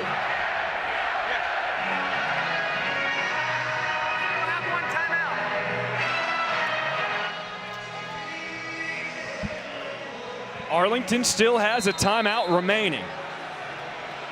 Down by 3. A field goal ties it. A touchdown takes the lead. Look at these one-on-ones down here, and at the top of the screen, stuff to take advantage of. Perez dumps it off, crossing route to Vaughn's. Vaughn's trying to get the sideline. He does get out of bounds, a yard short of the first down. Hey, no flag. No flag. No flag. All we need is a field goal. If you're Arlington, put yourself in position. Tread 3, Hulk left, tread 3. Hulk left, tread 3. Gotta go. Here we go.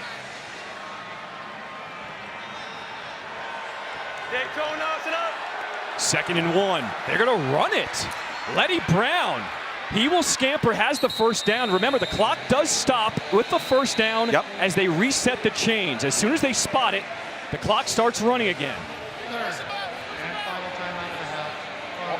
Arlington has elected to use their 3rd and final timeout of the half. Hey, come here. Let's go triple. We have no more timeouts. So, with the ball. Yeah, we can hang the ball, get a few more, and then clock it. No. No passes, no pass. Holding something. No. He said no pass. He said no pass. No pass, because we can get a holding call or something that can get us out. Just run the ball. We're already a holding call. Yeah. Tread 3. Run and kill it? Tread 3, yeah. I'm going to give it. We got to throw it out of bounds if you don't like it. Yeah. Wait, say it again. Duke, run, Duke, triple Duke, X fade. Triple Duke, X fade. All right, so you're maybe wondering why would you use the timeout there? Because you may need it when the field goal unit potentially comes on field. So now you no longer have that. Triple right, 3 Duke, X fade on clap. Their thinking here is that they may run it and then they'll clock it and still be in good position for a field goal attempt. Let's see if they decide to run it or throw it here. Luis Perez did not want to throw it on this down. No timeouts for Arlington. Down by 3, 15 seconds to play. On 1st and 10, Perez scanning, has some room to run. He's going to take it. He's got to find that sideline, gets out of bounds to stop the clock. 8 seconds to play, picked up 8 yards. All right, do you kick the field goal now or one more shot? They're going to. Field goal, get off. They're fortunate to be in this position. They've crawled their way back in. They've got themselves in a spot to extend this game. And DC has not handled this last quarter very well, particularly on the defensive side of the football. Taylor Russolino, a 27-yard field goal attempt, but DC will ice him, calls a timeout before the snap. Prior to the snap. Fuck me. Third and final timeout of the half, DC.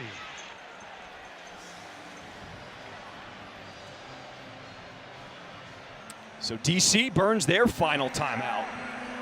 You know, credit to Arlington going back to that challenge, because their coaches upstairs and their coaches on the sideline immediately were on top of that. Coach, what is there that can be challenged? Is there anything? Is there something we can pull that we think we could have a legitimate shot at? So credit the coaching staff at Arlington for being all over that, because you can't take it to the locker room after the game's over. Also credit Stormy for noticing pregame that -10 for DC seemed a little high. Arlington's going to cover this one. Here we go. 27-yard field goal attempt. Kick is up, and he got it. Tie ball game in DC with 5 seconds to play. Arlington has scored 17 unanswered points here in this fourth quarter. Kick off.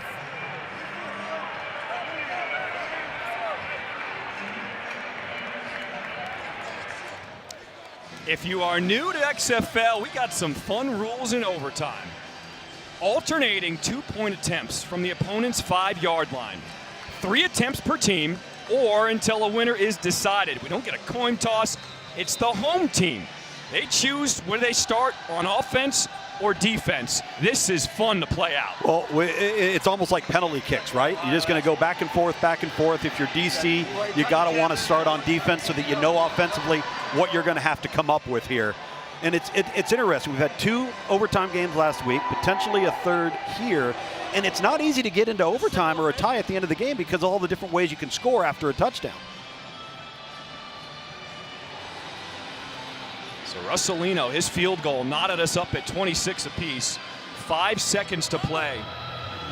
What's the strategy for Arlington on this kickoff? Do you kick it deep? Do you squib it? What do you do? Well, you can't squib it, because if you squib it, it would land before the 20-yard line, and now the ball comes out to the plus 45.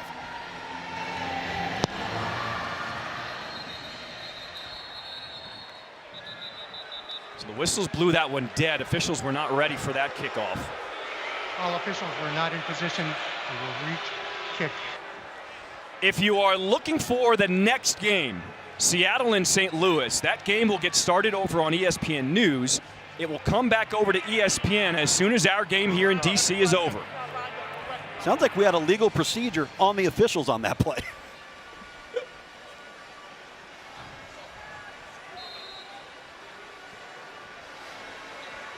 Got to kick it inside the 20, but short of the goal line if you're Russolino to get the action started. The deep kick. Williams will field it at his goal line. Coming out. 3 seconds to play. This will be the final play of the ball game. Can Williams make something happen? We are going to overtime here in DC. Arlington with their backs against the wall. They score 17 unanswered here in this fourth quarter to force extra football. Hold us back in. Who doesn't like extra football?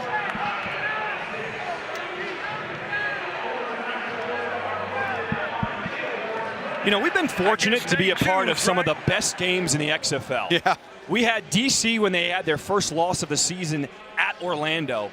This one is right up against it, one of the best games of the year. Well, and like we talked about coming out of the locker room at halftime, is looking at that line, it was -10, and I'm sitting there scratching my head going, this is where all the games have gotten close in the XFL. This, you know, again, 2 overtime games last week. So you were just bound. If history was going to prove anything, it was that this team was going to be tight. The game was going to be tight later on, Stormy. So Vegas usually is winning here, but not today on the line. Yeah, that's the thing about this scoring structure and the opportunity to go for the 4th and 15 in the XFL. It feels like nobody's ever really out of a game. And I told you guys at the top of the broadcast, favorites of 6.5 points or more were just 1-6 against the spread. DC, the only time other than today that they have been favored by 9.5 points or more was that game against Orlando when they lost it outright, guys. Stormy, have we told you recently how much we love you as our betting expert? What a guy. Love you back. And Beer Snake Cup calculator, by the way. Oh. Yeah, let's not Stormy doing it. Bury the lead. So Arlington will start first. They will alternate 2-point conversion attempts. This is overtime round 1. DC now has their challenge left over. Arlington's already used theirs. Perez throwing it, end zone. Canella could not reel it in. 2-point conversion in round 1, no good. Good coverage there by Santos Ramirez.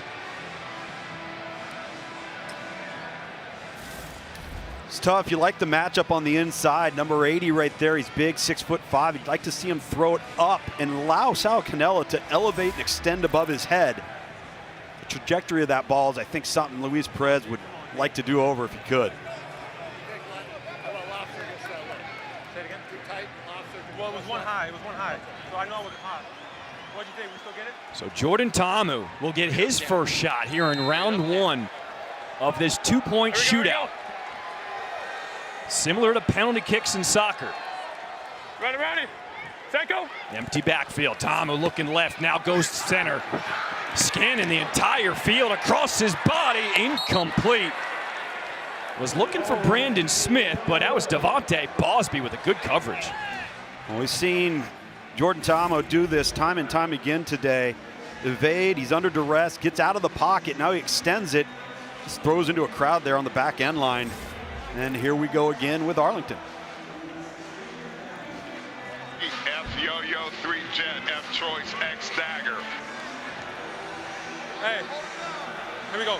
Gun trips right, F yo-yo, 3 jet, F choice, Z hammer return. On clap, ready? Hey, you gotta swing. 5-0. This is overtime round 2. Hey, calm, 358, 358. You gotta go that way. Perez flushed out, just throws it up, jump ball, incomplete. Sal Canella couldn't come down with it. Guess who? Santos Ramirez again. Good check, Luis. That's a good check. Man, that's been the matchup, right? Santos Ramirez at safety. Right there in the middle of your screen. They're just fighting. Coming up away for the foot to come out with that football. And Luis Perez checks to that. Gets it to the mismatch in terms of height. Just can't secure the football.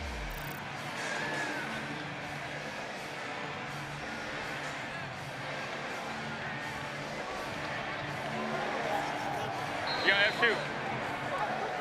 Here we go. Can DC take control here in overtime round 2? Ta'amu throwing, got him! Josh Hammond, 2-point conversion in round 2 is good. Just a fantastic frozen rope from Jordan Ta'amu. A foot in front of the numbers, on the out route, outside, away from the defender. Really good execution. Pitch and catch. What does Arlington have up their sleeve? Just on left side. Hey, gun trips right, 3 jet, F choice, Z hammer return, X dagger. I want ready. Clap.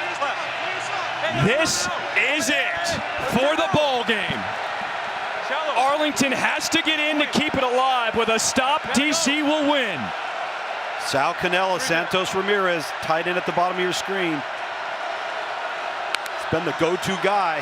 For the game, Perez, no good! DC has You smell what the XFL is cooking. Luis Perez tried to sneak one in here. Too many red jerseys. The defense for DC responds, rebounds. No, I mean, I watched, I think, the Super Bowl, but I don't even play it till about my junior year of high school. I just worked out, punted. I got a job with a spa. You go to training camp but don't make it to camp. Did you feel like you were ready? No, I don't think I was. A lot of people told me not to do the XFL. Probably one of the greatest experiences I've had, honestly. Another edition of XFL to NFL. This time, I'm excited to have Dan Whelan, the punter for the Green Bay Packers, former all XFL punter for the DC Defenders. And Dan, welcome. Glad to have you, man. Yeah, appreciate you having me on. It's a blessing, to be honest. No doubt. And I know you just got done with the massage, a little practice, so Dan's feeling a little smooth and mellowed out right now for this. But let's just start from the beginning, man. The first Irish-born player of the NFL since how long ago, Dan? Do you even know this? It was like 38 years ago. 1985. 1985. That was the last time. So talk about where you grew up. The name of the town was in Ikensbury. I don't know if I'm saying that right. Oh, no. Enniskerry, County Wicklow. Yeah. So what was that like growing up? What sports did you play back then? What was the setting like? I'm sure completely different in Green Bay and D.C. Well, Enniskerry, small town, small Irish town. You know, like maybe one coffee shop, a couple of shops here and there. Community church, but I lived about in the middle of nowhere, all the way like through the village, top of the hills, just like random spot. Like you would not believe I lived there type of deal. So yeah, I lived there and then moved to Palm Springs, America, which is completely different, a little bit bigger, a little bit hotter. Take us back real quick, Dan. How did you get from there to Palm Springs, and what age were you when all this happened? I was 13, and my mom got a new job in Palm Springs, so we just said, let's do it. Why not? So, and before moving to Palm Springs, what sports did you play, over in Ireland? Rugby, tennis, soccer, field hockey, track, cross country, high jump, long jump, triple jump. So you obviously were the best athlete in the country if you did all that. Were you good at any of them, or you just did them? Yeah, I was pretty good at it, a lot of them. I swam too, so. Okay, now you're in Palm Springs, and what happens there? How do you develop and get into football, American football, from once you're in America? I kind of start watching it more because there's more hype around it, but I don't even play it till about my junior year of high school. The head coach asked me to try out for kicker because he saw me playing soccer. So I kind of just switched during the summer and quit my childhood sport to play football. And then just went from there. Just went to camps, started investing in kicking and punting to get better, to see where it could take me. How quickly did you know or feel as if, I'm pretty good at this, that I should continue this and get better? Was it you yourself, or you had encouragement from the coaches? A little bit of both. End of my senior year, I converted to more of a punter. One of the Aaron Perez, one of the guys I was with first, told me to switch to punting because I'm tall and it's probably easier than trying to kick a field goal all the time. So I did that, and it kind of worked out better, I would say. I mean, less pressure, but you get to show off your leg more as a punter. I mean, you do as a kicker, but. So high school doing really well, then you start getting recruited by colleges, a lot of offers, or how was that process? I had a lot of walk-on places. I didn't really understand the whole college football scene or how it all worked with big school football and all that FCS and stuff. So I just took the first full offer I got, which is from UC Davis. So I just committed on the spot. I was like, cool, I'm done. There you go. I played 4 games freshman year and then finally started and played till I finished college. Come draft time, don't get drafted, free agent tryout, or got signed by the New Orleans Saints, correct? Mm-hmm. Did you have other offers, or they were the only one that kind of said, hey, Dan, come on down here to New Orleans? I had like a couple, but it was all just like free agent signings after the draft type of thing. But I just went with the Saints because they were the most recent that worked me out. Felt more comfortable going there. And at that time, so then you go to training camp, but don't make it to camp, correct? Yeah, the day before camp, I got sent home and sat at home for months. Brutal, man. With Yeah, no brutal. film. Did you feel Yeah. like you deserved more of a chance at that point? Did you feel like you were ready? No, I don't think I was, to be honest. And they told me that. They're like, yeah, we don't think your punting is consistent. Your holding isn't that good. Your kickoffs aren't ready, game ready. I was like, all right. I was home within 4 hours back in California, feeling sorry for myself, as you would. Did that for about, I don't know, 2-3 days, and then just started going to the gym, Started getting after it. working out and punting again. Nice. So just started honing your skills from there. And how long were you there just kind of working out before you got the call from the XFL? That was like August. So I was home until like January, basically. But November, I had like an XFL combine. I just worked out, punted. I got a job at a spa for like 2 months just to pass the time and make some money, I guess. But did the combine thing. Then they had their draft in like, I think November, December, and they took me. And then January, I'd had to leave to Dallas. Gotcha. Okay, now during camp, during the season, do you feel yourself getting better? Do you feel as if, you know what, now I belong and now my skill set is really getting developed?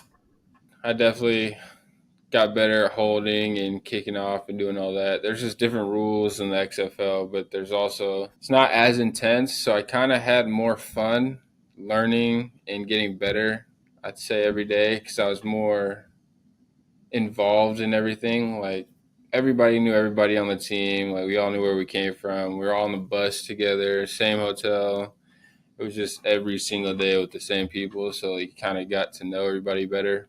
Made the game more fun when we kept winning. So we were all just like vibing together. So had an outstanding year, was named all XFL punter, advocating, really starting from advocating for yourself, all because you were provided that opportunity. And then at that point, how do you feel like the XFL just kind of helped you develop? Coach Barlow speak about his kind of influence and the type of coach he was for you throughout the year.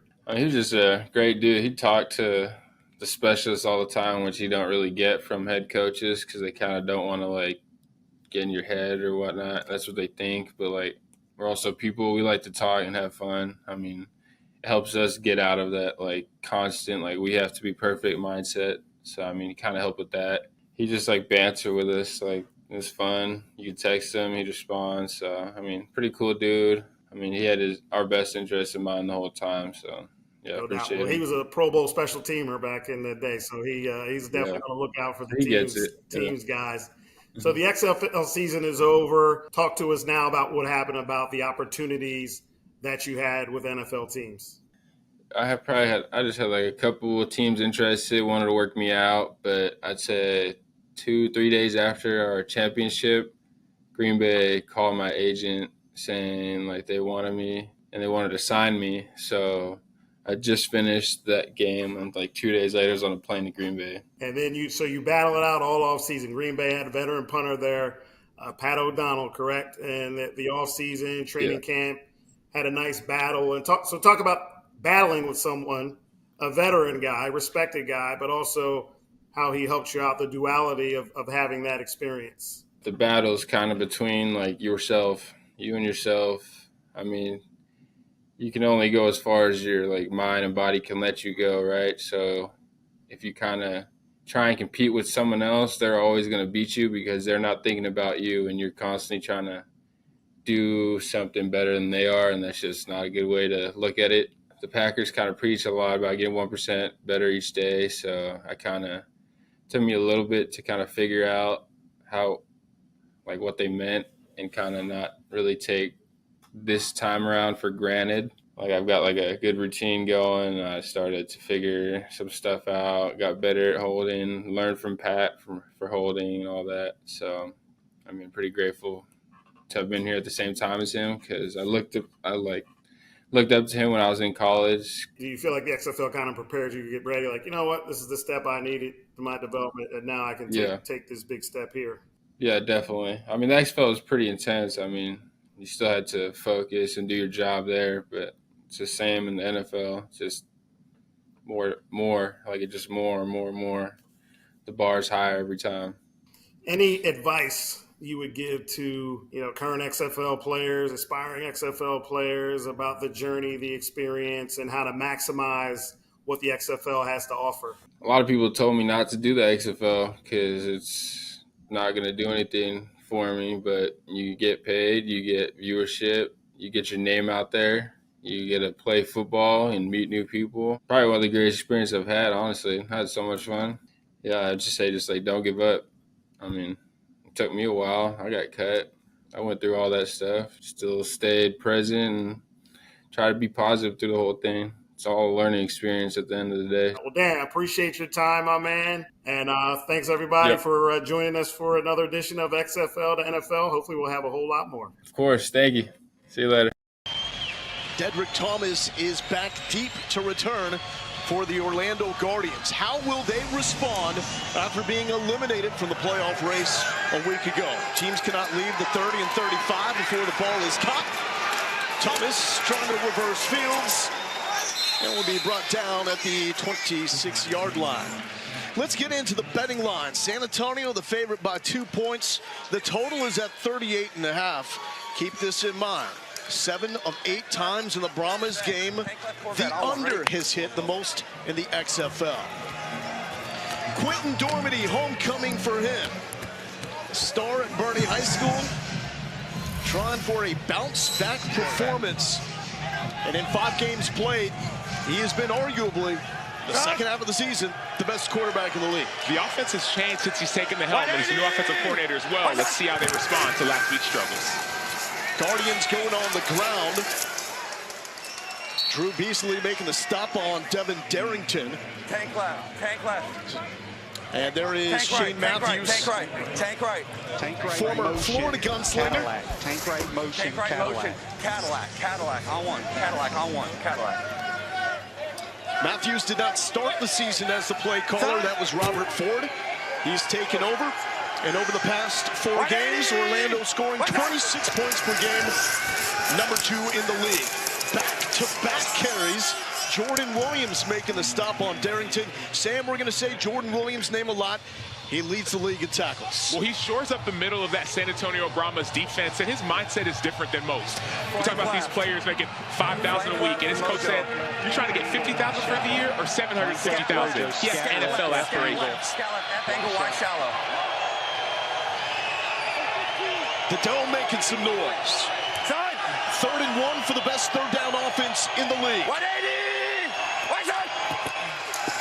Dormady coming back to his right, and that is a first down catch. Big boy bringing him with him. Ryan Becker moved the chains. So great play design. It's 3rd and short. You actually available to do the run, but you have Ryan Becker stepping up. Soft Tampa again. Tank left. Jim Herman, defensive coordinator for the Brahmas. Corvette. Okay, we're going to have to Former put a black Broyles check Award on winner. this. As the DC with the Michigan Wolverines, the year Charles Woodson won the Heisman. Another carry for Darrington. His 3rd on the drive has the same. Cutting it back. Some wiggle to the 30-yard line. Devin Darrington, a former Harvard man, finished his college career at Virginia. 17 yards for him. And he had other Power 5 offers. He chose Harvard because he wanted to get that great education. He was injured to start the season. Now that he's healthy, this offense has changed dramatically. Jermaine Martin is a no-go in this game. So here is Dedrick Thomas, who's at the bottom of your string. He will play some running back as well. Dormady looking that way to Thomas, and he's hit immediately. Popped on the play by Jamison Houston. Houston just signed this week. Good job. Played with Jordan Williams at Baylor. Crisp opening drive for Orlando, but we've seen this throughout the course of the season. The first drives have not been the problem. Rip stay. Orlando has consistently done well to start the games, but it's not about starting for them. It's about finishing. Get the good start, finish well. Eli Rogers in motion. Dormady, pump fake, went back to it. There's contact, and that is easily going to bring out a PI as Charleston Rambo was the intended target.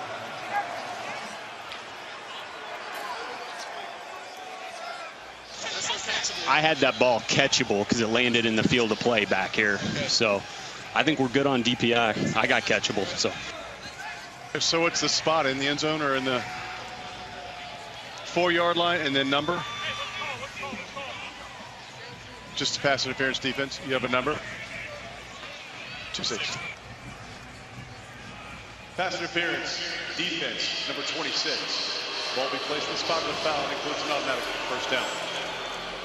That's going to go against Jamison Houston. And one thing to note, so Jack Kerner, starting safety, he's out this week. He got injured last week, so there's a little bit of lack of communication on the back end.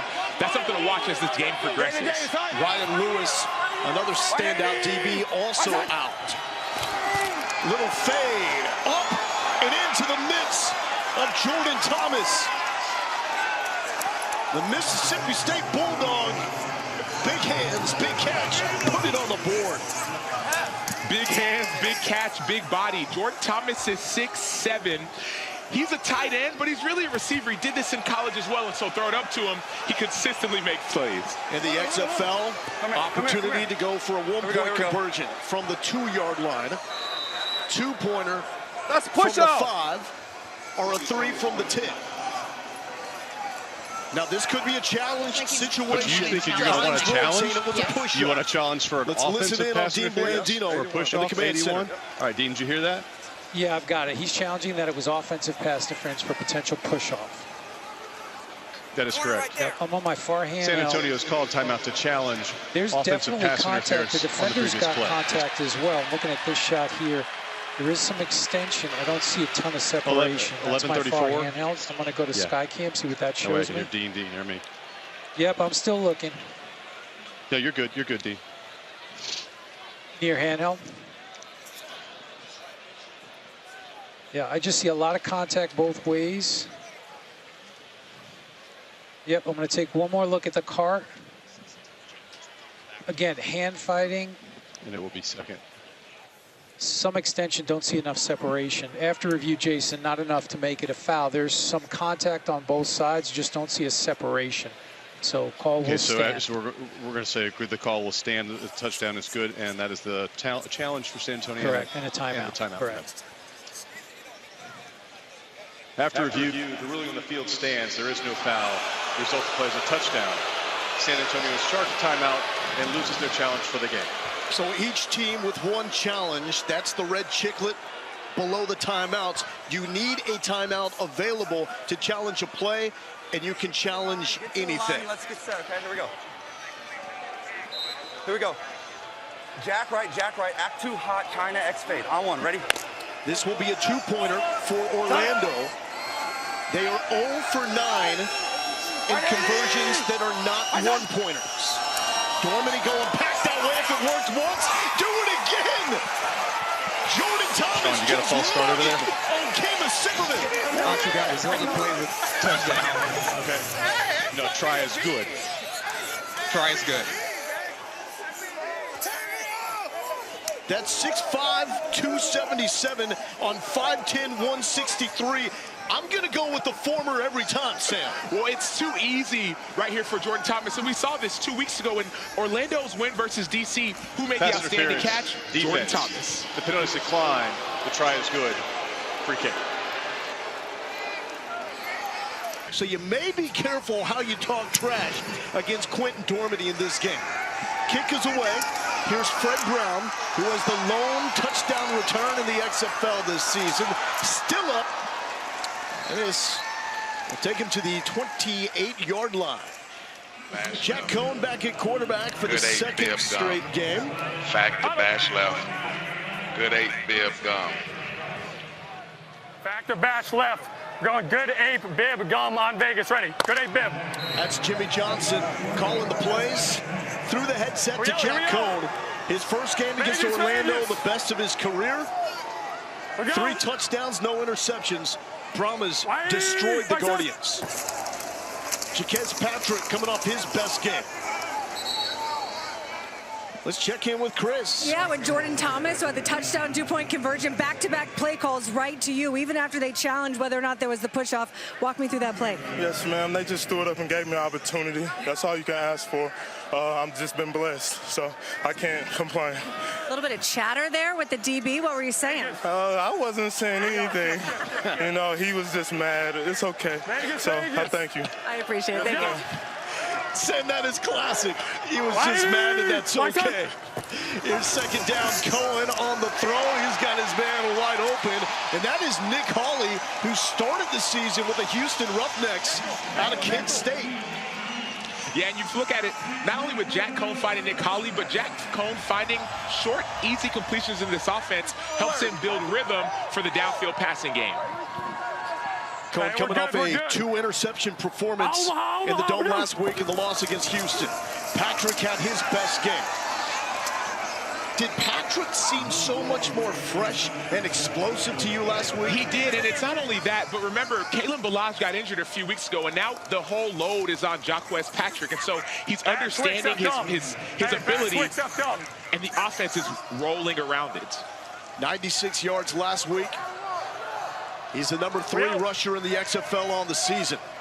Watch Cat. Vegas. We're going. Watch that. Hawley in motion.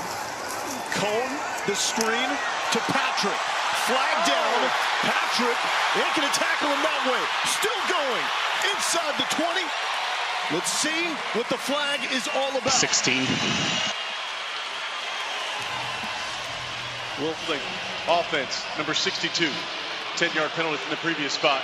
Repeat second down. And that will wipe out a 38-yard run. And if you're an offensive coordinator, you're frustrated because this is a screen. So it's a screen. You don't want to let him go by you. Let them run by you. That's Balaam Buchanan. Let him go so that he can get to the quarterback and you have the screen right behind it. And so those are the penalties that have been hurting this San Antonio Brahmas offense. Especially on the offensive line. Week number 1, they lose 4 of their 5 starters, and it's been upheaval on the line since then, Fitz. Right in front of me, Lowell, and I'll tell you right, it happened right in front of me, Lowell, and if you still had a challenge, that might be one you would challenge and win. You think that could be one? Vegas. It happened right in front of me. I didn't see a hold. I saw a clean block. Sam? Well, it's that arm around that you might look at. It looks like a holding. He throws him down. So that's where I would see that holding call be called. Now, Fitz, what's your take on using a challenge this early in a game?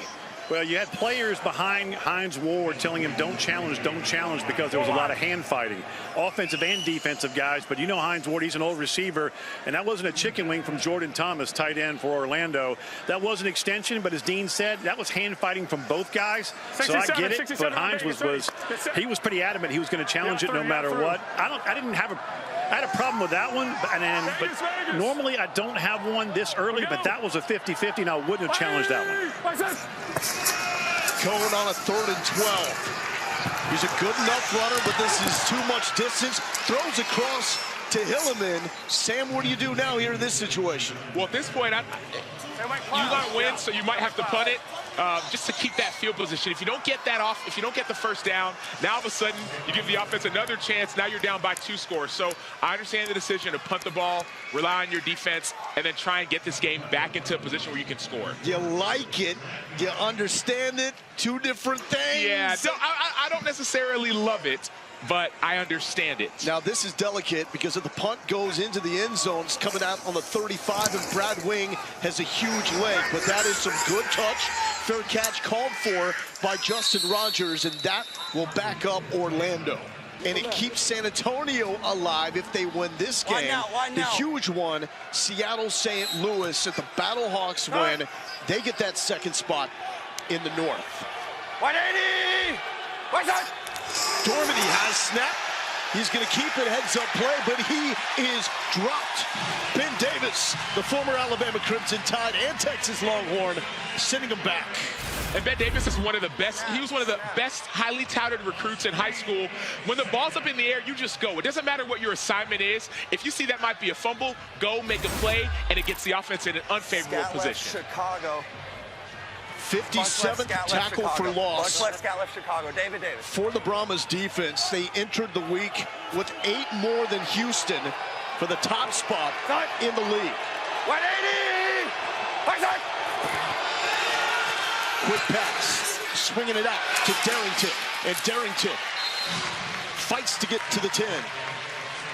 Sean Williams, the former Navy captain, with the tackle. And one of the things about not just Sean Williams, but everyone on this Here we defense, go. you turn on the tape. Give me rush Miami. Rush Miami.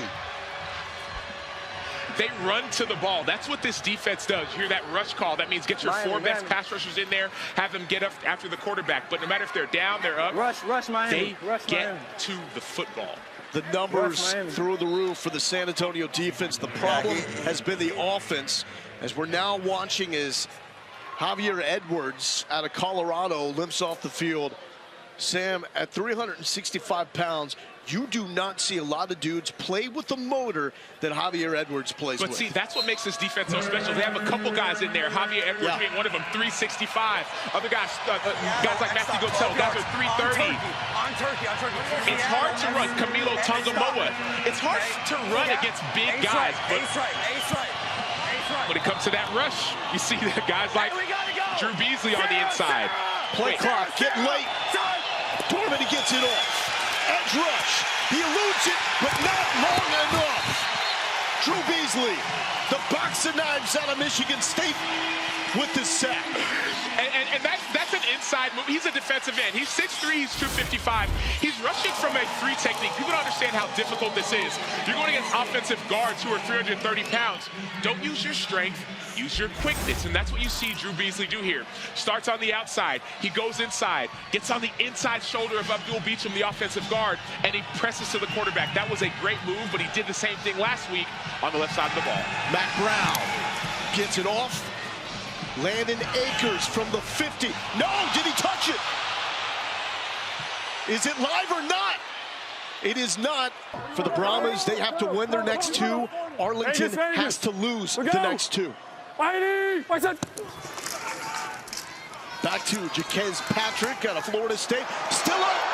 Refuses to go down. He had the 38-yarder erased by a hold, but he's getting some of them back here. 17 for Patrick. Feed the beast, whether it's through the passing game in a screen or the running game. Jaquez Patrick is your main, not even target, but the main person you should be feeding, because the offensive line has struggled. So give it to your running back on runs or on screens.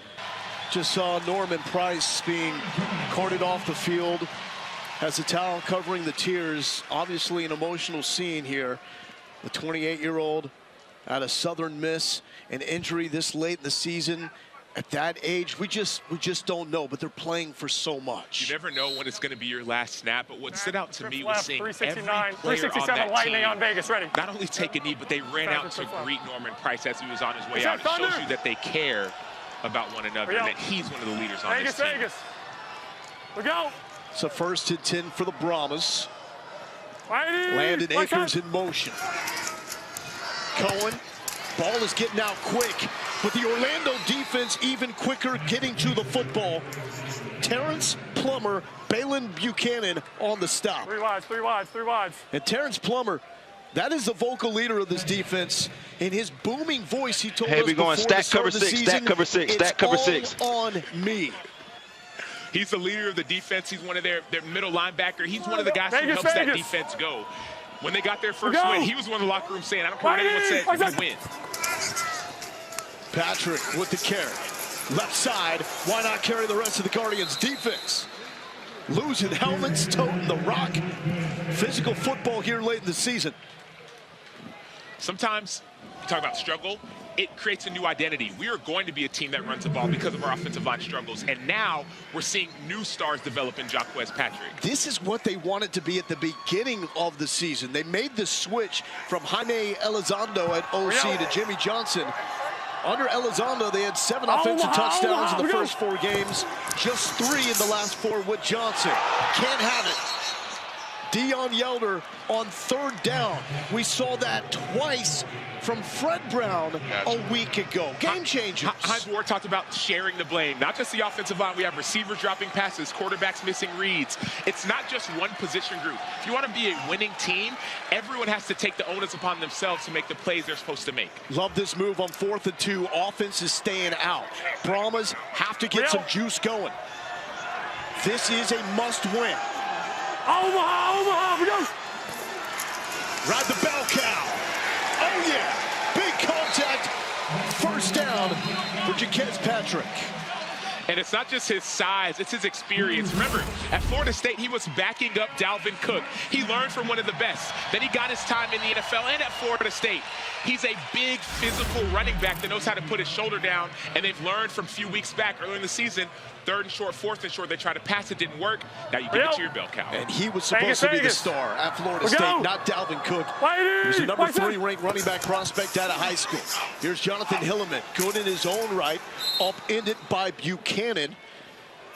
Balin Buchanan, the son of Ray, who was an NFL standout, 47 interceptions in his NFL career. Bloodlines Tampa strong. carry, stack Tampa carry, stack Tampa carry.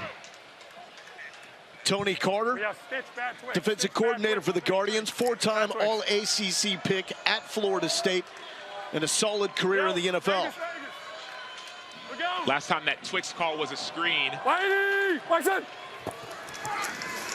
Cohen dumped it down to Hilliman.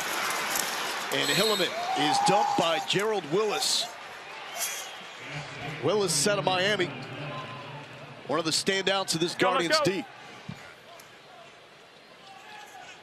Is the ball getting out quicker for Cohen? It is. It's getting out quicker, but a lot of it's because of the screen game, and then a lot of we've seen is run game. So short pass, screen game, run game. You know who you are. No downfield passing yet. 74 on Vegas, ready. We go. Vegas, Vegas. We go. 8th play of the drive. Watch it. Cohen, pressure up the edge, throwing on the run to Akers. And Akers makes the catch. The spot is very short, however.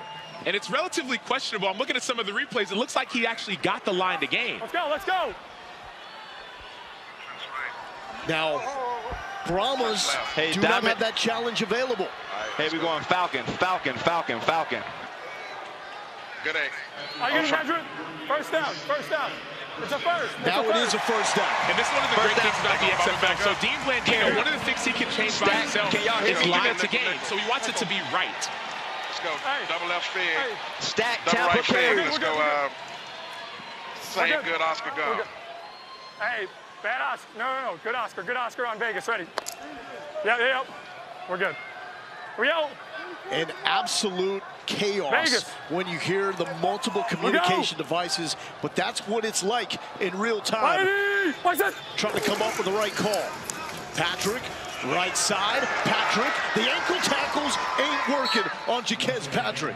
And here's the issue. Jaquez Patrick is a big running back. So if you're a cornerback, if you're a DB, you may not want to hit somebody who's 6'3", 242. That's the danger that comes when you play defense and you're going against a running back that's built like a linebacker. Now, you're a big guy, so on defense, how would you tackle him? Well, as an outside linebacker, I'm saying we're about the same size, so you're not looking at me and sizing me up. You're looking at the little guys doing that. So 23 seconds until the end of the first quarter. Brahmas will have to get a play off. Mayday.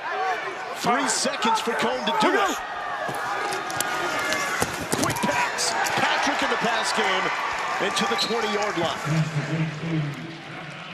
And that will bring us to the end of the first quarter. First things first, you got to score some points. Patrick has been the leader for the San Antonio offense. Cohen going to TJ Vasher. Was he in? No. Sam, there's been so many close calls with Vasher. They cannot connect lately. Well, that was better than what we've seen all season. Most times we're seeing the quarterbacks overthrow TJ Vasher. This time they gave him an opportunity. In high school, his coach said, man, all we would do in the red zone, we would just hurry up and throw it up to TJ. Obviously, you see a little bit of a bobble here. It's out of bounds, but he's the guy you want to give an opportunity to. I got a chance to talk to him before the game. He's every bit of 6'6". He's got all the talent in the world. It's about the belief and getting him the ball. Here is John Parker Romo, who rushed on the field to kick a field goal to send the game to overtime last week, but we got a late timeout call here by Orlando.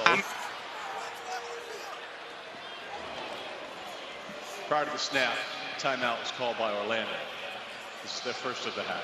It's 30 seconds in. Parker Romo is as much of a breakout star in the XFL really as any player.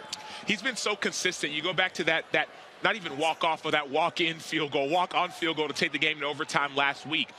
Parker Romo is a model of consistency. You talk about it, 11 straight made field goals. Only miss was in week 1. He's part of the reason why he's a huge part of this offense.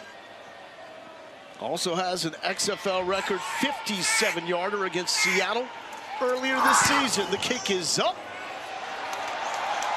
Put it on the board for John Parker Romo. This man is on fire. You could tell the trust that they have in him. I saw him and Hines Ward before the game. He was kicking them from 60, and some of them are a little bit wide, but there's this confidence that you have in your kicker. My only question would be, in this desperation situation, why not go for it on that 4th down when you need points? It's still early. You need points. We also want to keep the game in check. Still early. Get your points. Rely on your defense, and then you can get touchdowns. You don't need to force it right now. Fitz, what do you got?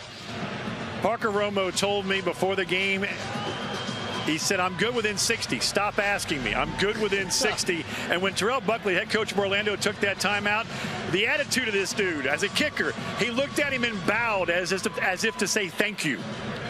Wow. Fitz, you know these kickers that perform at the highest level, they're a little different, and that confidence is a large part of it. Oh, the attitude. Look at Matt Prater in Arizona. Absolutely. Man, and Romo's got that attitude to him. He's got some swagger. And the bow to Buck, I thought that was absolutely priceless. And keep banging them through, and there's going to be opportunities. Dedrick Thomas from the 5. Thomas to the 21. Here's Terrell Buckley a little while ago. He said we had 2 men on the right side, and my linebacker thought he said 2 men on the field. So we called timeout. Can we get that back?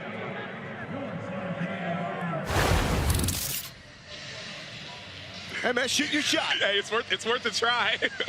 Shoot your shot. Ask and you shall receive. Terrell Buckley said he's really trying to make this as fun of an experience in the final 2 weeks as he possibly can. I know gassers aren't fun. He said when they ran gassers this week, he did it with the team. Well, he said he only got through 2 of them. He said they were the full gassers, not the half gassers by any means. Quinn Dormady back to work. Oh! Dropped with authority by Drew Beasley. So we're going to watch Drew Beasley get this sack. So this inside move, he's worked it time and time again. I saw him do this same exact inside move a few times last week. He's at the top of your screen. You come up, you get the tackle over setting, and you club under. That's his 2nd sack on the exact same move. He's just doing it now from the outside instead of the inside. That almost looked like the hit he put on Brandon Silvers last week. Yes. Drew Beasley, not the biggest guy, but he's one of the guys who talked to their defensive coordinator. He knows how to get after the quarterback. 2 sacks to start the game. Yeah, we're going on 2. And you know that makes Jim Herman a happy man. Dose right, Dallas on 2. Dose right, Dallas on 2. Ready? On 2. Chris. Well, Quinn Dormady had a long conversation with his offensive line about the communication, particularly when they're backed up this deep. So it's extremely hard to hear. They're going to keep going with what they're doing. But Keith Wagner, offensive line coach, said they may have to stick or move to a silent count if the crowd noise continues to bother them. Also big, Delonte Scott just came off the field. And Scott is the playmaker in the middle of that San Antonio defense. It was interesting, too, in overtime last week, the San Antonio fans in the end zone started telling all their brethren to come down and pack those seats to make it even louder. On the ground, Darrington, good open field tackle here by Terrell Hanks. You talk about that crowd noise, but it's not just the noise of the crowd, it's the newness of the offensive line. We've seen injuries for Orlando's offensive line. We've seen changes. And that's why you're saying, man, we need to get it either on a silent count, something we can all be on the same page. Side! 180! Right side! 3rd and long. The dump down to Charleston Rambo, not going to be nearly enough. But really, in these situations for Dormady, that's a win because of ball security. Yeah, it's a win, but the other piece of it, too, is you start feeling the pressure. Notice who was around the quarterback's legs. It was Drew Beasley once again. So if you cannot block on the offensive line, notice Dormady got sacked 4 times last week, and some of those turnovers were because of the offensive line. It's going to be a long day for Quentin Dormady. Mac Brown, the punt. Teams cannot get 1 yard downfield. It's a fake! Mac Brown showing the missile! And it's caught! KD Cannon! The missile to the cannon! What's up with the punters in this league? They're throwing dimes, Sam! Well, we talked about it before this game even started. We said, man, who's got to make a play? And we were talking offline. You said it's got to be KD Cannon, Jordan Thomas, 2 players who are new to this offense. KD Cannon, the receiver, doesn't do it in the receiving, does it in special teams. Look at it, this motion. People can get a little bit lazy, and all of a sudden, you're playing with nothing to lose. KD Cannon goes and Randy Moss is on him.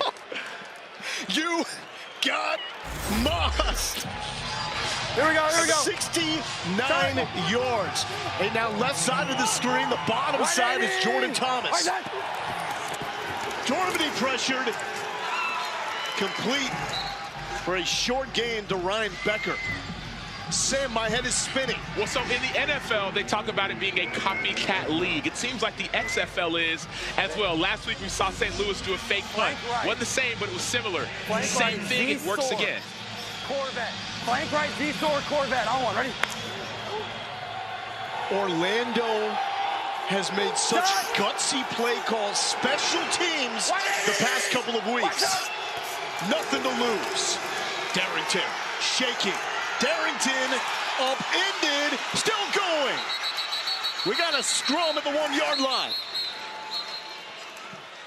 You talk about nothing to lose. The way that Orlando started last week's game, Lowell, was on the kick. It was a kickoff return, and it was a reverse. They ran so many fake reverses. So this offense is going after it in offense and special teams by any means necessary to find a win.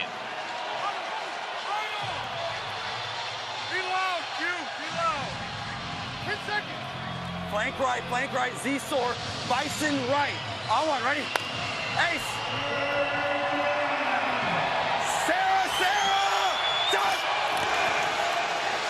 Darrington with the carry. He's in. The fake punt leads to a touchdown. Slam it with the exclamation. Special teams have to be special. And yes, that was Devin Darrington, Harvard grad, with the touchdown. But it was that field position, the 69-yard pass on punt, that allowed the offense to have this position. Huddle. It's going to be a 1-point conversion for Orlando. Twins right, scat right, X-Fade, Quincy. On one, ready? After the last touchdown, they converted their first 2-pointer all season long. They're 6 of 13 on the 1-pointers. Dormady looking middle of the field for Eli Rogers, incomplete. Mac, you told me you've run that a few times in practice. What was the reaction when you finally got the call to rip it? Honestly, it was I was just ready to go. I was waiting on that call all season long, and I think honestly just got lucky. You let it rip. Where's the arm come from? Comes from tons of time throwing with my pops in the backyard or throwing with the boys up in Minnesota. Shout out the boys up in Minnesota, man. But yeah, credit to the guy. Credit to 15 for making the play. And your parents are here to watch it. What's this like to be able to celebrate with them? It's great. It's great. I'm very lucky to have a great family, so shout out them for coming out today. I appreciate it. Congratulations. Thank you. Travis Johnson brought down by Ryan Becker. Pops loves it. This was a conversation pregame with Terrell Buckley about that play. So when we get out, we're going to call it now. Absolutely. If you see, when he goes in motion, if you see him running with him, then we're probably going to have what? The backside. Yeah, backside, Jay. If you don't see him running, then we probably have the front side. Yep. Gotcha. Just do what you do. Absolutely.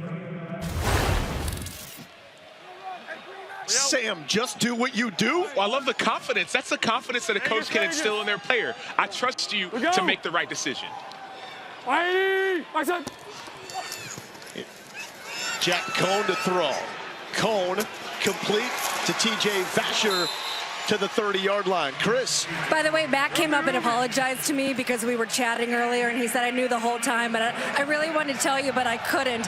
By the way, he has raised $148,000 for ALS. He had a childhood friend's dad pass away from it. Started a lemonade stand when he was a young boy back in Minnesota. It kept growing and growing. His sister now does it.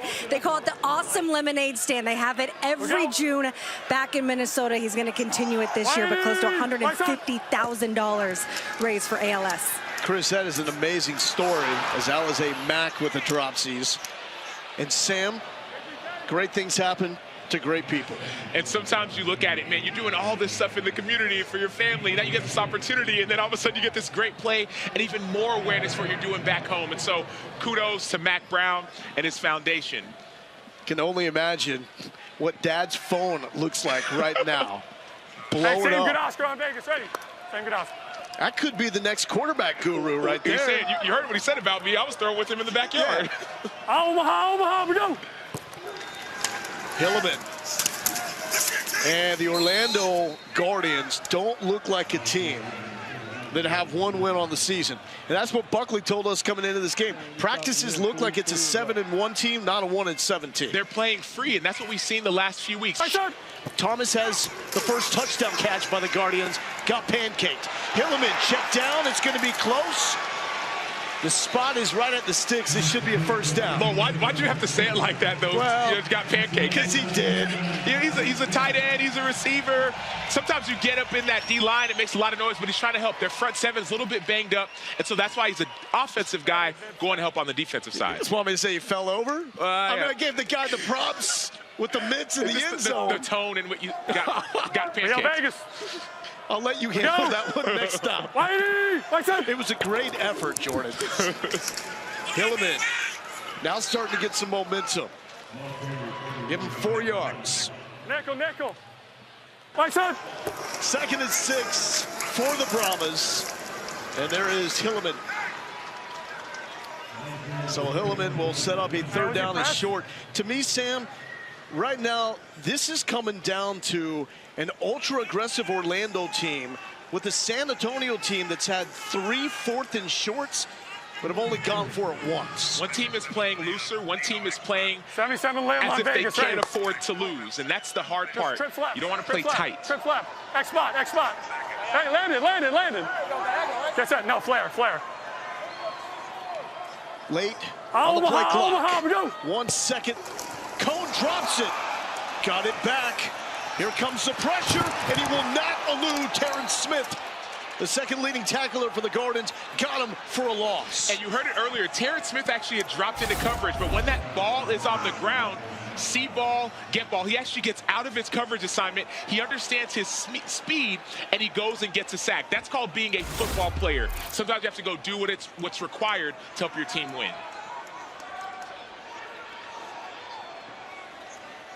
Here's Brad Wing. Have we seen Wing's arm yet? San Antonio needs something going. This is a boomer to Justin Rogers. Backpedaling now at the 10. 4 Brahmas there, and he's brought down by Ty Smith. San Antonio does not find a way to win this game, then all of a sudden, you talked about it, their playoff hopes are eliminated. Darrington fighting for yards. That's a loss of 2. Meanwhile, DeAndre Francois has checked in at quarterback. This is something that Terrell Buckley told us coming into the game he wanted to get back to. Felt like he could have mixed in Francois in the middle of the last game when Dormady was struggling with 5 turnovers. And he added the piece about opportunity. He said, I want to give DeAndre Francois his opportunity as well to shine like he did in college.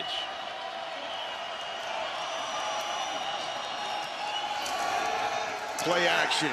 Francois, he's got some wheels, but not enough to get away from Sean Williams. Here's Fitz with an injury update. The Brahmas will be without their starting nose tackle, the Colorado Buffalo, Javier Edwards. He's out with a shoulder injury, done for the day, guys. That is a big blow for a stout man in the middle of that San Antonio defense that has settled in after the opening drive in which Orlando drove the length of the field, got on the board with Jordan Thomas. And there's only a 51-man roster in the XFL, and so when players get injured, that depth is even more thin than you would expect. That's why we saw Jordan Thomas playing defensive end. Orlando's second time out of the half. It's a 30-second break. Guardians take timeout number 2. What do you think of the start so far, Sam? I've been impressed by Orlando. We didn't know what to expect based off of their 5-turnover performance last week, but offensively they're putting up points like they did over the last half of the season. On the other side with San Antonio, I understand some of the decisions not to go for it on the 3rd and short and 4th and short, but sooner or later you have to just let yourself go, because if you don't, a loss will be imminent. The fake punt is the difference in this game. And Chris, from what I understand, there's a special name to the play. Yes, they call it the Blandino because Terrell Buckley had to send the play to our rules aficionado, Dean Blandino, to approve it because there's guys in motion. So it has been dubbed the Blandino. That is amazing. Dean Blandino now immortalized in XFL history with one of the best trick plays we've seen. Francois to Eli Rogers. Rogers trying to get the corner. The stiff arm is going to be close. And it's a first down. So, Dean, what do you think? You've got your first play named after you now. So I knew going in that they named it the Blandino, and not that I have a rooting interest, but I just wanted the play to go well. I didn't think it was going to go that well, but I wanted it to go well. That's the biggest smile I've seen on your face, Dean, all season long. You got the play named after you, and it worked 69 yards later. On top of the spring football world right there. Darrington somehow slips out of the tackle, and he gets 9 yards on first down. I think Dean blushed a little bit as well. He did. And that's the thing. So if you're a coach, that's a smart play. It's saying, okay, I know I want to run this, but let's make sure we don't get called for any kind of penalty, any kind of illegal procedure or illegal formation. Let's get it all situated. And it's also kissing up a little bit to the VP of officiating. Now, Dean calls it as he sees it. Dean has done a fabulous job all season long in the XFL Command Center in Van Nuys, California. Darrington again. Darrington picking up a lot of the slack with Jermaine Martin out. Last week, this is an Orlando team that had 16 carries for 25 yards. A lot more success on the ground. They're up to 48. And some of that may be attributed to the loss of Javier Edwards. We talk about his size, about 350 pounds. Missing him in the middle will affect your run defense tremendously. Orlando eliminated last week. San Antonio needs back-to-back wins, back-to-back losses by Arlington to go. They lose here, it's done. And the Renegades are in. Francois on the run. Trying to beat Williams. He's forced out of bounds. Flag on the play. Down.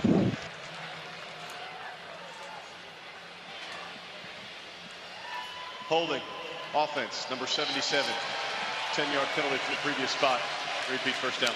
It's going to go against Abdul Beecham, another local guy, Cibolo, which is also just north on I-35 here in San Antonio area. And you want to know who caused that penalty? It was Drew Beasley, excuse me. And I think they actually called it on the wrong person. It really wasn't on Abdul Beecham, number 77. It was on number 78, the new right tackle. That's who that play was on. And so we see what the effect is. T.J. Bradley got the holding, but it's Drew Beasley affecting the quarterback. Beecham is slid over to right guard. Francois with the draw. Francois, such a brilliant start to his career at Florida State. He was the ACC Rookie of the Year in 2016 over Daniel Jones, who just cashed in a large contract. However, next season, hurt his knee in the season opener against Alabama. Was dismissed in 2019, and it's been a climb back ever since. But he was one of the most highly touted recruits in high school. And funny enough, Jock Westpatrick, who went to Florida State as well, was actually at his recruitment announcement ceremony when he got recruited and committed to Florida State. Coming up on the 2-minute warning. Francois to throw behind Jordan Thomas. Drew Beasley with the hit.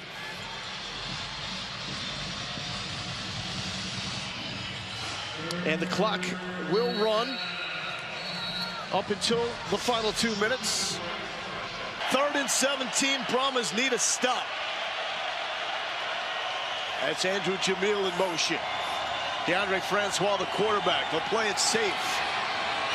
And that is Dedrick Thomas, met by the Brahmas defense with Jordan Williams and Sean Williams, no relation.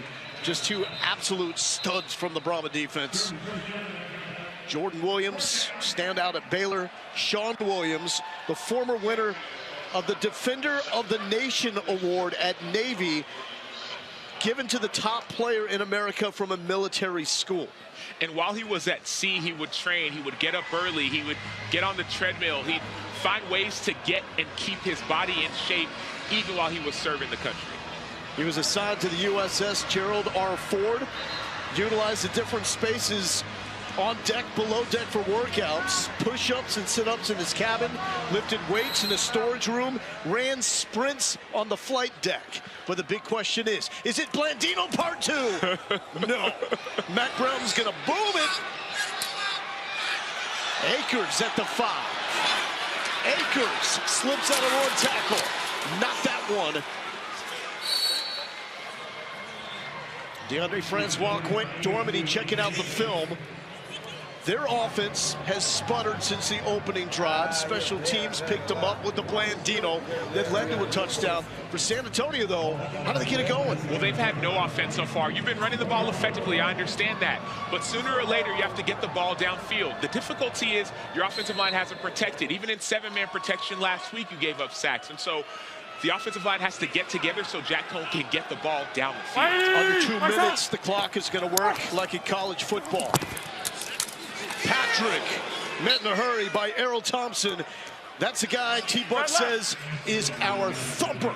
And you heard it and you felt it. But this Orlando offense and defense, you feel the urgency in their play. No, the cadence, 57. Need to see some urgency from the Brahmas. They got one timeout. We go. Under 90 seconds. They need to score in the worst way. Cohn thought about taking the shot, held it too long. And that is complete to Nick Hawley. Contact rules like the NFL. That will momentarily stop the clock while the chains are reset. No, the cadence, no, the cadence. We go. It's Tom to Fred Brown. That's the one you can't have in this situation. So, of course, you want to get the ball past the first down marker to stop the clock. You still have a little bit of time. Hey, 66, 66, 66. But at the end of the day, you have to elongate the field. You have to give the defense something to be threatened by. And again, short of the sticks, Patrick is able to keep rumbling to the 40 he goes. We know about the leg of Parker Romo. Is Hines Ward thinking 6, though?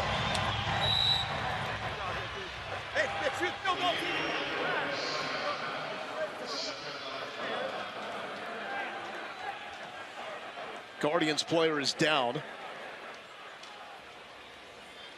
Orlando cannot stop the clock for the rest of this first half. And that is Jaquan Blakely being checked out and jogging off. Hey, tackle it. Blakely out of Tennessee. Romo out of Virginia Tech. So clutch. Distance, not an issue for him. He's got an XFL record 57-yarder. He's already slammed home one earlier. The lone points for the Brahmas.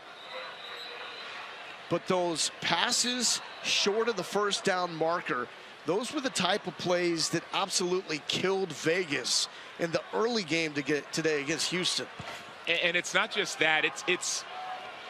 I understand things being open, but if you want to win in a game like this, even if the space isn't as open downfield, you have to take a risk. Cohen. Holly!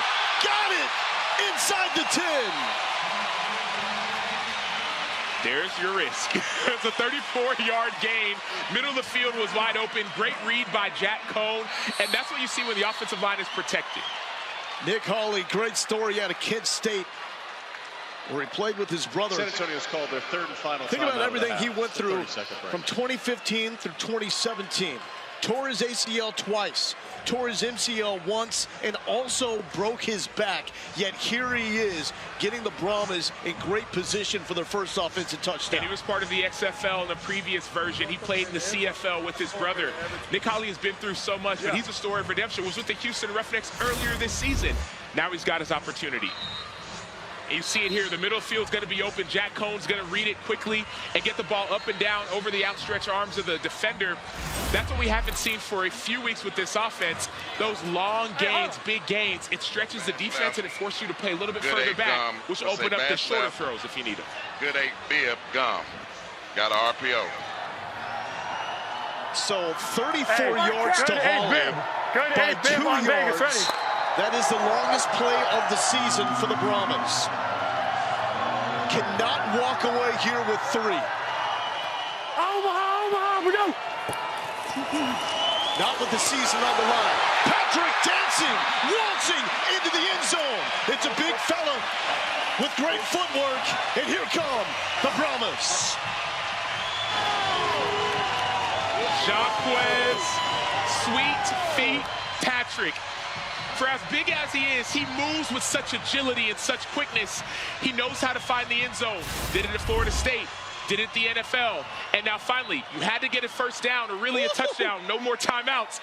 He avoids the defender, gets it to the end zone. Jacquez Patrick, have a day. I'd say. Now lining up for the one-point One double, conversion. good buff gum, Z-key on Vegas, ready. I'm going gun, I'm going gun. Here we go. Fred. And this is simply what San Antonio does where they are most comfortable. Omaha, go. To Brown, and Cohn was able to coach the official into throwing the flag.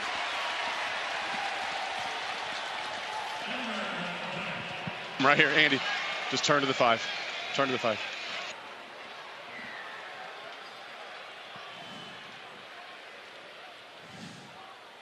Pass interference, defense, number 27. Foul occurs in the end zone. Penalty, put the ball to 1 yard line. Repeat the try for 1. So even though you're moving it up from the 2, anytime you declare what conversion you are going for after a penalty, even if the ball moves up, it's worth the same amount of points you originally declared. Anchors in motion. Patrick, the running back. Finish what you start.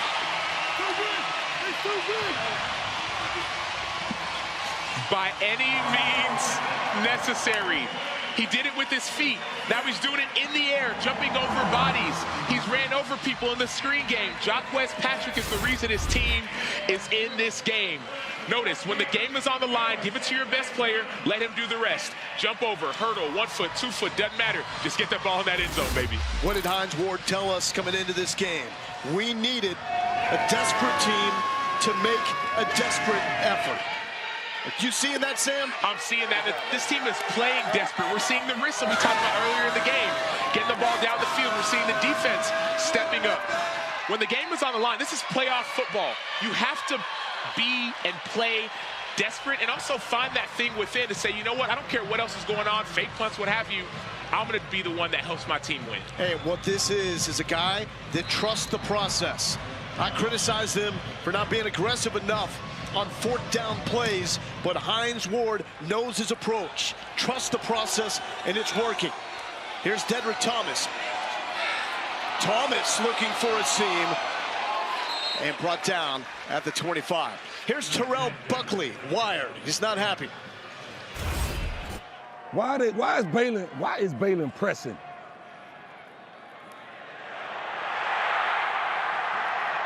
Carry! Oh my gosh, man. Sam, what's he talking about? And so we said that carry piece, so the middle field runner looked like they turned the wrong way. If you're going to do a cover 2 like that, you have someone running down the middle of the field. You check one side, check the other side. They turned the wrong way, and that's why you saw the receiver wide open in the middle of the field. Defense. Decline it. Orlando is lining up content to take this one into the half. 12 players on the field.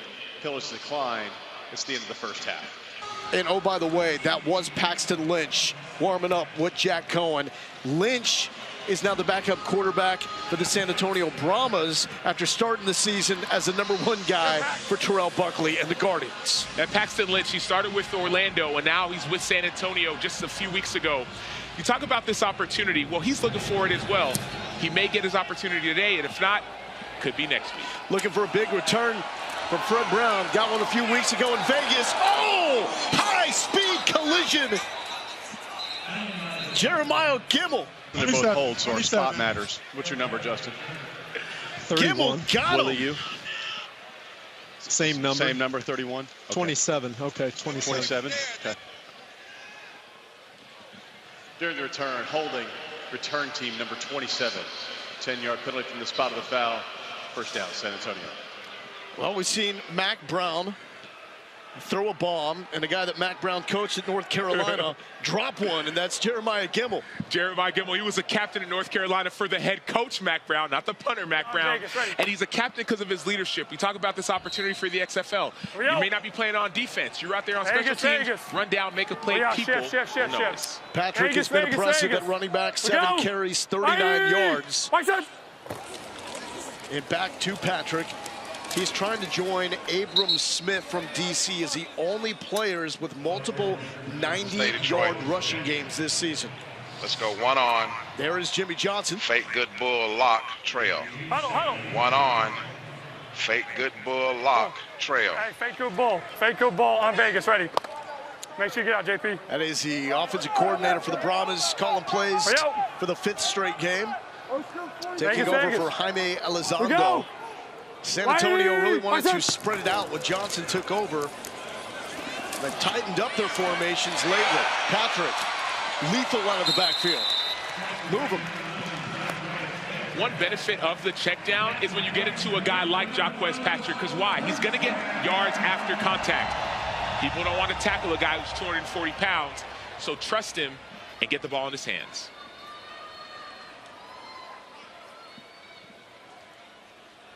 Bad A bib on Vegas. Ready. Hey, should be good. Cone 16 of 19 in the first half for 156. Omaha, go. Trust the big fella. It's got to be good. Gerald Willis, however, makes a stop. You hear him talking about, man, it's got to be good. Well, good for this offense is to the right. Bad is to the left. And so we say, man, based on this formation, our play call is actually wrong. And that's why we didn't see that play be as effective as we would have hoped. 4 rib, 74 rib. On Vegas, ready. Nick Hawley now at running back. Who's Mike? Who's Mike? Motions out. Whitey! My son! Cone with the wheels. He's just good enough there. And we heard him asking with the live mic, who's the mic? Who's the mic? What's the significance of that? Well, the significance is for the offensive line. It depends on who you're going to slide to, who you're going to block. And so that helps identify, hey, who's our Mike linebacker? Because that's who our center has to block. Because our running back, quote unquote, it was a receiver, is motioning out. Who's the mic? Vegas, Vegas. We go. 3rd and 5 for the former Wisconsin and Notre Dame quarterback, Jack Cohen. Cohen to an open man. Hit immediately, but hauled in by Travis Toivonen. The only Brahma averaging more than 10 yards per catch this season. Just doesn't have a lot of catches to his credit. Former standout at North Dakota. Not North Dakota State. Bad Bear, Vegas, ready. Bad Bear. And he played in other spring football leagues. He was MVP caliber. He knows how to succeed at this level. Enormous 3rd down conversion there for the Brahmas. Back to the beef. If it ain't broke, don't fix it. Steady diet of Patrick. And number 3 rusher in the XFL. And this slow, methodical drive can seem a bit boring, but this is the time. They call it the alumni zone. Middle of the field, where you can take a shot down the field. I believe you're over here. No, you're over here. And from the jump, this is the offense that Hines Ward wanted.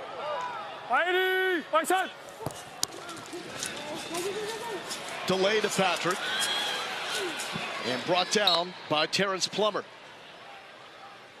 Plummer out of Central Florida. The Fiesta Bowl defensive MVP in 2013 after beating the Baylor Bears. He's got 3 games in his NFL career. Made 1 tackle in those 3 games. 76 rib on Vegas, ready. Can only imagine what it's like to want to get that taste again. That's what he's playing for in these final 2. Sometimes record doesn't matter, opportunity matters. Cone throwing towards the pressure. Hillman slips out, cut back. Vasher gives him a block. Inside the 20. Good read by Cone. Better downfield block by T.J. Vasher. So I talked to Jonathan Hillman before the game. This guy could have gone anywhere. Could have gone to Alabama, Ohio State, Michigan. Chose Boston College and transferred to Rutgers. Was a leading touchdown getter when it comes to running backs. He's elite on his feet. He went to play for the New York Giants. Backed up Saquon Barkley. He learned from the best. That was his favorite team. Now he's doing it here in San Antonio in the XFL, hoping to get back to the NFL. Hawley in the backfield stays there for the moment. Cohen comfortable. Alizé Mack, another Golden Domer like Cone. Alizé Mack, one of the top recruits coming out of high school as well. Went to the New Orleans Saints, got coached by tight end coach at that time, Dan Campbell. They've been waiting for him to expand and explode in this offense. Maybe this is going to be the day as we see this rhythm start to come. And this is T.J. Vasher territory. He's good for a grab or a PI. Bottom of your screen. Number 18. And Patrick hit immediately by Gerald Willis. Kept slogging for maybe an extra yard. Big 3rd down. You heard Hines Ward say, come on, we got to score. You're in the red zone again. 3 points will not cut it. Let's go. Double left, fix yak. Double left, fix yak. Let's go. Sprint right pylons. Hey, sprint right, sprint right, sprint right. 44 Jacksonville 0. 44 Jacksonville 0. 44 Jacksonville 0. Vegas, Vegas. We go. Cone moves the pocket. We'll have to throw it away. Now, with the 1-point conversion after the touchdown right before the half, you bring out your field goal unit and you're still down by a score. You're still down, and I get the frustration from the fans, and I understand getting points, but down the line you're saying, man, what is going on in the red zone for our offense? We like points, but we like touchdowns more than we like field goals. Saw it last week against Houston. Had a 1st and goal from the 1 on the opening drive. 3 straight tackles for loss, backed up. Then could not score in the overtime period. 29-yarders. Romo up and good. That man is locked in. And this Orlando team, though, has to respond to those points. How do you respond in the second half? They've started strong every single game. They have not finished. We heard Terrell Buckley say it at halftime. Let's see how they respond right now. Dedrick Thomas, second tackler for the Brahmas, bringing him down. With all roads leading back here, the downtown San Antonio, the Alamo Dome, site to the XFL championship. Quentin Dormady back at quarterback, tucked it in, and Dormady will have the 1st down yardage. Check in with Chris Button. Lowell, I talked with Terrell Buckley coming out of halftime about going deep in the playbook with that Blandino play call. He said that's always been the fabric of who we are. The difference now, it's my decision. I'm the one telling him we're going to run these plays. He's had a very big evolution in terms of being a head coach from week 1 until now. He's written a journal that he says is about 75 pages full. The biggest thing he says he's learned is that trust yourself. You know more than you know. He's relied so much on other coaches and the advice from them. He said, deep down inside, I think I knew all these things from the very beginning. I just needed to trust myself. Front right, ace right, Great story, Chris. Ace right, ace right, ace right. So Dormady was a yard shy of the 1st down on the scramble, but picked it up with Eli Rogers. Okay. Learning process not just for the players, but for the coaches as well. 180. What's that? As Dormady looks to throw. And throws that away. That is very similar to the conversation that we had with Hines Ward before the game up in Seattle, where he's had to learn to trust himself. He hired his OC, DC, and then let them draft all the players. The guy he hired as the offensive coordinator isn't even calling plays anymore. He talked about not knowing some of the coaches. He said, I wish I would have known them beforehand, because that trust is a big piece. But also he said, I'm learning as a coach as well. We're getting to know one another. We're getting to know our team. And now we're trying to find ways to win. Dormady, shot over the middle, too high, too hot, looking for Jalen Smith.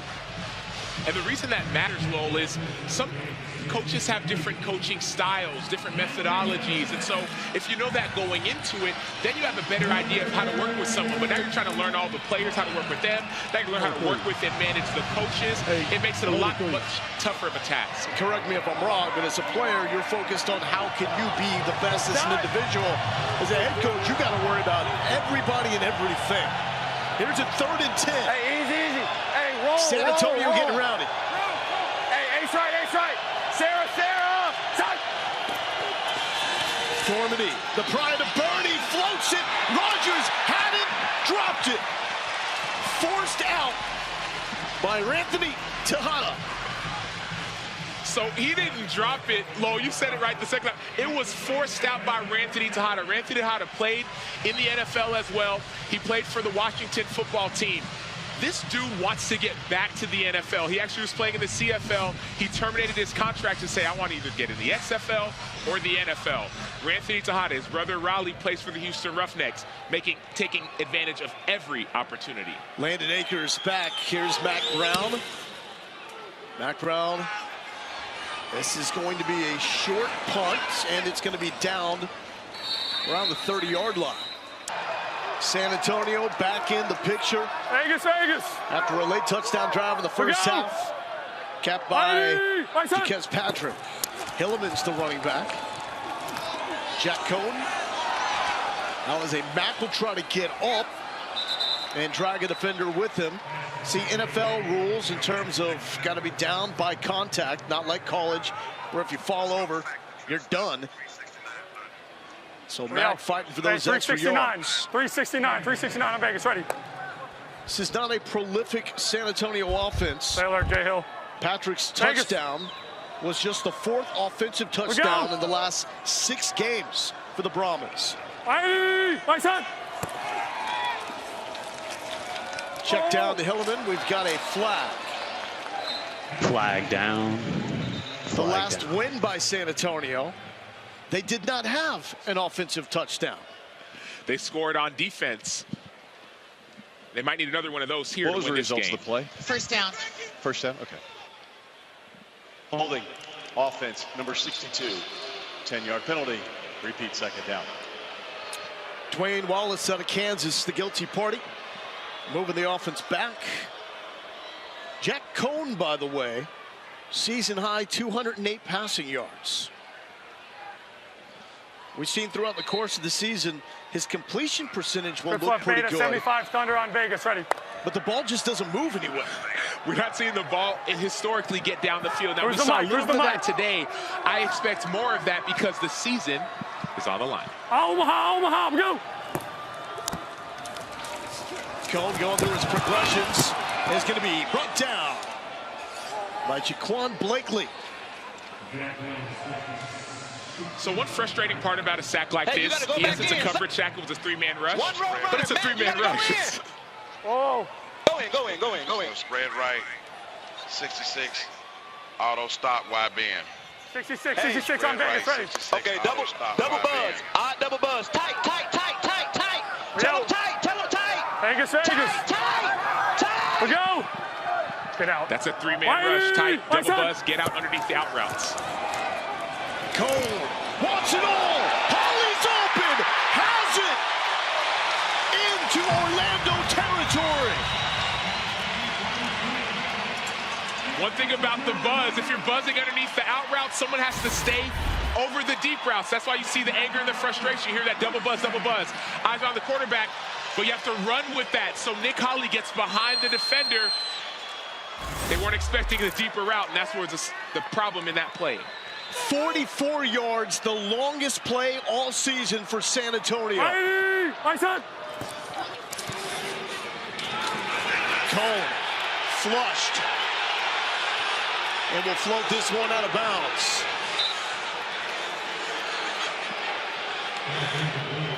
How about the spark from Nick Hawley? Had that 44-yarder to follow a 34-yarder. For an offense, it was like running on a treadmill all season long. No big play. You got to get in where you fit in. Nick Hawley didn't necessarily fit in Houston. Now he's getting in San Antonio. 2 huge plays, 34-yarder, 44-yarder. This is the offense you've been waiting to see all season long. He was a landscaper before he got his original call with the XFL back in 2020. I think he'll take this lifestyle. Cone, Hilliman, few yards.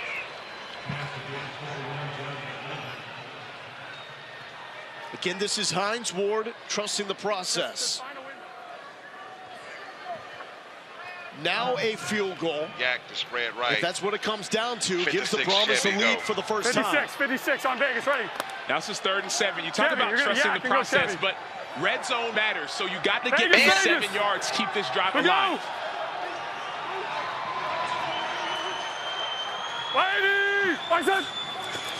Big pressure by Orlando.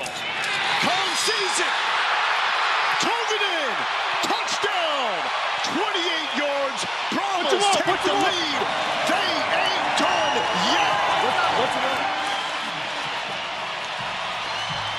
Travis Toivonen, he's played with the best of them. We talked about it in North Dakota.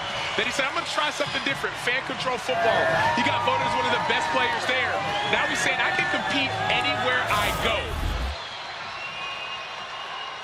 Cone with brilliant recognition. Orlando brought the house, Sam. And this was the drive of big plays. It's been the game of big plays. San Antonio has needed them. They have not found them. And on that drive, Cone 4 of 5. Now going for 2. Hilliman is going to have to beat 2 Guardians. Nearly did. But the Brahmas trust in the process. Orlando brought the heat. Cohen stood tall. Hines Ward believing. Travis Toivonen with the catch, broken tackle, and finds the end zone. Even if it's a shorter pass, get those yards after catch.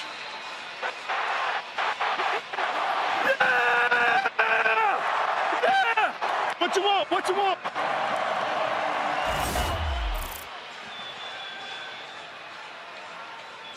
Winning in San Antonio is at the top of the list, along with staying alive in the playoff hunt for Hines Ward.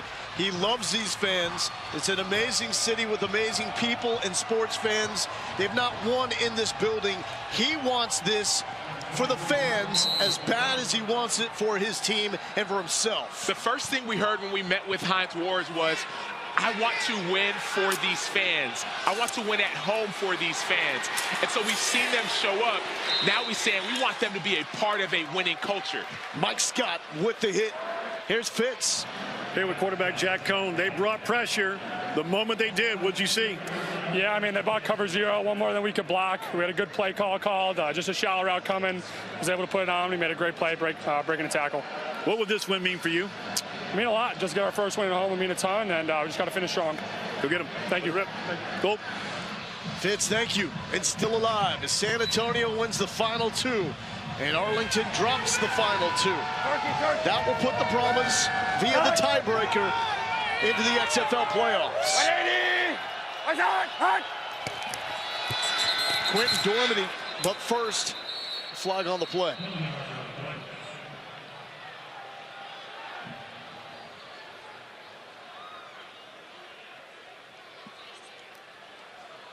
Dark clock move on that.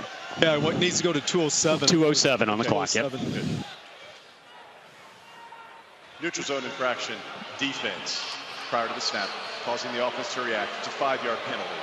Please reset the game clock to 2 minutes, 7 seconds, 2:07.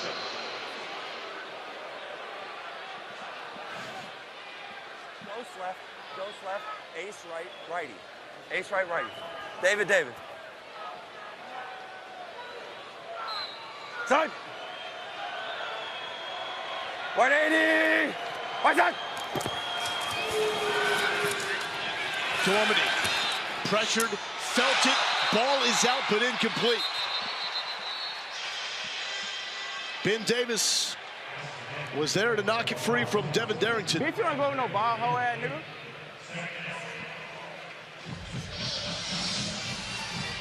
Bunch. Motion, Corvette. Bunch left motion, Corvette. Bunch left motion, Corvette. On one, ready? I was talking to Jim Herman, who you see on your screen, defensive coordinator for San Antonio before the game.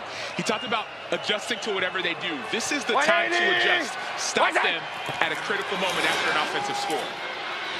Darrington. That's going to be a first down. And Herman always looks like that. He does. Well, he does. He doesn't care what level of football it is. He's coached at the highest levels. He's coached everywhere, overseas. He's coached in Rome. He just wants to coach. Plus Black Waco, 12S. Big shot, alert, F counter left. On one, ready? And knows about coaching great players. He said the only real impact he had with Charles Woodson, he helped discover him, but moved him to nickel. Sarah. That Heisman Trophy year ended up with a lot of sacks that people forget about in that campaign. Dormady almost picked off.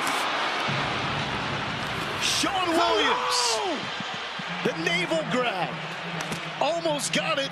Almost anchors away. Sean Williams could not have played that play any better outside of course, catching it. So he's dropping off in his zone. So if there's no one in your zone, you turn, you find the quarterback, and you get depth.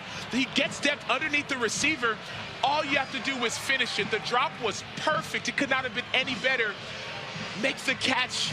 He's frustrated. We're all frustrated. But I think opportunities will come back to you as you keep on going. Sarah, Zach! Darrington met quickly by Matthew Gotel. And you can just feel it. The Brahmas defense has belief. As the clock winds down to 0, it's money time. That means put up 4 fingers. It's time for the 4th quarter. And if you want to stay alive, this is when you got to close it out. Arlington must lose the final 2. That would put the Brahmas in, being the tiebreaker. Pressure, ball is out.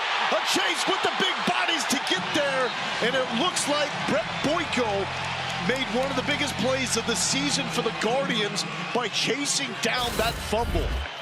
And you don't have to even guess who made that play. It was Delonte Scott. You ain't got to guess. I told you. Delonte Scott sees Boyko's hands. He lifts them off of him and doesn't just get the sack. No, he goes and gets the ball. Why? Because that's a sack and a forced fumble. Those are the plays Delonte Scott's been making all season long. That's why he's top 3 in sacks in the XFL. His coach, Joey Porter, called him an avatar. He's 6'5" tall. All he does is make plays. And this Orlando offense has stalled since Mac Brown's 69-yard fake. He's got 7.5 sacks. One of the absolute stars in this season of the XFL. Cone back to work with Jaquez Patrick. Cone to Patrick. Patrick's going to have a first down. Ball is out! Into the hands of Stanley Mapanga. Game changer. Here we go, Sam. The oldest player on the Guardians roster. Papa Bear bringing it in. Papa Bear needs to work on his dance moves. But that was a great play by Stanley Mapanga. You saw it. Jack Cone saw nothing downfield. He takes the check down. Then you see Mapanga, eyes aware, running to the ball. And sometimes, like as they say, the ball finds me. And it was forced out by Terrence Smith. And Orlando now has great field position. They got to make something out of it.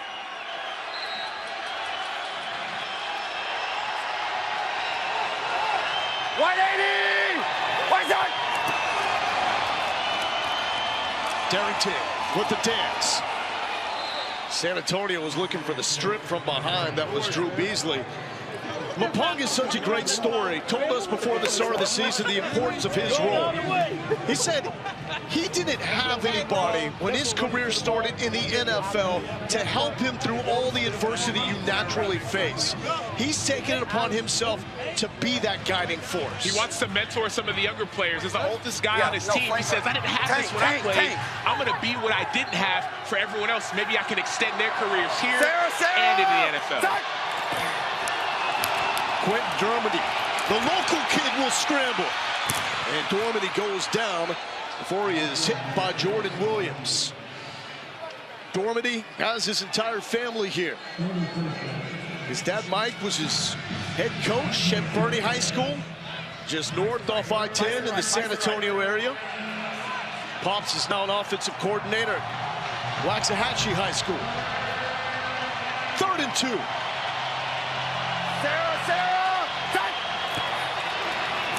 Darrington, first down, looking for more.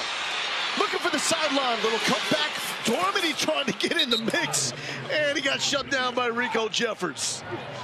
But Darrington having himself a game, the Hobbit man, with 16 yards. That was a great run by Darrington, but no one had the running back. We saw Delonte Scott get up the field. If it's a pass, you can get up the field. On a running play, someone's got to go quarterback to cutback. Bunch right motion, scat right after action. Scat right, scat right, scat right. The quality of football, especially in the second half of this season, has been brilliant in the XFL. Every game is close. No favorite is safe. The Brahmas the favorite here, but the Guardians, with just one win, fighting like their entire season is on the line. That's Andrew Jamil out of D2 Stonehill, where he had 3,600 receiving yards in his career. Easy, easy, easy. Fetch, fetch, fetch. Hey, ace right, ace right, ace right.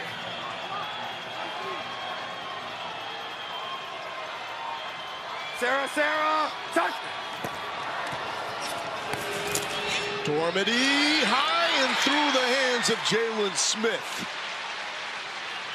Tejada in coverage. San Antonio with some shutdown DBs. We haven't called Luke Barku's name tonight, but Barku has been the best shutdown corner in the XFL. Wearing number 1 in black, his counterpart Terrell Bonds. In number 2, Cameron Kelly. You're the drive. Has also been a force. You see him on the left side of the screen. 180! What's that? 3rd and 6 for Quentin Dormady. He's got time. Dropped. Field goal, field goal, field goal, field goal. Katie Cannon could not hold on. Cam Kelly, maybe he heard the footsteps of Kelly. And we heard the call from Buckley, field goal. That brings on the former Lou Groza Award winner. Started his career at FIU, finished at Miami. This is Jose Morgales for 52 yards. This would be his season long. Kick is up. And the kick is good from 52. After the Borregales field goal from 52, we've got a 2-point game. San Antonio came into this favored by 2. Fred Brown, does he have more return magic like he did from 94 yards a few weeks ago in Las Vegas? The answer there is not at the moment. And Seattle will be eliminated if they cannot take down the Battlehawks. Will we see A.J. McCarron back? Nick Tiano had his helicopter moment a week ago, but that team will go as A.J. McCarron takes them. They will, and Nick Tiano got injured in that game last week, and so likely it will be A.J. McCarron back. That's what we heard from Anthony Becht last week, unless something has changed in this critical game. Hoping to save McCarron. We're good. Get by Vegas, which they did, to have him in the most important game of the season for St. Louis. Patrick, just tough running. He has saved his best for last. Patrick coming off a 90-plus yard performance And the Dome last week against Houston looked so nimble with the footwork, and we saw that as he got into the end zone near the end of the first half. And one thing about this situation, third and short, you don't want to get too comfortable even though you have the lead. The clock is running, get your first down, and NFL, they say 4-minute drive, make this an 8-minute drive.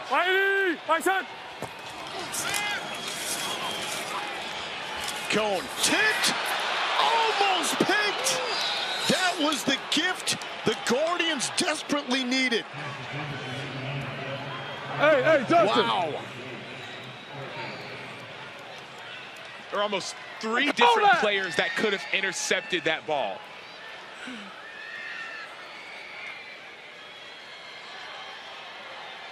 Cone has played turnover-free football. He had 2 interceptions on back-to-back throws to end the first half and open the second half. And the loss last week, almost had one there. Brad Wing punting off to Justin Rogers. Wing, the biggest leg with Marquette King in the XFL. Rogers, he's going the wrong direction. Now reverses field, but the Brahmas are all over it. Could not challenge what he thought was illegal contact on his receiver, Landon Akers, on the last offensive play because he used his challenge at the beginning of the game. Guardians backed up. Darrington trying to fix that, but a flag back at the 3-yard line. Down. Holding, offense, number 64. The penalty is half the distance to goal from the previous spot. Repeat first down. That's against Fred Loina. And all the way back for Orlando.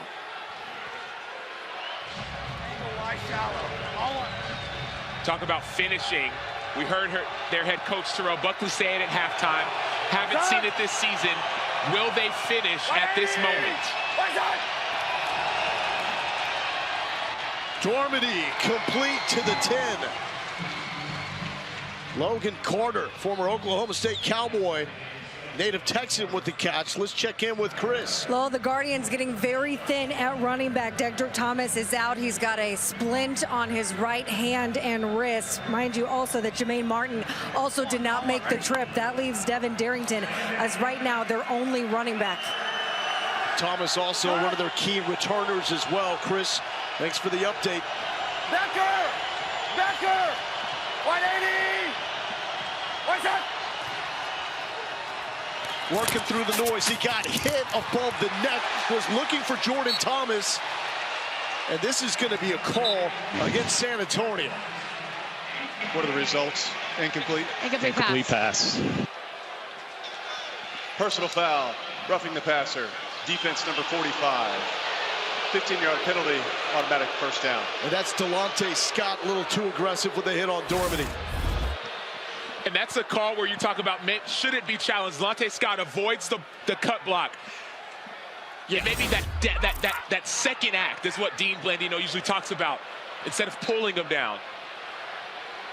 And that not only moves the chains, but gets Orlando out of the noisy end zone with the Brahmas fans.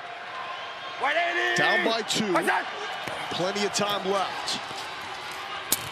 Picked off! Beasley! Doing it himself!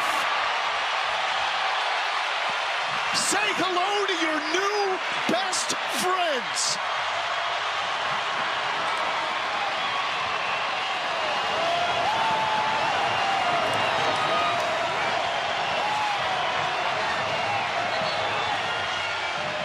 Mo, you said it last week. The last win that we saw San Antonio get, they scored on defense. It was against Arlington in their second game against Arlington. Now we see not only a turnover, but a score on D. If your offense isn't getting it done, which they are today, get your defense involved. Jim Herman said, hey, we want 2. I want a turnover in the first half, 1 in the second half. Didn't get the first one, now you got the second one, and trying to put this game out of reach. Man that began his career as a walk-on at Michigan State has made himself a fixture of this defense coordinated by Jim Herman, full of playmakers.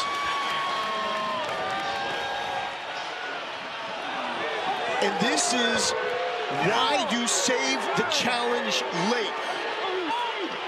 Let's listen in. Yep. And what I saw the restriction. I looked back, and the ball was in the air. Okay. So what I have, it may have already been tipped at that point too. I've got a legal jam. I'm going to go sky cam. Okay, what I'm looking for is a grab here. What I see is the defender legally jamming him within 5. I don't see a grab. The ball is out. So at that point, we can't have holding. Yeah, that's where I'm going to. My all-22 next. Again, legal jam within 5. I don't see a grab. Any grab takes place after the ball is in the air, so no flag, no foul. All right, Jason, after review, there's no flag for defensive holding. I've got a legal jam within 5. Any grab occurs after the ball was already in the air, so there's no foul for defensive holding. Result stands as a touchdown. Result stands as a touchdown. Orlando's charged a timeout, and they can't challenge the rest of the game. Understood. Thank you. After review, the ruling on the field stands. Orlando's charged a timeout and loses their challenge for the game. Touchdown. The over hits for just the second time in a game involving the Brahmas. Effort is everything. Drew Beasley on that play, he won on those inside moves. Well, he tried an inside move again. It wasn't effective, so he got out of it, got the pick, and then he scored. 8-point game. And I love the decision to go for 2. You get a 10-point game. Now all of a sudden it's a 2-score game. A touchdown and a 3-pointer doesn't cut it. The max you can get in a possession is 9 points. Here's a penalty flag. 74. False start. Gotcha. False start. Offense number 74. 5-yard penalty. Remains a try for 2.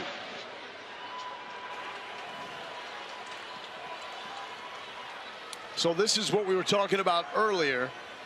Even though this moves San Antonio back to where a 3-point conversion would be attempted from, since they initially declared 2, this is still a 2-point attempt from the 10. And I don't mind this call at all. Why? Because it's already an 8-point game, and so if Orlando scores, they need a 3-pointer in order to win, a 2-pointer to tie. And so go for it, put the game out of reach, or at least make it a 2-score game, even though you're doing it with this penalty from the 10-yard line. And a timeout.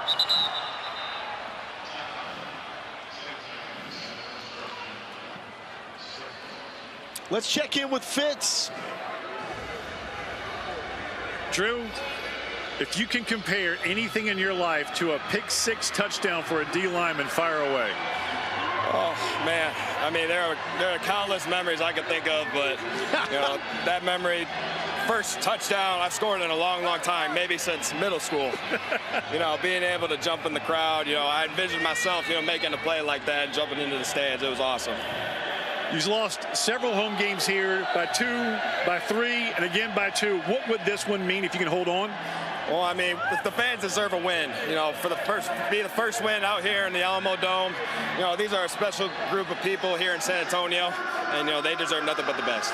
You give credit to a coach on the other sideline named Mark Snyder, happened to be your D-line coach at Michigan State.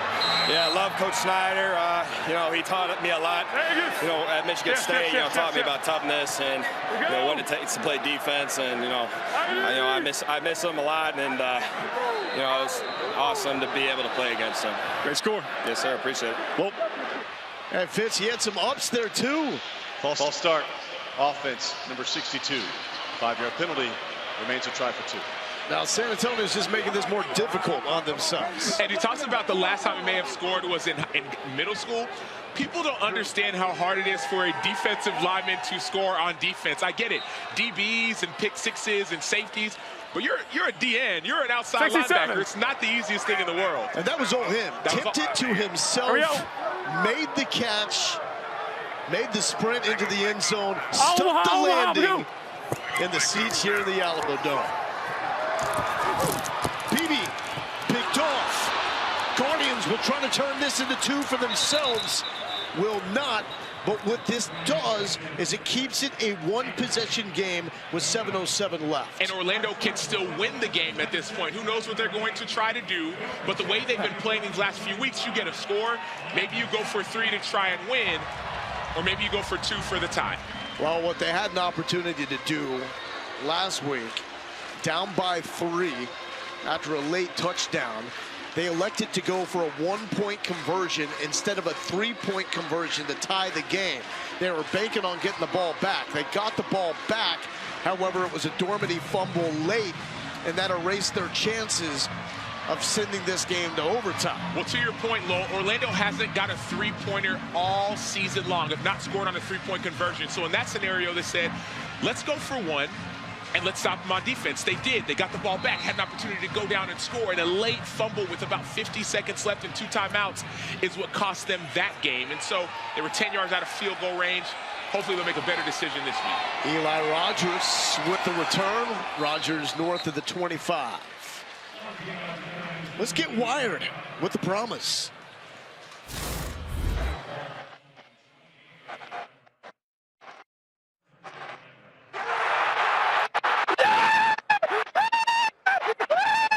Come on. You want to go for 2, right? 2 or 1. Hines Ward absolutely loving it. San Antonio is in the playoffs if they won the final 2 games, and Arlington loses the final 2. That's the only path there, and they would be there via the tiebreaker. How is that complete to Charleston Rambo? DeAndre Francois was flirting with an interception, a dangerous one at that. If I got on one too many dates, you flirt that much, man. That ball was tipped by Devin Darrington. He was the intended receiver, and then the ball falls into the lap of Rambo. Could have been intercepted. You can't afford plays like that at times like this. I don't know if that was to Darrington. He put his hands up like, my bad for getting in the way. 2nd and 1. Guardians have been eliminated. They're fighting for a strong finish here. 3 on the play clock. Francois into tight coverage. Broken up by a pass intended for Charleston Rambo. And that is Sean Williams, who is slowed. Former captain from Navy. Being checked out. This is San Antonio defense that is already thin. They lost their leader on the back end, Jack Kerner, to an MCL injury after an interception last week. Ryan Lewis, standout DB, lost with a hammy injury. Sean Williams also fulfilling his naval service while playing in the XFL. In the city of San Antonio, you got a soft spot in their heart for players from the Naval Academy, as this is the house that David Robinson built. Let's throw down the Fitz. I reached out to Ken Niumatalolo, former legendary Navy head coach, about Sean Williams, and he summed him up as an unbelievable person off the field. Guys gravitated to him. That's why he was a captain. Also a fearless, fierce football player. You talk to anybody at Navy about Sean Williams, Scott Strassmeyer, their longtime SID, they sing the same, all say the same thing. One former teammate, hold on, Lowell, go ahead with this. Yeah, this is Darrington to the open field. I dare you to bring him down. Adewusi will try inside the 5. Devin Darrington. That's Harvard speed right there, Sam. Well, we're seeing the same thing over and over again. It's 3rd down. You're rushing up the field, but Drew Beasley, in this case, you have to see the offensive tackle as a square stance. He's not pass blocking. He's run blocking. And so you have to go quarterback to cutback. Your job is to keep that ball from cutting back, and that's the 2nd time we've seen San Antonio give up a big play on 3rd down, thinking it's pass. 59 yards for Darrington. Trying to stay up, one-handed tackle there by Delonte Scott. Saint over yet as we head to the final 5 minutes of a game that means far more for the San Antonio Brahmas than it does for the Orlando Guardians. That is when it comes to the playoff picture. But every player on the field is looking to put together positive film to get a shot in the NFL. Darrington just put together a highlight.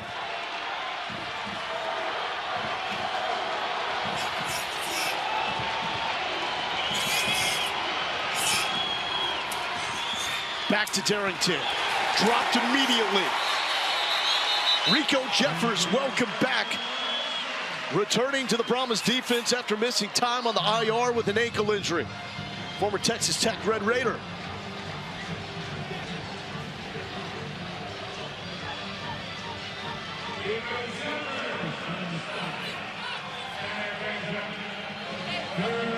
Eight-point game. San Antonio favored by 2.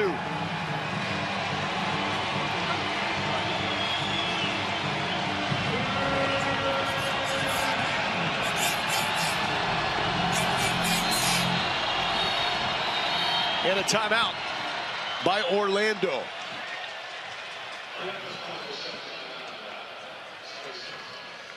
So the threat, at least in this point, of having DeAndre Francois in the game from a defender standpoint is that you know he can run the ball.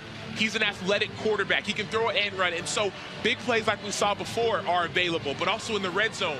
Zone reads are available. But DeAndre Francois has experience in winning with his arm as well. And so dual threat quarterback, this is when his legs can be an extreme factor in the red zone.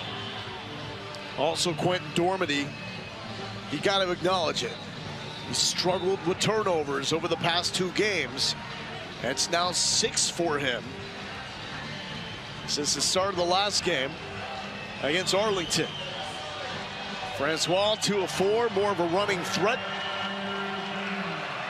Darrington after that breakout run to his right. Francois trying to get the Guardians in the end zone. Pressure. Scott hits him, but complete. The score. Andrew Jamil, just like they do it at D2 Stonehill.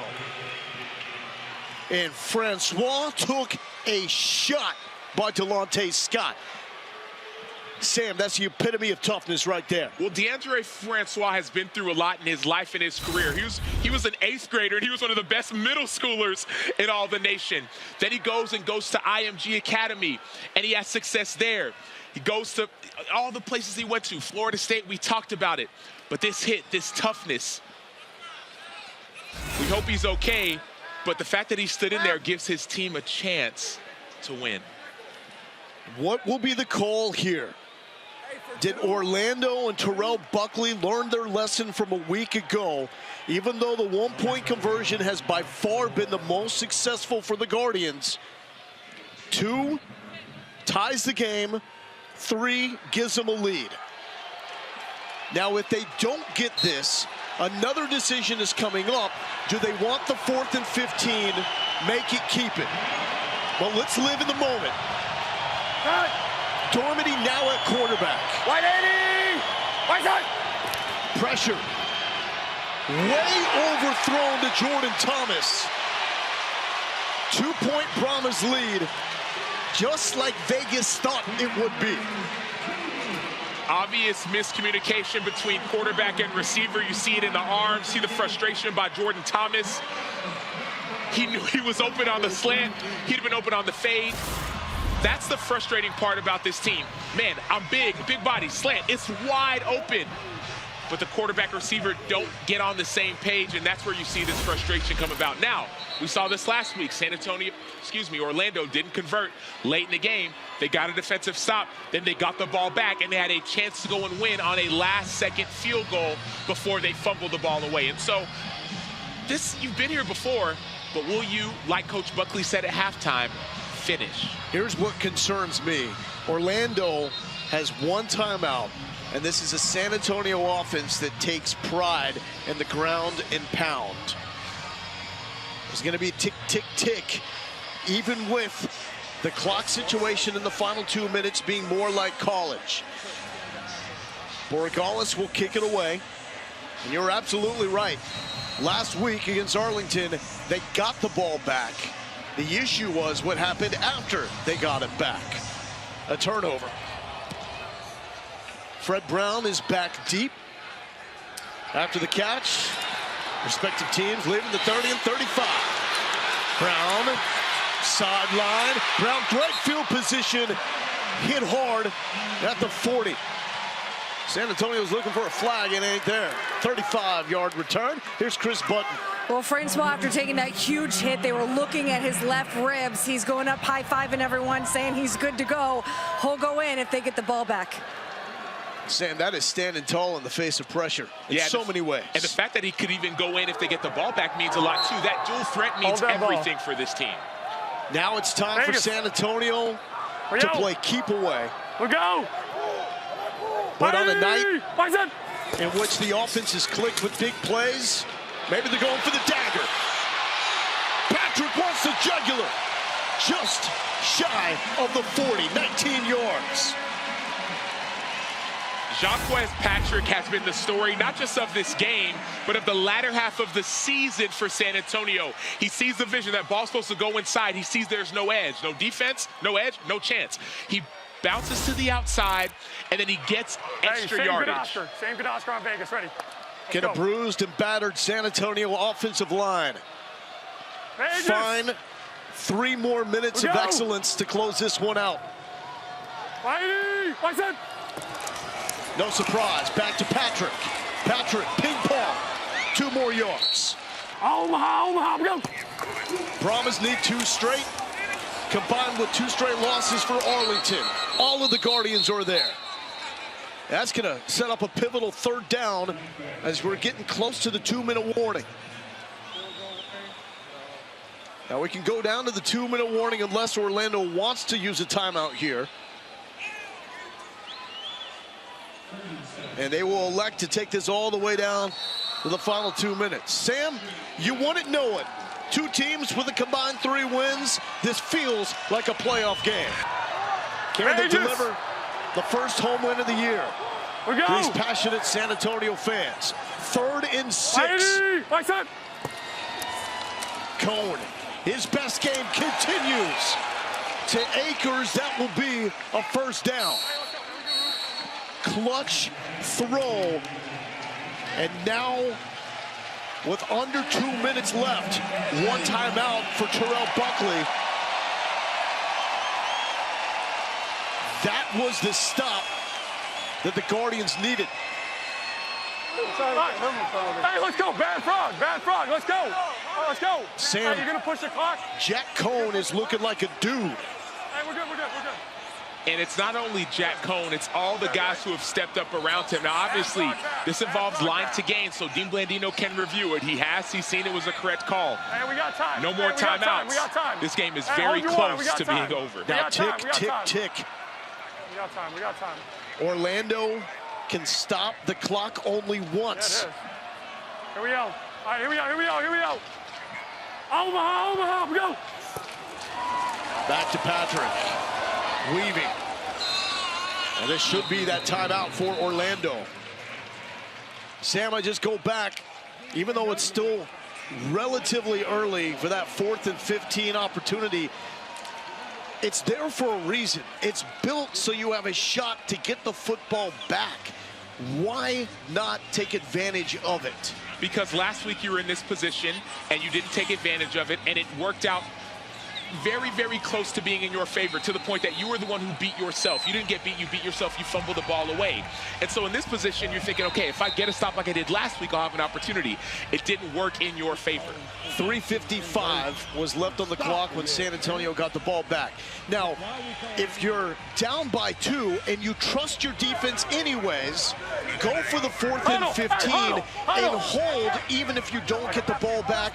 Force a field goal, and you still got time. But that's too big of a field position switch. That 4th and 15 is from the 25-yard line, your own 25-yard line. So if you don't get it, that's a guaranteed field goal, maybe a touchdown. So I don't disagree with the decision, but now the position has been changed. The fact remains you needed the ball back to have a shot to win the game.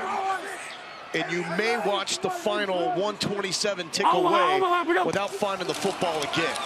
Patrick will try to put the finishing touches on it, but man, this Orlando defense, they are hitting even in the final moments of this game. Orlando has not won on the road. San Antonio has not won at home. And that's an injured Guardian, Gerald Willis, down in pain.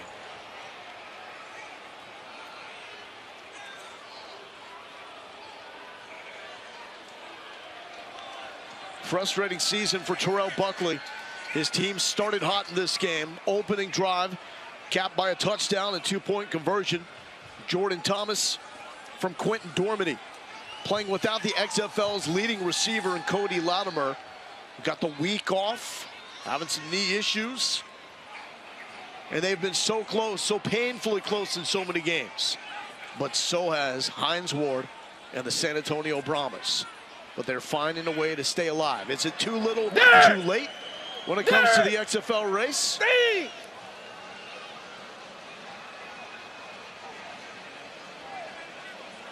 And so what's that call there? You saying think? What are we looking at here? So I'm not sure what happened before for him to talk about think, but I think it has to do with,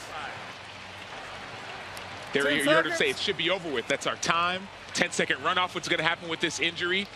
And so he's saying, let's find a way to get this first down, be smart, 10-second runoff, and let's end this game. Let's not give it back to Orlando. The teams that have had the most success are the teams that take advantage of what make the league unique. The 4th and 15, the fact that you have 1, 2, or 3 point conversions. That hasn't been the case for Orlando, taking advantage of the intricate nature of this XFL. Dean, you heard Coach Ward say 10 seconds, 10 seconds, especially a 10-second runoff. Why didn't we see it there? By rule, we don't have a 10-second runoff against the defense. What happens there is the play clock goes to 35, and then the game clock starts on the ready for play. So that, in essence, becomes almost like a 10-second runoff because they're not gaining an advantage. Patrick is bottled up, and he is brought down by Savion Patton. And this will end the game. In San Antonio for the first time. They win in front of their home fans inside the Alamo Dome.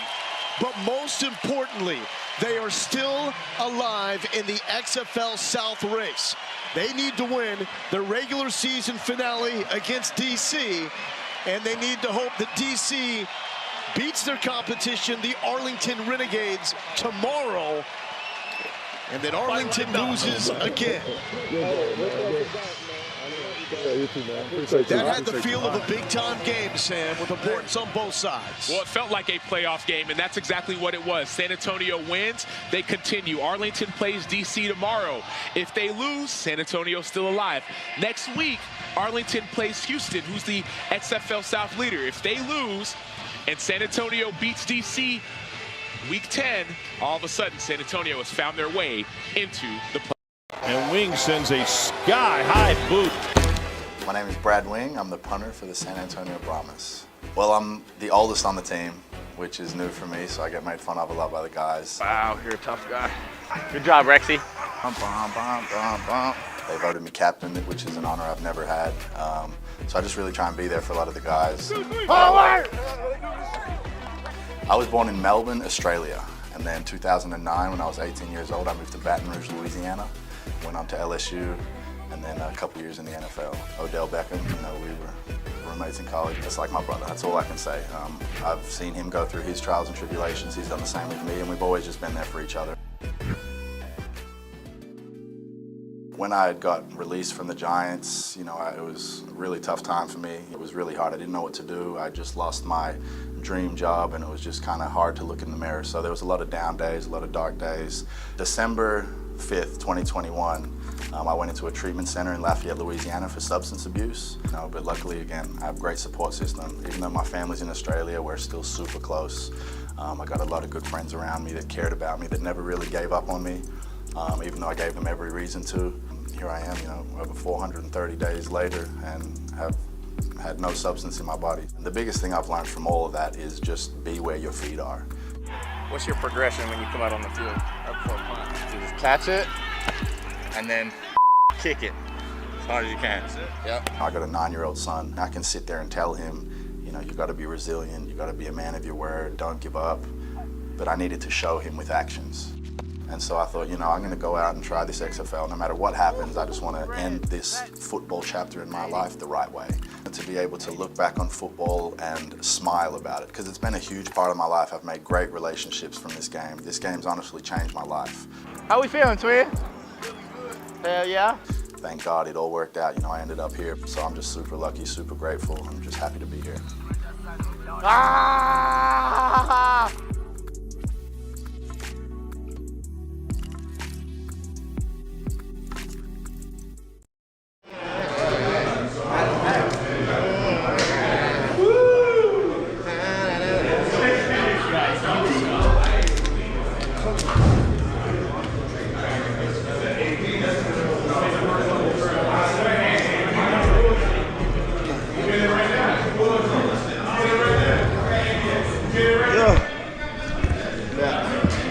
Back on. I'm locked in.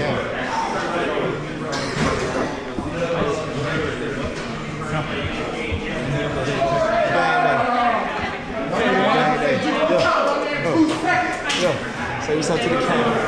Right now. Let's get it, y'all. Let's get it. Yeah, let's get it, y'all. They say it's a parade inside my city, yeah.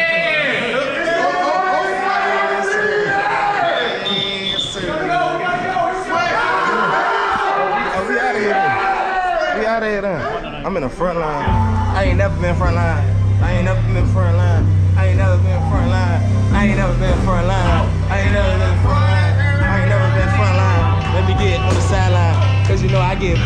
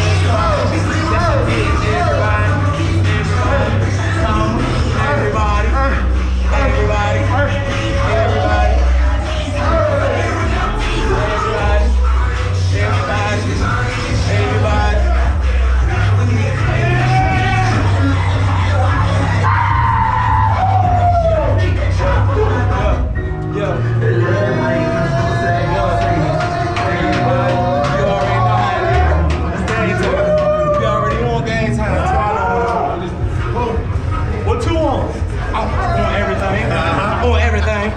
He want everything. I want everything. I want everything. I want everything. Everything.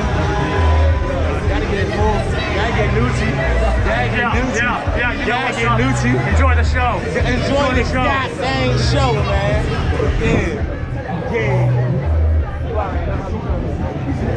Yeah.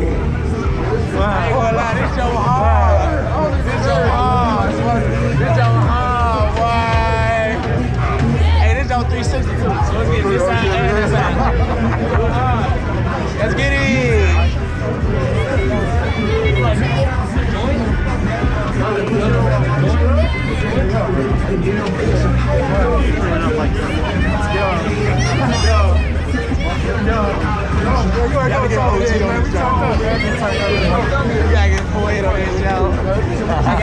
Did I get everybody yet? I ain't get everybody. Who did? Oh yeah, gotta get Kelly Kale. Yes sir. Gotta get the people who take Kales. That too. That too. That little Kelly right there. Little Z right there. OG right there. Man, I gotta get Five. Me and Five gotta look at each other. 360 can. Look. I got this side, you got that side. That's all like that. That's all like that. I can switch it like that too. That's so. Let's get it. Let's get it. Boo. You on the wrong team. He on the wrong side, man. Come on, man. Come on, man. You already know how Twan get. I ain't even gonna lie to you. Twan about to get real auntie. It's about to get real auntie. It's about to get real auntie. It's about to get real auntie out here. It's really is.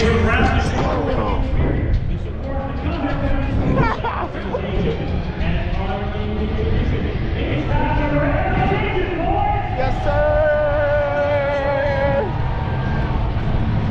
Yes, sir.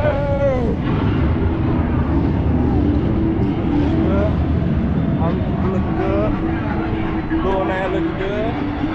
I like your number, boy. You like everything I got on? Yeah, yeah, yeah. What's up with y'all? Let's go. What's up with y'all?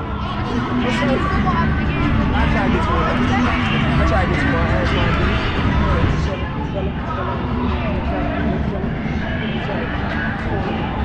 I need you guys to line up. Oh snap! Oh snap! I done messed him up. My bad, y'all. I got in trouble. Let's go. Vegas will receive the ball first here as we get set for the opening kick. Last game of the regular season here in the XFL.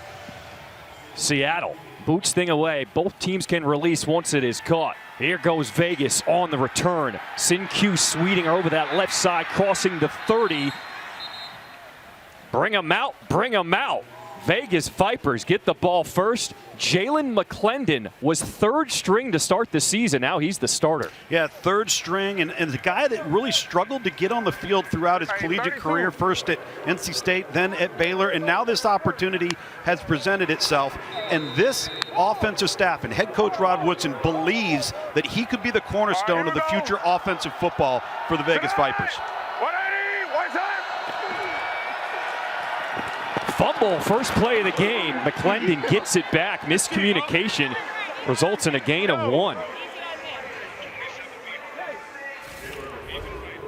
Got to be careful with some of the backfield action and the mesh point here. 27B. Got a nice lucky bounce backed up on your own 35-yard line. Very fortunate there for Jalen McClendon. After the fumble on first down, 2nd and 9 for this offense for Vegas. John Lovett, the running back, is in there because Rod Smith is out. He was the workhorse all season for Vegas, but an opportunity for Lovett here today. He coming? And I think it's important that they establish the run game, whether it's through Lovett or whether it's through Jalen McClendon. Force Seattle defensively to have to defend all 11 players in the run game for Las Vegas. 33Q, double bubble. First chance for these fans here at Lumen Field to get loud. 3rd and 1. Down! Yo! Tonight! 180! What's that? McClendon keeps it himself, and he will rush for the first down. Really like this play call. You bring in the extra blocker, an 89 right there, pull around with the guard scheme, 75's pulling around, and now you've got an extra hat offensively because the quarterback is the runner of the football. That's a numbers advantage for Vegas in the run game. May force Seattle to bring an extra defender down. Here we go! Tonight! 180! What's up? Vegas 1st and 10 from their own 46. Handoff is Sin-Q Sweeting. And Sweeting, maybe a loss. McHale Wright with the big tackle. Let's go trips right, 33 swap. Trips right swap, 33 dart spot. 33, hey, 33. Trips right, 33 swap, dart, 33 swap, green 33 spot. swap.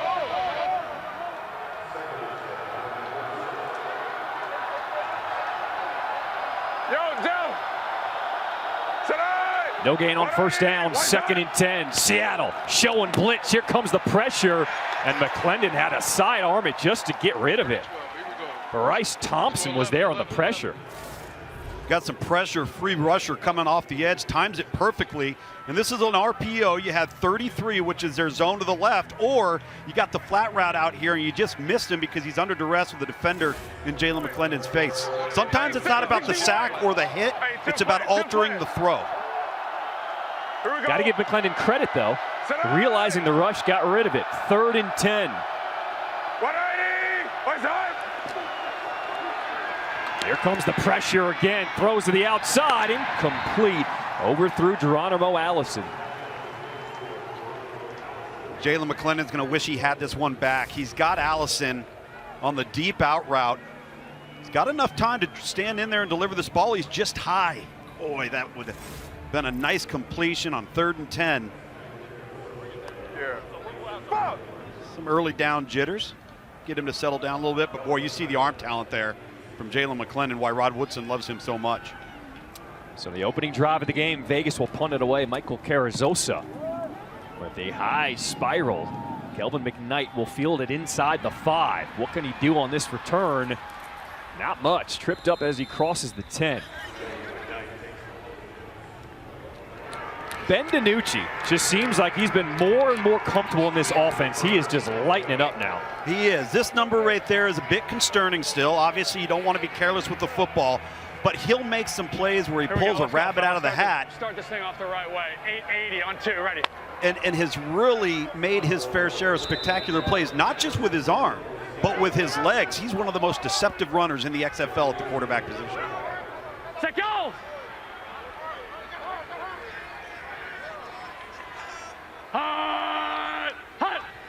On first down, empty backfield, setting up the screen. That's Josh Gordon. Gordon, you know he's got wheels. He is bumped out of bounds. They wanted a flag. Nothing comes. First down after a gain of 13. Nice little pitch and catch, throwing right into the pressure.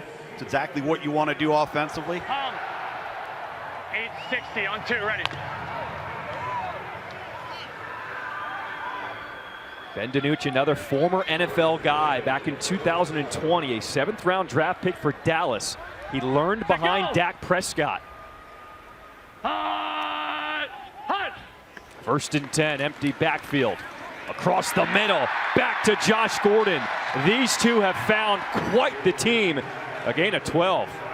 And such a big-bodied target. You get him coming across the middle on the slant route, and such a wide catch radius. Last time these two teams met back in week 3 in Vegas, Seattle got the win. Gordon, what a monster game he had. 461 wham on 2. Acrobatic. Huge play down the sideline that ended up being the difference in the football game. Looks like we should have run here. We heard wham from Seattle. DiNucci sets up the screen, back to Gordon.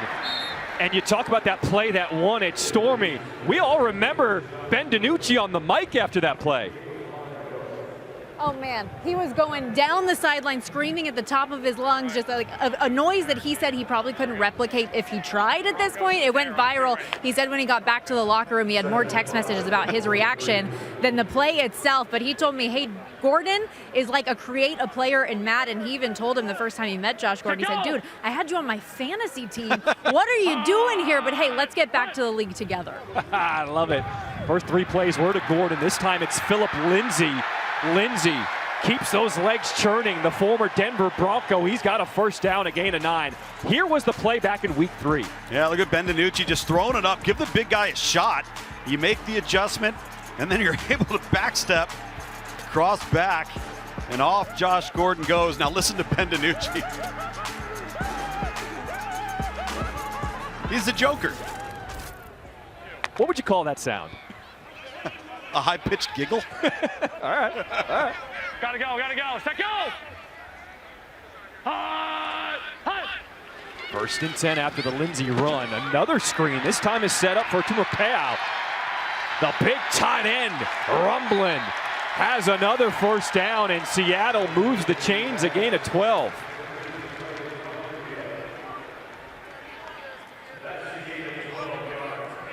Take a look at those numbers right now. That's the only time in the XFL that you've seen this type of offensive output in the run game from a receiving target, and then obviously at the quarterback position. And this is where Seattle started to get hot. And the enthusiasm and the confidence and the momentum has carried them to this point with an opportunity to earn a playoff berth. DiNucci's a perfect 4-4 to start this game. Hands this one off. TJ Hammonds, he's still on his feet. Seattle, they're picking up extra yards after contact this first drive. Doing a really nice job finding some little creases. See June Jones there. On to spread left. To spread left. Here we go. To spread left. Here we go. Denver stare D's. Denver stare on 2. Denver. I love a little Tom to spread left. Yes.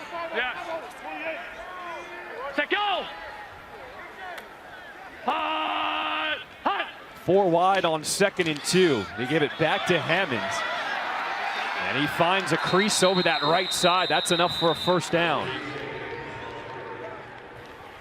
You know, I think the one thing that we've got to keep an eye on today is there's a mental challenge, I think, for Nebraska, Z Reed, X Dig.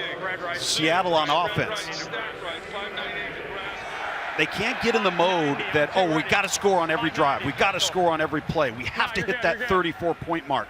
If they get caught up in that, it's going to be problematic. Just run the offense, be methodical, and the plays will come your way. Under 7 minutes to play here in this first quarter. No score. DiNucci looks for the swing pass. That's to Hammonds. Bumped out of bounds. It will be a yard short. DJ Calhoun with the stop, but they picked up 9. They're just getting chunk play after chunk play. Well, listen, they're taking what the defense gives them. And sometimes it's been in the run game, and you see Ja'Cour Pearson heading into the locker room, and that's not good news. That's one of the most explosive players in the XFL. One of the guys that actually came out of the offseason showcases, the camp and combine, to give players an opportunity. He's a prime example. On 2nd and 1. Hammonds cannot turn the corner. He's going to be stopped for a loss there. Maurice Smith got in the backfield, a loss of 5. It's a nice job leveraging the football outside in, stretching it to the sideline by Vegas on defense. Hum to spread right. 90 prop X levels. 90 prop X levels. 90 on 2, ready. 90. 10th play of this opening drive for Seattle coming up. This will be the first third down of the ball game for them. Set, go! Hut! 3rd and 6. 4-man rush. DiNucci, he is flushed out to his right, scrambling on the run, and he overthrows everybody. Maximilian Roberts was chasing him down from behind. Same shit we talked about. This is where DiNucci's athleticism comes into play. So instead of this being a negative play or a sack that really pushes him back from a field goal attempt standpoint, he's able to evade, get out, and get the ball out of his hand, live to play the next down. But it's field goals instead of touchdowns for Seattle. That's something that cannot happen tonight if they hope to score a lot of points. Dominic Eberle, his 39-yard field goal attempt is no good. The magic number is 34. They first got to win. It's interesting. Everyone knows they got to put up numbers. Stormy, how did that affect the betting lines today? Yeah, well, you see that 10.5-point spread on your scorebook there. Seattle was an 8.5-point favorite all week long. That was until yesterday when the Battlehawks won at margin. Again, ooh, got an interception. Oh, no, it was dropped. Almost. That was Bryce Thompson. He was looking at the end zone first. Stormy, keep it going. Almost. Well, yeah, so like I said, the spread changed once the Battlehawks won the way that they did at Orlando. They needed to win big, and they did put up 51 points, a league high. Bettors saw how much that motivation influenced St. Louis down the stretch and bet accordingly this game with Seattle in that same situation. So odds makers made the adjustment, and upwards of 75% of the betting handle is on the Sea Dragons today. Stormy, after this play, I'm going to come back to you with another question. Run on the ground. This is John Lovett, nothing doing. So, Stormy, I know with Vegas, particularly in the first half all year long, that's been their best football. They have not been able to be a team that can finish in the second half. Do you like the plus? I think you said +6 prior to the game with Seattle? +6.5. Or excuse me, yeah, with Vegas? Yes, I love that. That was my favorite bet of this game coming in, was a +6.5. Back-to-back weeks, Vegas has had a halftime lead and let it slip away. They've led Orban Tide after 2 quarters in 7 to 9 games this season.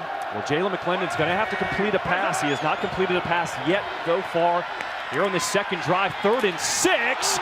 Had a guy, but take it out. Whoa. Jeff Badette thought he had it, but Mikhail Wright says, have some of this. Wow, this is a shot. Jalen McClendon fires this ball in there, and it's timed up perfectly by Mikhail Wright to jar that ball loose. And now Seattle with another opportunity to get the ball back. And, you know, we talk about that magic number, the playoff magic number of 34. That last drive for Seattle had 10 plays, 66 yards, but it took 6 minutes and 24 seconds off the clock and no points. Got to get points if you're Seattle, if you're going to drive it that long. Carrizosa punts it away to McKnight. McKnight from the 25 is tackled immediately. Let's bring in Harry Douglas. Harry, you've been inside an NFL locker room. You are on the sideline right now for Seattle. How are they handling all the emotions to start this one? Right now, the guys are doing good, going through their plays, out there balling out on the field, especially that defense. But I will tell you guys, being a former player, These type of things are difficult. And the best way to honor Chris is to go out there and make your plays and play hard and fight for your brothers. Football is a community. It's a brotherhood. So when you get an opportunity to play for one of your brothers, you want to do your best. Yeah, and Harry, football's a hard game. It's hard enough when everything's going your way, and then when you deal with sadness and loss, you got to use that in a way to motivate and create some positivity. DiNucci after the incompletion, 2nd and 10, throws across the field to his steady receiver, Damian Willis. Now, Harry, Seattle already had one receiver go down as we see Damian Willis is down. What happened to Ja'Cour Pearson earlier? Yes, he had a left wrist injury, went in to got x-rays. The x-rays came back negative. He got the wrist taped up, and he's back there on the field right now. All right, but we do see Willis is down after making that catch for Seattle. And Tom, one of the biggest reasons why Seattle has done so well in the second half of the season, this receiving core has been explosive. It's been explosive, and it hasn't been all about Josh Gordon. It's Ja'Cour Pearson who's emerged. Damian Willis has emerged. Blake Jackson's been a go-to guy. And again, I want to go back to Ja'Cour Pearson because, you know, not everybody's just going to go into a draft pool of a supplemental league like the XFL and get drafted. You might have to actually go out and prove yourself in a camp or combine setting, which is why the showcases for the XFL are so pivotal. And that man right there, Jim Haslett, I remember prior to the season telling me about Ja'Cour Pearson. He said, man, we had him at a showcase, and he ran a blazing fast 40 time. And then we watched him for a couple of plays, pulled him aside and said, you know what, you go ahead and just sit over here. We've seen enough out of you because we don't want anybody else to see you, but we think we've got something in you. And now we're probably going to be looking at him potentially signing a future NFL contract. It'll be a 3rd and 6 coming up. DiNucci so far today, 6 for 8, 55 yards, but he has hit 4 different receivers. What does he come up with here on 3rd down? Vegas showing blitz. They only rush 4. DiNucci throws off his back foot. It's a jump ball. Incomplete. Jordan Veazey went up. Jamar Summers was right there with them, defending for Vegas. I thought I did. Listen to Ben DiNucci talking there with June Jones. Try and stop, go up and elevate, and I think you've got to extend in that type of scenario with Veazey. The cradle catch and jump, go up and extend above your head and take the ball away. But Ben DiNucci, that's the one thing about him. He's a gunslinger. He's a riverboat gambler, but sometimes he also throws off of his back foot and just kind of flicks it. And I think he lost a little bit of power on that throw. Cameron Nizelek with the high punt to Matthew Sexton. Fields it at the 30 and will call for the fair catch. Did you say riverboat gambler? Oh, yeah. And you love those guys, right? That's what makes Ben DiNucci so much fun to watch. Because you sit there and he'll pull something out of nowhere and you'll go, man, that was unbelievable. But then you know what he'll do? He'll do something to tick you off. And you have to learn to live with the good versus the bad, because the good's going to be really, really good. And you love Ben DiNucci's competitive temperament. He loves to play the game of football. Well, I'll tell you what, Vegas is playing spoiler role right now. Yep. Because not only does Seattle have to win, they have to put up at least 34 points. There's a point differential on the tiebreaker with St. Louis. Love it in the backfield. He will get the carry on 1st down, weaving his way through that hole, picks up 5 yards. The stop by Thompson. You referenced that number, and we're going to talk about it. 34. Well, the first quarter clock is not helping that number because this quarter has gone fast.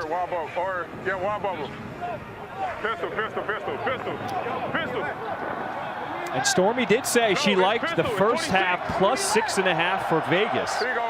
It's looking good right now. 2nd and 5. They go back to the ground. Love it again. Maybe picked up 2. It'll set up 3rd down. All right, let's go 11. Hey, 11. Right hash, here we go. Let's go joker left. Joker left, 8 short. Joker left, 8 short. Show over 46. Oh, no, Show over 46. Hey, 50. Show over 46. 50 burst, 8 rail.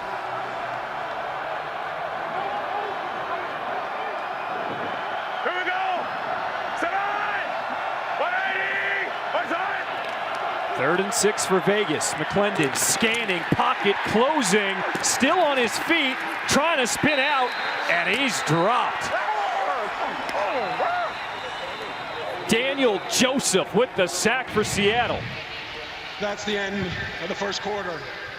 We're back at Lumen Field, and I'm here with head coach Jim Haslett. Coach, it's been a tough week for your coaches and your players. How would you assess their play early on? Well, we've been doing a great job on defense. On offense, we've been moving the ball, but obviously we want to score. And it has been a long week, and our guys have toughed it out. And you know, it's Chris he's a great human being, great family, and I had a chance to meet his mother and dad this week. And it was very emotional, and our guys had a long week. Thanks, Coach. Yeah, thank you. Pat, I appreciate you bringing that interview. We talked to Jim Haslett this week, and he talked about Chris Smith's parents. His mom and dad actually came and visited with the team, and Coach Haslett was saying his team was having a very difficult time dealing with the news, the emotion, how to move on, how to handle it. But it was Chris Smith's parents who made it a little easier for them to understand it, because their faith, their belief in God, and just telling it, you know what, this is God's plan. This was just his time, and the players really responded to the parents coming and having that moment with them. I got to imagine that eased the tension a little bit amongst the players, and then the courage of Chris Smith's parents to be willing to do that, just unimaginable. McKnight receives that punt inside the 20. Trying to reverse field, but he doesn't get there. Only a gain of 2 on the return. So Ben DiNucci will come back out. How does he get this offense going for Seattle? Again, I don't think you can be greedy. You don't have to worry about the number 34 and having to score points, because if you start pressing, This side. you're going to start making errors. You're going to take risks. 790 max, Hank. H long, F check on 2, ready. But I do think F check. that they're going to have to start running the football a little bit so that they can create some opportunities for explosive plays downfield. Set, go!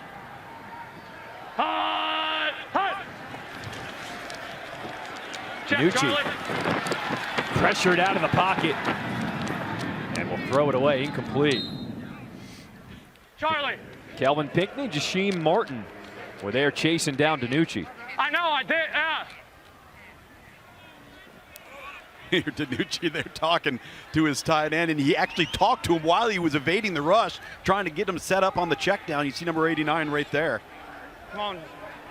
Ben DiNucci in the moment, directing traffic while the live bullets are flying by. 60 George on 2. Trips right, trips right, trips right. Trips right, trips right, 60 TJ. Timeout. Trips right. First charge timeout.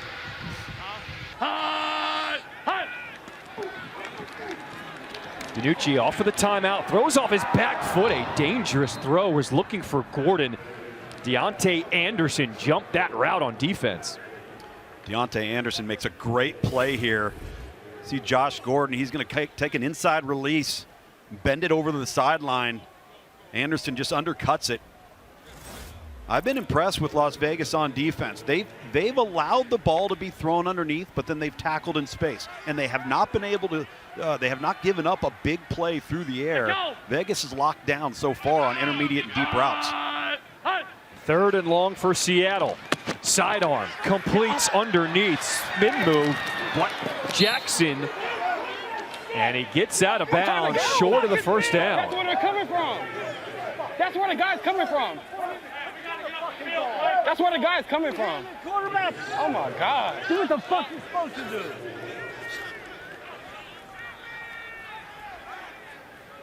Offense a little out of sync for Seattle. Again, there hasn't been anywhere to go with the football except some of the underneath throws. But when you get in 3rd and long, you're going to have to be able to manage some completions at or beyond the sticks. Another 3 and out for Seattle. Nizelek with a high hanging punt to Sexton. Sexton, this one will try to return it, but can't get through that seam. So Jalen McClendon will come back out at quarterback. Started third on the depth chart. It was Luis Perez, his job to start. He got traded away a few weeks ago. Brett Hundley, the former Packer, he had his opportunity. And now it's the youngster, Jalen McClendon. And when I asked Rod Woodson, I said, how come McClendon hasn't had much playing time, either in college or pro ball? He said, I don't know. I can't speak for other coaches, but I know he has it. Well, he certainly has a high ceiling for development because he hasn't played very much. And these opportunities that he's had here has proven his worth, that his production can match his physical attributes. They start this drive on the ground and love it. Love it just picks up a yard. How you gonna be 3 guys? Does that make sense? Get what you can get. Sure, right. 28 pin open. I got you. Hey, 28 pin. You know I love you, man. Yes, sir. I know. You yelling at me because you want. Yeah, I know. If you can split the motherfucker, split it. Yeah. All right? That's all. That was Jackson who made the catch on the last drive on that third down play, showing some love to his coach. Now they're on the same page, it seems like. 2nd and 9 for Vegas. And penalty flag. 56 with a false start. 56 false start. False start. Offense. Number 56. 5-yard penalty. 2nd down. At the left tackle, Larry Williams, our first penalty of the day for either team. Well, going back, you're right. It's been a clean first quarter or so. 751, 8 cross. You got a double check. Going back to Jim Haslett and Philip Lindsay in that interaction, you know, that's coach to player. You're gonna get your tail ripped, and they're gonna come and they're gonna put their arm around you, and they're gonna tell you they love you because they do. They care.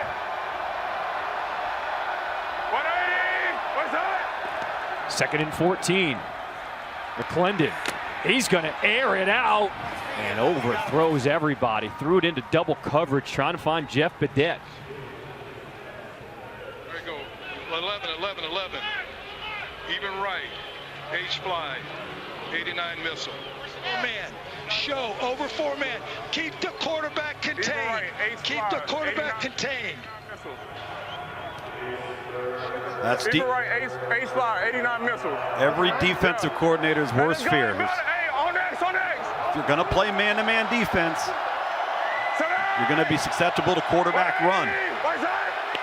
3rd and 14, setting up the screen. Coming back to it is Geronimo Allison, and Seattle was ready for it.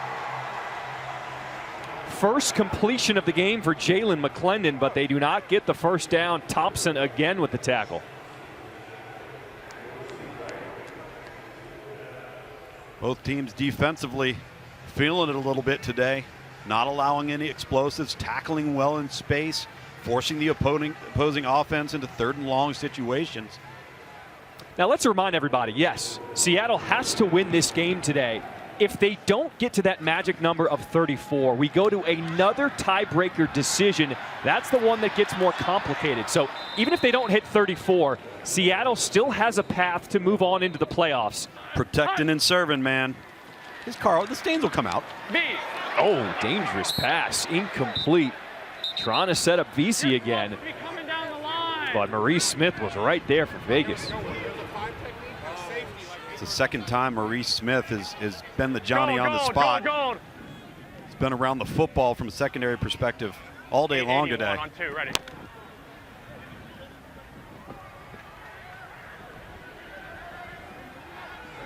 When will this offense for Seattle get going? 2nd and 10. Danucci slings it, and he has a completion to Juwan Green. That's a pickup of 6. Trips right up. 881 prop divide. Here we go. 881 prop divide. 881 on 2, ready. Little pitch and catch on the smash route. Corner by the inside receiver. A little hitch on the outside. Let's see if Seattle can convert their first 3rd down today. They're 0 for 3. 3rd and 5. Danucci pressured again, throwing on the run, and he didn't give his receiver a chance. Incomplete. And frustration starting to mount on that Seattle sideline. Yeah, and that was the first really 3rd and manageable they've had so far here in the first half, and they cannot get the ball complete at intermediate and deep levels of the field, and they've made multiple I didn't see what attempts. happened to the line. I was watching the coverage, but the Z is the guy. If you look, he must have looked down the middle because they cut the Z loose. What does that mean? What he's saying is somebody came loose versus the coverage. It was the Z receiver down the middle of the field, and Benanucci just didn't happen to see him or didn't lock on it early enough. Nislek. Both teams 3 straight 3-and-outs. Sexton fields it inside the 20, sidesteps the first, but he cannot get past anyone. And Stormy, that's been the magic question. Right. First half, Vegas has been great this season. Second half, different story. Love it. Bouncing it. And he gets a good gain on first down. As a reminder, with the win yesterday by St. Louis, Seattle needs to win today in order to be in the playoff scenario. Now, if they hit the magic number of 34 and keep Vegas below it, then they've clinched. If they do not, we go to a 5th tiebreaker scenario. That one gets a lot more complicated, and it could be either Seattle or St. Louis. Correct. Seattle can win and not meet that 34 number threshold. 48. Neutral zone is fraction, 48 defense. Okay. Offensively or defensively. But if they don't, and the score is something else. Neutral zone infraction, defense, number 48. 5-yard penalty results in a first down. Then it moves to the 5th tiebreaker and becomes much more mathematically complicated. You see right there on the right side of your screen, and really good hard count there by Jalen McClendon at quarterback. Under 8 minutes to play in this first half. Still no score here in Seattle. 33. Here you go. Set up. 180. Right side. And off to Lovett. Lovett will cross the 35.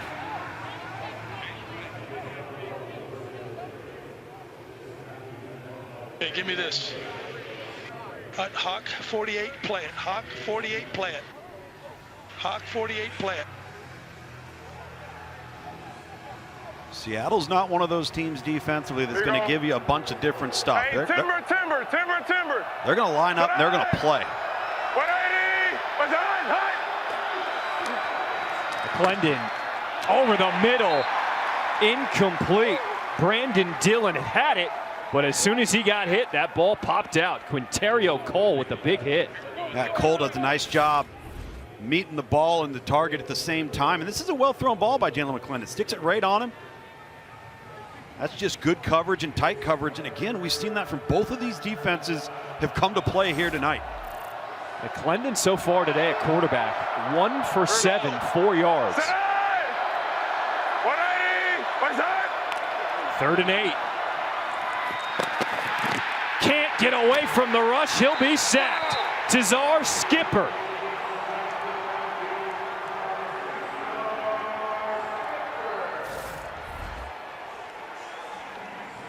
Simulated pressure there at the point of attack, and just a really nice job there from Seattle. Austin Fayalu, number 98, you see right there working off of that block inside. And there's nowhere to go with the football and nowhere to escape either. Good contain by Seattle on defense. Another punt. Can McKnight make something happen here on this return? Dancing up the middle, and he'll be stopped shy of the 35, a 10-yard return. The fans of the XFL, you talk about buying in. I mean, they have a blast. 1st and 10, sidearm. Josh Gordon went up and got that one. You know, Seattle has not run the football one time since really the opening drive, right?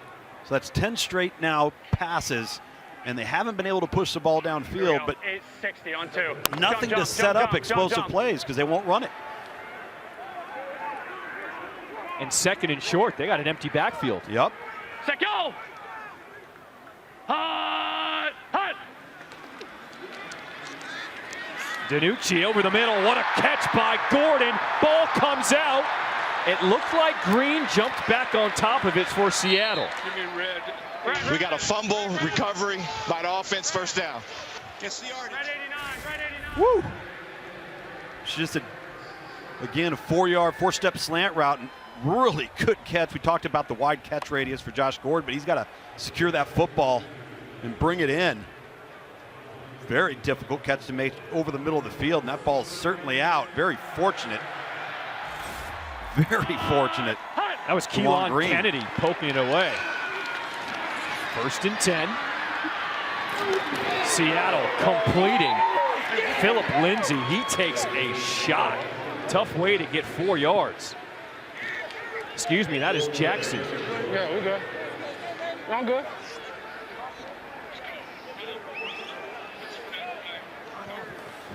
Blake Jackson say, no thing. We good. No.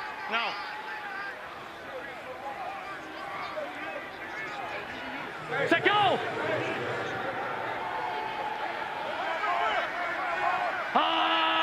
Hunt! 2nd and 6. There's the ground game once again. TJ Hammonds. 3rd down.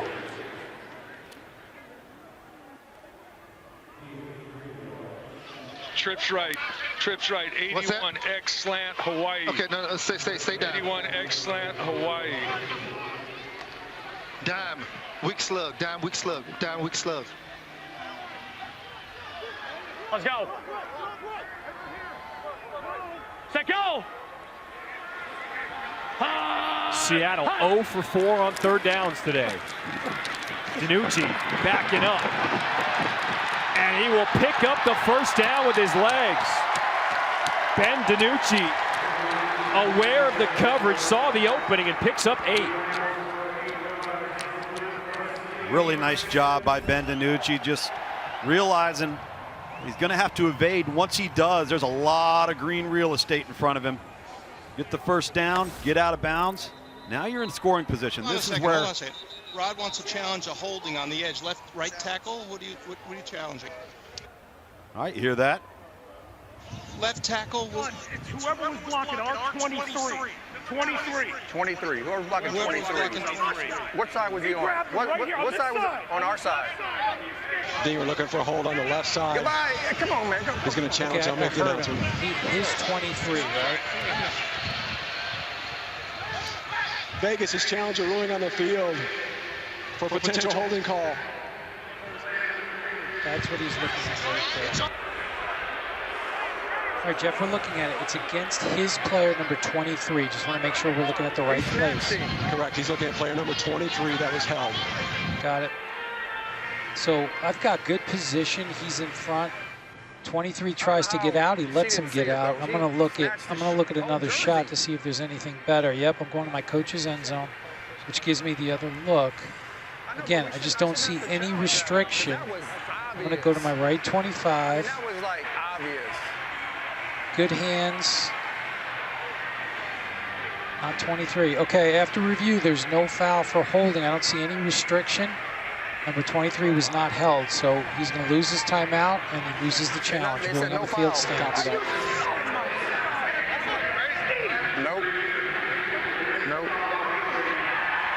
Charge a timeout and is out of challenges for the remainder of the game.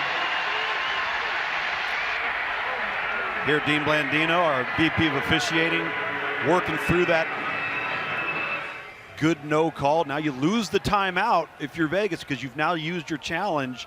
And I agree with Dean there. There's just no restriction, no pulling of the jersey, no impediment.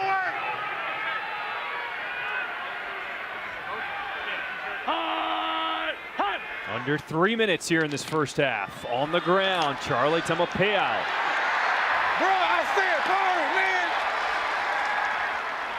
Picks up 9. We haven't seen the ground game much, but when they do, it works. I love it. Taumapea, who's really an H-back tight end, jack of all trades type of player, running the inside zone and gaining 9. Right, Gene Jones getting creative. Here we go. Pistol, Hunt, trips right, Cowboys.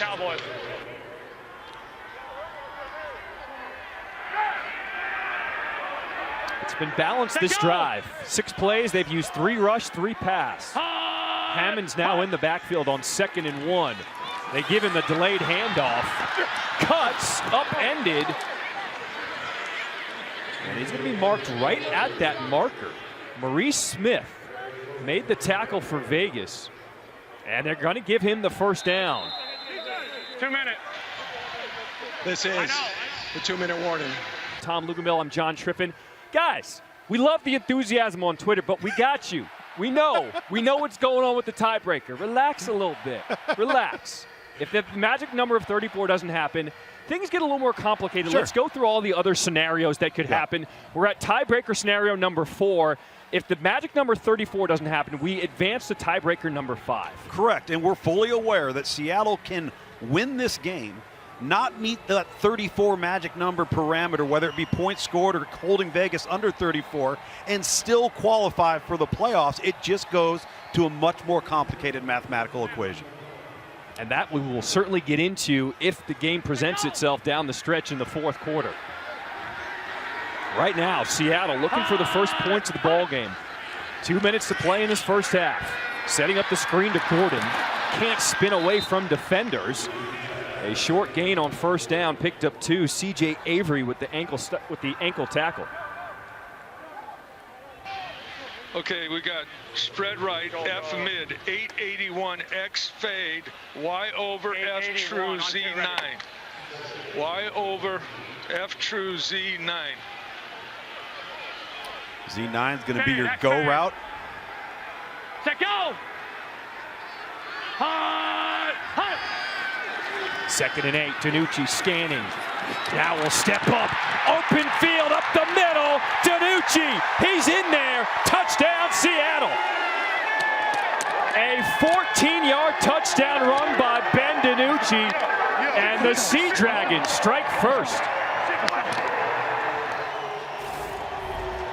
See Ben Danucci here. You got a simple 4-man rush, and he just splits the gap right there between the center and the guard. Sees the front door open, and take what the defense gives you. You're playing man cover. You got your back towards the quarterback if you're a Vegas defender. Ben Danucci knows it, and that's part of the read. He's got a progression here, here to here. Wait a minute. If I can run, 51 on 2. That's my last progression. 51. How about the offensive line opening up the hole for Danucci there? Yeah. Michael Mennett, Jared Thomas, those two guys, left guard in the center. Hot! Hot! Seattle will go for 2. Fade, end zone, incomplete. Jordan Vesey couldn't come down with it. That's a fucking ball.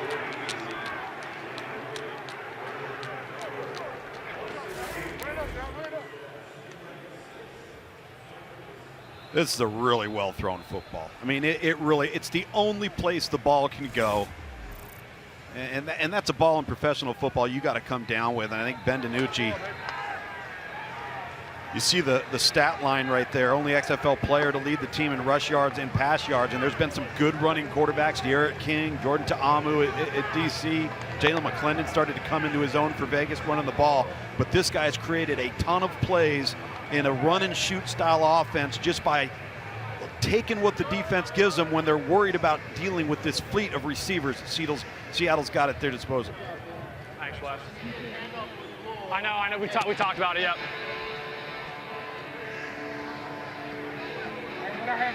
So Seattle will take a 6-0 lead here. 1:16 to play here in this first half. Dominic Eberle will kick it away to the awaiting Sin-Q Sweeting. He will field it at the 11. Sweeting on the return, evades the first, gets past the 30 and out of bounds.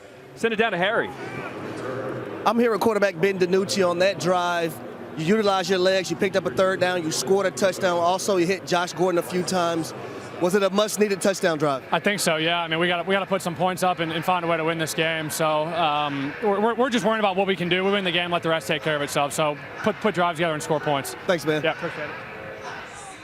All the players know what they have to do, right? I mean, that's the beauty of being the last game of the regular season. You know what you have to take care of. 180, McClendon back on offense. Somehow squeezes that in there to Geronimo Allison. How did he complete that one? That was tight. You're seeing these Seattle defenders squat on routes. They're just reading the eyes of the quarterback. Quick drop. They're planting and driving forward. And, very fortunate right there. Thompson almost had a pick 6 there. 180, what's that? 2nd and 4. deep throw, incomplete. Looking for Allison again. 3rd and 4, 35 seconds to play in the half. McClendon taking off with his feet. Does not get there. Picks up 2. It'll bring up 4th down. Nico Lelos out of Dartmouth. That's right, the Ivy Leaguer with the stop. 25 seconds. 25 seconds. Timeout, Seattle. Clock's at 25. Second charge timeout. Seattle. 30 seconds in length. Please reset the game clock to 25 seconds. I spoke to Nico before the game. Being Dartmouth alum, I had to show him some love. He said, coming from a small school, I love having an opportunity like this. He played with the Giants at a part-time, had a few games with the Giants, but he said, this is an opportunity. I get 60 snaps a game to continue to work, keep my dream alive, work on my craft. He goes, this has been incredible. 60 snaps a game of live professional football to be evaluated. You're not going to get that in 10 snaps over 4 NFL preseason games, right? And it's just the perfect storm for future opportunities based off of on-field production. And that's what this is all about. It's on-field tape.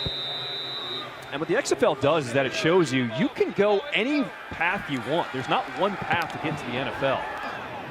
Arizosa with the punt. McKnight will let it bounce in front of him, and it'll go out of bounds. 15 seconds to play in this half. Seattle, they do have 1 timeout to work with. Hey! That ball goes to 30. Can you throw a flag? It's not a flag, but they're in our ear. We're How come you don't throw a flag? No, that's only kickoff. Was out of bounds. Ball kickoff at the 35-yard line. First down. 15 seconds. So 15 seconds, Seattle with the ball on their own 35.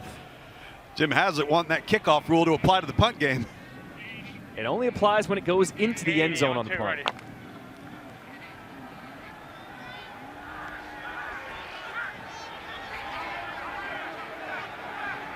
Set go! First and 10 with 1 timeout. Seattle. And Danucci hit as he threw it. That was Roberts applying the pressure.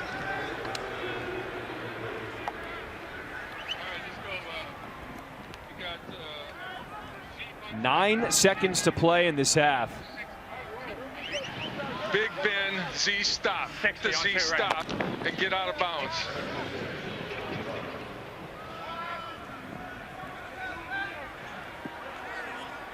Set go! Hut! 2nd and 10. Danucci to the sideline, completes it. Out of bounds is Vesey. 2 seconds to play in the half. Picked up 22. Watch Ben DiNucci. I was calling him a riverboat gambler. I just love the way he releases the ball. Fling! Right out there to the sideline. Please reset the game clock to 3 seconds. And puts them in a position to get a ball into the end zone here. They're actually going to go ahead and attempt a field goal. That was actually the longest play of the game so far today. 22-yard pickup. Second charge timeout. Vegas. 30 seconds. So Vegas will call a timeout as Dominic Eberle, the kicker for Seattle, will come on and try to add 3 more points before the half. He's going to have an absolute missile tied to his foot. Has made the 54-yarder there.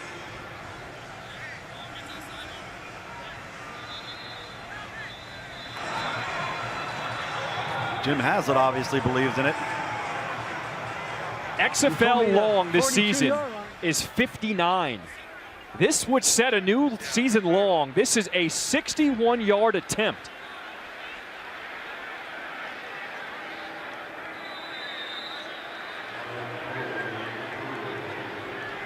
Does Dominic Eberle have enough leg? Puts a foot into it on the way. And it is no good. So Seattle needing a win to get into the playoffs. They lead at 6-0 at the half.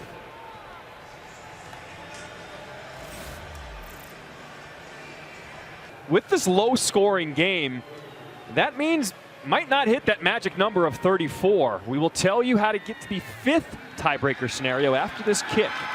Sam Sloman kicking off. Kelvin McKnight. Oh, he is body slammed to the turf.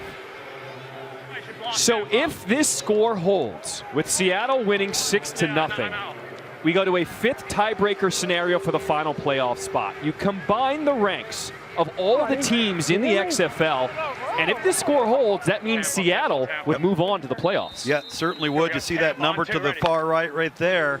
And then again, it's the lowest ranking wins the tiebreaker. So if you're on to the 5th tiebreaker now, and we assume that magic number of 34 is not met here tonight, we'll be going back to that plenty. 1st and 10 for Seattle. That's Philip Lindsay, a former Bronco. And I spoke to Lindsay before the game, and I asked him about this. He said he got the call 3 weeks ago. And he said he's been training. He's been working for this. And he said, why not? Of course I wanted to play in the XFL. He goes, that's the best way to get into game shape. I want to prove to everybody I'm healthy. I'm still explosive. I want another shot at the NFL. Well, and there's no doubt he's explosive. When he gets the ball in space, he can make people miss. He's a natural jump cut type of back. And again, another opportunity. Better than sitting on your sofa, right? 2nd and 12. Setting up the screen. That's Ja'Cour Pearson. And Pearson will be thrown out of bounds after picking up 3. CJ Avery was there.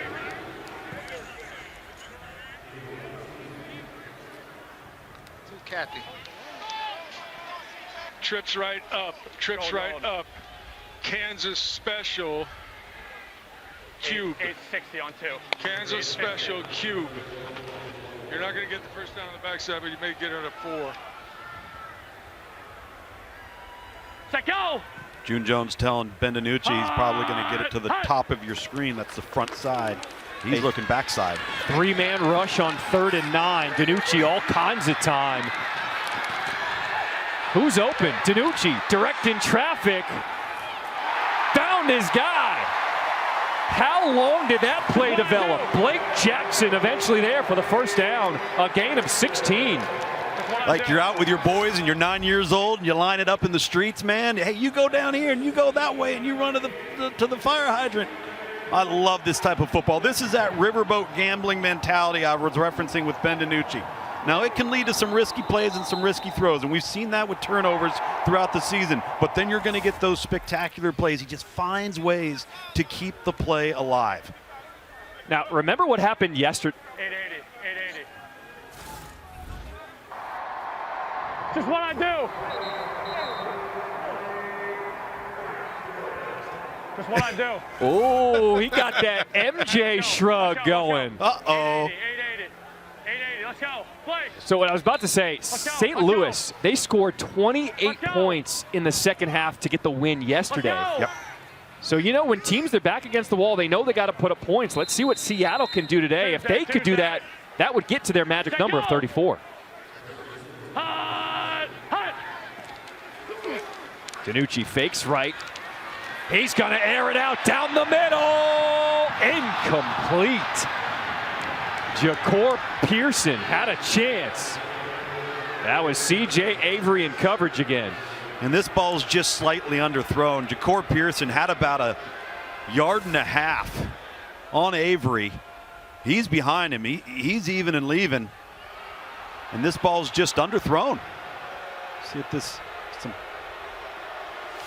That's close. Again, when you slow it down, it's one thing. When it's real speed, it's another.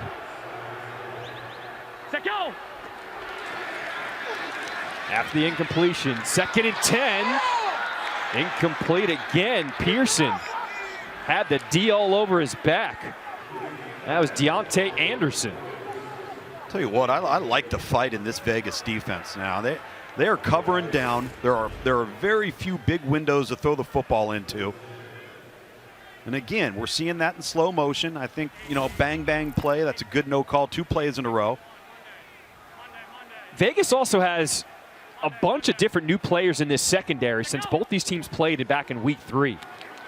3rd and 10. DiNucci got a guy over the middle. That's Jawan Green sneaking free.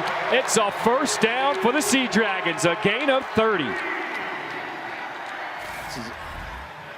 All verticals, and you're just going to see the inside seam. He's going to bend it. Going to bend it in off of the hash mark right there. That ball's thrown at about 22 yards, so it can get over the linebacker level, but in front of the safety. Great hole shot there from Ben DiNucci. That was the longest play today as Vegas calls timeout. Charge timeout. Vegas. First and 10 for Seattle. DiNucci fakes left. Trying to trick the D. Got him! Ja'Cour Pearson! A 33-yard touchdown strike. Namaste. Let's go. Let's go. Let's go.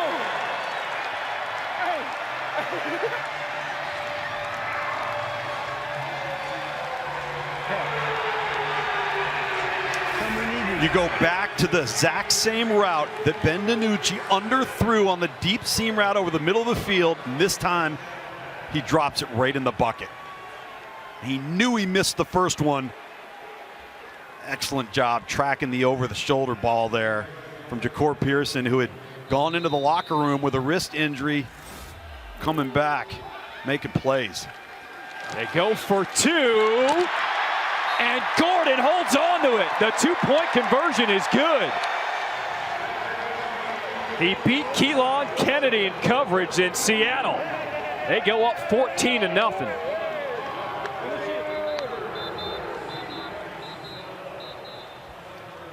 Anthony Beck, Hey, what is bomb? Let's go. head coach at St. Louis, Keep this shit going. nervous with what he's seeing, and not just because of more points going on the board for Seattle, but with the 5th tiebreaker scenario.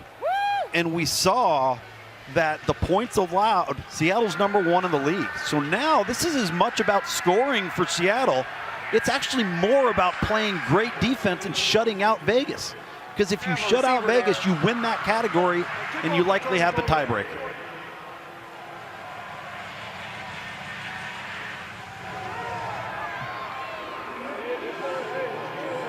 Big touchdown drive from Seattle, taking a 14-0 lead. Eberle kicks it away to Sweeting. Fields from the 9.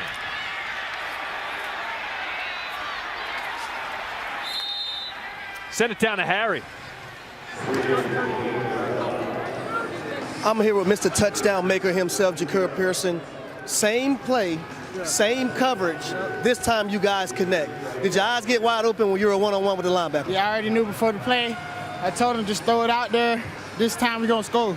And that's what happened. We're trying to get to the playoff. You feel me? Sea Dragons, we up. Appreciate that, bro. Let's go. It's the time you called it. With the score as it stands right now, Seattle's up 14-0. If they can keep Vegas off the board, Seattle will advance in the playoffs over St. Louis. Yeah, this is rapidly becoming more about what Seattle can do on defense. And so far, with the shutouts so far, it's not going to necessarily matter, even though Seattle seems to be getting on pace. That number of 34 points scored may not come into play.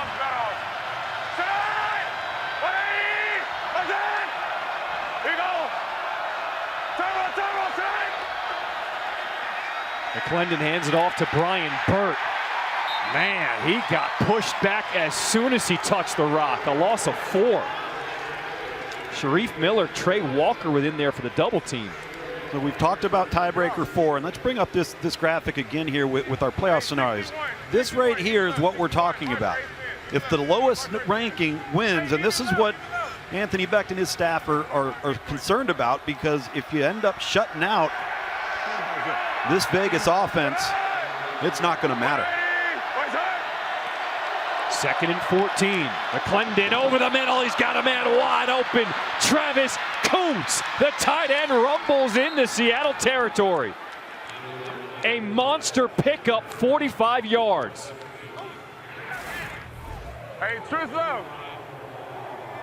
Jalen McClendon here just gets back, gets set, ball comes out. I'm telling you, he's got some physical attributes that are really, really impressive. I know he's young, he's still growing, but you can see the dynamic playmaking ability with his arm and legs.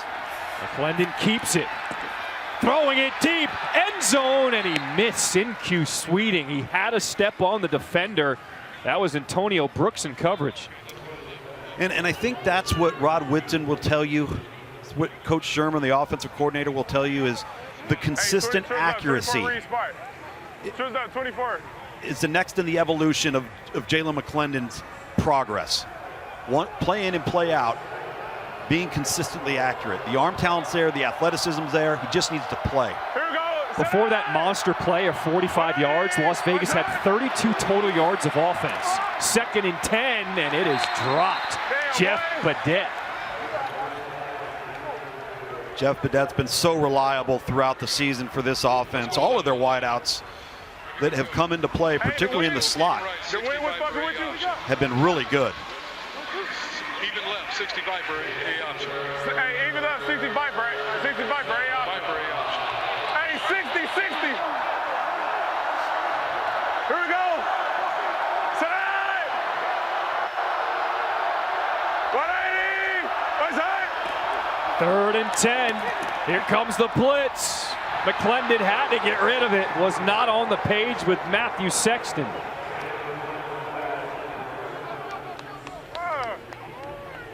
Now, I'm not sure if Jalen McClendon thought that Sexton was going to pull up, if that was supposed to be a curl and maybe an outbreaking route to the sideline, but clearly not on the same page.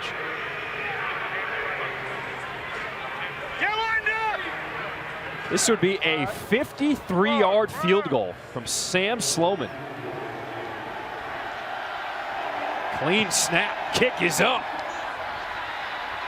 And Vegas has scored. They put 3 on the board here in the 3rd quarter, a 53-yard field goal. Oh, man. What the fuck are you thinking, Matt? Hammered it. No shit, it's on you. It's fucking stupid.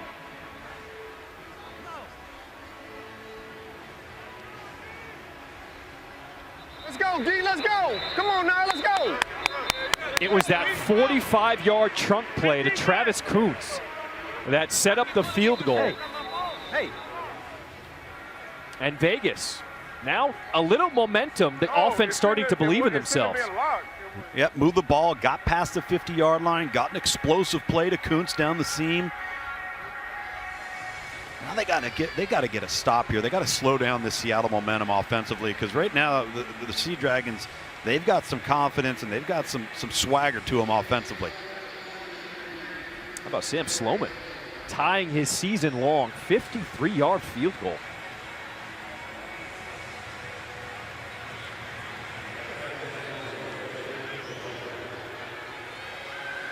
Sloman will walk off the steps, get set to kick this one away to Kelvin McKnight. 14-3, Seattle leads here in this 3rd quarter. McKnight fields from the 11. Both teams release.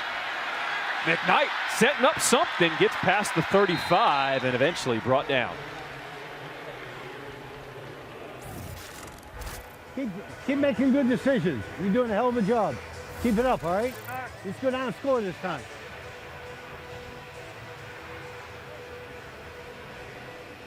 And here's the decision making he's talking about from DiNucci. Yeah, good to get another shot at that downfield ball over the middle of the field that he had missed previously. Don't give 590. Tuesday. Here's DiNucci back on the field for Seattle after throwing that touchdown bomb the last drive. First down, sidearm, slinging it out of bounds, incomplete. Jordan Vesey was the intended target. And again, that's a throw that Ben DiNucci routinely makes. And he knew it too at the end of the throw. He missed one. Here we go, Cowboys on Monday, ready. Cowboys, I'll bring it to you. Monday. Starting to hear some of the NFL teams, Denver, Cowboys, big staple of this offense's run game. Tell both sidelines. 742 is correct. Dude, The clocks on the sideboards are not working properly. Pistol. If he moves it down to it, we'll get to it. But the clock up on top, 7:42 is good. Tell Ben he's got 16 on the play clock, please. You want to change the play clock up 25? Are you good? Okay. Yep, let's roll. Tuesday.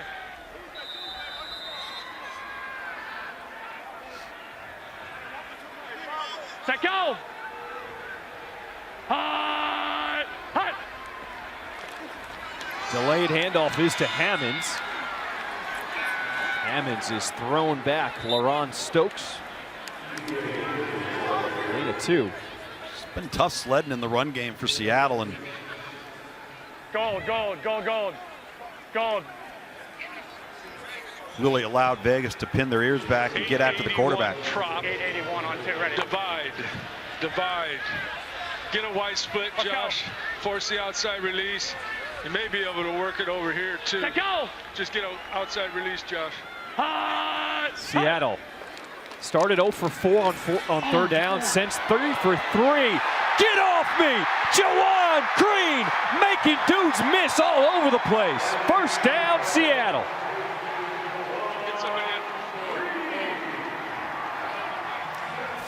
That's why you heard June Jones tell Josh Gordon, get the outside release, because if he hadn't, the corner would have been waiting right there for that throw. Instead, he has to turn and come back to it. Ben DiNucci has just an inch or two to sneak that ball in there.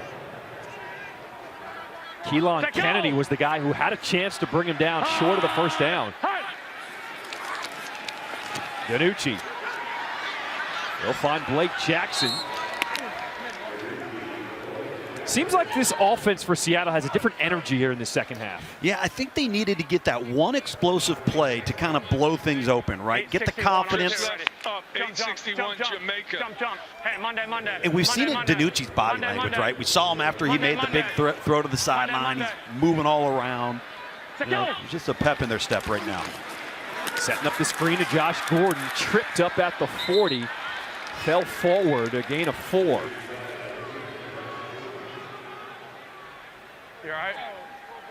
Literally, we don't have it. I really sensed that Ben DiNucci MJ shrug.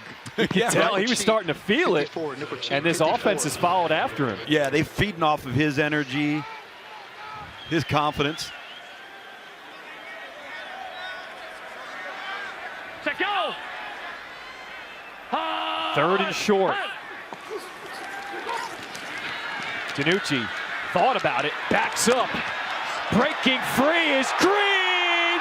Touchdown, Seattle! A 37-yard strike. Just dancing on him in the end zone. Jawan Green showing up.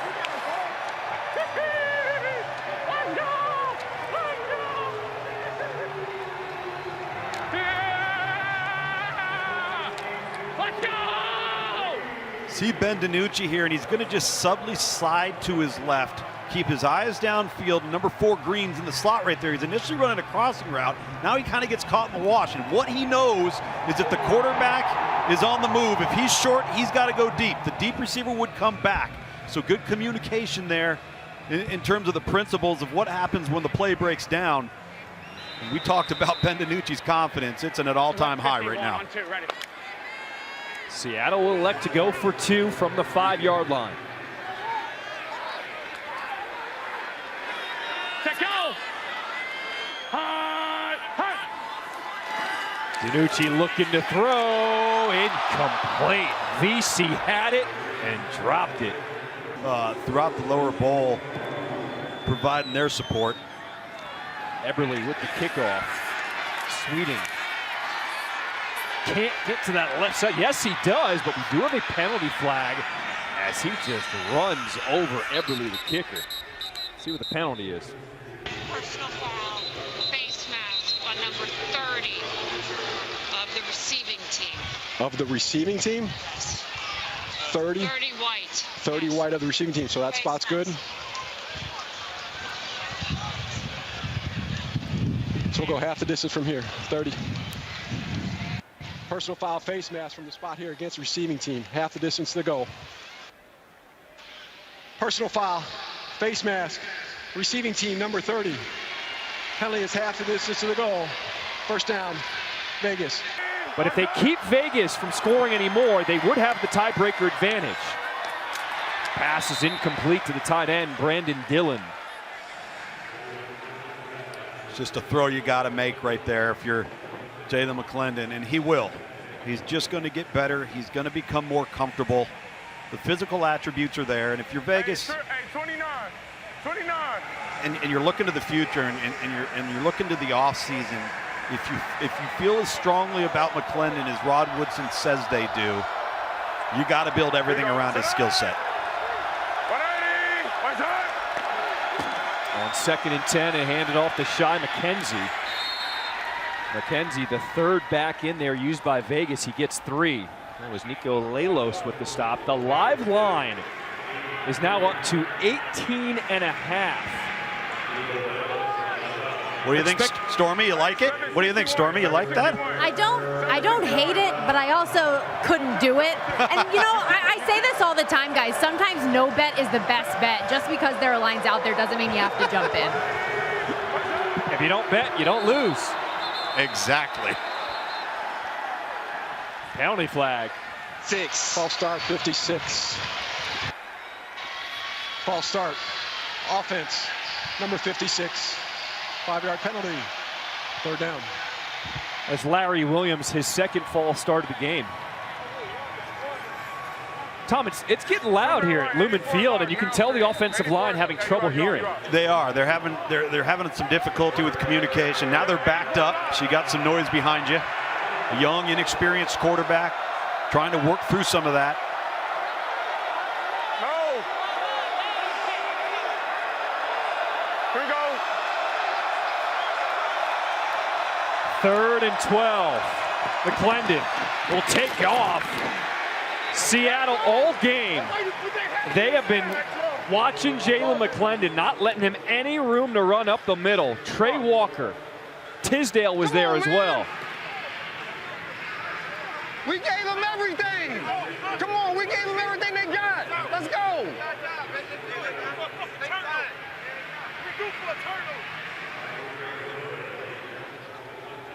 The 5th 3 and out for Vegas today, as Carrizosa comes on a punt again. There's just nowhere to go in the vertical passing game right now for Vegas, so they can't get any chunk plays, which is allowing Seattle to just sit back and play the ball in front of them. Knight will call for a fair catch at the 40.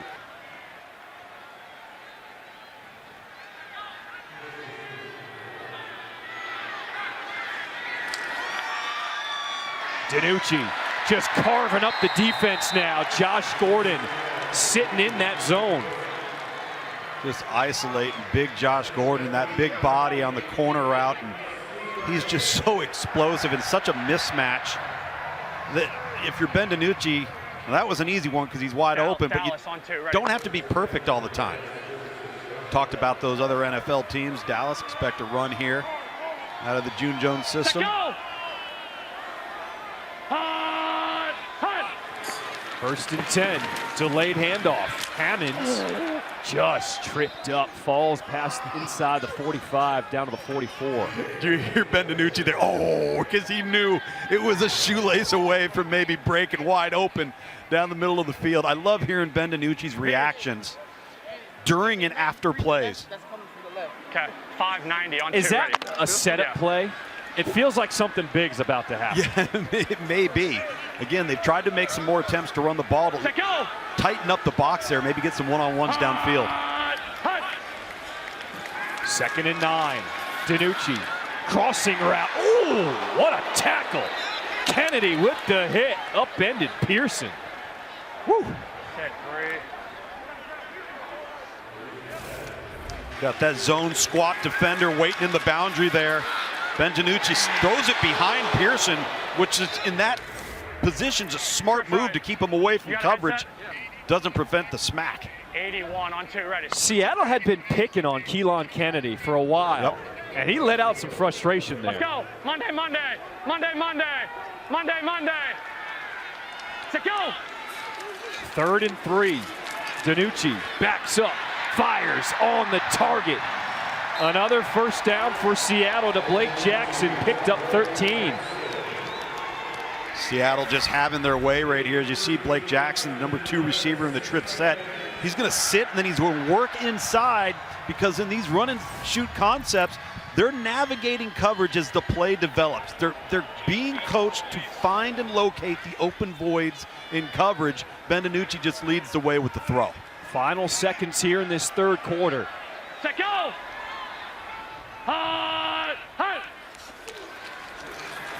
DiNucci looking end zone. Incomplete. Josh Gordon, and we got plenty of penalty flags. They are just picking on Kennedy today. Number 6 DPI in the end zone. Yep.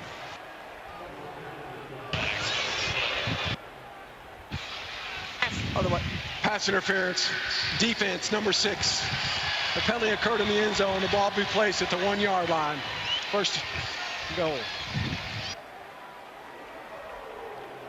Pass interference, and that's all you can do to guard Josh Gordon. It ends up being a 25-yard penalty. That's that the is end of the third quarter. Handoff to Philip Lindsay. Cannot get to that corner. He will lose at least a yard or two. Brings up 2nd and goal. Back to that empty. Yep. Why wouldn't that favor the defense if the defense knows you're going to throw it? Well, if they know you're going to throw it and they're going to come after you, because you're spread out so wide, they're going to have to show their hand prior to the snap of the ball. So it's going to give quarterbacks an indicator of if they're going to get pressured. When I mean pressure, you got five protectors in empty. So if they bring one more than you can block, let's just say they bring 6, they're going to have to show their hand on where that 6th guy is coming from. So it does simplify from a quarterback's perspective where to go with the football, where he's vulnerable, and then you're likely to get a lot of one-on-one situations. Opposite right, Y off. Do you need more open field, or can you do it in a close goal line situation like we are here on 2nd and goal? I think if you get into no backs in this type of scenario, the quarterback draw is always in play, right? Because you spread everybody thin, and then you don't have really anybody right around the goal line to defend.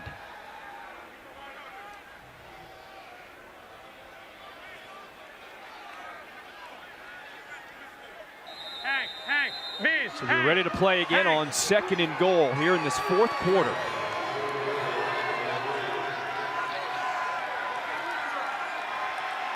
Set, go!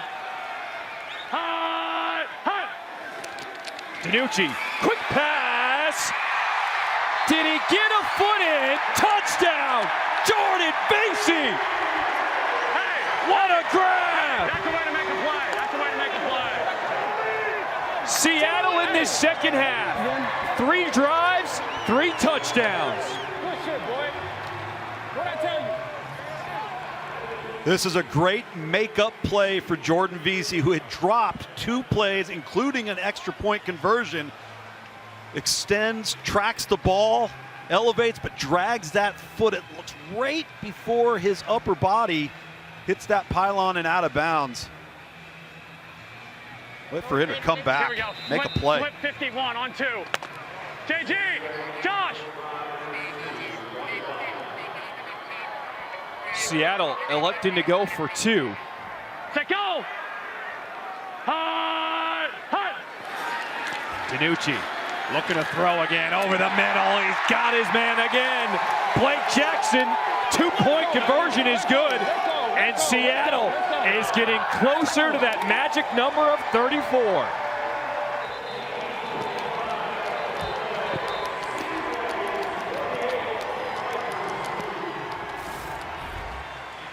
Ben DiNucci just doing a really good job working the trips play side right here and throwing it right in the window.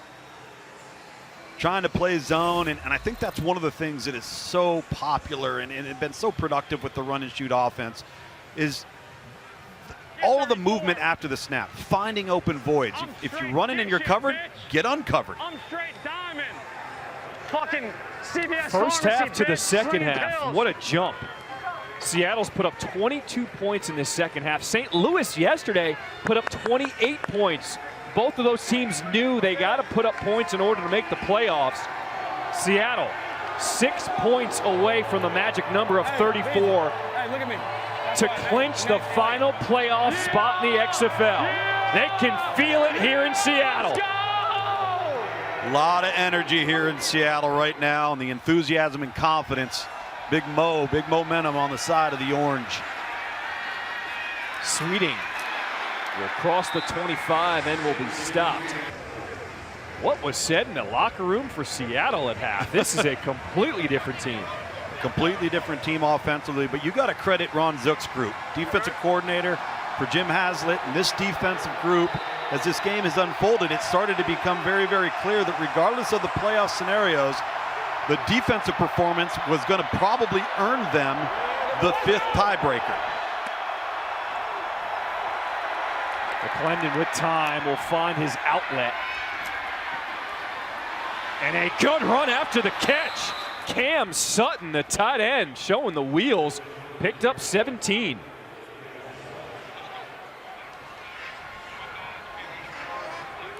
Hey, flex left. Ace left play. Ace Live play. line. Wait a 51 minute. yards, It is up to 25.5 for Seattle. Ace left play. Yikes. 51 yards. Whoa. You got the choice. Yeah, no. Hey, on next. Tonight. 180.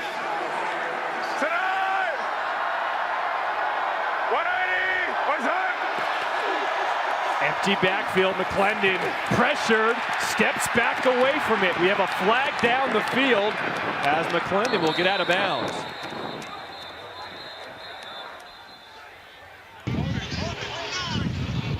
Holding 9 defense. Tack on. Holding defense, number 9. 5-yard penalty be added to the end of the run. First down. That's Clarence Hicks for Seattle, charged with the penalty. Good looking, good show. Show odd 43 buzz. Show odd 43 buzz. Show odd 43 buzz. 350.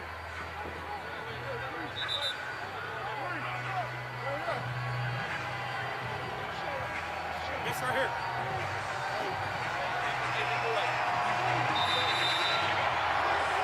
So they start the clock again as they have the chain set. Hey, wonder. What an atmosphere here at Lumen Field. 1st and 10, McClendon.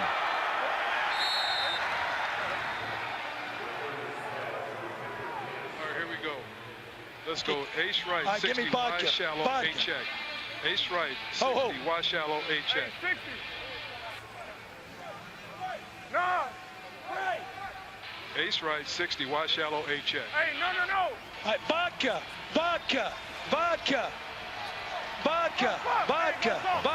That's got to be a hell of a play call.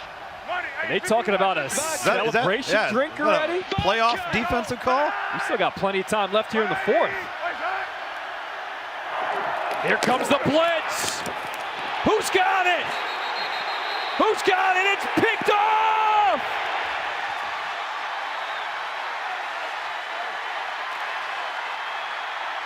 Seattle comes away with the interception. Quinterio Cole.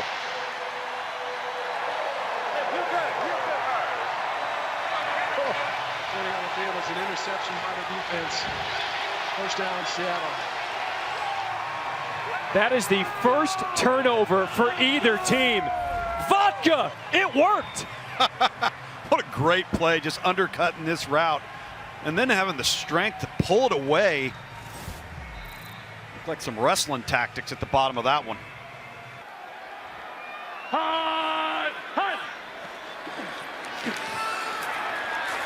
Seattle with the ball back. Charlie Tamalpayao, 13-yard pickup.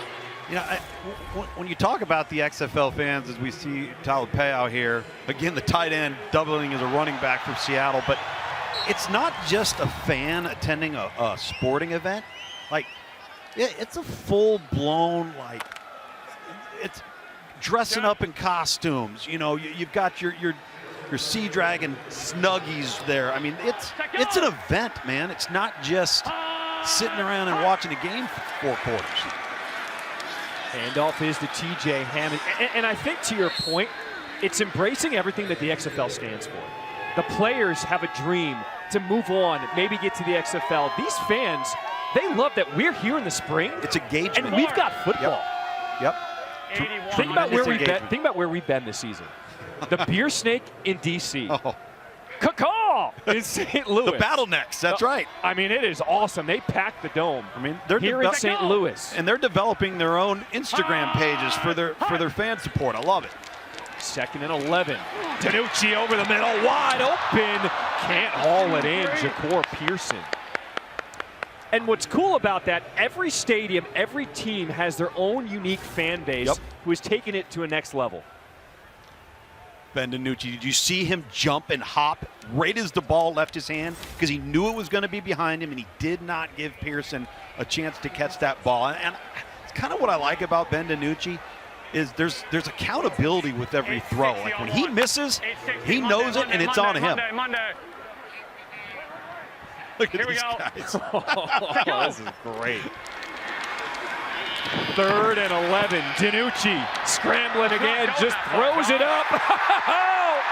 Josh Gordon again. How about it? A 39-yard pickup, and it is a party here in Seattle.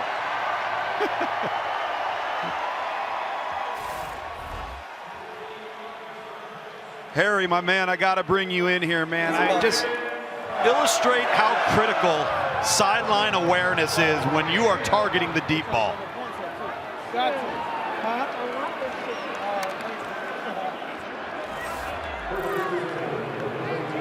We'll get Harry in a second. Seattle continuing to drive, getting close to that magic number. DiNucci will get safely out of bounds and pick up yards on 1st down. Anderson was the closest guy there on D. Yeah, Tom, this is a great job by Josh Gordon. We call it awareness. If you didn't have it in the meeting rooms when I played football, you got fined for it. One thing Josh Gordon definitely has, an all-pro, led the NFL in receiving yards, a Super Bowl champion, is sideline awareness. Man, was that pretty. Put him on Dancing with the Stars with that footwork. 2nd and 4. DiNucci scanning, picked off in the end zone. Marwin Evans with the interception and denies Seattle a chance at that magic number. For now. Hey, why you took a knee? Bitch, we on the 1-yard line. What happened with DiNucci here? Number one, he came back to the middle of the field late, and a big no-no at the quarterback position. Don't throw the ball late to the out or the sideline or the middle of the field. You're going to get undercut by the defender, and he knows it. He knows he forced it. It's a risky throw. Sometimes your confidence is at an all-time high, and you're hitting everything you throw at. Well, the big knock on DiNucci this season, the interceptions. Throws one there in the end zone. McKenzie. Now, if you're Vegas, you love the interception, but I heard some guys saying, why not just take a knee in the end zone there? Yeah, I mean, well, that's where things have been difficult for Vegas. You know, those types of situations, knowing the right call to make, certainly got to be frustrating for Rod Woodson.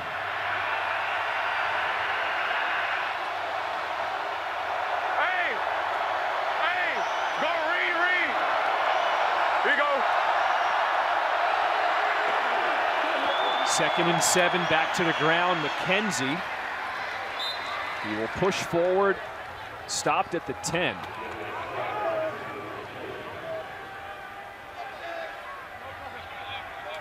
Okay, give me a hop.